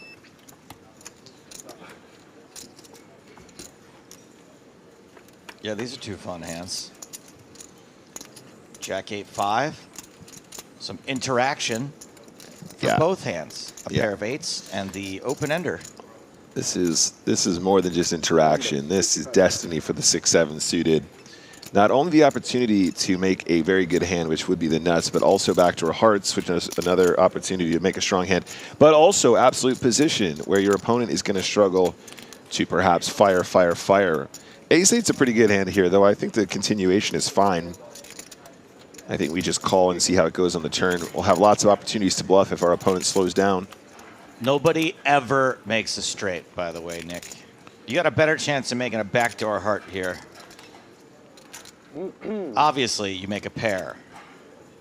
Yeah, and actually, if we know anything about Miri, I feel like he's the kind of guy that fires this turn again. Does tend to lean into the more aggressive play here. And actually, I think I really like it here in this situation specifically.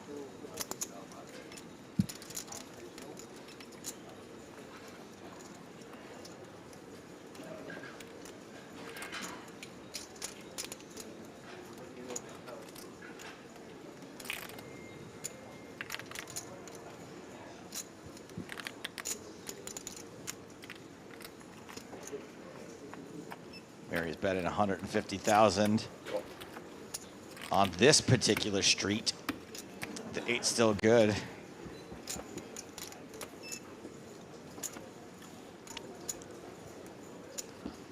And the river is the queen of hearts. Like I said, better chance of making a heart flush than hitting an open-ended straight draw. When are they going to listen to me? A straight needs to be worth more than a flush. It's so much harder to make straights. Okay, wait a second. Guys, if Miri checks this river, can Liho put him to the test for all of it? Will he even have the chance to do so? Will Miri just fire right out of the gate? He's going to fire.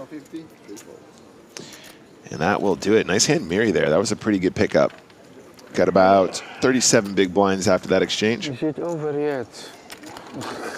You know, guys, when you come back from dinner break, you're going to be back on your original table 1 over there, all right? Yeah. Thank you. That is the players being informed that they were off the hook after the dinner break. No more feature table for them. And we're going to get some of the bigger personalities, specifically Robert Peter James, a.k.a. Bobby James, and Halil Tajarek, not to mention Yisha Chen and Arian Hassa Kashani. Enjoy your dinner. Thank you, you too.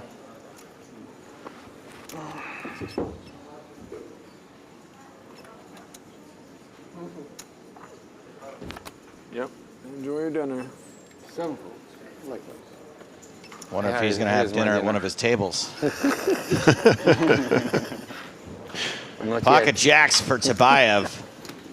Starts the hand with about 26 big blinds. AKA meat hooks. Am I referring to the man or the hand? You don't know. You were so greedy. The river? I fold. Yeah. One fold. Oh yeah, 7-6? Yes. Are we going to a break? I think there's a chance we are going to a break. You win. Meat hooks win. Отлично. Oh, everyone left, but we're getting one more hand in. This is crazy. Just kidding.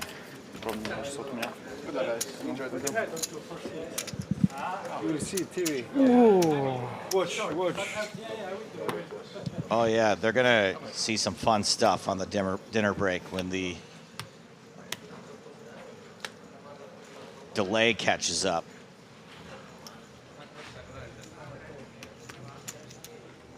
Both outer tables still in play. Gonna keep an eye on those, make sure nothing crazy happens. Looks like Yisha Chen might be involved in a hand.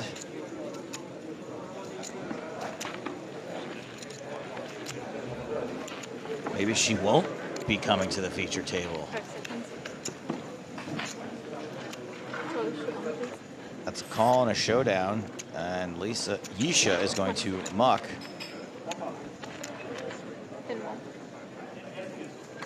and pay up.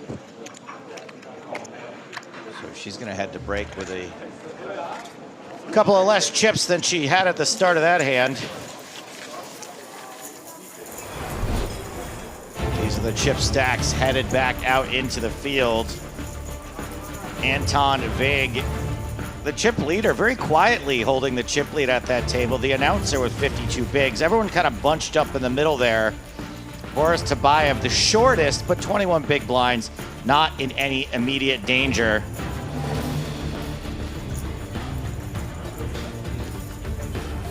Looking forward to having Bobby James and Yisha Chen back up on the feature table. Now, we did have 3 gold pass winners cash here in Cyprus, but for Ivan Zechev, this is back-to-back EPT main event cashes.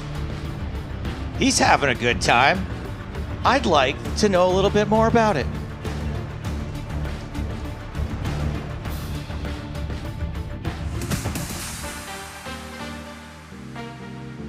My name is Ivan Zechev. I am 32 years old and I'm from Bulgaria.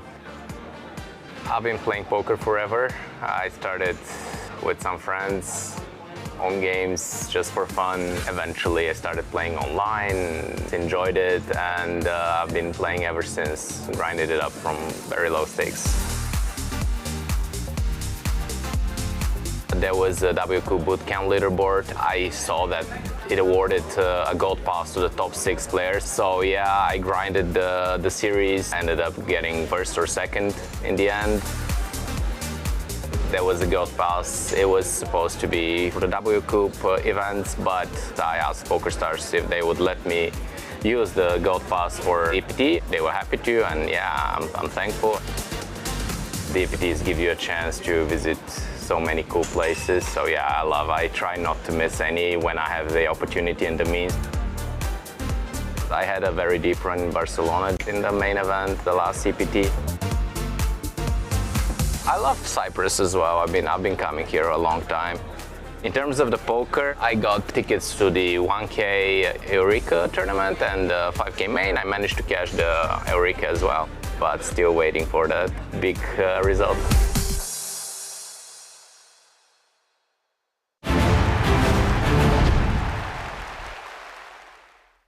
NAPT coming to Vegas. I heard that's gonna suck. Yeah, I'm looking forward to going to the NAPT in Las Vegas. Can't wait for the party, can't wait for the main event. It's gonna be a blast. Last year was the first NAPT back after a very long time. This year, we're cranking it up. Instead of a 1K main event, it's a 5K main event. We really are putting on an entire festival in Las Vegas in November. I'm excited to bring some of my subscribers along with and show them the PokerStars experience. Viva Las Vegas, baby.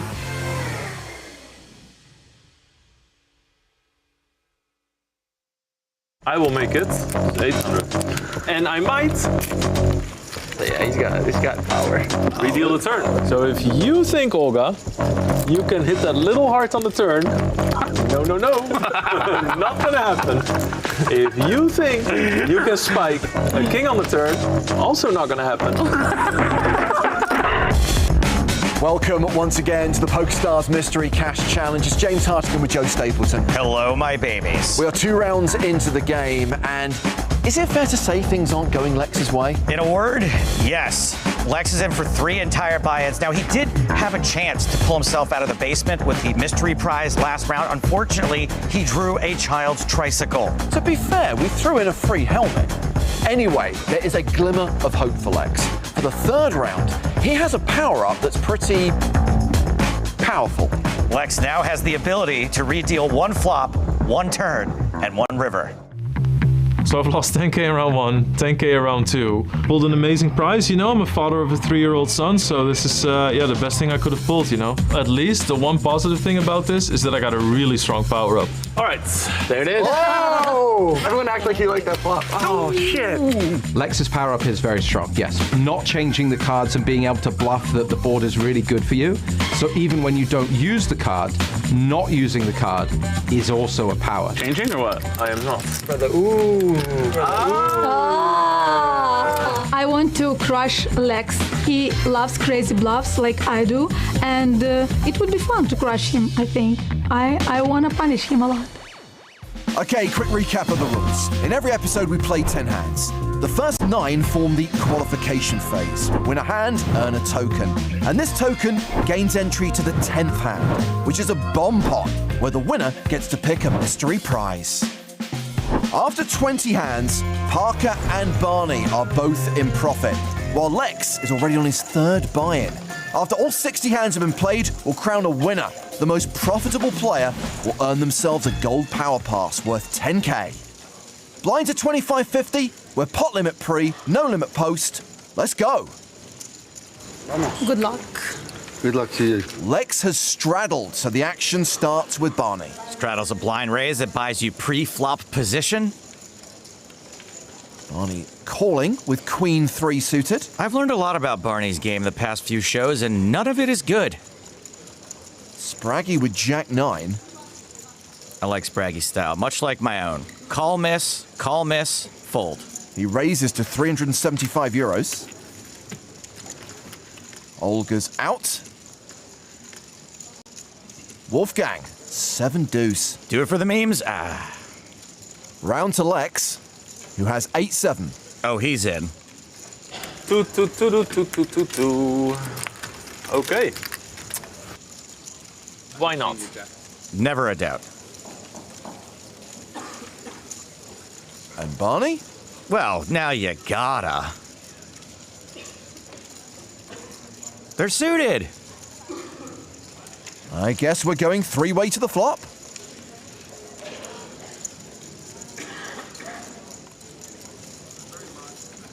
Well, that's top pair for Spraggy. He did not miss. Check. I'm allowed to check, right? Call back. Spraggy checks it back. And improves to trips. Everyone else is drawing dead. Check. Not only does Spraggy have the best hand, but he probably can't get bluffed off of it this time. So Lex has checked a second time. But he can change the card when it's just dealt. Yeah, as long as there's no action. That's 650. Yeah, so now I can change it. Right. Barney has just bet 650 euros. It's a little confusing, but we'll get used to it. I think like she's asking him before any action on the street, right? That's what she says, options. Options. Yeah, exactly. So he still shows the serve when he's not in the pot. She's going to offer him options. His powers are useless. Or does it go like? No, he can still show the serve. No, he can screw you up. No, he cannot. He has to be in it. Once he's out of the pot, he cannot touch. Yeah. Why would he? Anyway? It's just another Why would limitation. he? Spraggy maybe giving a little bit away there. Then again, I can see all the hold cards. An inconsequential Barry Greenstein appears.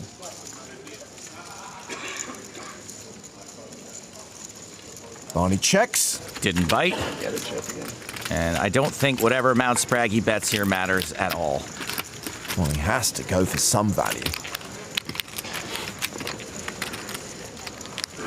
1,600 euros. 1.6. Shan't be called.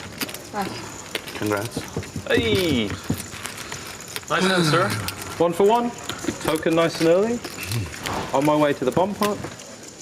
So after winning that hand, Spraggy has a token. He gets to play the bomb pot. Okay, come on. Let's get a wash. I need all the help I can get. This isn't a good card for me, Rogo. We're gonna get a wash. True life player. Get a wash. True life. I'd love to get a wash. I've never asked for a wash. I've asked for a lot of washes. You've got a lot of. Oh yeah. Never had one. I get it. Funny. Barney is limped. Tonka is limped. Spraggy folds. Olga's out. Round to Wolfgang in the small blind. Guys like Wolfgang love hands like this and games like this. Pot. 250. You just want to say it. Yeah, I wanted to, but I gotta give it a break. He's raised the max. Lex said pot for a living for like 9 years. 10 pass. And other people said call. I'd like to report a murder. Oh, Barney re-raises. And now it's raised 750. Should get rid of Tonka. What a cool spot to raise this would be. Twould. 3 pass. Thank you. It's going well. I knew you were in going the to beginning squeeze. against you, I had your number, but ever since you've been laying the hammer down. Show him a 6, Barney. Show him a 6? Yeah, please. I can't. A 7 then. I can't show him anything. I can't. It wouldn't be right. Embarrassing, Wolfgang. Barney's just like good old school. I mean, Like this is an old school move. Limping UTG, limp 3-betting, that's a fucking old school move. I do that all the time. I love it. Yeah, yeah. It's incredible. It's old school, new school. It's What's old is new again. What is old is new? It works in this. But it's a yes. What works is Barney's old man coffee image. So Barney earns a token, and Lex is yet to use any of his power-up cards. Well, you haven't used it yet? Then do something. Come on, you say Well, do something, yeah. Lex is genuinely going to get to like hand 5 without using one. He's And gonna just be on panic. like full panic flop mode, tricks and he's and gonna changed and change the board. Yeah. We gotta lay a line. Like, what are the odds he doesn't use one of the cards? I mean, I think it's pretty high. I'll find a way to misplay it. So Tonka is straddled.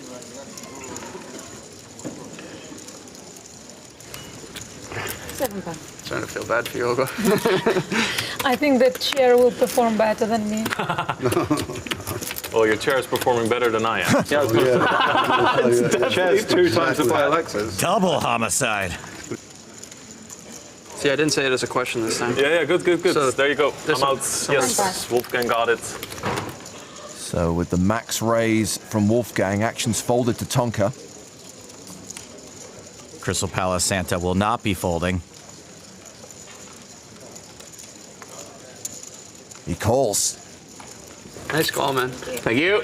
Great call. So what did I do? 3. I do appreciate that. 75. There you go. Thank you. Thanks, Lex. He's got all the power. The flop gives Tonka top pair. Wolfgang meets Salieri. And if you bet here, you're going to get effed Murray Abraham. Wolfgang has nothing, but bets 250 euros.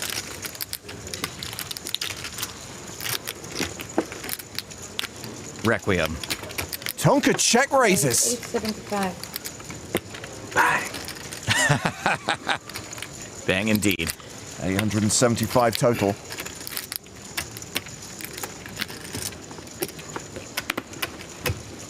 You can pick one. The one closer to Olga. That one. Oh, that's a good one. Just the nuts. Pretty pure run over How did there. you do it, man? How do you run so good? It's a good one. Gotta be a team pro to run good, huh? How many hands do we have left? I'm starting to sweat a little bit. Yeah, you are. That's 3 hands I want to run in. good too. With that win, a token for Tonka. Wolfgang, you're going to feel sad when you pack your bags up to leave and you put all the bank stickers back in there. I'm trying. I am gonna feel really sad. I never got to use one. I'm trying. 60 hands, no one's been banged yet. You can check raise with the nuts and all this shit. Okay. I'm gonna rebuy here. He soon, wins, right? before we started, he goes, if I win a pot, I'm going to throw the bang at you. But If I win a pot is the hard thing. we're waiting, we're waiting. And if I'd known that was going to be your only pot, I promise I wouldn't have taken it.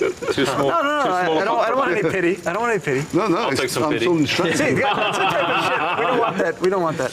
Wolfgang and Olga taking on 4 of the best 20 team pros. Fourth hand of the round. Spraggy folding under the gun. Just can't do it. Round to Lex. King Queen. Suited. Olga, Yeah, they said you wanted to crush me. at least if one of us wins this hand, other side of the table can win. All right. I feel a 4-bet opportunity for either Barney or I. I feel like one of his cards is coming out here. I feel like it's a funny one. So Lex has made it 500 euros. Barney has ace-9 suited. I'm going to make the nittiest fold ever seen on this show. No. Confirmed. 10-4 suited this time in the small blind. I'm not sorry. Tonka with 7-4 of diamonds in the big. There he goes. He's called. Well, Olga, you tried. She was the original raiser, now facing a 3-bet. Oh! I just called. You just called, that's okay. I have all the power, as people have been saying. So would you like to change the flop before you see it?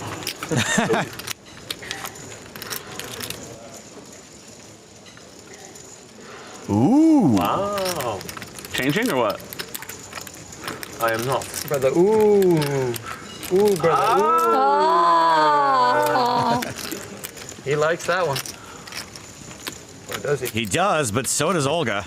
Yeah, Alexa's flop top pair. Olga has a flush draw. Tonka has nothing but is leading. Classic Tonks. Oh. I will make it. Don't fold. 800. Brother, ooh. 800 it is. 800. Pass. And I might Yeah, he's got power. redeal the turn. So if you think, Olga, you can hit that little heart on the turn, no. Not gonna happen. If you think you can spike a king on the turn, also not gonna happen. Wow, that is wild. I mean, the king doesn't really help, but still. Do you need a heart? Oh. Get him, Olga. All right. Get him, Olga. This is dangerous. Olga calls, heads up to the turn. That is quite the stare down. Lex is now a 3-1 favorite. I will keep it this way. Wow. Brother. I check. What an odd combination. Board pairs on the river. It's so weak, isn't it? It's actually a curse. It is kind of, yeah, I think so. Wait 1 second. Give him a chance Let to his work it brain out. crank into gear. I need a second because I can tell you honestly, there's nothing happening right now. I will keep it this way. I do not think Lex can be bluffed, and I think he was kind of playing his hand face up. Oh. Min bet?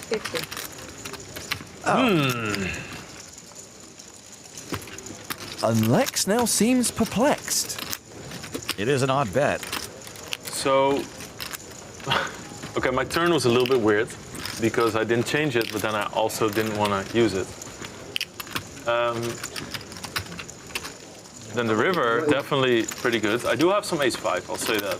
I do have some ace-5 also. Because I know I can put a card on the flop.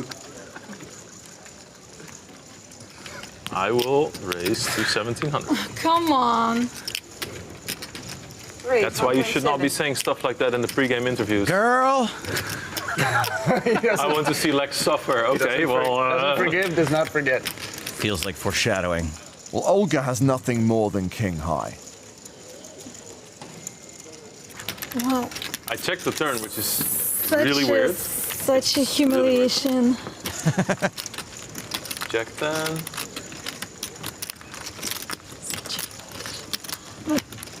This is not fair.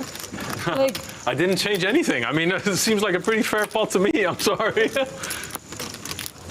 Did not change the flop, did not change the turn. Love that river, so. you said, like, if I want to hit a heart or a king, like, how you know all my cards? Like, It's, I think it's crazy that I'm down this much. All right. nice hand. Nice hand. Thank you. No. Brother. He doesn't have it into Pat bluff. After I just barrel it off for 10K with 7-4, and you get that money, Yeah, that was a and then he just puts in the knife. That was a Okay. gift. A gift. Okay. All right. I mean, he was just agreeing with you. So Lex earns a token as well. No hand has gone to showdown yet, so the steel card is not in play. No showdowns. I'm so curious what you had. It's kind of funny because even if I don't use this, Yeah. it's very powerful.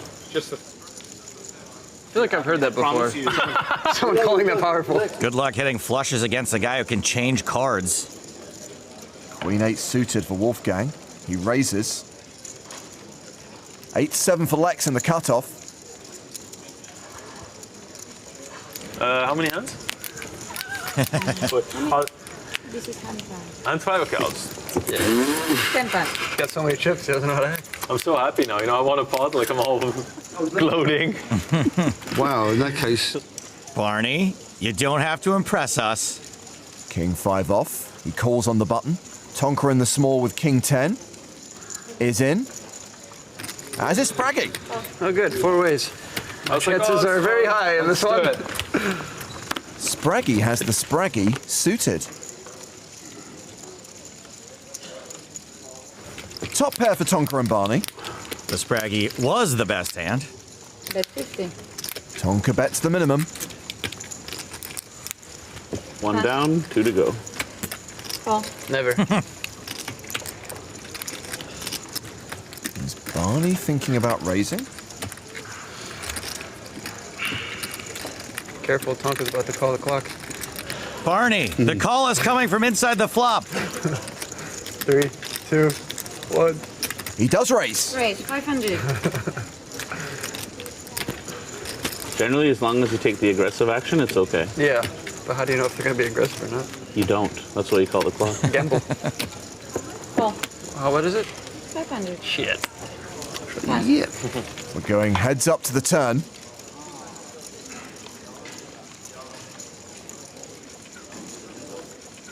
The 6 of spades pairing the board. Chopportunities emerge. Tonka almost a 2-to-1 favourite to win the pot outright. And it doesn't look like he's checking to the razor. This is how little he fears a Barney raise. He kind of wants him to do it again. 175 euros. Barney calls. We go to the river, which is a 10. 3 pair for Tonka. How does he do it? 2,000 euros in the pot. And that is an overbet. 3,250. The worst part is Tonka would have worse than a king here sometimes. Yeah, but Barney might start suspecting he has kicker problems. Wait, here's a good one. What were you, raised in a Barney? I thought you said good one. I should have waited till there was a raise.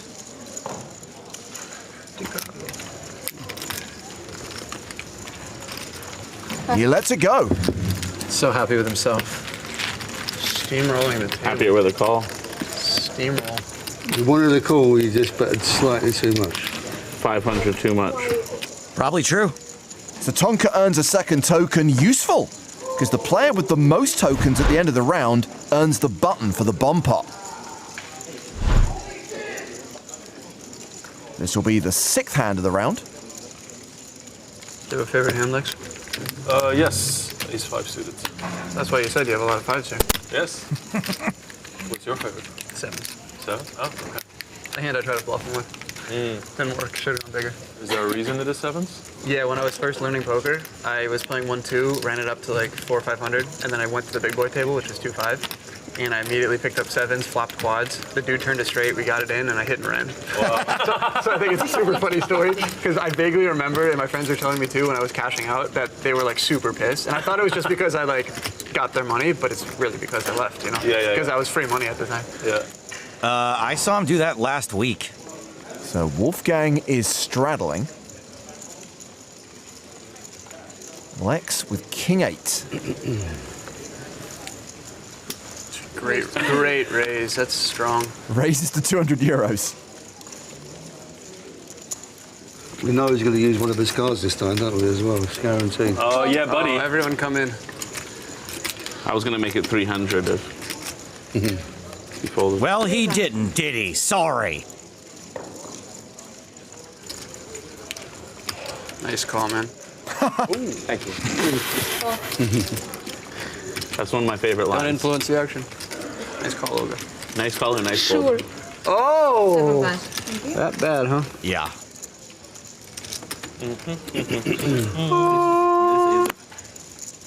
Insert angel noises here. Oh, we wanted to squeeze. Come on, change the flop.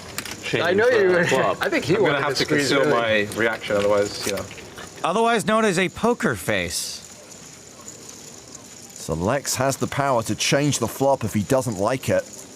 9-6 deuce. All right. There it is. Oh! Let's No! Oh, everyone act like he liked that flop. Oh, Are you kidding me? Literally nobody liked that flop. Say goodbye to it. Such an insane waste because I have a dog at ends, but whatever, it doesn't matter. He's a high card enjoyer.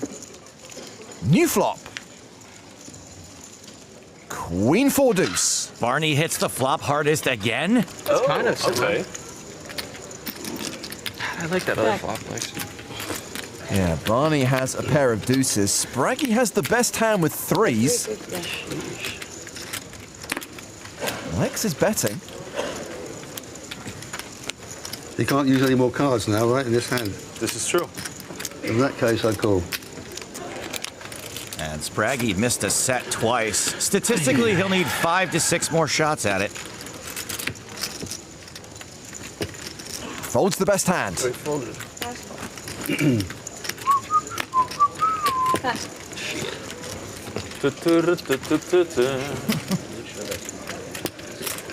Heads up to the turn, which is a 6. Okay, so that missed Barney, but open-ended just got there. Plenty of low-card hands improved in some way, and Lex is betting. Jeez, big bet. Barney's still ahead, by the way, 92% favorite. Wolfgang's a big action influencer.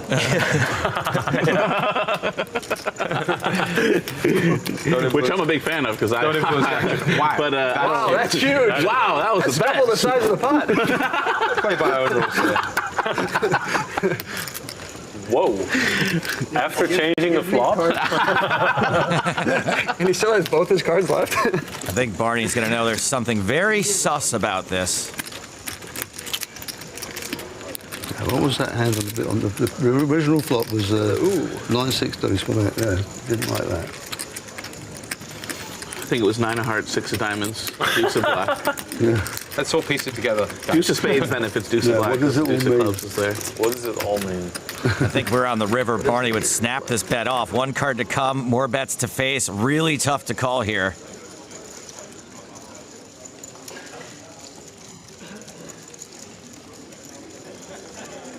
Is this €1,700 bluff gonna work?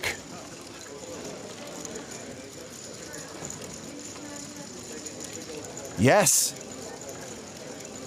Nice bluff, Lex. Show one. Yes. Jack 10, oh, Jack 10, it is Jack actual 10. bluff. You got me off a monster, I tell you.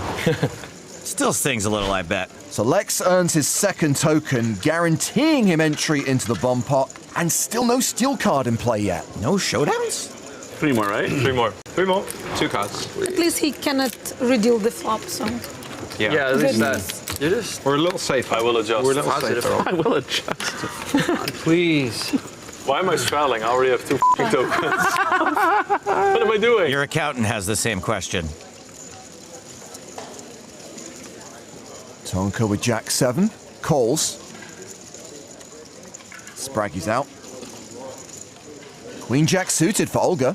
Get in there, Olgs. Yes!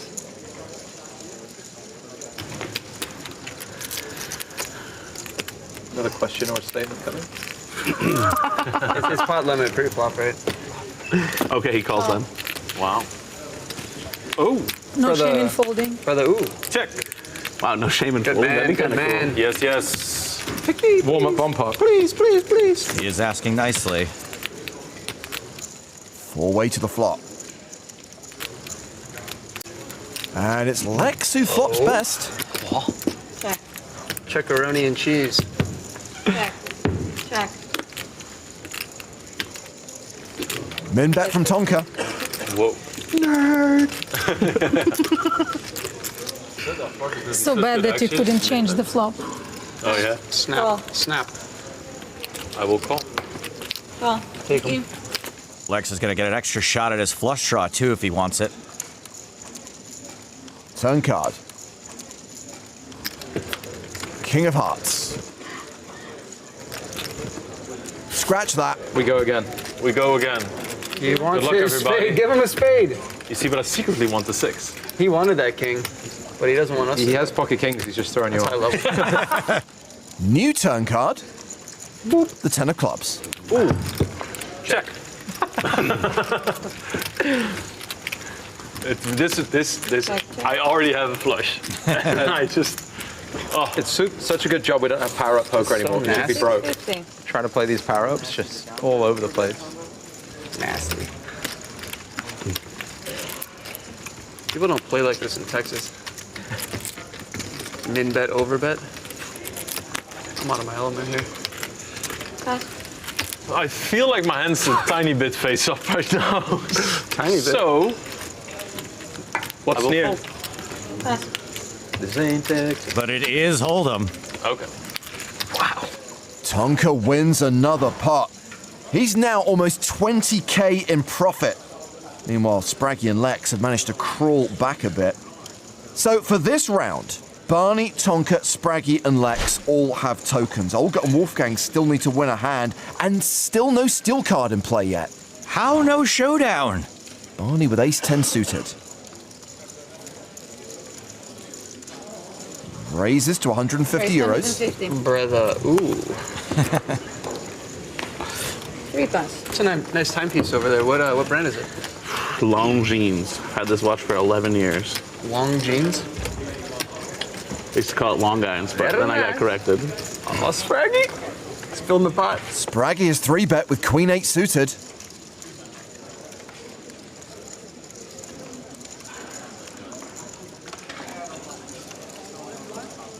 Forwarded to Lex. He's out. Barney very happy to call this. Yeah, he's not going anywhere. Makes the call, heads up to the flop.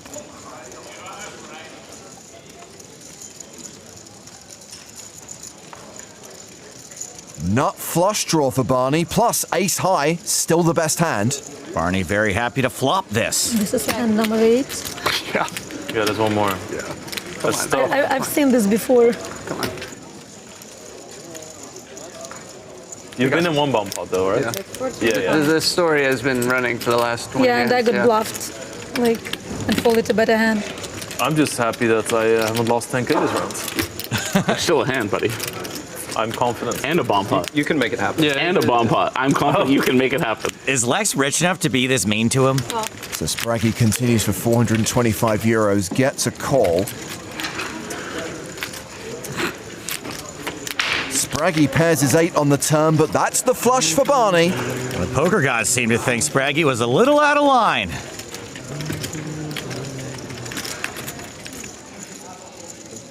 And Barney's gonna lead.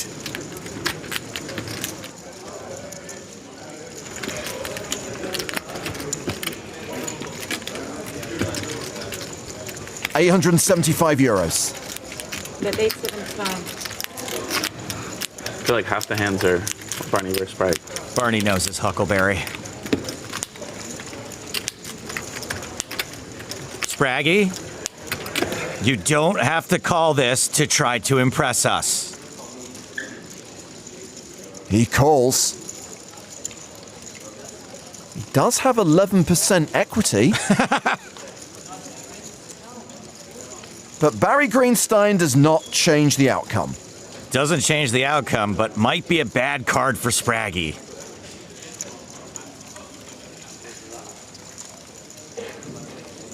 €3,725 in the pot. This is a card Barney would bluff at sometimes, and that's why it could be bad for Sprag. Well, this is a value bet. 2.5K.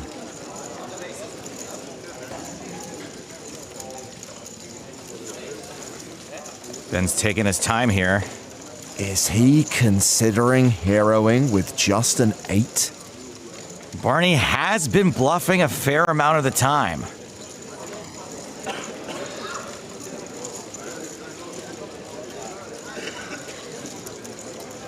Man, I hope this doesn't turn out to be a case of think long, think wrong.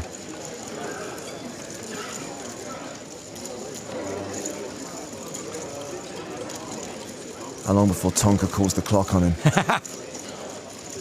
In a cash game? 3, 2. Here we go. This is totally unrelated. One time, we were playing in here. It was here last year. We were playing a cash game with Mac and 2 other random dudes. at like 4 in the morning. And Spraggy tanked for like 8 minutes. Like he tanked for like 2.5 minutes. Remember that? He tanked for like 2.5 minutes, and I was like, I called up Jack High and the guy to full house. and I was like, okay, I won't call the clock. I went to the bathroom, came back. I kind of feel like that's. He tanked for 2 more minutes, and then called like a $1,300. Kind of where I'm at. $1,300 river bet at 1-2. 1,300 euro river bet at 1-2 with Jack High, and the guy had a boat. Shocker. Can we watch that game instead?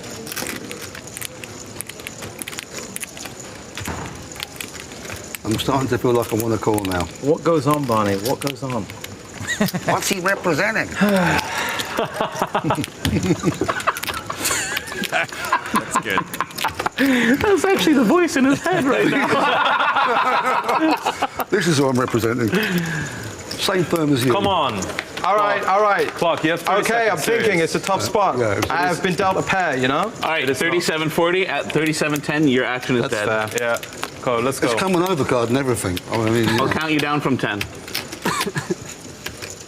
The clock has been called by Lex Holy on this shit. hand. I just want to say it wasn't by me. Okay. Smallest spot of the orbit, whatever. 2,500 euro. You have 10 seconds left to act, sir. That's a call. That's not good. That's reaching for his nuts. cards. That's such a strong hand. Wow. Sorry, buddy.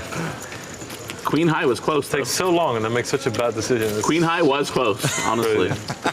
I feel so much better about laying down that deuce against you now. I had a deuce. Steel. I really wanted to call. Barney, the Steel Master is back. Oh yeah, and the Steel Master. Yeah, of course. Ace-high flush. Yes, the steel card, which is earned by winning at Showdown. The player who shows the best hand gets the steel card, but later in the round, if a player shows a better hand, they get the steel card. And whoever has it at the end of the round is allowed to take 1 token from another player. Aha, so everyone needs 2 tokens to be safe. 1 more hand to go before the bomb pot, where there is major value. Big prizes up for grabs. 3 gold power passes worth 10k each. 2 silver passes worth 2.5k each. Passes that can be redeemed to play in PokerStars live events. Of course, the fun prize, the tricycle, has gone already, along with one of the silver passes. Oh boy. Man, that was maybe one of the worst calls I've ever made. No, the Jack High was worse. No, I've made worse. That was bad, but I made worse. Strategically, that was not very sound. 3 punch. No, it was, you know, Raise, a technically bad call, but I looked the man in his eye and I thought he didn't have it. And I was Then he had the nut flush. and I was aggressively That's all I've got in my game. Looking like I haven't got it. Spraggy has raised with 9 deuce. Olga with king queen suited. I bet pot. There we go. Mama needs a token. Where he raises to 600 euros. Raise it. A prayer before the Lord. One more time for the memes. Thinking about it.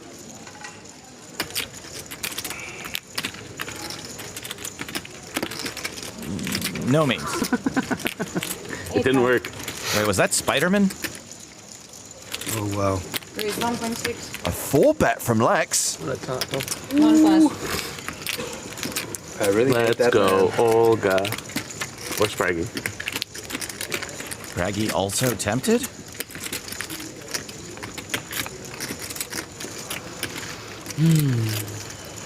No. Pass.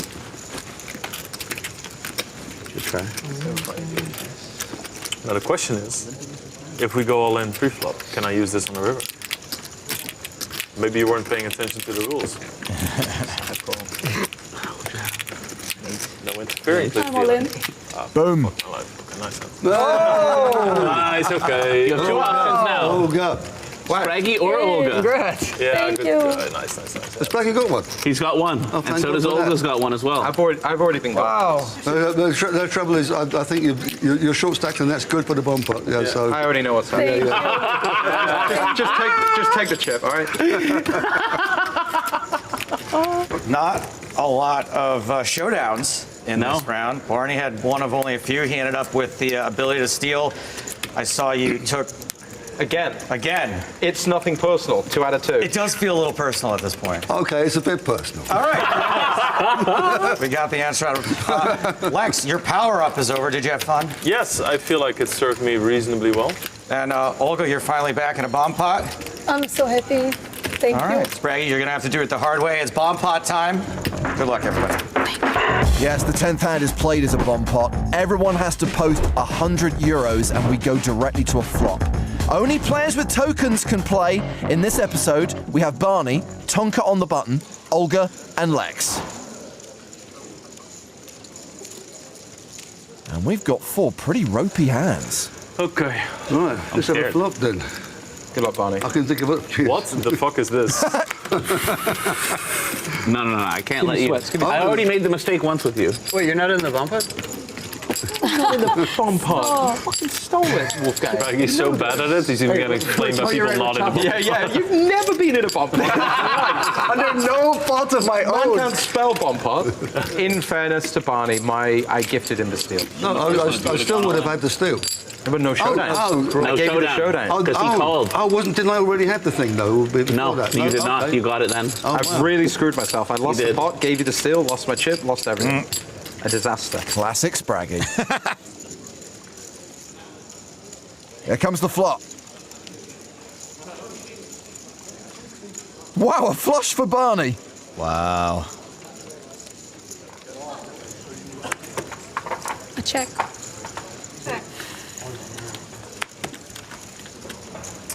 Money. What the fuck is that? That's money. Must be funny in the rich man's world. Look at him playing with my money. In the rich man's world as he grabs Spraggy's chips. Yes. God damn it, dude. It's so unfair. I'll never win a bomb pot. Lex's bet has been raised by Barney. At least I tried. You tried, Olga. You tried. Oh, so defeated. So much money. Well, he definitely can't change any of these cards, can he? No. Right, okay, cool. Why? Episode 3 of the Barney Boatman Show again. Says something when I'm rooting for Lex. It really says something. Oh my god. Lex is drawing dead, by the way. Well, that ace pairs the board.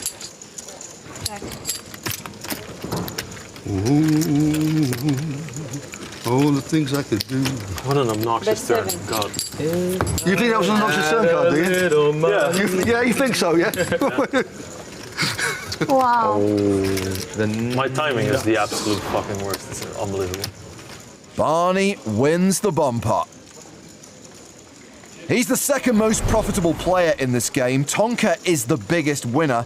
Lex is still the biggest loser. And now it's mystery prize time for Mr. Boatman. Barney, when you won EPT Paris, do you remember what you said to me? Do you remember that old turn of phrase you said to me about a dog in the sun?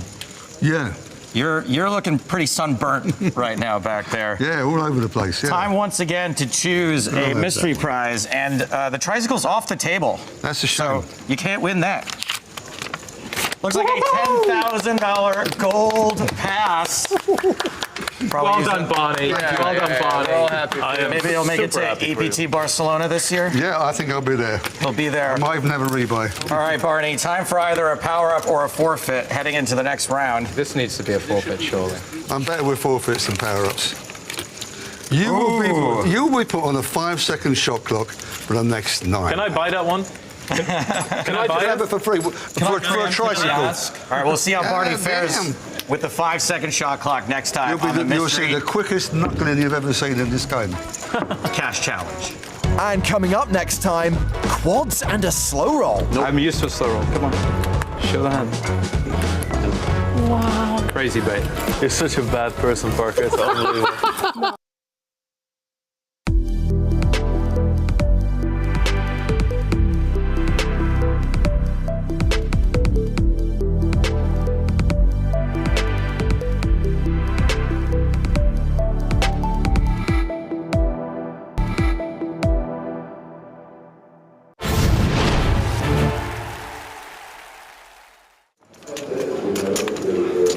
25 minutes left in this level with 95 players remaining. 96, pardon me. Still a little while to the next pay jump. Fade into Marta. Marta is out. Dan Jackson. Deuces. And Jackson flexing, lets him go. D2 Roy says no thank you. Hugo Delmare sizes. 5 raising to 12,000. That's a yes. To 12,000. The minimum raise. Giorgio's taking pause here on 20 big blinds, but he's going to fold. Did you say? Maybe forget. Maybe forget. Queen 7 Should suited. be, yeah, a clean complete here from the big blind. Both sharing the 7. Delmare going to be dominating Mustafov, but live suits for both. Ooh.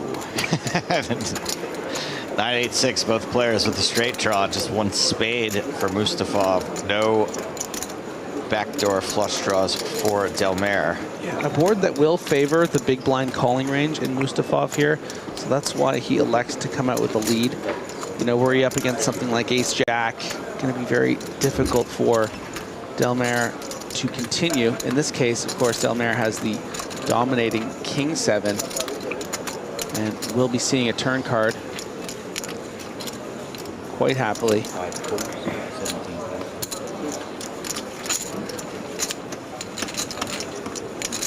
Wouldn't a 5 or 10 of spades be fun? It's the 3 of hearts instead. Aww. 30.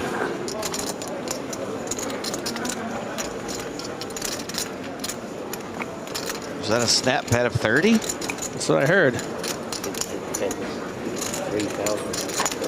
I'm suspicious of the snap bet. Ooh, 53, way more than 30. So who said 30?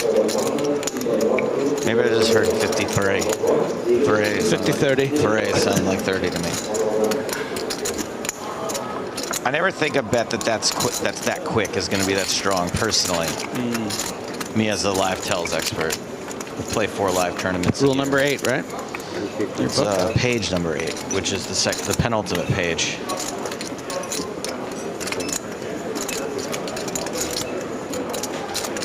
There's only one rule per page, though, so I guess it is also kind of rule number 8. River is 7, so it's always coming 7. And both players with a pair of 7, but Mustafov is out-kicked. But a lot to think about here for Mustafov. Okay, now I've made my 7. But if I think my opponent has something like Ace-9, maybe something like Ace-8 or King-8 suited, I'm going to lose at showdown here. How many 10s do I think my opponent has? Pocket 10s, maybe. Ace-10 probably folds some of the time on the turn to the very big bet. Do I need to turn this 7 into a bluff? Do I think my opponent has enough 10x's? Certainly if it's 10x of hearts, we would have seen a call on the flop and then a call on the turn. You know, something like a Jack 10 of hearts, Queen 10 of hearts, Ace 10 of hearts. So there are a lot of 10s, and you know what? He is going to turn this 7 into a bluff. Because he could have been leading a lot of 10s. What about the 9 10s and the 8 10s? I mean, I don't think that Delmare is going to raise a lot of 8 10s from the cutoff into the 2 chip leaders, right? 8 10 of hearts? Yeah, might be, but...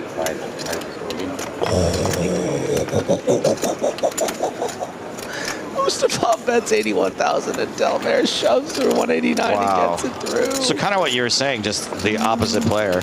Yeah. Says to himself, you know what? Actually, I think I have more 10s here. So goes Some all of the 9 in. 10s and the 8 10s probably included Well, in that. yeah. I guess you're right. What a badass hand. 16. And we see a flat from Delmare with Ace-Jack. Round to mallets on the button.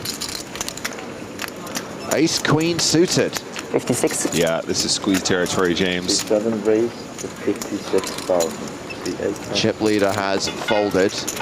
Martin McCall folds the big blind, so action back on the original raiser. +2 versus button. This is tricky. Honestly, I don't know where 9-10 suited falls in terms of 3-bet defense. But then also, of course, we have a player to act behind as well, James. So that makes it a little bit tricky. I think I might just default to a fold, but we might be deep enough where we just want to call in.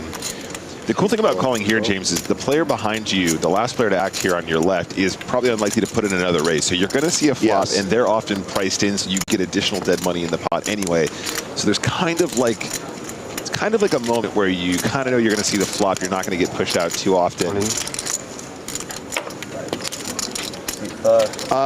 Okay, Delmare responds by moving all in. Never mind. Now, does this just look bad to me because I can see that he's dominated by Malitz's ace-queen? Is this actually a good move against an unknown hand squeezing from the button? Yeah, I don't know, James. This feels somewhat dissimilar to the spot where the ace-queen suited's back raised into the aces that we saw earlier today. I think it's probably fine if you think Malitz is capable of squeezing here on the lighter side, which of course we know he is. I think Malitz is probably pretty happy just to shove over the top now, I suppose. 322K. It's still a lot of big blinds, though, James. Also, looks pretty strong. You flat the open, and then you re-jam against the 3-bet. Yeah. Beautiful. Yeah, the Grafton has to be folded there, but I was not expecting the shove from the ace-jack. So this is domination situation, and Delmare's going to need to get lucky against Sebastian Malitz. Good at the elevators. I mean, I'm really bad because I have to run here, but I made it. Yeah, Malitz did make it back for the hand, just. It's like 90-10 flip. He's going to move above the million mark if ace-queen holds here. But now it's more important to win.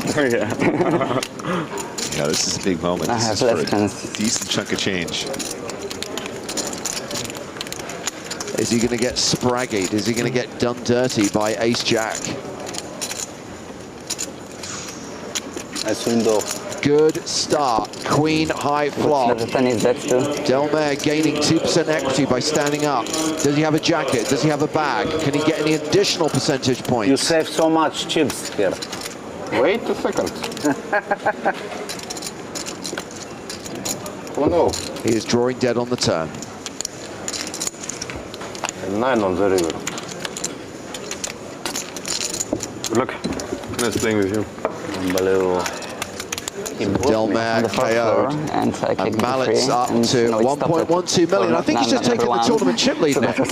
Yeah, I mean, guys, that was a lot of big blinds at this stage in the turn. As you said, James, what were we saying, 40 big blind average, something like that? He's almost yes. I'm going to write down what they called ace-9 on the original big game, because I still don't know if it's a swear word or not, if it's something I can say. Okay. They called it this.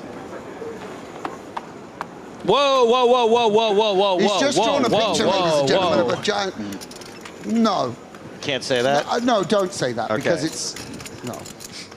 Oh, do you want to see? Here, there you go. That's why I knew better not to do it. Wow, by the way, this is a new dawn for Joseph. Right? Mr. Corporate. I'm glad that he's checking with us. I mean, we were joking about you getting fired earlier, but this is getting dangerously close. Yeah, that does need to be redacted off the internet. Do not go search up those big game episodes. So that's why you never see that episode. Yeah, there was certain terminology that was employed at the gut shot as well, which for certain things, which wasn't great. Thankfully, those days are in the end. It's not one of the 7 dirty words. No. It wasn't that bad. I was exaggerating, but. So we are changing feature tables, by the way, at the break.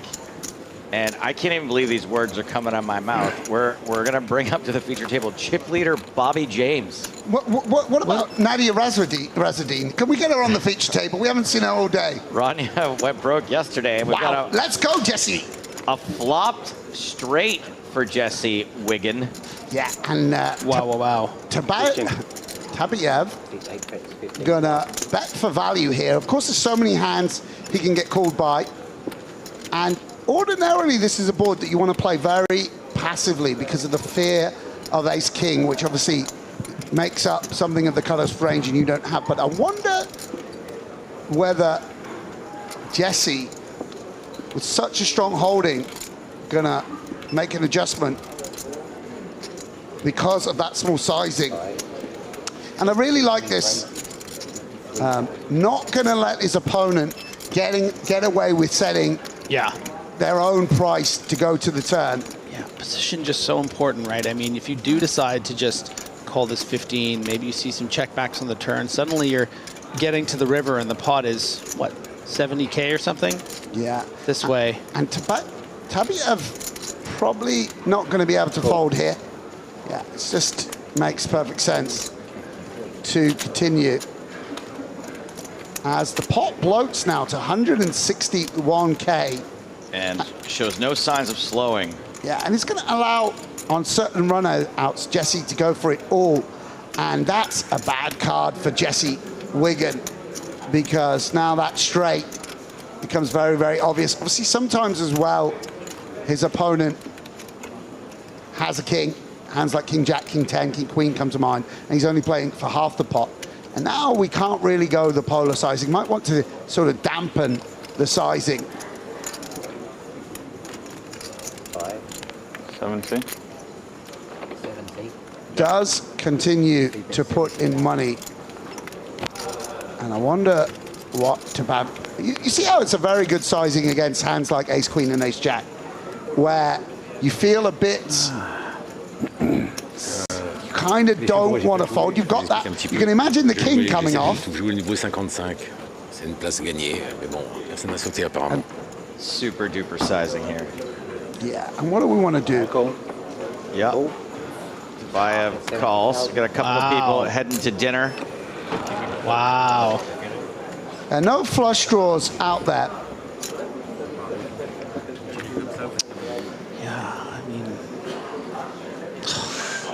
Oh my goodness. You hate to see it. A disgusting run out. You hate to see it. Poker gods, no. Puke. Straight on board. 300K out there. And now Jesse needs to decide whether he wants to go for a 10% pot, but I guess we probably just have to check it. I mean, the ace 0% pot. Just favors in position. Just go to dinner right now. Just leave.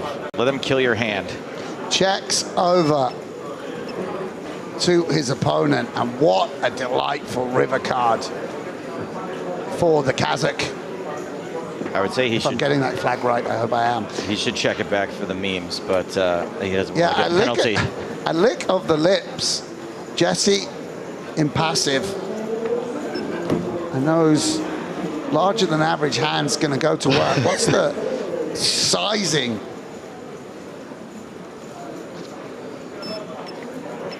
That will be deployed. It's a very weird spot, by the way. I don't blame him for using a time bank card. It's very unclear what imposition should do. It's such a rare line. I mean, very reasonable for Tabayev to have something like a set here, right? And now maybe think, okay, well, maybe I should be turning this into a bluff now that I have all the aces. 200. I like it. Yeah, and for Jesse Wigan, a terrible run out. And from a theory point of view, of course, you do have to pull some calls out here. You don't end up on the river with the ace all too often yourself. Yeah, I mean, should Tabayev even have that many aces that isn't ace-king, right? You would think ace-10, no flush draws out there, ace-10, ace-jack should fold the turn a lot, even ace-queen. I think Jesse's going to know that he doesn't have ace-king, I think, just based on the way the hand went down and probably some sense of his opponent. But, yeah, does he have... All in. What? Oh, no. A valiant effort by Jesse Wigan, but runs into the nuts.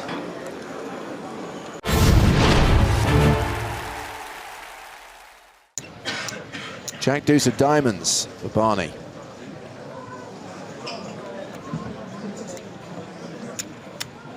You can mix in a couple different things here.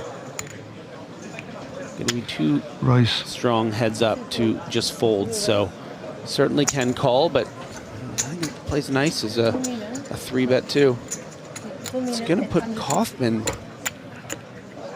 pardon the pun, but a little bit of a cough in What do you do with ace-9? Do you put it in for your tournament life for 30 bigs? You just started here. You know? The older gentleman has 3-bet you. You're playing for a difference of 500,000 euros. And you have one of those middling aces. Do you just shove it in like you're getting 3-bet by any other aggressive pro? And Kaufman going to play it a little cautiously. Okay, makes the call. Will have the advantage of position. And has the best hand, as we can see. The first flop of heads-up play. Jack 9-6. Ooh, top pair versus second pair. My apologies, the first hand of heads-up play went to the flop as well. But this one is going to involve probably more than one betting streak, Griffin. Yeah, I mean, I guess it depends, of course, how the board shakes out. There could be some scare cards on the turn that shut the two of them down, but with Boatman with top pair is going to be playing it pretty confidently, and if we get some bricks, Kaufman might just call this all the way down.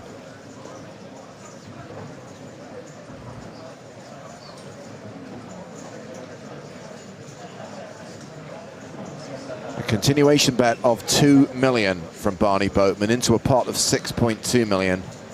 Kaufman with second pair top kicker calls. This hand going to the turn, and Kaufman now has less than pot behind. Yeah, and what he really doesn't want is a low card like that. Something in that deuce to 5 range where it doesn't really change the complexion of the board too much. You know, maybe a king or a queen of spades. Wow, Boatman shoves on Kaufman. It is all in to call. And what does Kaufman do here with a pair of 9s?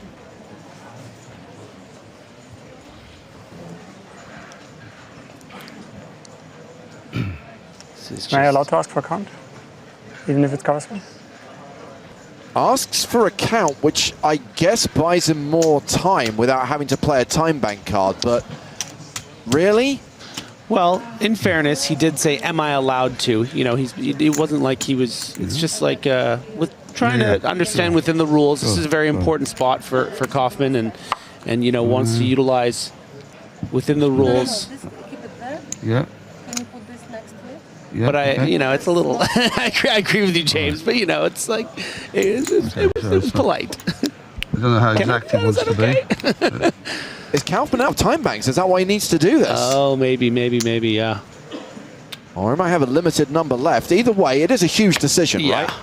You make the correct call here, and you have pretty much evened things up. I guess it's just something a little comical about counting 40 million. It's fine. Thank you.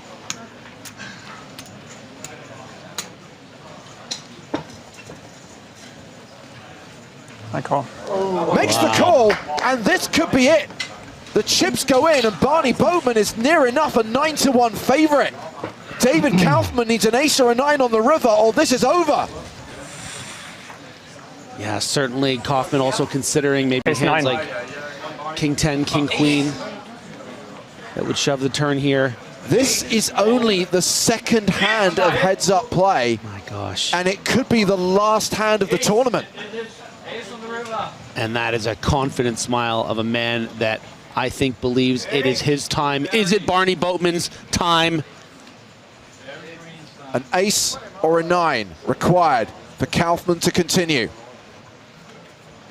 The river is a queen! Thank you. Very well played. The oldest EPT champion ever, the 68-year-old UK poker legend, takes down EPT Paris 2024. Just an incredible story, and you can see welling up a little bit with pride. People on the rail who love him, and it's just a beautiful thing to see.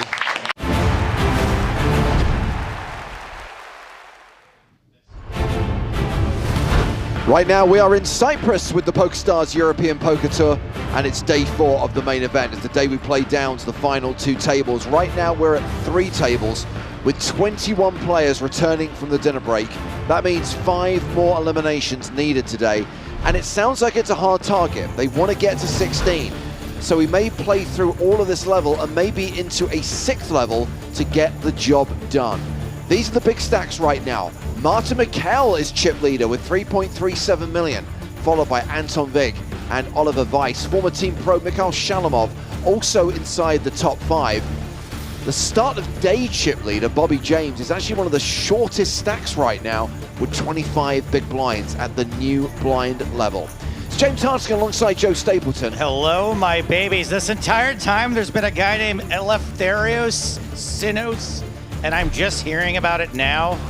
We did see him in a big hand earlier, a double KO. He was the beneficiary of the chips, and he is the biggest stack at our new feature table with 2.8 million, 70 big blinds. Average stack right now, 1.8 million. So we've got 3 Brits, Philip Joyce, Ariane Hassan Kashani, and the aforementioned Bobby James. Yisha Shen is also at the table, along with Andrei Lubovetsky and one of last year's finalists, Halil Tasirak, made the final table in Cyprus last year, as did Andrea Dato, last year's runner-up. Both those guys still in the field. Pretty cool. As we get the action restarted with the blinds at 20,000, 40,000 and a 40K big blind ante. It's level 25 of the main event. And just to highlight, 7 minutes left to enter today's EPT live stream free roll. Registration opened while we were on break. We've been revealing the information in the live chat on Twitch and YouTube in case you missed it. Merit is the password. We are at the Merit Resort right now. Merit, M-E-R-I-T, uppercase characters. Merit is the password you need to play today's free roll with $2,000 in Power Path tickets in the prize pool. Only available in selected markets, specifically shared liquidity licenses excluding Belgium, Germany and Sweden. Nice. Just in time. Just in time to catch the virtual all-in. 950,000. 3 passes. 5 passes. Sinos opened in early position. Joyce flatted. Chen has re-raised. Both players fold. Get out of my pot.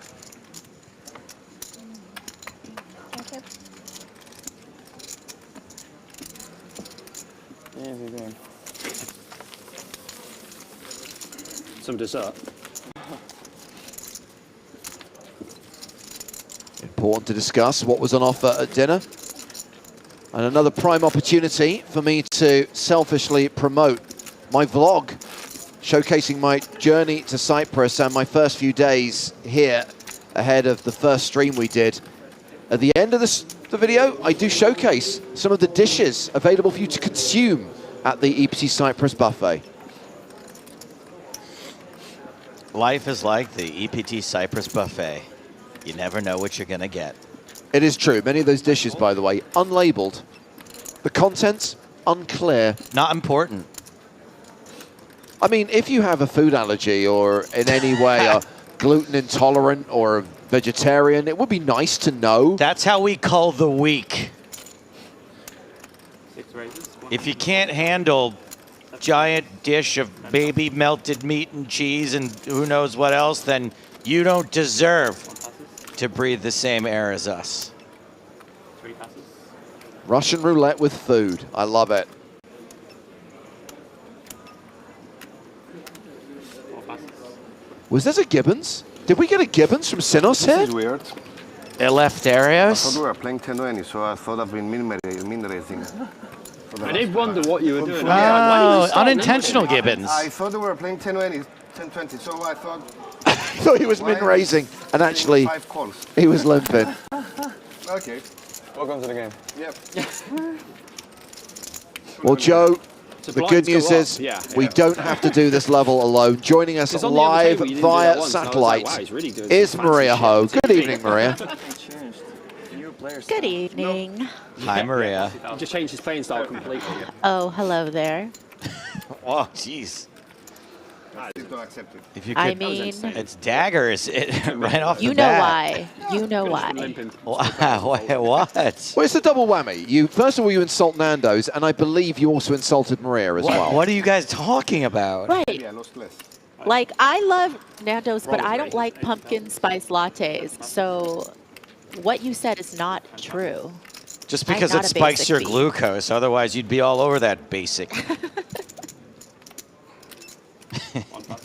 Lubavetsky has successfully raised under the gun, making it 80k with queens. Tasiarak with Jack 10 on the button. So this is a raise, yeah? Maria, I just want to warn you, they do serve beer and wine at the buffet here, so I could be a little more cantankerous than usual.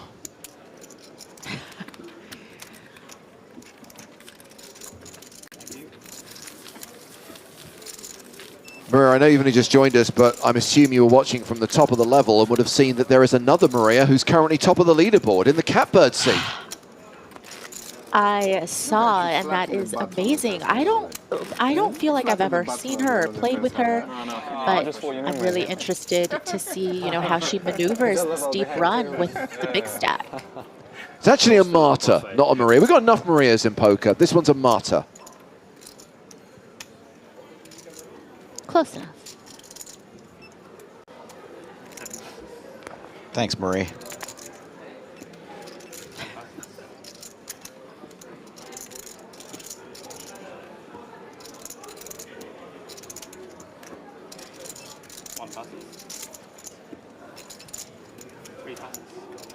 Yisha Chen's been kind of a boss, by the way. Not sure what we'll see now that she's down to 28 big blinds, but certainly has not been afraid to move chips. Maria is so smart and funny. Oh, well, I hate a kiss ass. You're banned. I don't want to get too ahead of ourselves, but historically, has 2 women ever made the final 6 of an EPT? Ooh, that's an excellent question. I don't think it's ever happened. I'm going to say no. I'm definitely going to say no. Okay, we've got something to root for. Absolutely. History in the making, potentially. As JZ famously said, history in the making, part 2. Is that 2 rap references from James in 1 week? I have eclectic music taste, Joe. You know that. Yeah, right. Eclectic. It's called having a teenage daughter. By the way, while we're on the subject of music, can we please spare a thought for the dealer who is currently listening to Walk of Life for the 18th time today?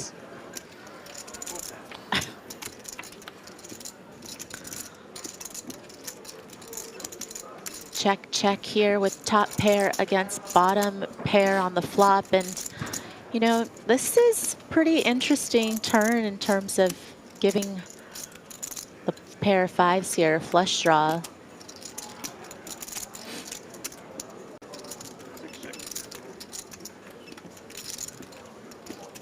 I got to warm up a little bit for these last names. I'm coming in cold.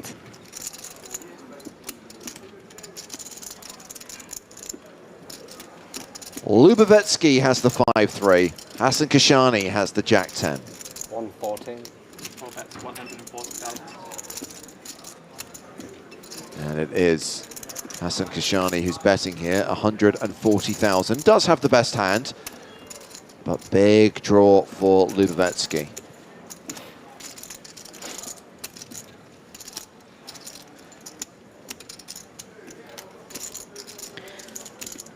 Certainly feels like a spot where you're just happy to realize your equity with the call. Does indeed make the call, and these two will go to the river.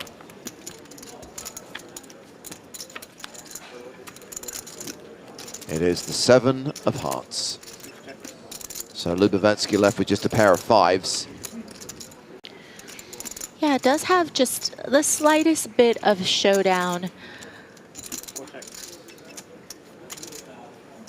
Well, at least gets to show it down for free.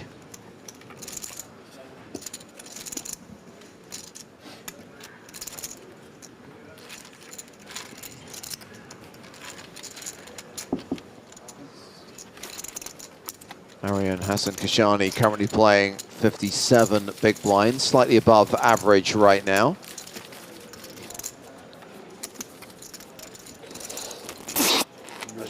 Bless you. Thank you.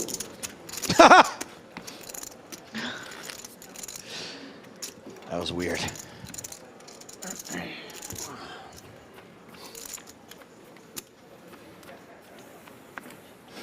Must be allergic to missing value on the river. Maria, have you changed your icon, your avatar on the YouTube? No, it's always. Oh, maybe. Oh, I have 2 YouTube accounts. Wow. Burner alert. James, you would make an excellent, and I mean, you are an excellent boyfriend, and I feel like you're the type of person that if Michelle got her hair cut, you would notice. Absolutely. But also, Who's Michelle? I do have an insane attention for detail. I realize that I'm logged in to YouTube from my other account. I want to go see all the comments that she's left under this other account. It can't listen. How could it be a burner if I'm using my own image? She's Clearly just not like, a burner. she's just like libtard this. Jet fuel can't melt steel beams. Are you having to use the second account because Joe banned you during the last event? Whoops. But that must be it. All right.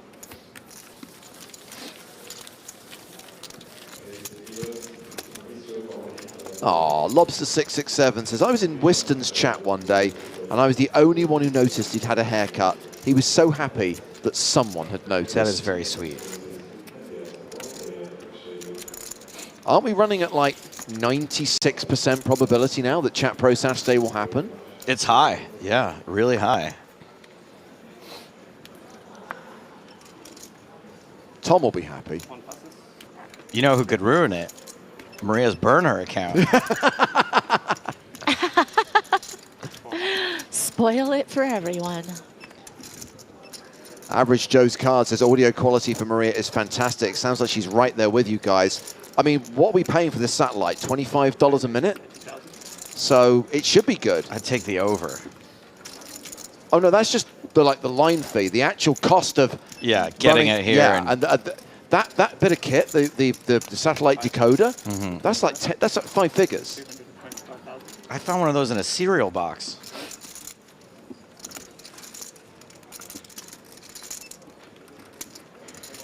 Oh my goodness, look at you getting just a little bit out of line with the ace-9 on the button and running into the biggest of slicks. Timing is everything in poker. And a great spot for Bobby James, who is now the shortest stack at this table. Yeah, James had a heck of a day yesterday, but today, maybe this is where he's going to get himself back into the chip lead spot that he was able to hold yesterday. We got brutalized by Marta on at least 2 occasions. Exactly. I'd say that today has been a game of 2 halves, Brian. It was a great start, and he was running pure. But yes, during the second half of the day, it's not gone his way.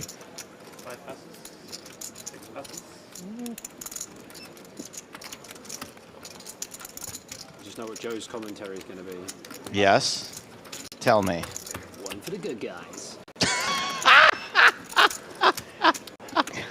What's really sad is that Bobby's going to watch this back later and realize that Joe didn't say that. One for the okay guys. Sorry, I was too busy reading a comment on YouTube about how good my comic book is. One for the good guys. There we go. Sorry, Bobby.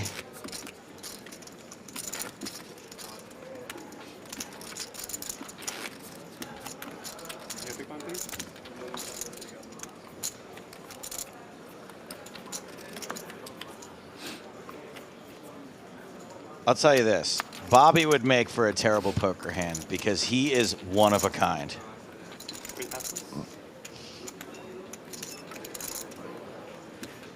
You know, 2 of a kind is 3 of a kind. No, Yeah. you don't explain it. I'm kind of nodding along, saying, yep, I get it. I get it. Hey, we got Wendy as Okay, Beth so in chat, too. Oh, my goodness. Hello. Ah, Beth. Questioning whether the positive review of your comic book was from Maria's burner account.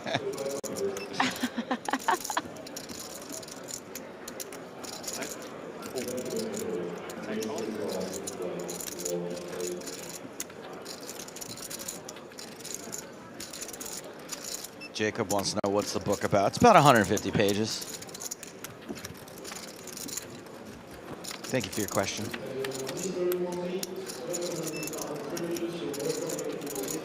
Well, it's ace-5 against 9x and a pair of 9s for Yisha Chen. Could be better than that. But at least a pair of 9s, and that is the winning hand right now.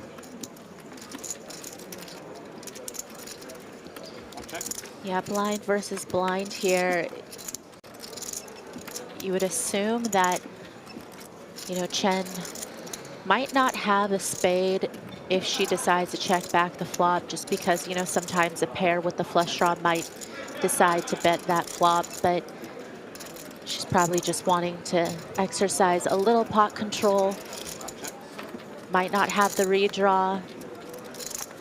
Very likely to have the best hand now that it goes check, check on both flop and turn, but probably not the best river card in Chen's mind.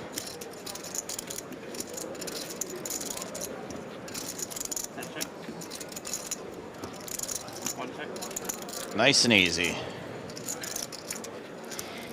Yeah, I think she's pretty lucky that Joyce just found himself with the hand where he still might have a little bit of showdown with ace high, that he decides not to turn his hand into a bluff.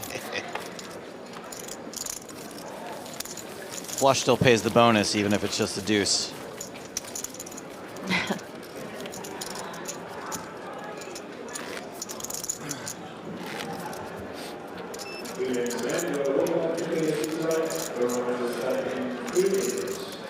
So a reminder that every day we do change the CD on the dealer's Discman. Yesterday, Simply Red. Today, Dire Straits. Tomorrow, The Best of Men at Work. It has... Was it a 4-track CD? Down Under, the 7-inch version. Down Under, the 12-inch version. Yeah. Down Under, instrumental version. And Down Under, the remix. Down Under, ex-David Guetta. I'll give this good bad look-alike for Joyce next time we're on. I'm with you, Wallace, though.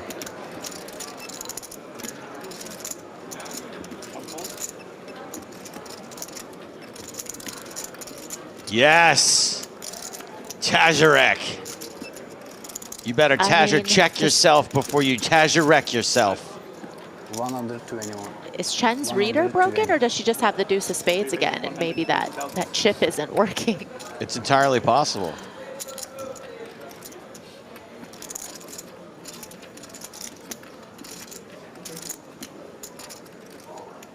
Well, we'll get some clarity here, because I think if she did have 10 deuce, she's going to be folding to this raise.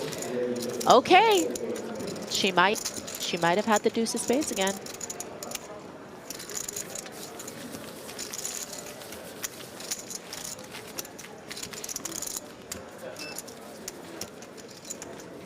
Santosh just busted. Oh, spoiler. Bobby referencing that Santosh just busted. That'll be Santosh Sivana. End of day at 16. Oh yeah, I was going to say, which Santosh? Are we able to give them a one-round penalty if they spoil it from the table and not in chat? You don't want to be asking me questions like that, Maria. I'd be handing out penalties left, right, and center for all manner of minor violations and grievances.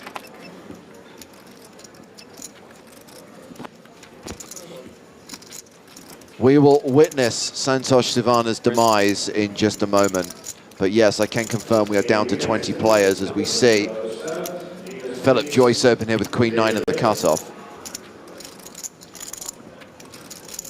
One raises all that. Chen, 26 big blinds, just gonna shove. Sorry. Discount. Unexploitable play here. Just happy to pick it up, get it through. Yep. So let's see what happened a couple of minutes ago at one of the two outer tables.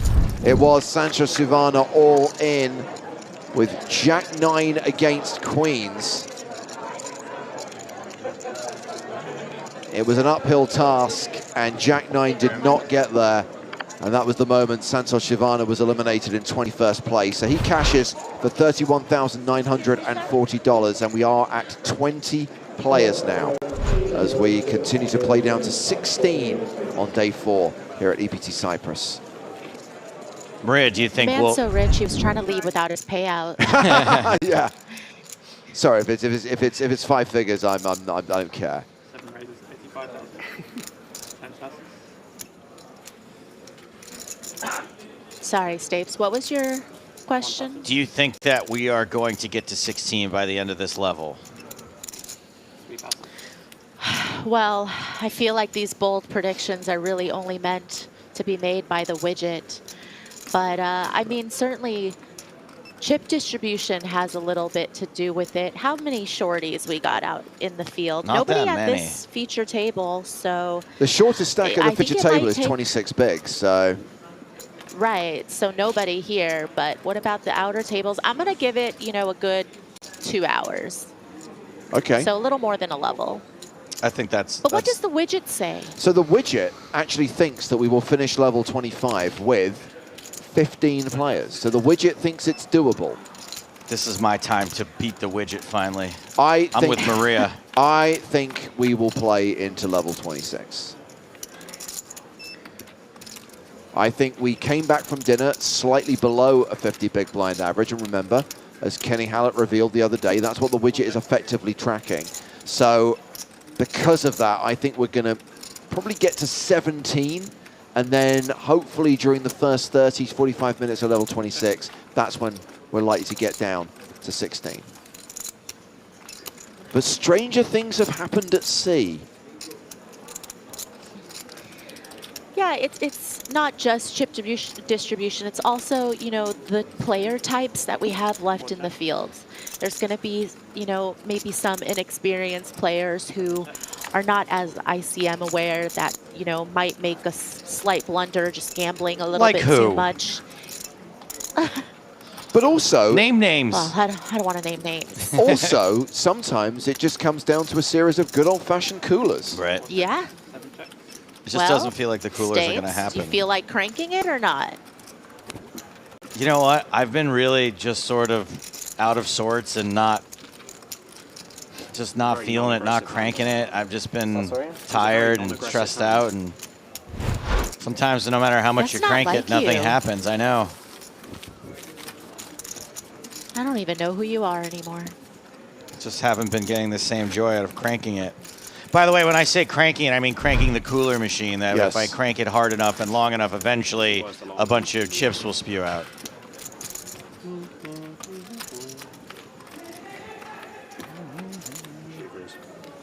Well, that's an image that's not going to leave my head anytime soon.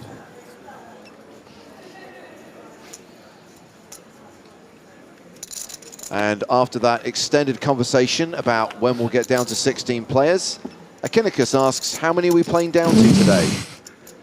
And the percentage chance of Chat Pro Saturday just dropped below the 90% mark.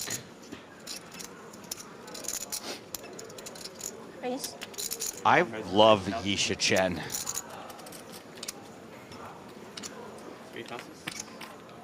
She's kind of a boss. She could be, I mean, she could be the female version of David Peters, you know, just the silent killer type. I mean, look at this. Opening 8-7 suited on a 30 big blind stack. Fearless. Is totally going to steal this pot from Sinos unless he flops a set. No, even if he flopped. Yeah, wow, she's even, still huh? gonna get him off of it. She's still gonna get him off of it. And Lubavetsky calling as well out of the big blind, so three-way to this flop.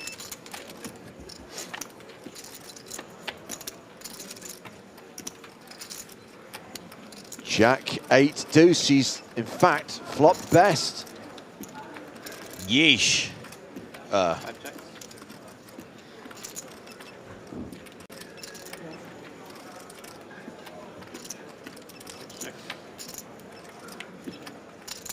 Check it to the hijack. Time to take control of this plane. Yeah, multi-way. She does decide to check back. Just, you know, can't really withstand a raise on the flop. So that's unfortunate. But, you know, it's kind of bound to happen, right? You have a hand on the flop that's not really quite strong enough to bet. for value or, you know, for protection, because you're not really able to call against a raise. And against two opponents, yeah, sometimes you're just going to get the 4 flush on board and got no club in your hand. But Sinos, you know, with the best hand here, still really isn't able to bet into 2 players. Yeah, Chen went from first to last. Lubavetsky pairing as king, but Sinos has made the flush, and the other 2 players are drawing dead.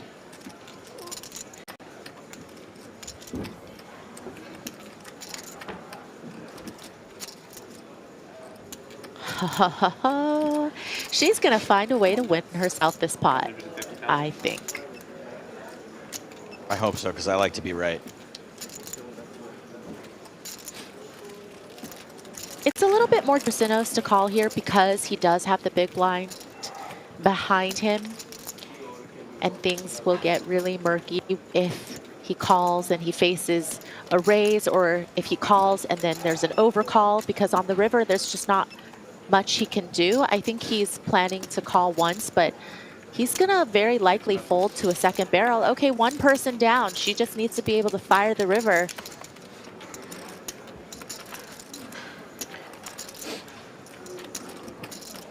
Barry Greenstein.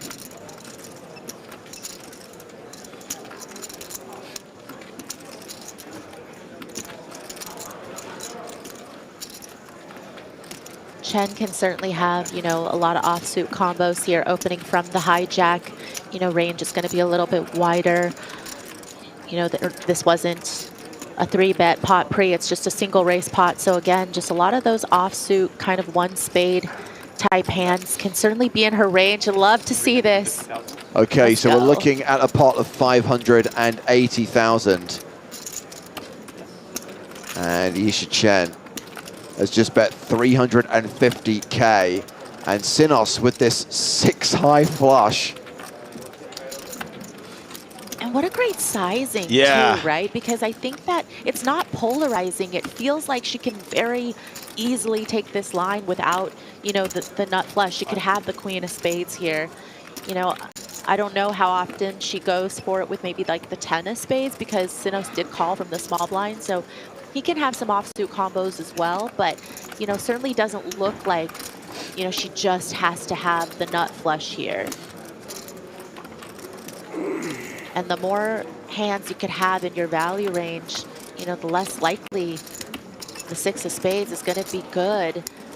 Yes. Oh yeah, let's get it. Well, you called it pre-flop, Joe.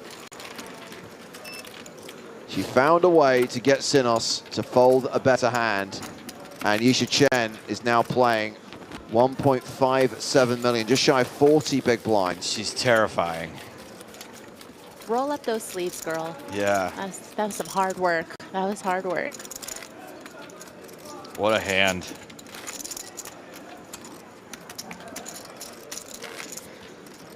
Joe, you taking some notes? I can't do that. These are the I things can't we bet a need you to third do. of my Yes. stack on a bluff. Are you kidding me? Just to be clear, Maria, the next time Joe plays poker will be in Brazil. And I'm just going to say, do not try and make a move like that in Brazil. Yeah, we have to, you know, talk before you go, Stapes. Just make sure that we've got some of the population tendencies of the players in Brazil down. Now, hold on a second. I'm going to play a whole lot of video poker at the NAPT before Brazil. That's how I like to train. That's me in the lab. Ultimate X hot streak.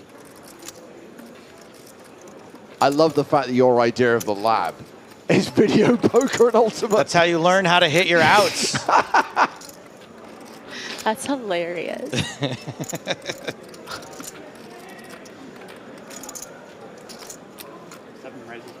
And if you get it right, you get a treat, which is a Miller Lite.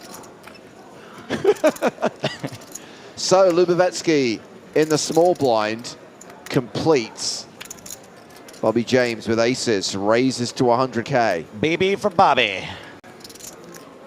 Finally, one for the good guys. Lubavetsky makes the call.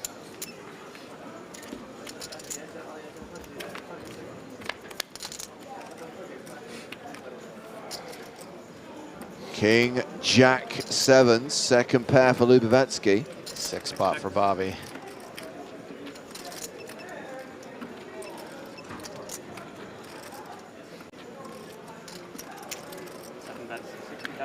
Yeah, I just don't really imagine, first of all, blind versus blind, for there to be these types of hands just so strong. You know, you're just really hoping that your opponent has something to call with, and luckily he does.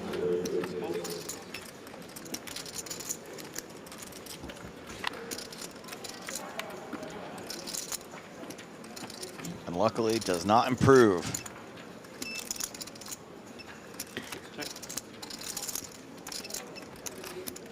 I kind of feel there's a few more we can add to your training, to your work in the lab. I kind of feel that Mystery of the Lamp helps you deal with disappointment and negative variance. You know what? I can't do Mystery of the Lamp anymore. It's one of the ones that I've completely sworn off because my last like really bad degen session where I could have left a winner and I left with nothing was playing Mystery Lamp. And so I don't do it. I'm out. No. This was at Thunder Valley. Are you telling me that your wishes did not bring riches? No, and you know how easy it is to hit a feature in that game. Like, I bricked super hard. I probably shouldn't have been playing $45 a spin. That probably has a lot to do with it. You do see that the sizing James chooses on the turn sets this up for an SPR of about 1 on the river.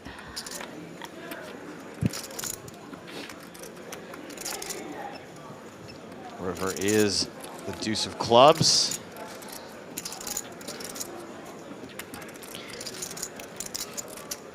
Pretty fun to have the ace of clubs here.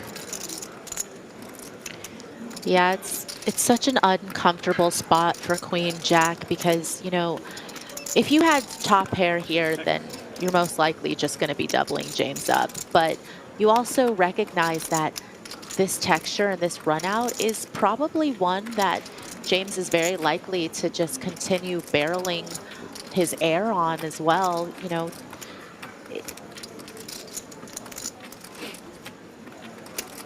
$840,000 in the middle. James with 795 behind. 7 bets. Doesn't shove.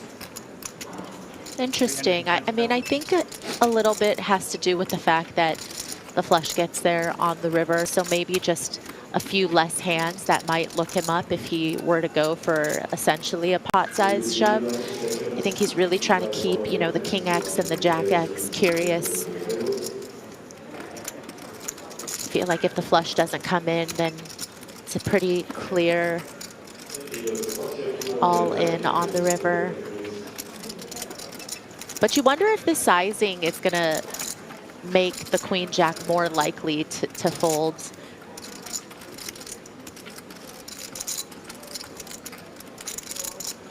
Certainly getting a really good price, but, you know, doesn't block any of the strong King X hands that would have raised pre-flop. The fact that James is willing to bet again when the flush comes in is also, you know, a little bit of a cause for concern, although you do have the Queen of Clubs in your hand. People haven't really liked folding all that much. We've seen a bunch of hero calls in spots where... Joe, it's because folding's boring. I know, but like I know that I'm way too exploitable. But there's just so many of these spots. I'm like, yeah, no, I don't have it here. I have second pair. I gotta go. Sorry, you win. Yep. Single chip call and a huge pot. A much needed pot for Bobby James as he starts to turn things around now. Back up to nearly 50 bigs, 1.9 million. He's just hoping Marta doesn't get moved to this table. Yeah, right? He's safe as long as Marta's not here. Another one for the good guys.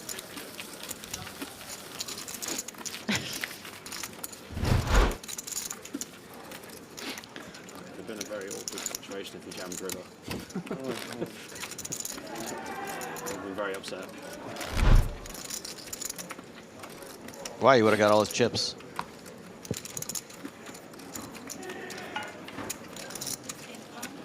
He Teşekkürler.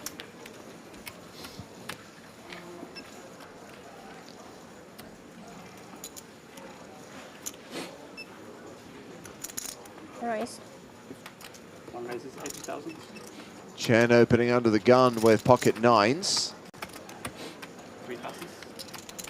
Folded to Hassan Kashani. King 4 passes. Sinos with queens.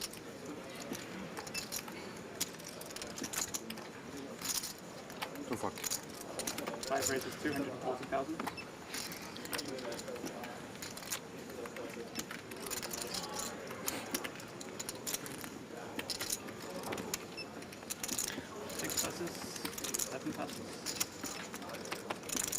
There's going to be quite a bit of respect given to this 3-bet, considering Sinos 3-bet and under the gun open. But, you know, 37 big blinds. You wonder if she's going to think about maybe calling here and seeing a flop. Certainly the deeper you are, of course, the more profitable it is to try to set mine. Here, of course, it can get kind of awkward on certain flops. You know, you're not really able to continue on a lot of flops, and you're just going to have to check folds. And then it's also dangerous to have a low flop in this particular situation when you're up against another overpair. Hello, nurse. Or you can just flop top set. This and have counts. Not a care in the world. This counts as domination rotation. And Chen now near enough a 9-1 favorite. Checks the action to Sinos. You imagine we'll continue with an overpair, and yep, loading up. But this is just all poker butterfly effect. You know, if she didn't get away with that bluff on the river against Sinos, she would not, or if she didn't go for it, basically, she would not have flopped this set. I am a firm believer in this. Wait, what? I agreed too early with that statement, I think. I'm just saying that aggression is rewarded and going for it is rewarded. Wait, flopping this set is because of her aggression and not getting paid on the set? What? Are you saying that she flopped the set because she's aggressive on the last hand, or she's going to get paid on the set because she was aggressive on the last hand? I mean, both. I mean, she's going to get paid because Sinos has queens, because Sinos has an overpair. But I'm saying that because she got away with a well-timed bluff earlier, the poker gods are giving her this set as another board. Are you into like crystals or something now? Yeah, I'm holding one right now. Oh, my back. It's, you know, it's my paperweight.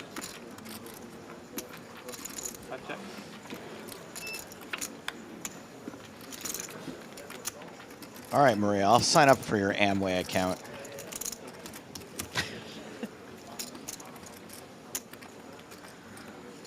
I wonder if they're going to have their annual dinner at Resorts World at the same time as the NAPT again. So good. Justin Hammer had that great joke where he's like, I'm surprised they didn't do it at Luxor.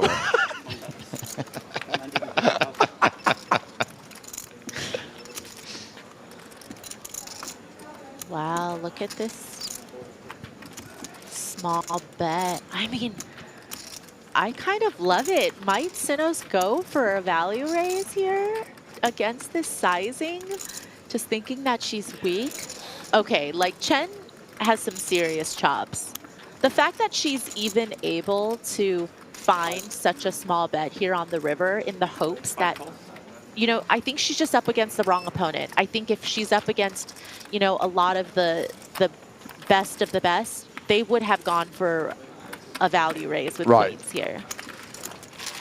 Wow. But I okay, mean, hold on. Who is this girl? Who is this girl? Yes, the pot could have been bigger, but that's still a decent win there, adding 670k to her stack, up now to 2.16 million and second in chips at this table. Queens? Wow. Almost. That would almost put me on tilt to know they had queens. Back in the mix. Rocking once again. All right. Does she play online or Harry something? Pock. Like I need to see her online results. I think she plays the all-star video poker machine.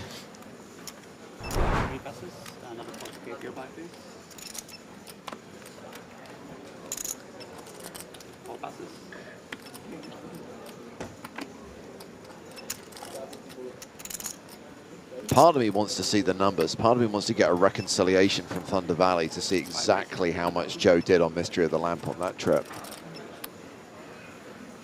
6 passes, 7 passes.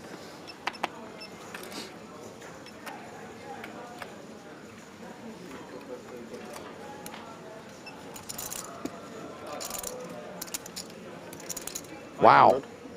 Maria going hard at the chat with a hard disagree. Do you know what, Maria? That's... Because of that, percentage chance of Chat Pro Saturdays has dropped below 80%. Guys, got to salvage this. Don't ruin it now. It's so close, so close.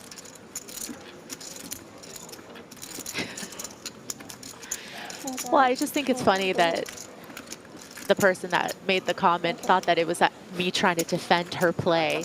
I don't think I need to defend her play. I think we're all in agreement that she's very good. She does not need me to defend her.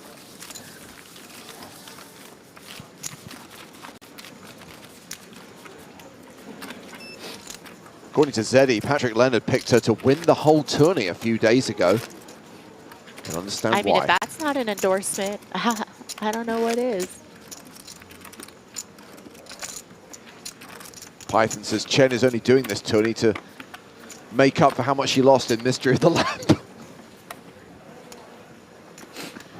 Not everyone loses at that machine. 4 passes, 5 passes. 6 passes. 85. 7 raises, 85,000. Well, we've moved on to the next hand, and we have an open from Bobby James with Queen Jack of Clubs.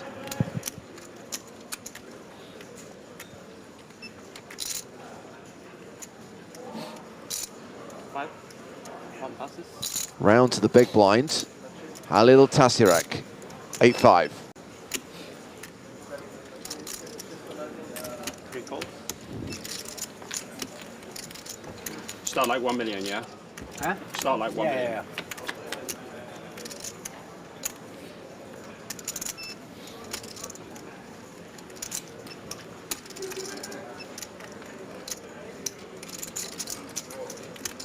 Really interesting flop here. Open ender against 2 overs and a flush draw. I do like this check back though from James. You know, it's a little bit difficult to want to play a big pot here with a queen high flush draw on a texture where, you know, there's going to be a fair portion of your opponent's range that's going to go for the check raise. You know, here, depending on the sizing, you know, which is, you know, very reasonable from 8s and 6s, James can still easily make this call and see a river with that draw.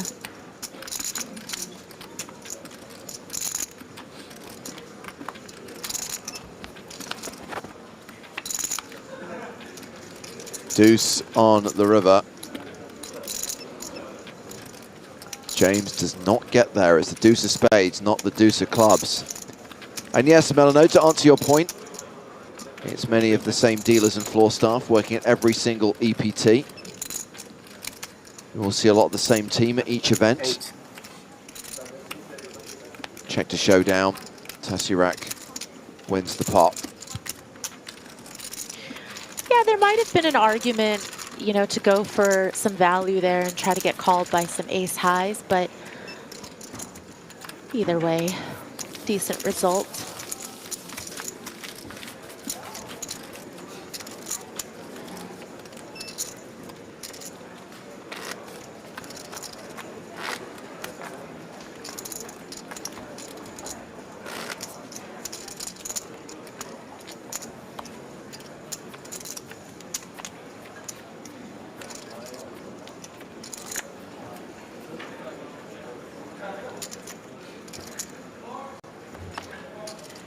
So halfway through the level now, and still just that one elimination.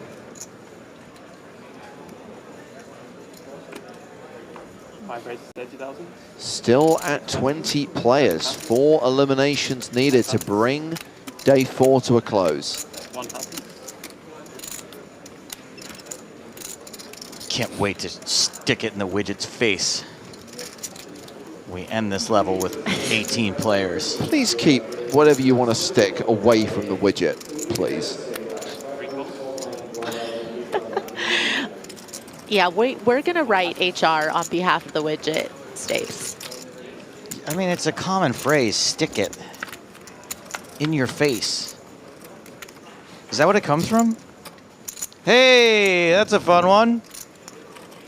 You've just realized. Yes, Broadway. And Broadway. A pair and a straight draw for Sinos. Oh, is that new, Staves? Is that a new thing? No, it's just really hard to make a straight, so I don't get to say it very often.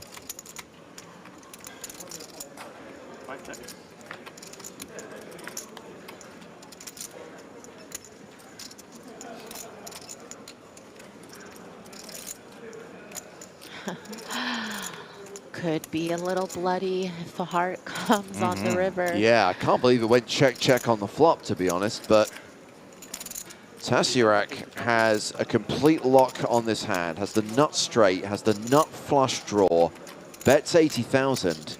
Sinos, a pair and a straight draw and a no good flush draw.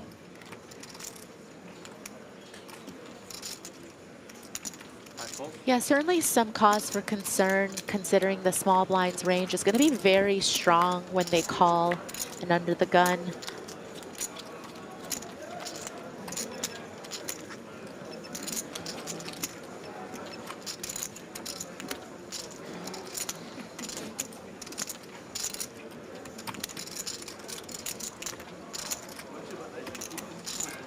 Well, now's the time, my friend.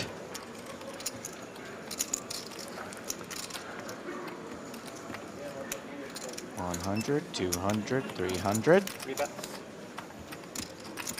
300,000. 3/4 pot.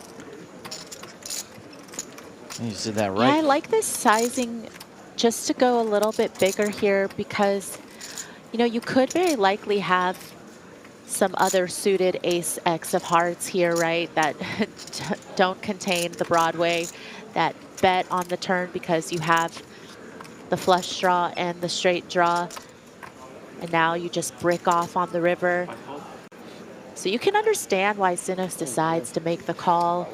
I can't really. Everyone just keeps calling with these crazy weak hands. I mean, that's certainly not a hand so strong you have to show it. Could have been considerably worse.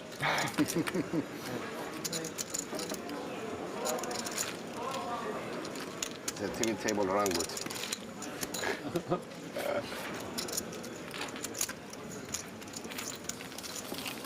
I got him.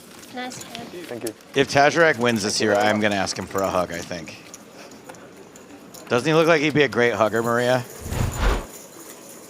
Yeah, you would make a great small spoon. So a reminder that we are casting Loose Cannons for the new season of the PokerStars Big Game on Tour. We're shooting it at Resorts World Las Vegas during the NAPT.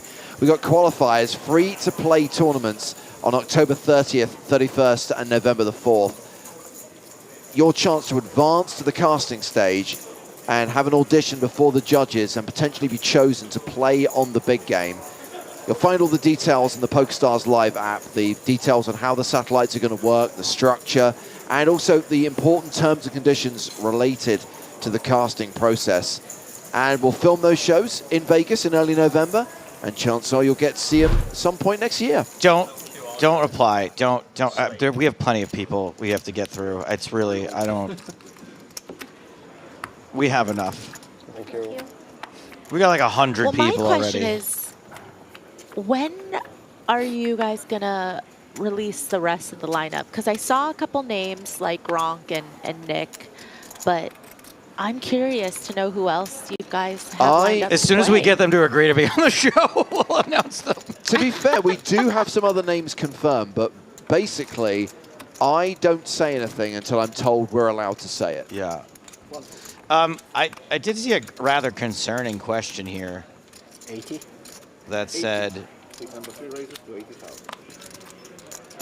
hold on, I can't remember if it was on Twitch or YouTube. It was something along the lines of, when are non-Americans going to be allowed to qualify? Well, just to be clear, anyone is eligible to compete in these qualifiers, and anyone is eligible to be considered as a loose cannon. Now, I'm not going to pretend for 1 second that it doesn't favor people who are in the Las Vegas area, because that's where the qualifiers are being held.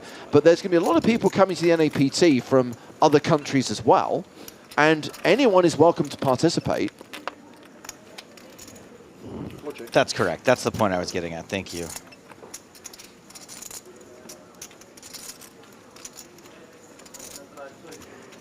I mean, I'm sorry that you have to go to the wonderful, amazing city of Las Vegas to participate in a free qualifier at the beautiful Resorts World, hanging out with the charming and attractive James Hardigan.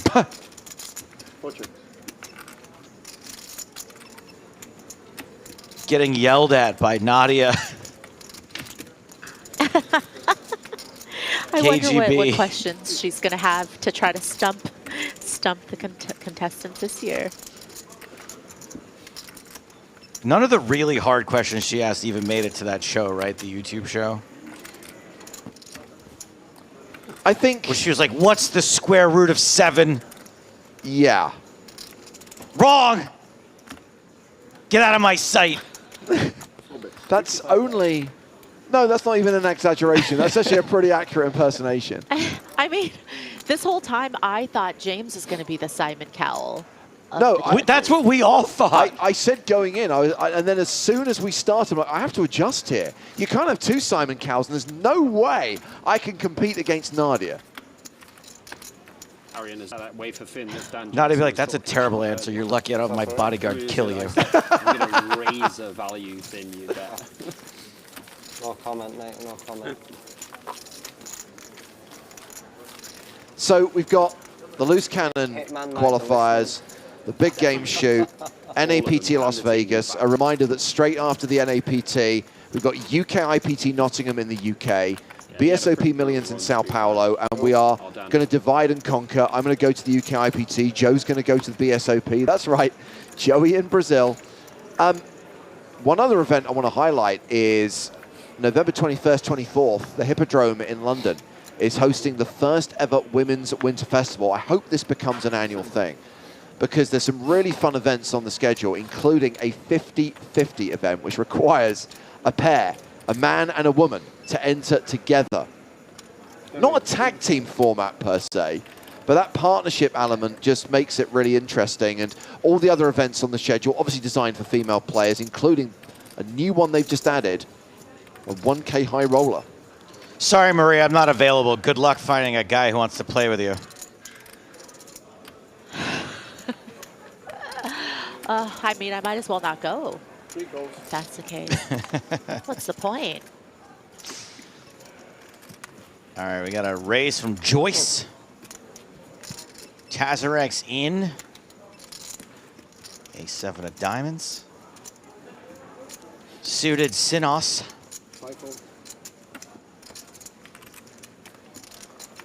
So the good bad lookalike for Joyce from Wallace was Ezra Miller, the Flash. I am aware of who Ezra Miller is. Does he still get discussed in polite society, or? He's still a good actor. Yeah. You have 3 green stacks, yeah? Yeah. So from this slide, it's perfect angle for me to not be Just able to 3. All he did was 3 green, 1 follow a couple home to their hotel room and threaten to kill them.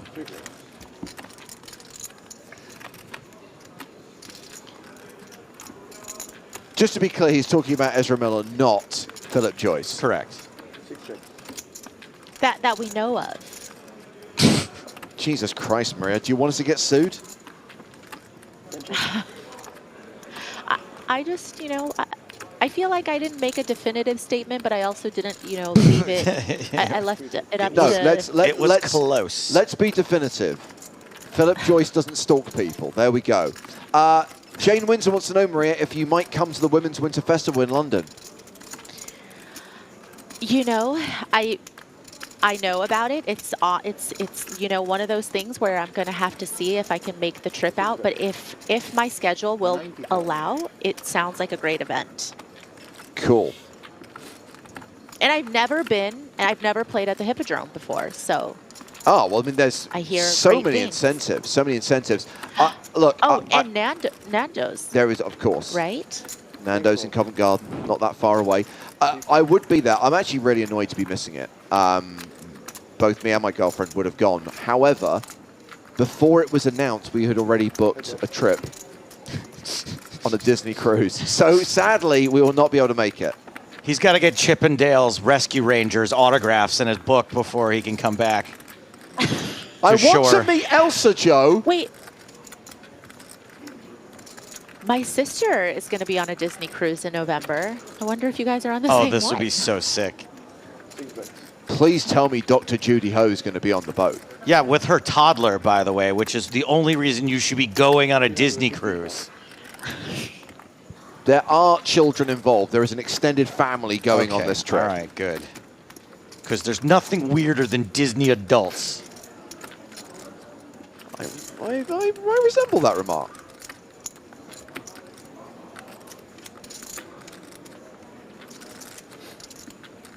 So a hand has kind of happened this whole time. Lubavetsky taking advantage of the ace of clubs. Can we see another second pair hero call? This time would finally be right. Yeah, it went check on the flop, and Lubavetsky just led turn and followed up here with another barrel on the river. No club in Joyce's hand. You know, certainly isn't beating Queen X here. A lot of suited combos, could be defending from the big blind, so he could have all the flushes here.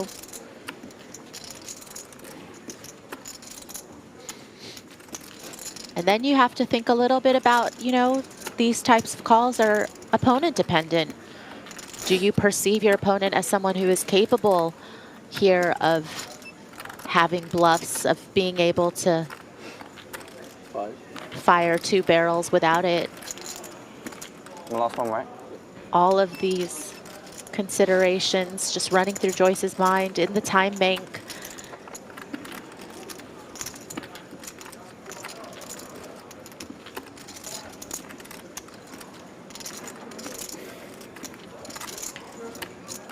I think having a 10 is also not great for Joyce because, you know, you block some of the natural bluffs like the King 10 and the 10-9s. 5, 4, 3, 2. I think you'd rather have a different kicker with your Jack X. So we saw two hero calls that were wrong and a fold also wrong. And I believe that Philip Joyce has just used up his last remaining time bank cards. Yeah, additional. You put yours in the bag if you don't lose them again. You have to bag them, yes. You put the bag and you say, oh, I had 8 very bags funny. and now it's 6. Very funny. Thank you for that. That was such a bad needle. It's okay. I forgive you. I thought you'd like it.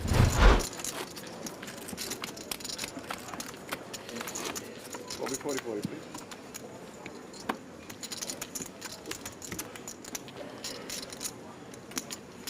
You won. Go on, lad. What do you win? Something. I don't know what. Something. Maybe the mystery, or maybe the 1K. Maybe the mystery is what he actually won. 10 fold. Arian is confused. Are they talking about Mystery of the Lamb? I was just thinking about Jamie's bracelet for a second then. 1 fold. I thought they were talking about Poirot. I was dreaming about it for a second. Funniest thing ever. Maybe one day, you know. Mate, his video is the funniest thing ever. He's like, just what a bracelet. Like, best thing ever. Bless him. It's cute. 3 folds.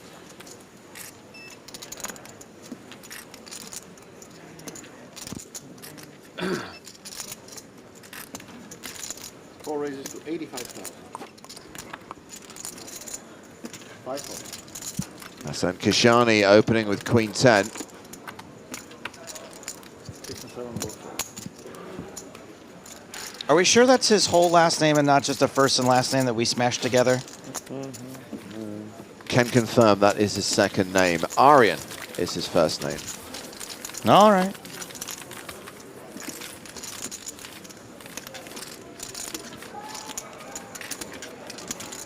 What do you think of this from Crazy Carl? The mystery is thus signed autograph of Crazy Carl.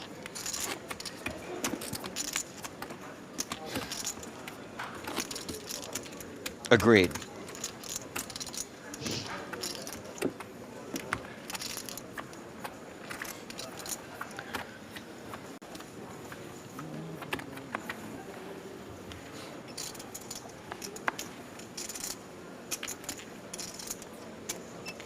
One fold. 3 folds. 30 minutes left on this level and still 20 players. At this point, it looks like we will definitely be coming back for level 26 at a stack that is significantly below average. By the way, I'm going to unplug the widget if it's wrong here.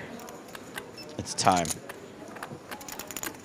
It's getting a little too self-aware. 7 raises to 125.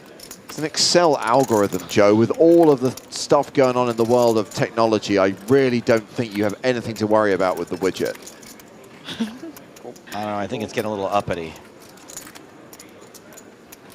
Heads up.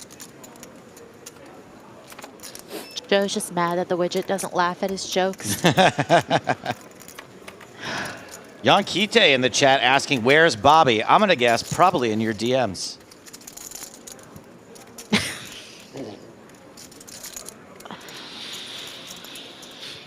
I thought he was only DMing me, but it turns out he DMs a lot of people in poker.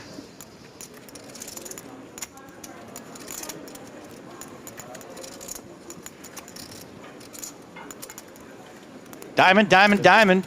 9 of diamonds, that's a pretty good one.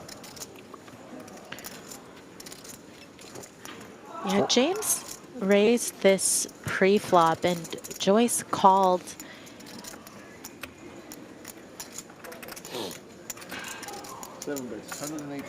That's a pretty decent turn card for James to just start betting now. I mean, I think there's a lot of turn cards where he might have just given up on this hand, but here a little bit of equity.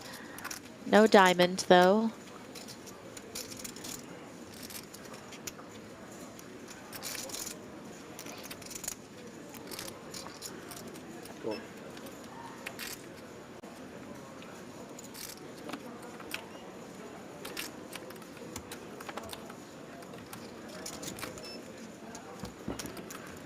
Oh, I've only just noticed that. Good spot, MU. We've got James Joyce at the table. No wonder this hand's taking so long.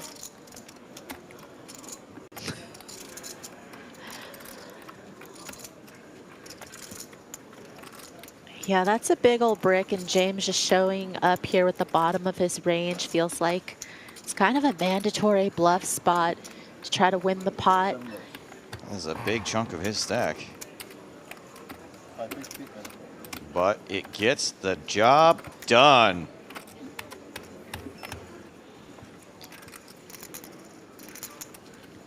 Yeah, luckily for him, Joyce just didn't really have much to think about there. Would have been interesting if Joyce had a hand like King X.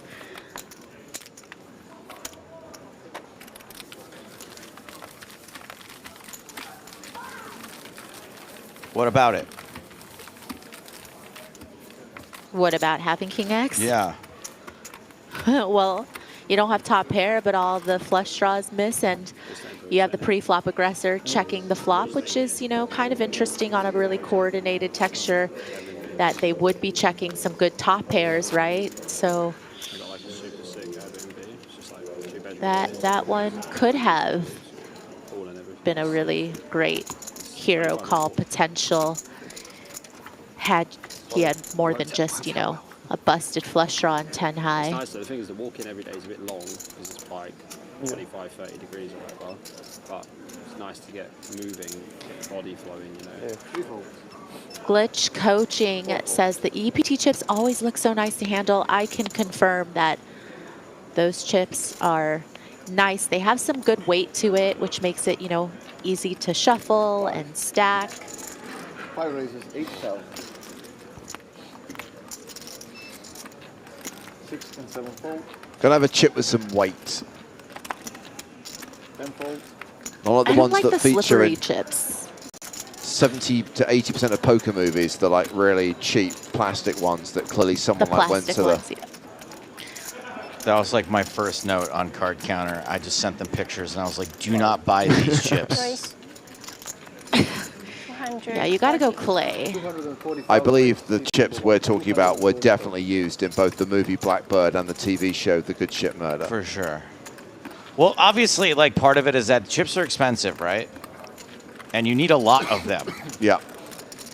And so one of the funny things about the Card Counter is they can only afford a certain number of them. So I was constantly moving them from tables that were not in shot to tables that were in shot. Because we only had like 2 or 3 tables worth of chips. 5 raises all in. Sinos. Chen decided to 3-bet with Yeah. 6s from the big blind, and that's gonna make it a very easy shove spot for Ace-King with about 30 bigs, and that's unfortunate for Chen. It's I feel like unfortunate. 6s might have been a little bit, I feel like 6s might have just been a little bit too good to not just call from the big blind, see a flop.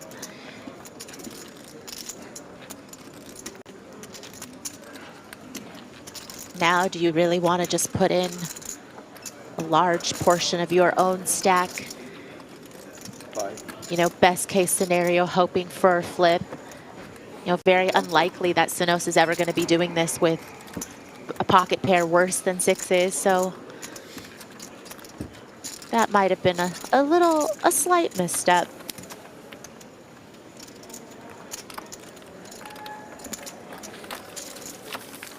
Did you have the 4 of diamonds? Okay.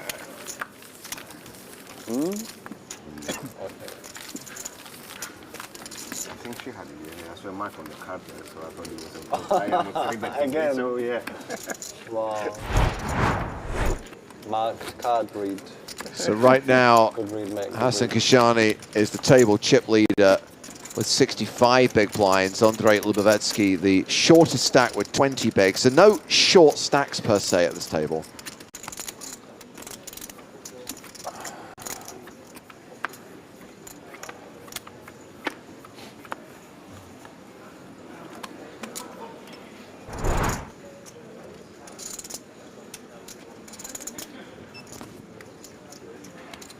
Raises to 85,000.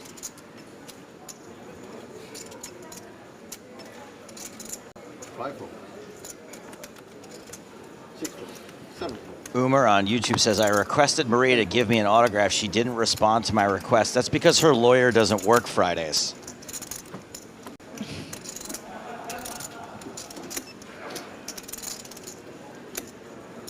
You're going to have to wait for that to come certified mail. No, you need to go to Comic-Con and like queue along with everyone else and pay. She could have been in a comic book, but she declined.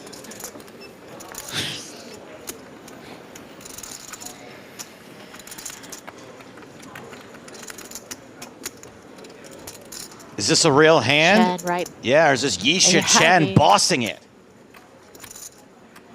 She's right back in there, trying to recoup some of those chips she lost in the hand before.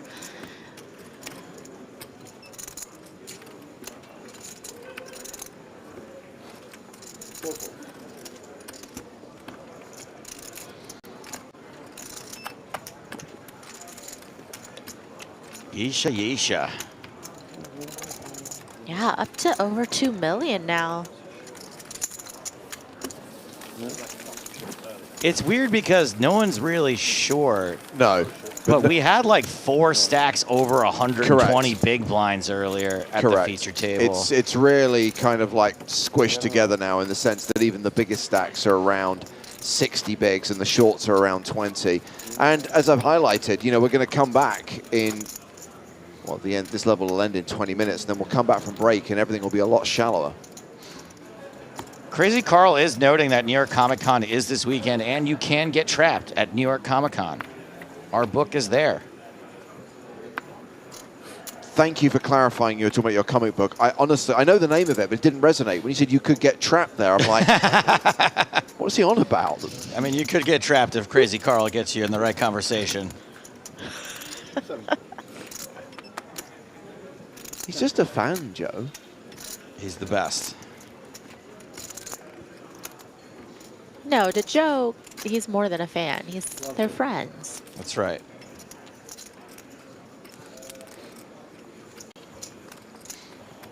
Two calls. Option. Blind v blind. Tasiarak completes in the small. Hassan Kashani in the big. 135. 135 raise token. Suit number 4. Suit number 4. Raising with 7 deuce. Cheeky.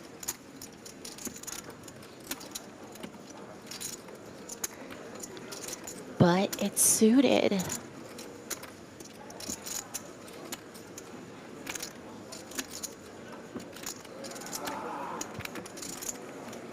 Same could be said for Tasiarak's hand, of course, because, you know, with these suited combos, if you decide to limp and the price is fair, you definitely want to try to come along.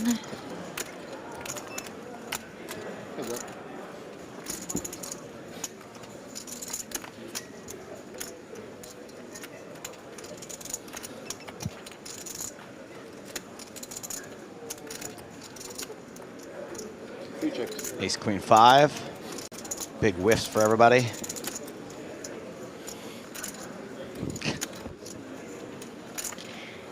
Yeah, but this is kind of the beauty of being the pre-flop aggressor here in this situation, is that you can certainly rep these boards.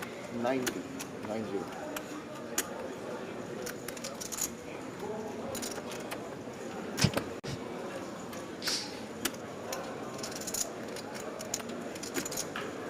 90,000. Oh, folding the best hand. 82% favorite. What a dunk.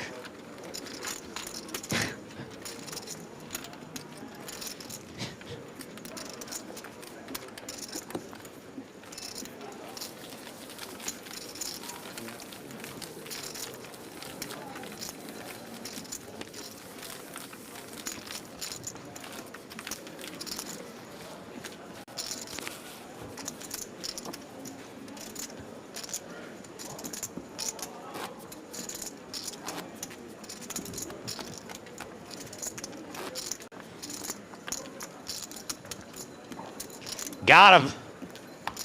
We got him. Just under 20 minutes left on the level. Almost certainly we'll be headed into the 6th level of the day.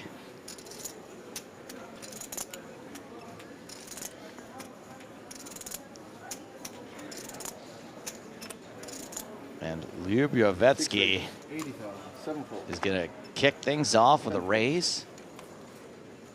Ace 10.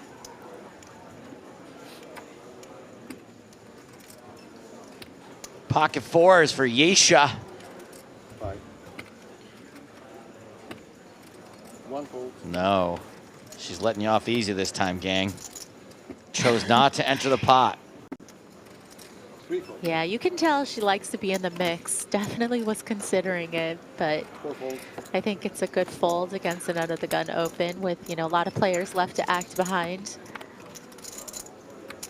5.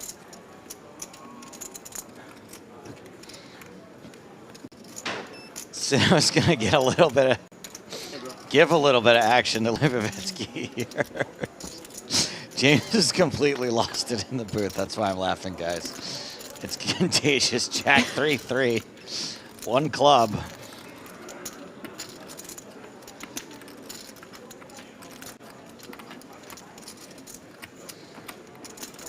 Check. 10-5 checks.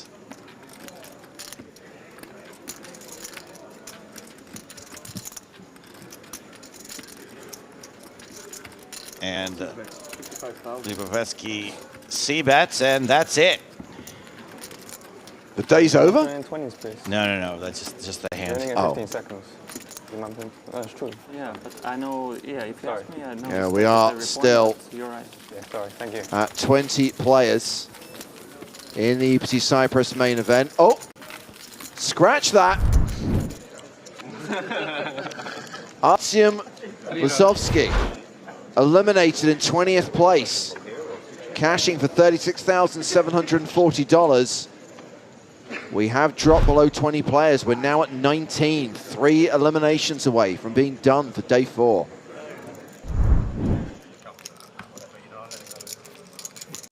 He did not look happy. No, I was looking at his body language, and I was like, that's exactly what I would look like, probably.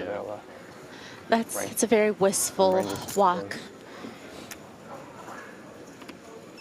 More like plotting revenge. 85 raise, seat number 7. 10 fold. 85.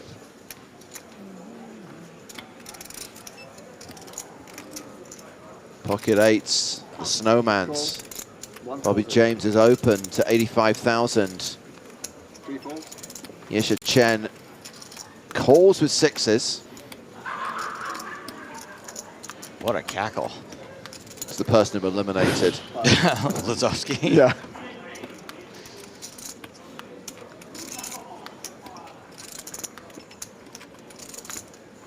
Hasan Kashani has Jack 9 of diamonds on the button.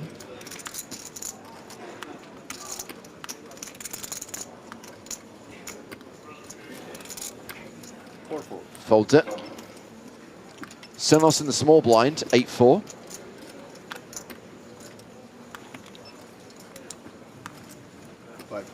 And Lubovetsky in the big. Folds Jack 3, heads up to the flop.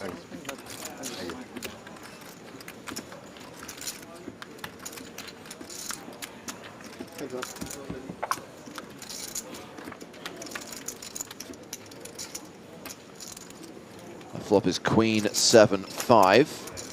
8 still good.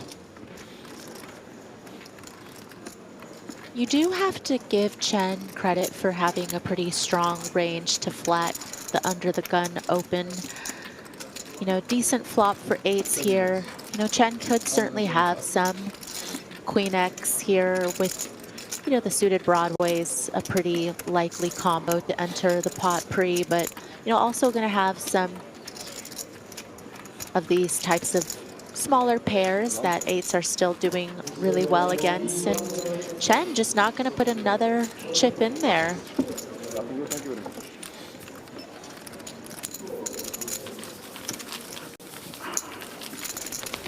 Sorry. Big old reach, mate. You're quite tall as well, aren't you? How tall are you? 60. Pretty significantly tall. No, I'm just a large man. Like 6'5". Goalkeeper, mate. Yeah, I was going to say, if you're in London, do you play football at all or not? I haven't played in a while, no. We've got a little football group. Yeah? Very good. It's like basically all poker players. Yeah? It's run by Steve Miles, you know, Chief. Steve Miles, who plays at Hippo quite a lot. Kind of disinterested every time Yesha folds. Kind of like Where in London? Meanwhile, Bobby James is trying to recruit Philip Joyce for his soccer squadron. Power League on South Africa Road. It's pretty good. It's pretty intense for like semi-older fat guys. Bobby, intense? We just lost the player, by the way. Nah. I know you can't see the screen, so. 6 fold. What's it? 80.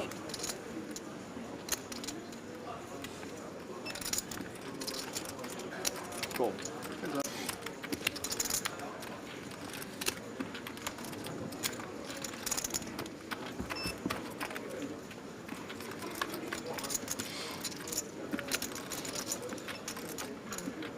Seven check. Reduces. against an open-ended straight draw.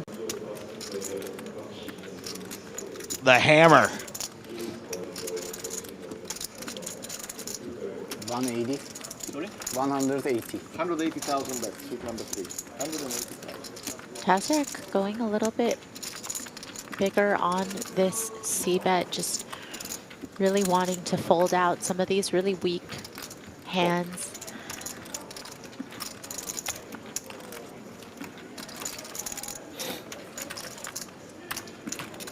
James calls the 180k. Turn card is a 6. That's the straight for Tazarek. Somebody made a straight. That's crazy. You know what this means? 4 on the river.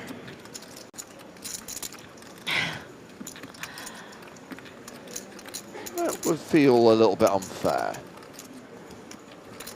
600. 600,000 bets. Wow. 600,000 bets.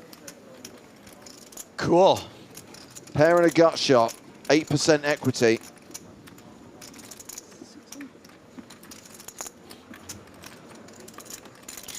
This would be me here. Okay, fine. I fold. Fine. Yeah, it's an overbet, Sure, right? There was yeah. 580 in the middle. Cool bet.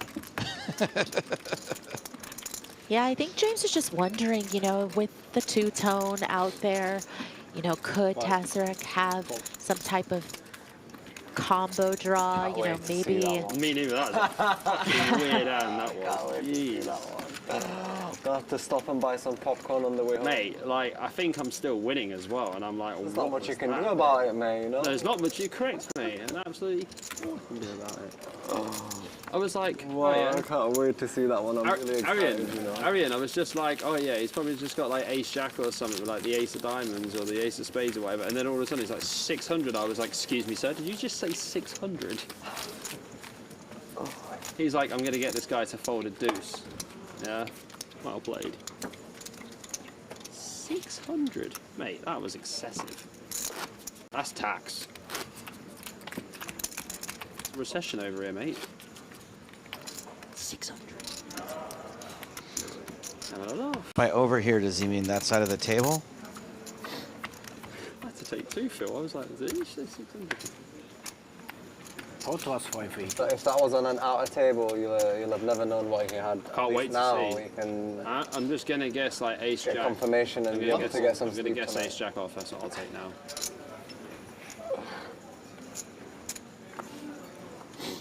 That was bizarre. Threefold. Baffled me. You've baffled me.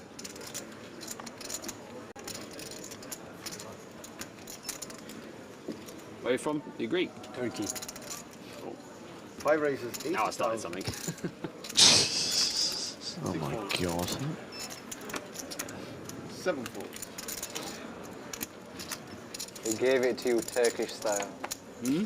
He gave it to you Turkish style. That was mega Turkish. It was a pot bet, guys. Yeah, I know, but you've got like what crumbs behind. There's You only had, one like, style in my 450 book, and it's behind. Gangnam. Double flush throw. I saw. I was there. I had a pair that was probably good. And a straight draw.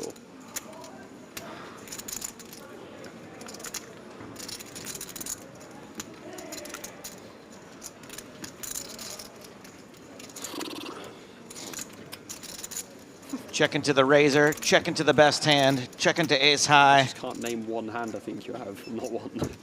Yeah. The purpose was that. 5 bets. 85,000. Ace jack it is. Mission accomplished. Maybe. Maybe not.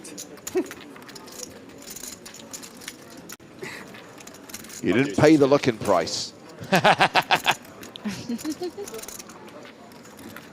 10 raises. 225,000. Ooh. Joyce. That is a nice play with the interaction with the 7 of hearts. You know, the 9-7 can turn some backdoor straights as well. You know, definitely some turn cards that will give him enough equity to continue barreling if called, but just getting the better hand to fold is nice. Question on Twitch from Jose Elland Road. Do you think John Duthie ever dreamt the EPT would reach the level of prestige it has How many time banks on that very first day? I'm glad you asked, because we put that exact question to John Duthie when he appeared on a recent episode of the Poker in the Ears podcast. We spoke to him ahead of the 20th anniversary of the tour. Tell him to move his time. Well, there's the level of prestige it started at, and then the level of prestige it once had, and now the level of prestige that it does have, which is somewhere in between I can't even see how many. those two. It's not exactly peak prestige at the moment. No, I meant the stack of them. 5. 3 folds. Certainly not at level 6 of a playdown day. 5 folds. Point being, you can listen to that interview with John and all other recent episodes of the Poker in the Ears podcast on your platform of choice, be that Spotify, SoundCloud, Apple, Google. 10 folds.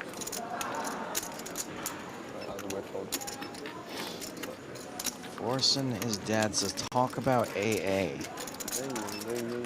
Well, it seems to help a lot of people, as many 12-step programs do. A lot of folks are looking for an answer, a way out of addiction, and it's not my cup of tea, but it seems to be, you know, it seems to me sometimes like replacing one addiction for another, but, you know, if it helps people stop drinking, I'm all for it. Thank you for your comment.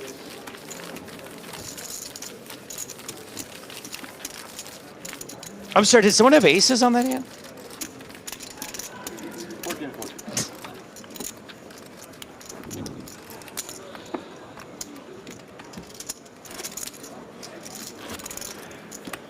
No, we're not starting a new stream. It's going to end in the next 4 minutes.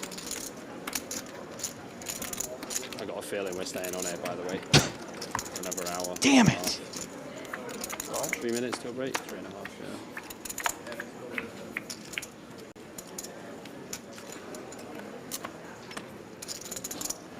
Purple.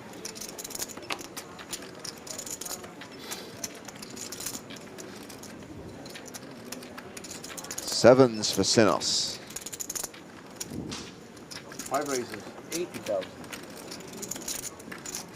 6 folds. 7 folds. 10 folds. You think this Sinos guy might be Sin Karma online? Ooh. 1 fold.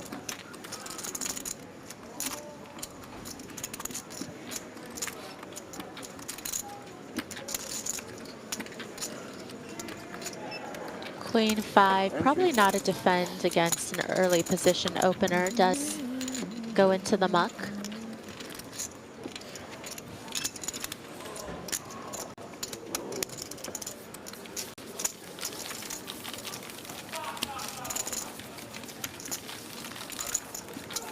So yeah, public service announcement ahead of the break that's coming up in 2.5 minutes time. Because there are restrictions on how long you can stream continuously on YouTube, we are, during the break, going to start a part 2. You are going to have to migrate to a new stream, just a precaution, just in case today goes the distance. So if you're watching on YouTube during the upcoming break, make sure you switch. We'll make sure there is a link to that video in the chat. We'll pin it so you can click on that link, continue watching the action. But you are going to have to migrate. We don't care if you migrate. We just want you to do it the right way.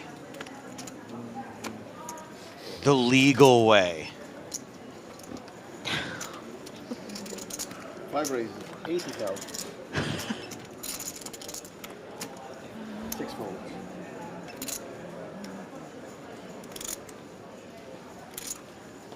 7 folds. 10 folds.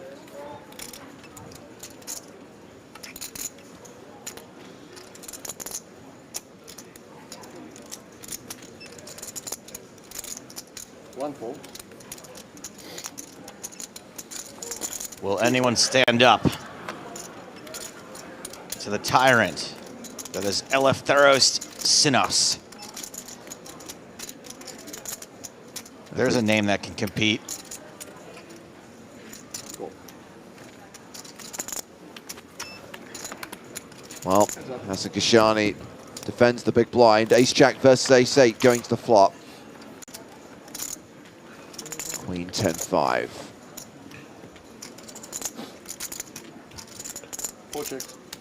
Range advantage for Sinos. Just gonna have all of the nutted hands here, the overpairs, sets, you know, and some of these Broadway gutters gonna be in the mix with the Ace-King and the Ace-Jack.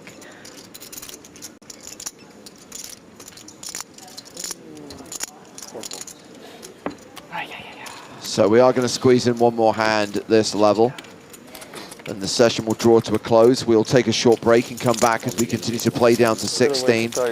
During the break, we will post a link on YouTube to the second half of today's stream. One last hand, huh?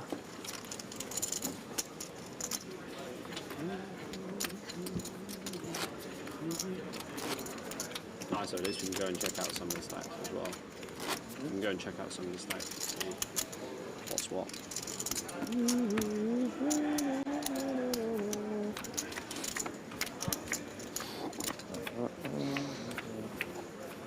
All right, make it a good one. 6 and 7 fold. 10 fold.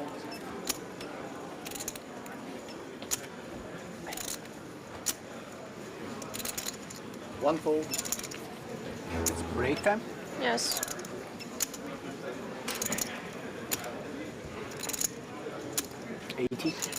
Three raises. Yeah, what a move. What a move. Make sure everyone knows he knows that he could go on break if he wanted to. Raises 5 high. No, actually. When you are on the button. I haven't seen a move like this since 08. At Conrasot, right? Absolutely. All the angle. Cool. Heads up.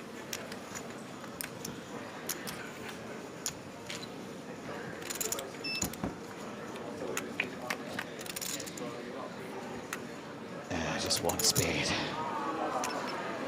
And a pair of 10s for Sinos. 5 checks.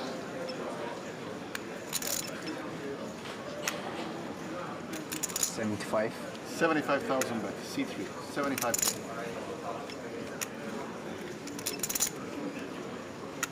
You know, Tazarek just hoping that Sinos has the part of his range that is going to get some immediate folds from this C-bet. But, you know, Sinos with that backdoor flush potential, okay, or 2-pair, you know, another reason to continue. I think that there's obviously some turn cards that would have made it a little harder for Sinos to come along. But, you know, here, just going to be beating, you know, any of the 1-pair King X, Queen X hands. Obviously, some Ace-X going to be in there betting the gutter on the flop. Tazarek not willing to give up here. And, you know, it's just that recognition from him that the big blind is going to have a lot of the weak 1-pair hands that you're really trying to get to fold with this second barrel. And I really think that it would have worked if Sinos didn't turn 2-pair.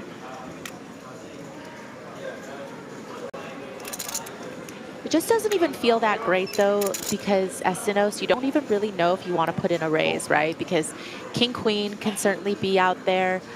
You know, some Ace-Jack, of course, sets. You're just really bluff catching here, even with 10s and deuces.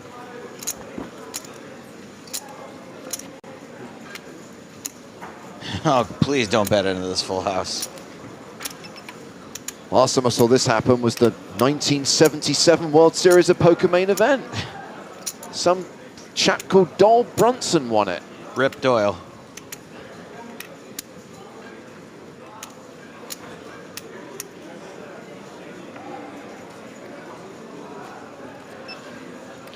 Okay, maybe this lead will save Tazarek some chips. I would have liked Sinos to just check it again. But he decides to just come with the bet. Later. Nice one. Okay, well that's going to bring this session to a close, and we are going to play into level 26 on the other side of the break, because we are still at 19 players and we're trying to get down to 16 today.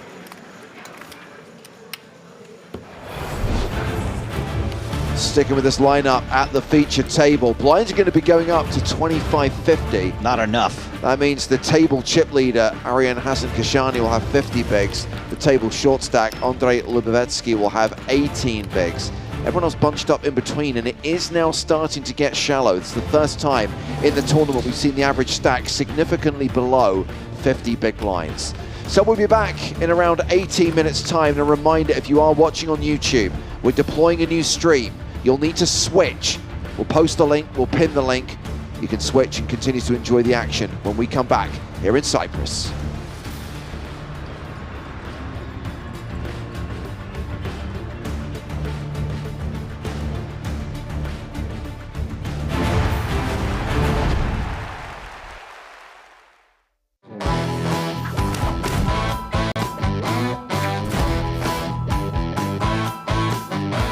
In the run-up to the final table, how much time, if any, did you spend on stream on one of the feature tables? I think day 4 or day 5 was the first time I made it to stream. I was at a side table with Chris Moneymaker, actually. Right. Chris and I don't know each other super well. We've probably played, 10 hours of poker lifetime, but I've definitely kind of held over on him. I've just had the best hand a lot, and he kind of made a reference to it on stream. When I sat down, he was like, "Oh, great, I'm not going to win another pot." And I think I had like a fairly good showing on stream, picked up some chips, and then it really wasn't until I think day 7 or 8, when we were down to the final 27, that I was kind of front and center on stream the whole time. So speaking of playing on stream, I remember not so much your final table, but especially the year beforehand, people really picking apart the play, really having a debate over, strategy and... Oh, don't worry, Joe. There's a hand from this final table we're going to come to in a moment, which we are going to pick over, but carry on. Okay, good.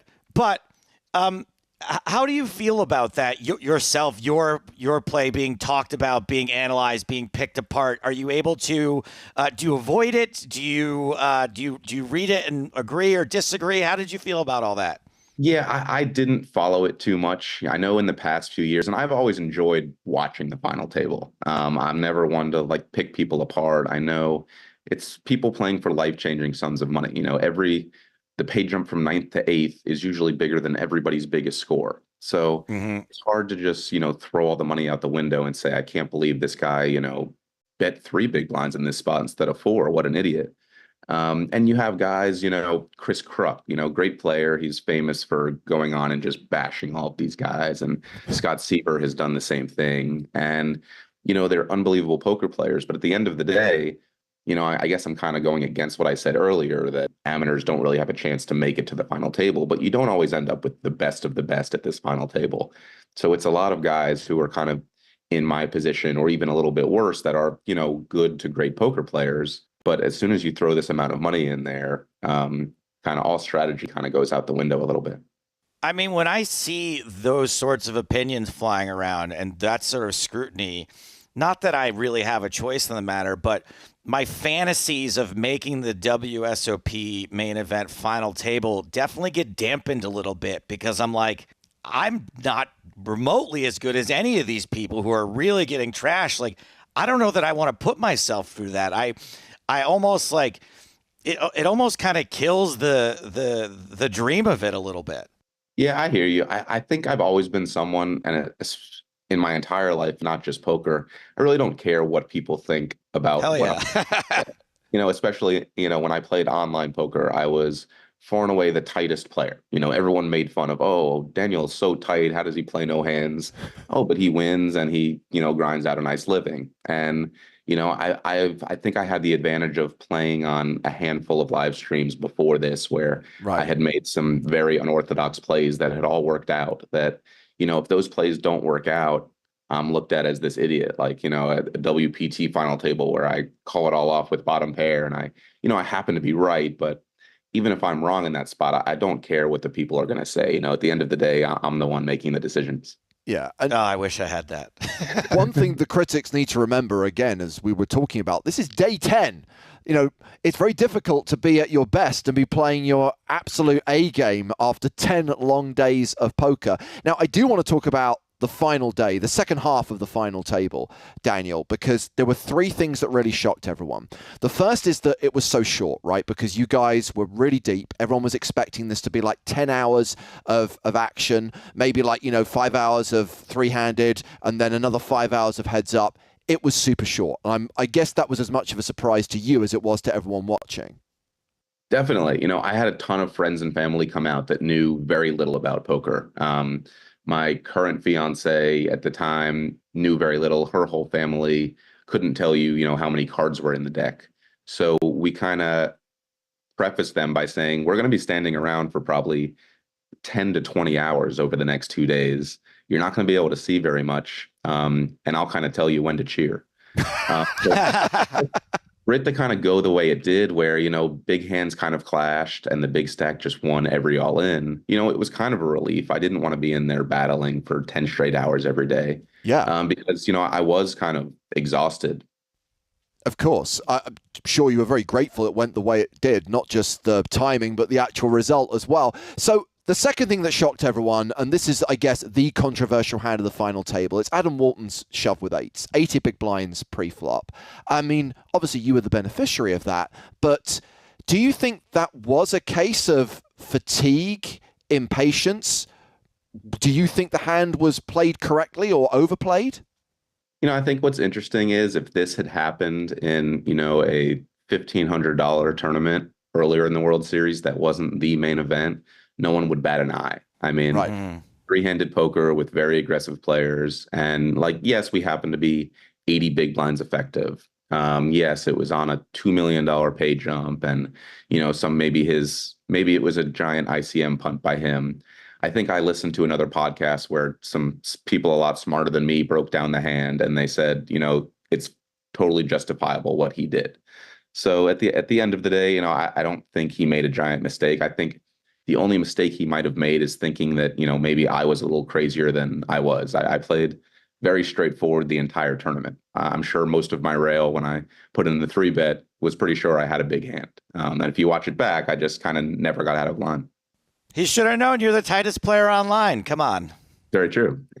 The final shock to everyone, and I know that the World Series of Poker does not officially endorse or negotiate deals for players, but we know that deals get done behind the scenes. When the payout structure for this tournament was published, everyone derided it, and the jumps in prize money were ludicrous when you consider the variance, especially when you get short-handed.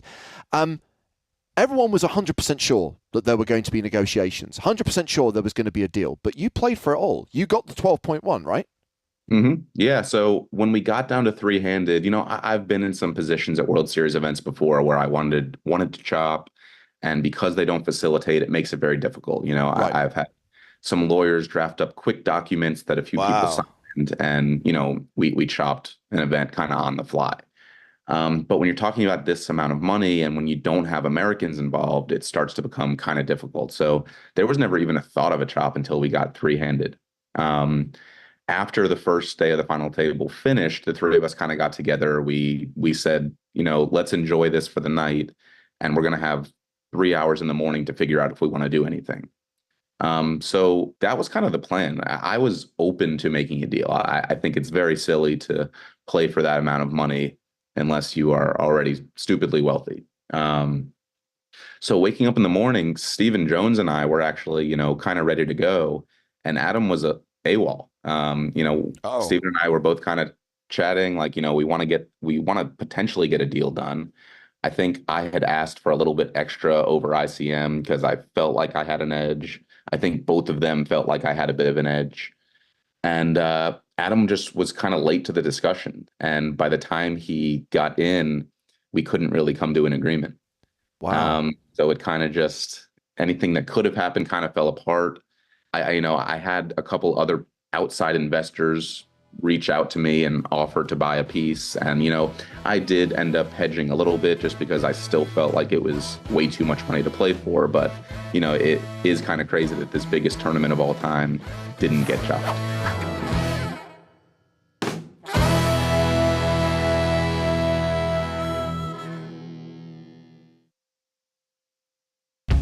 I'm Andre, I'm 37. I'm from Hanover, from Germany, and I got the silver plus here. I'm teaching mathematics and physical educational sport here. School break now, and I try to do this because I want to come to Cyprus. It's my holiday, yeah. Like 6-7 years ago, I saw the streams of Felix, and he helped me, and the community helped me to become a better player. It's a very friendly community. People in the chat box support me, and yeah, it was cool. Sometimes they come to my table, and yeah, at the cup, the whole table said, "Oh, who's the famous guy at our table?" Yeah, it was fun too, yeah. Ace Queen. War das jetzt der gegen den noch die Achter verloren hat? Nee, das war... I was Thursday in the stream and did commentary. The cup was very good, and the main events were at the ticket. I cashed both, so top 5% in both was very good, yeah. Und was hat André? Das reicht. André hat 9er. 9er reichen. 9er reichen? 9er reichen? 9er reichen. 9er reichen. Everything was good. I don't know what was best. Nice weather, nice poker room, nice deep runs. I hope I can go to an EPT event again, yeah.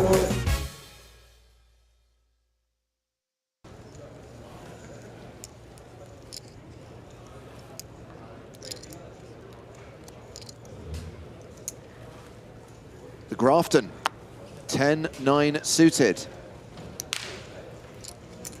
Mike raises from the button, from the small blind. 650,000, which seems to be the standard open at this level. 4-3 off for Leonard.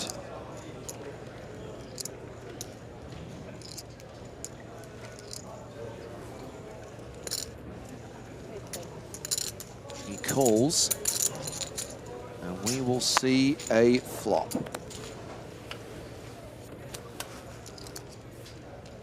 $10-7-5. Top pair for Mike. Action's been checked to him.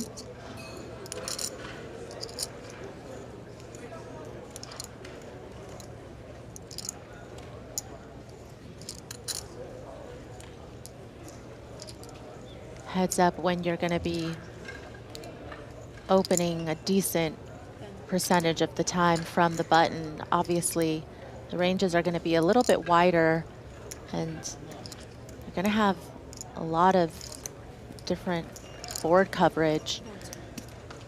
So that's why it's just really hard to fold any type of equity. But this bet, pretty sizable. Couple of draws possible, of course.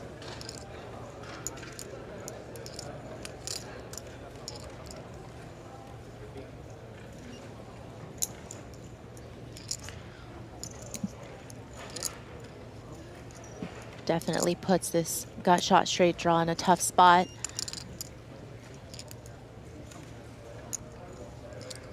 He's played one time bank chip so far. Okay, he decides to check raise. Yeah, and I definitely can see, you know, the thought process behind this play, because you're not going to have any showdown with 4 high. So if you're able to check raise here and get a fold out of Watson, this is going to be a really nice pickup. But if you get called, of course, you do have some equity. And on certain turns, you would just shut down and give up. Yeah. So lots of possibilities. You're certainly not going to like it, though, when Watson does call. Yeah. And obviously calling here with top pair, which is a very strong hand, heads up. Okay, ace on the turn. 7.55 million in the pot, Maria. Mauer has 7.55 behind. Yeah, a little bit dangerous, because sometimes Watson is going to have these ace-X type holdings when he calls a check raise. You see Mao checking it over, maybe hoping to get a free card with the double gutter.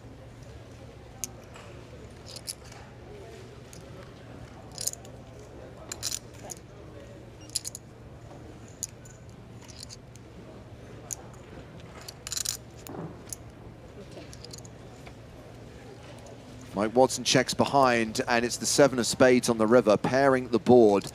So Mauer does not get there. He is left with 4 high. Nope, he's playing the board. Mike Watson, 10s and 7s with an ace kicker. And as we highlighted on the turn, Mauer has pot behind.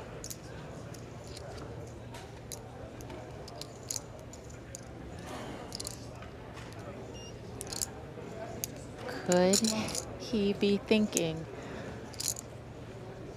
about trying to bluff in this situation after Mike Watson checks back that turn?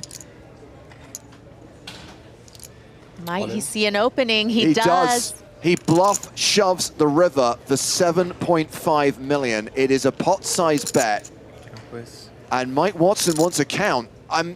Okay, there was that ace on the turn, but Mike's hand is still pretty strong. It is, and you know, from out, he feels like if Watson had an ace, he's gonna most likely be betting the turn because there are so many draws from the flop that you want to protect, get some value against. But for Watson, he's just wondering, would Mao check raise the flop with middle pair? Would a 7x type hand want to be check raising the flop? And again, so many draws that have missed from the flop, and Watson doesn't really block any of them. I mean, he blocks 9-8. Yeah. But he doesn't block the hearts. He doesn't block the exact type of, you know, gutters or, you know, the 8-6 combinations, the 6-4 combinations. I'm not saying for 1 second this is in any way an easy call. And if you call and you're wrong, momentum shifts again, and suddenly the advantage is with Leonard Mauer. Equally, if he can find the call here, it is over, and he has won his 2nd EPT title. He's played 2 time bank chips so far. Yeah, and still have plenty of time bank chips to spare. Certainly worth mulling over this decision. It's really just about, you know, what type of hands would be willing to check raise the flop and then check the turn and now shove the river. It feels like it's very obviously polarized to trips here, you know, perhaps some boats, not 10s though, because I think he would have heard from 10s pre-flop, you know, so more like 5s full potentially. But again, so many missed draws from the flop.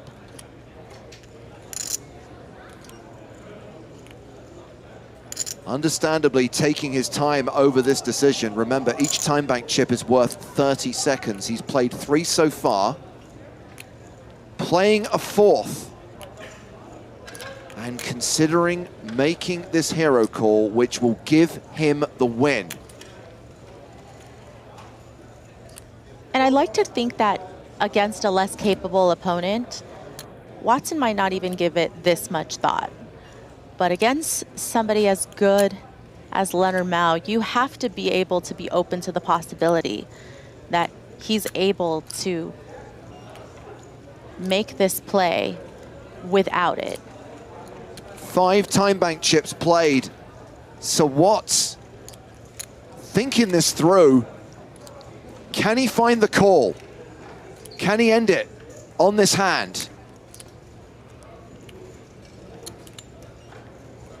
I feel like Watson is going to be able to. Oh. Yes, yes, he makes the call, and we have our winner. An incredible call from Mike Watson to win the PokerStars EPT presented by Monte Carlo Casino and become a 2-time European Poker Tour champion, joining a very select club.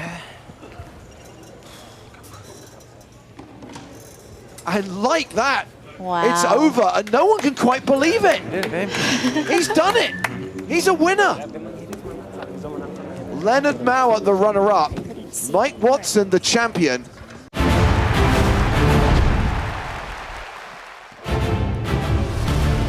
Well, this is the 2024 season of the PokerStars European Poker Tour, and we are in Cyprus where it's day 4 of the main event at the Merit Royal Diamond Hotel, Casino and Spa. We were meant to play 5 levels today, but this is the 6th level of the day because we still haven't got to 16. What? Coming back from break with 19 players. We need to lose 3 more. Unlikely to lose any of these 3, or 5 rather, because they are the chip leaders right now. Who the hell is Oliver Weiss? Oliver Weiss has actually been at the top of the leaderboard at various points over the last 3 days. He has reclaimed the top spot right now. Former champ Anton Wigg sits in 3rd, Mikhail Shalamov in 4th. So those are the big stacks. There are a fair few shortish stacks. At the feature table, we've got Andrei Lubavetsky, who's playing sub 20 big blinds, because we have now gone to level 26, blind to 25,000, 50,000 with a 50k big blind ante. But yeah, I think if we get to the end of the next level, if we get to the end of level 26, we will call it a night, even if we're not at 16 players. But there's still a chance with 90 minutes of poker to play between now and then that we will get 3 eliminations, because it did slow down a lot during the last level, and the average stack right now is relatively shallow. I don't think we're going to get the 3 eliminations. I think that we are going to go the distance here. Okay. That's what my widget's telling me. This widget right here. Please put it away. Let's get an alternative opinion. It's James Harskin, by the way, with Joe Stapleton. Hello, my babies. And we are rejoined live via satellite by Maria Ho. Maria, do you think we will get to 16 within the next 90 minutes of play? Well, you know, I feel like I want the widget to be closer to being right than wrong. So I'm going to say we will reach 16 before the end of the level. I thought you were going to say... And I also just like to disagree with States. That's what I thought you were going. I thought you were going to say I will always take the widget side over Joe's. Yeah, always. It's tough to be on top. Everyone's always coming for you. Whereabouts in London?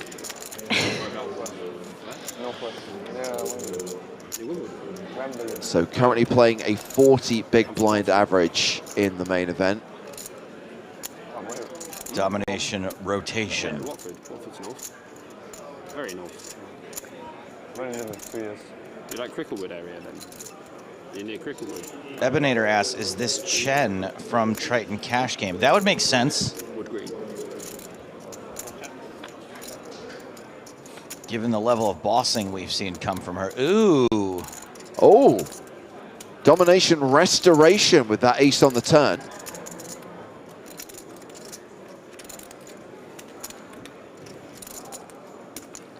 $225. 3 bets, 225,000. Now we see a delayed continuation bet from Tasirak. 200 then. Called by Hassan Kashani.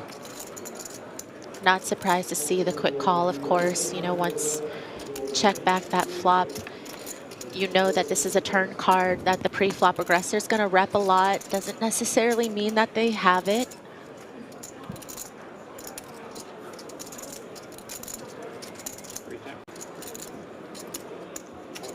Ace queen.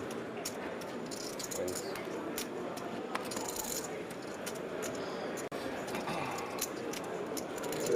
He's saying 3 bets. I know, it's so funny, isn't it? Yeah. 3 bets, and I'm thinking 3 bet pipe. Yeah, but when he's like 4-fold, I'm like accumulator or. Hmm?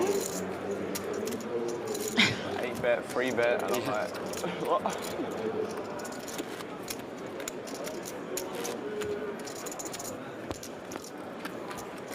I got used to it. English, French, Spanish, Norwegian rail sounds sick.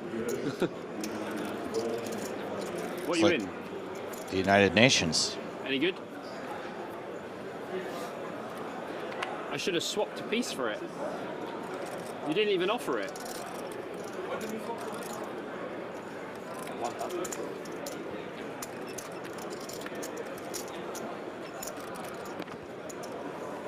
Tasirak in action again.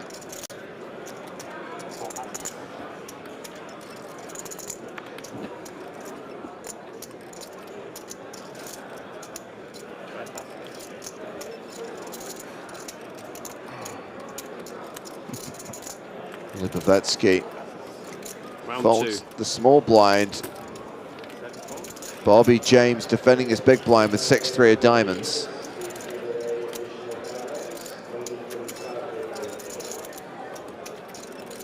It's an 8-7-5 flop, all spades.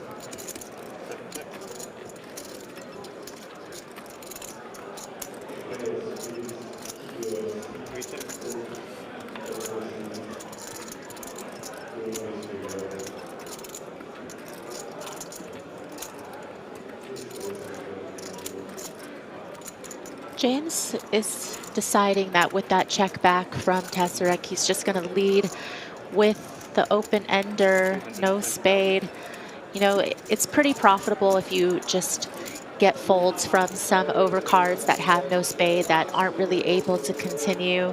Tessarek, though, does have a little bit of showdown with his pair of fives.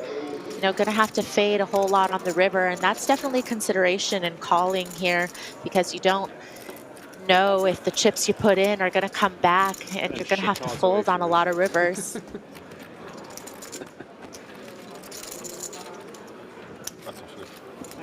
It's an over 18 show, right? So that's fine.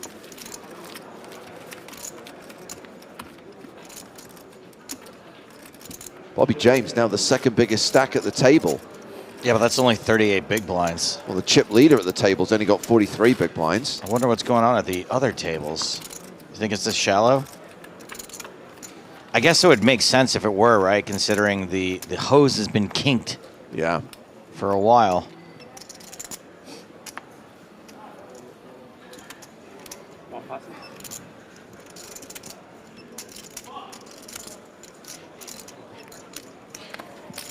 Three raises, 100,000. Four passes.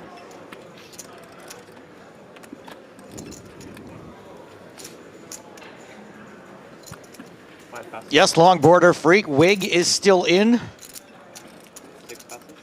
7 passes.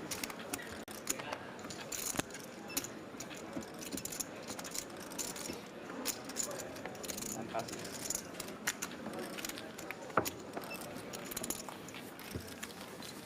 Tessarek hovering around the 30 big blind mark now, has managed to pick up a couple of pots this session.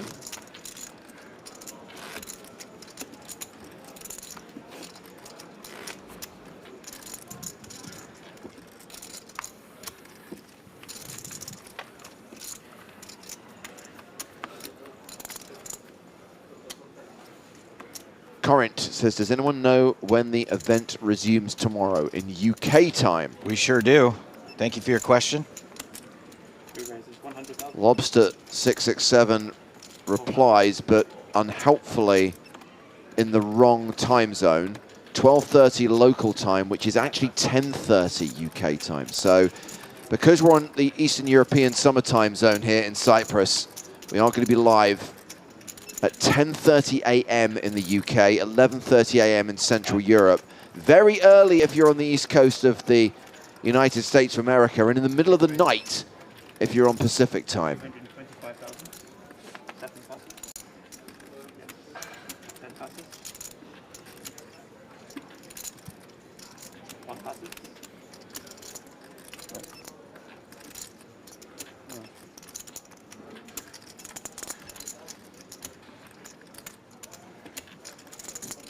You can't fold this. No, definitely not the suited variety, that's for sure.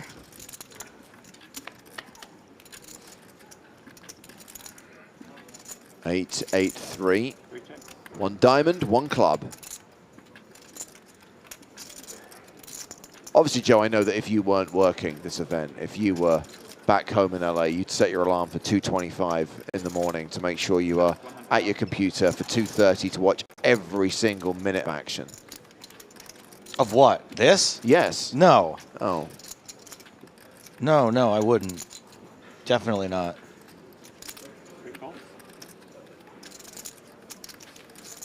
I thought you were going to say to, like, buy Oasis tickets or something, which it may be, but certainly not this. Hey, look at that. It's a pair. And a club draw for Tessarek.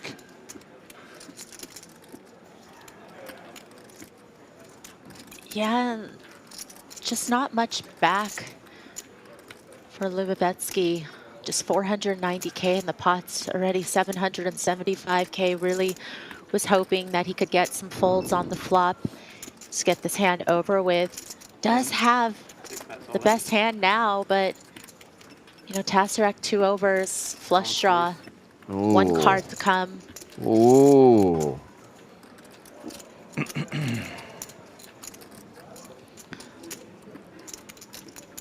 This was a 3-bet pot pre though, and so, you know, you do have to wonder as Tasserac how often, you know, even just your ace high is good in this spot. If you give Lubavetsky his value range when he 3-bet pre, then, you know, you're really just looking for a club and perhaps an ace, but you're not even sure if you hit the jack, if it's good. Just a matter of, you know, counting your live outs here, seeing if you have the correct odds. He doesn't feel like he does. And in this case, his feeling is correct.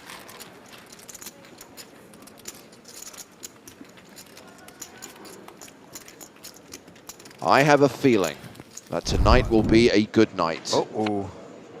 To the outer tables we go. All in and a call. Shakib Miri at risk with jacks against Anton Wiggs ace-jack. Not today. And that is a straight on the river, and that is a double up for Shakib Miri. Through Anton, huh? Yeah. 830. 450, huh?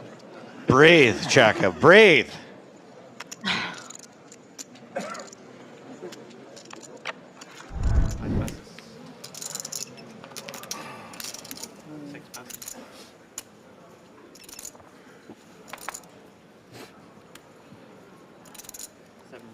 Bobby James, ace 10 offsuit. 105,000, not 100. Did he go to raise? Can you fly, Bobby? Where's the referee at? We'll pretend that didn't happen. What happened? I'm sure you want to raise, mate. Bobby. Raise. I think he's okay. Nobby. Oh, no, I was joking. Did you, it was like, it was the typical, you know. Phil, did you not see what happened the hand before? He opened to 100. I was like, 240K, I'm going to make it, yeah? And I didn't even notice this guy was still counting out a bet. And I counted out the 240, yeah? And then I saw him put chips in, and I was like, do-do-do-do-do. What about this? I didn't even see your bet. It did announce 7 rate. It did the typical, you know, when you reach out and then you go like this. Yeah, literally, mate, it was so weird. And then I saw the flop and I was like, I could have worked with that flop. And then I saw the turn, I was like, we save money. I do like how earnest Bobby is. He's just having fun out there. The other day, you're like, Bobby, it's on you. And I had to click raise. I got ripped for that. It's the player's responsibility to be following the action. I got ripped for that. It's going to be a huge thrill for such a big fan of mine. They're like, oh, you're playing a 5K and making mistakes like that. I was like, 3 passes.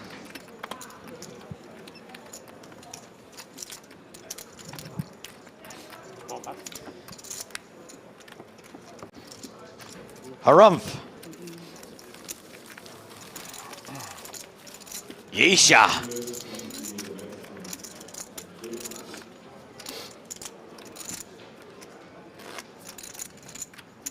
I need to know more about Yisha Chen.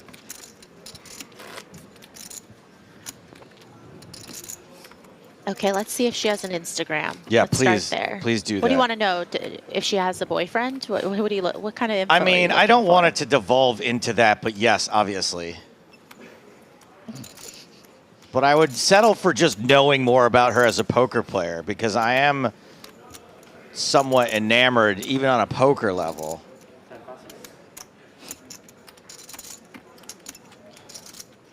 Price. One raise is 100,000. Somebody in chat said that she might be the sister of James Chen, which I feel like, I hope they're not basing that off of them having the same last name. There's a lot of Chens. I mean, out how there, many people guys. could be named Chen out there?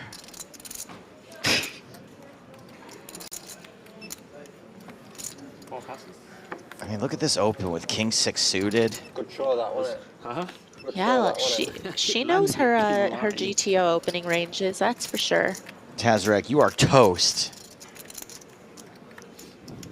Yisha Chen, 249K in total live earnings. Yeah, and the dealer threw the all-in thing, yeah, and it just landed like that, and it was on film. I was like, wow. She was in Barcelona After he was like, can you send that last year. Who was it? Leslie. Played a lot of events in Macau and in Manila. Not Leslie Chow. The dealer. Flush draw checks. Original razor checks. Absolute position. Oh, baby. Wow. This is cheeky. He is a cheeky chappy, is our Halil.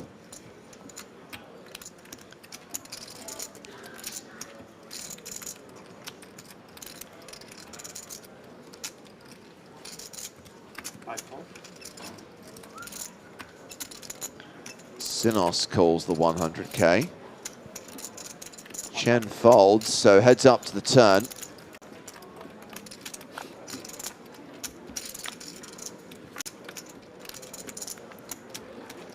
Pair of threes now for Sinos to go with that flush draw.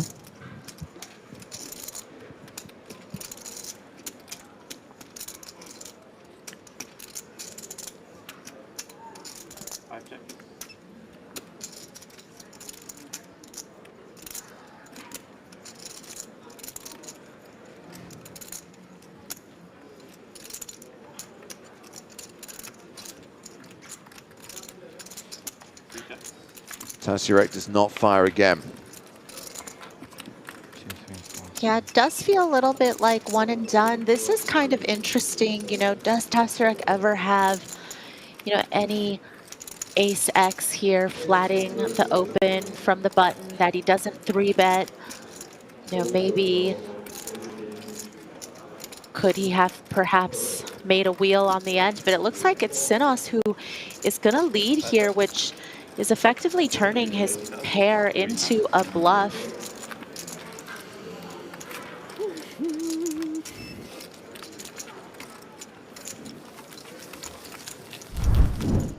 Meanwhile, we have finally seen a bust out after a long period of time with no eliminations. It is Lander Leo who's just been KO'd in 19th place. So he cashes for $36,740, and we're now 2 away from being done for the day. Crash Lander. Nice one.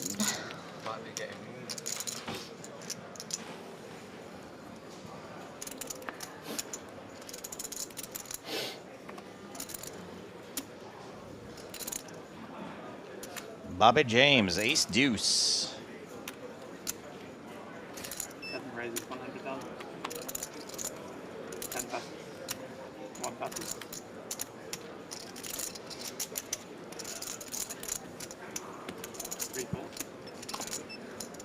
Tazarek's in with King 10 suited.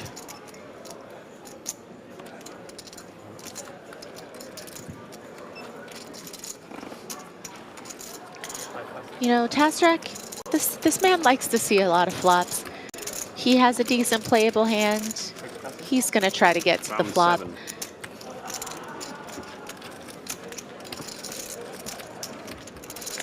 And get to the flop he does. That flop is Jack Tray 4. With 2 hearts. Those are the relevant cards. Yeah, it's pretty relevant that the pre-flop aggressor here has a gutter to the wheel and some backdoor flush possibilities. Wonder if he might sometimes want to go for a check raise here when he gives up the betting lead. Does end up just calling here. I do think given Tazarek's VPIP, though, you might want to sometimes consider a check raise. I mean, we see that that wouldn't have worked since Tassarek did have a flush draw, but I do think that Tassarek has been known to maybe go for a lot of bets when check two, you know, and sometimes I think check raise from an under the gun open range is a nice play to have in your arsenal against somebody who bets at a pretty high frequency. But, you know, this turn card is just going to be all Tassarek.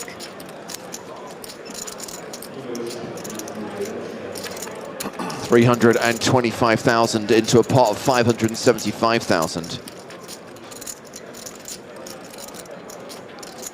Come on, Bobby Big Wheel. Wheel it in there. Wheel it in for the 5 one time. Goes a 5 on the clock. It's a sign.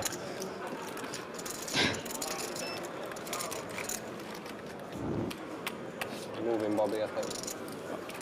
Wait, what? Yeah, with the elimination of Lando Leo, we need to balance the tables, and that means Bobby, who was due to post the big blind next, is being moved. Tried to nick a pot before I left, you know what I mean?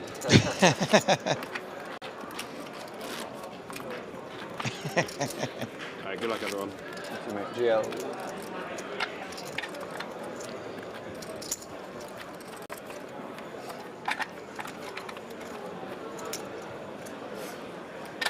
Bobby, do you think it's coming home? Fuck yeah. It's definitely coming home, mate. You know how many levels? Oh. 16. Yeah. Okay. One pass. 100. 3 bases, 100,000. 4 passes.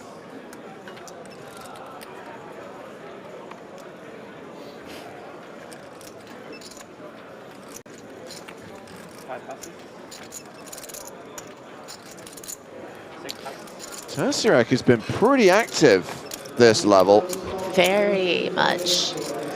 And you don't really expect, you know, players to be that active right now. When you look at the chip distribution at this table, you know, everyone's kind of bunched up, and even a quote-unquote bigger stack doesn't actually have that many big blinds in play in their stack.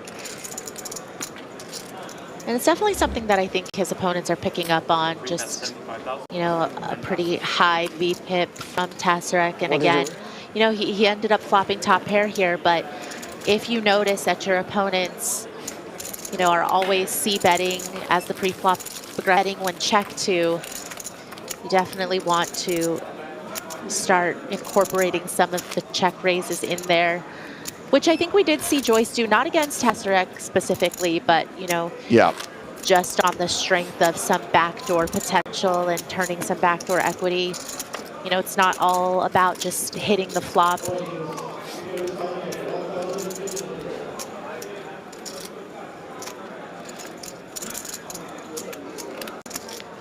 Tassarek with King, Jack of strawberries.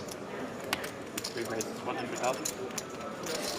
In action again, opens under the gun to 100K. 5 passes. 6 passes. 10 passes. Midlife Mark, watching on YouTube, says, to be honest, there's a lot of poker played in pubs in the UK, and the table is usually full of chatter. I'm like Bobby, have a chat. I don't like a quiet table.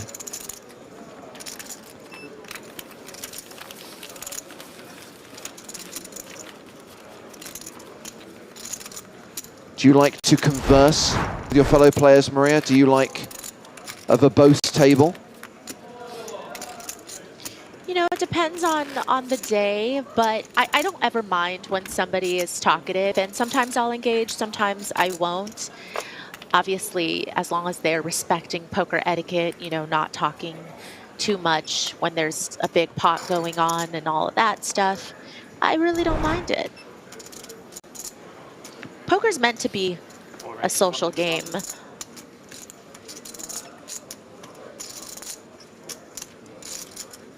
That's right, Ed. Nothing wrong with the natter. Maria is very friendly at the table, but only to a point. Like if you play in her home game, you actually have to drive to an undisclosed location, put a sack over your head, and then be shuttled to her house so you can't remember how to get there.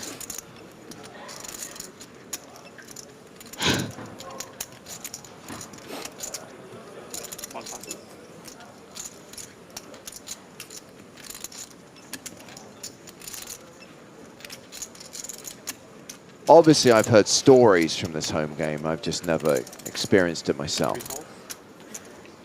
Yeah, well, now that you're frequenting LA a lot, there might just be the opportunity. It doesn't happen very often, but you know, a couple times a year. Only when the big fish are in town. Well, we just established I'm around a lot.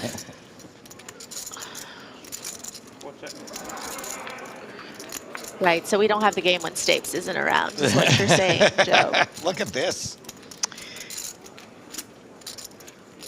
A fun little flush. 6, 7, 8, 9 of hearts. Straight flush draw. 175. 175,000. Tazarek betting into it.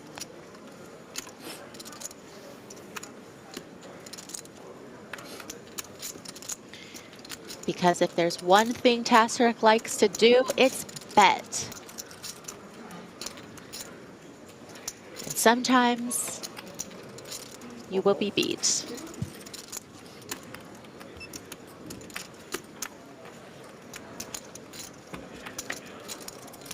Don't undo all that hard work, Tazarek. Feels like a straight flush. Alas, that does not determine the results. You can't go, I feel like I have a straight flush. I'm more of a feel player, honestly.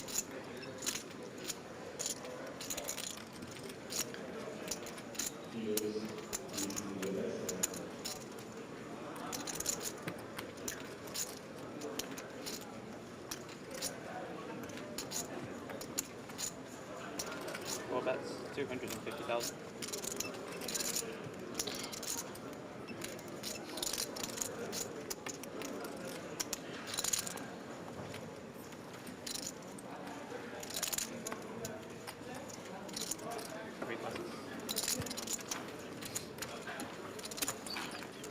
Not going to give that one much thought with the 4 flush out there.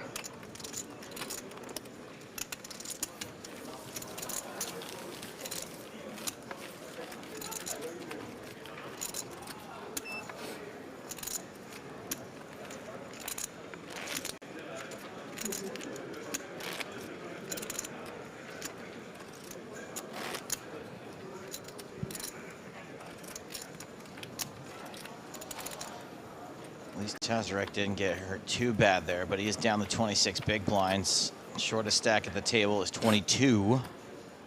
That is Andrei Lubovetsky. And it's been folded to Lubovetsky.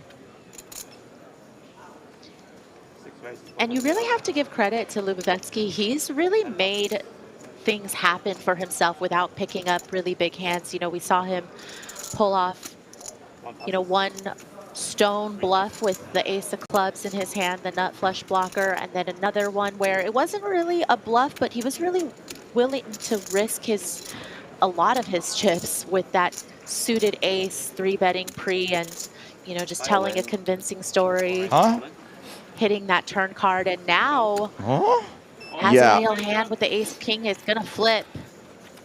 Hassan Kashani shove from the big blind. Lubovetsky calling all in, and we are gonna flip a coin.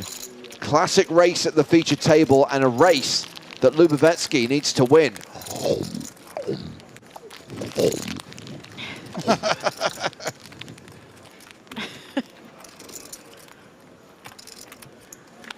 Timing, Halil, seriously. 10, 9, 8 on the flop. 6 is holding. Imagine busting Lubovetsky with 2 6s here and getting us one step closer to the end of the day. Do 6s ever hold? Oh, boy. 10 outs now for Lubavetsky. Aces, kings, and queens working for him. Needs to hit one of those 10 cards or we are down to 17. Some chop cards as well. Good point. Ace on the river. Barry Greenstein saves Andrei Lubavetsky, and he doubles up through Arian Hassan Kashani. He'll be left with 24 big blinds. Lubavetsky has now catapulted to the table chip lead with just shy of 50 big blinds. 4,140,000. How did I know sixes are just never going to win there?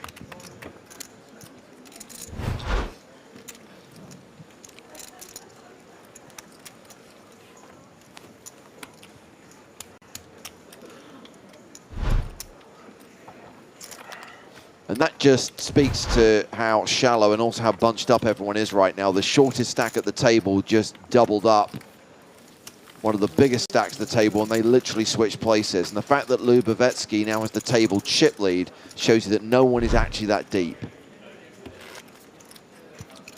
Grinding Nemo wants to know, is that the correct shove with sixes against 21 big blinds?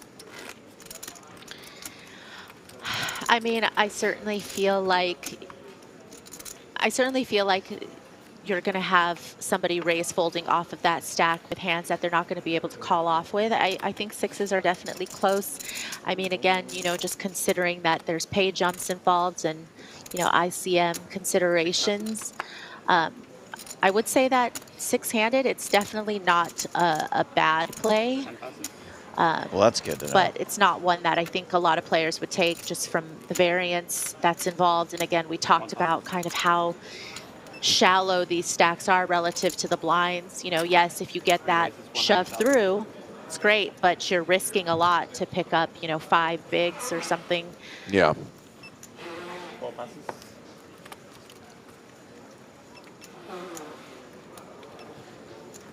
Tasirek back in action, raising the button. Sinos with sixes in the big blind.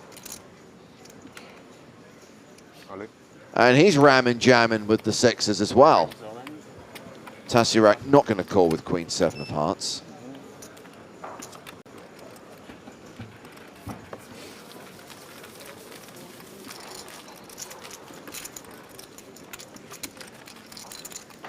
And we are actually going to step away from the feature table because there is action at one of the 2 outer tables. Mikhail Shalamov has moved all in and been called by Timo Campus, who's the at-risk player here. He's got ace-queen. Mikhail Shalamov, with the covering stack, has sevens. Another race. That's bad for me, I guess. Oh, the meme that is. Yeah. Okay, I might use it now. King 4-3 on the flop. Sevens still good, and Timo looking for an ace or a queen. King on the turn, same outs needed. Ooh. Ace on the river again. Another appearance from Barry Greenstein to give us another double up. 390. Too lucky. So close.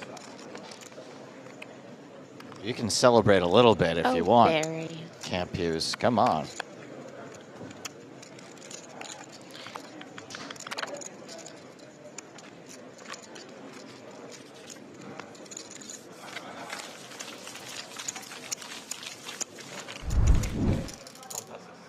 So still at 18 players. Still at 3 tables right now. And for those of you asking why are we still at 3 tables, because the EPT plays 8 max until we get to a final table.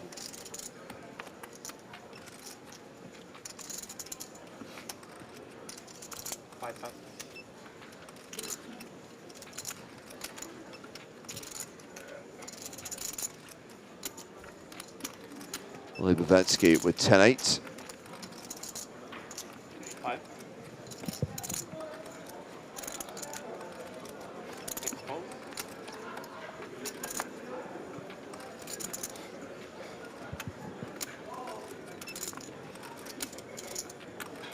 175. 10 raises 100. Oh, look at this move. Yeah, well, Joyce just decides to attack this limp. You know, 10-8 just is one of those hands where, you know, these middling cards, obviously if it's suited, it would be a different story. You know, 6 passes.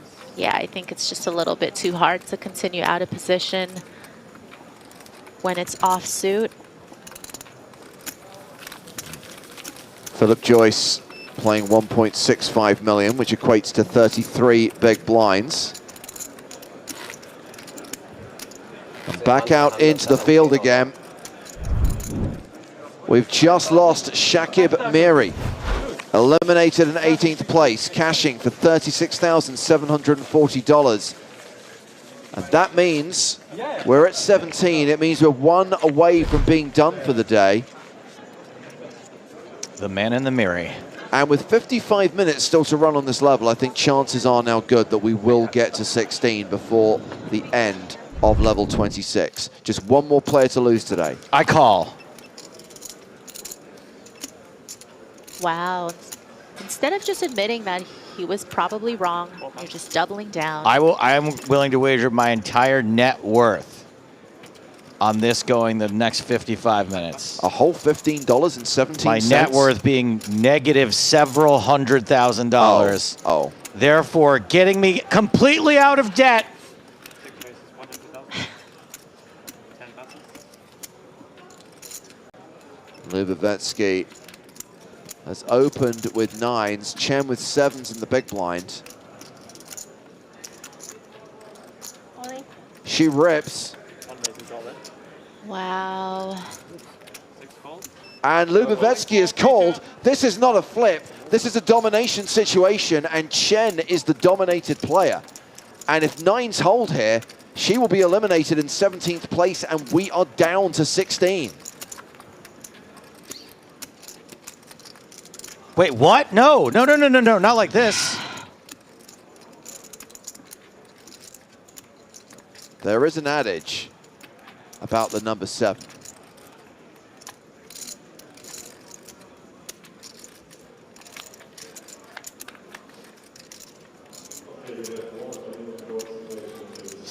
Oh. Guys, I might have to call it a night after this. It's not looking good. I'm going to be no good to you if Yisha Chen goes out. I'm going to be done for the night. Yisha Chen could be drawing dead on the turn at this rate. Yeah, does not pick up the straight draw, and she is KO'd in 17th place. She did get the money jump. Cashes for $42,280, but that is going to take us down to 16, and it is going to bring an end to day 4 of the EPT Cyprus main event. Thank you. What did you add again? We got to call it a night after this, I think. Ace 4. Really? What did you add? Ace Jack. She was a pleasure to watch, but And had a flush you know, draw. that one somewhat unavoidable. Still, you know, a lot of big blinds went in pre. Also BBB, we just, you know, got to chalk it up to a bit of a cooler. So players concluded at the feature table. There are still hands in progress at the other 2 tables. So over here, we've got Georgios Soloftis involved in a hand against Andrea Dato. They've gone to the flop, which is 5-5-3. 325. Oh, well, you heard the man. He is the announcer. And he just verbally declared a bet of 325,000. Wish they were all like him.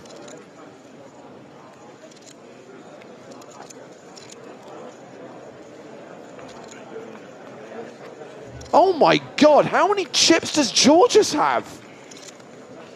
That's a ridiculous stack. How did he get all those? From winning a series of pots, I'm assuming.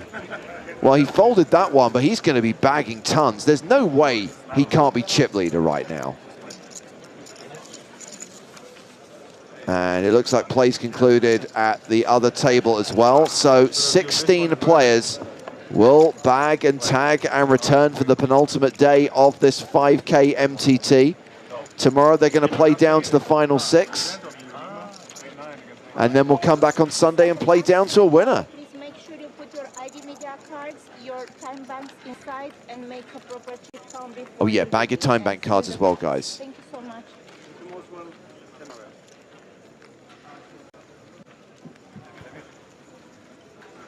So Georgios Saloftis is probably going to be bagging the biggest stack of any player. We do have him tagged as the chip leader. Yeah, that tracks. Now, we've had players reach the giddy heights of like 4 million. He is bagging close to 8 million chips. Oh, man. That's awesome. He's going to be coming back tomorrow in the catbird seat with 7.97 million. Not quite 8, though, is it? Good night, guys. See you tomorrow. Good night. Sorry, I gotta reach my arm around my big chip stack. It's hard to write at this angle. It's so big. Yeah, sorry if the zeros are a little messed up. It's just that my chip stack's so big, it's kind of hard to get the pen around it. I have to make sure I didn't cover up any of my time bank cards, my giant stack.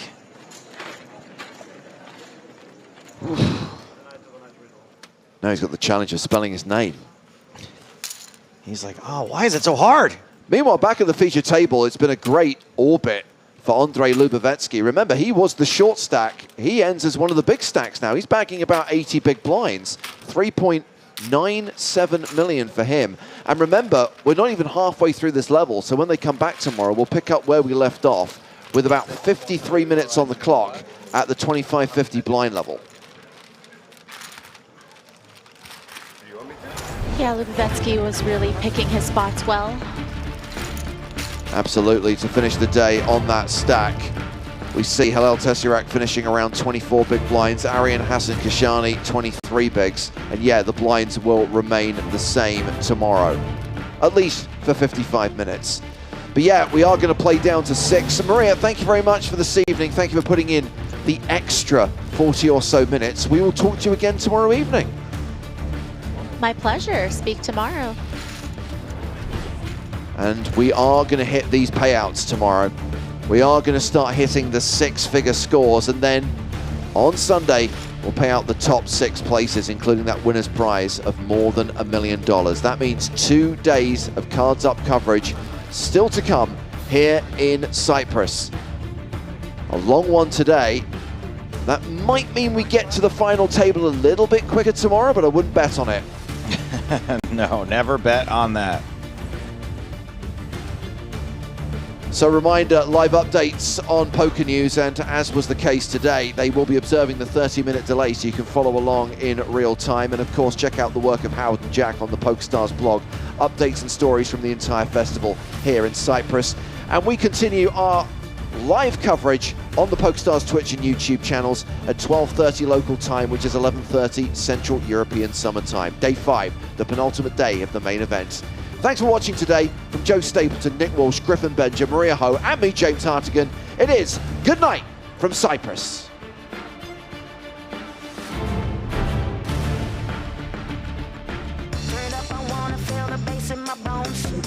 We're taking over from your head to your toes. So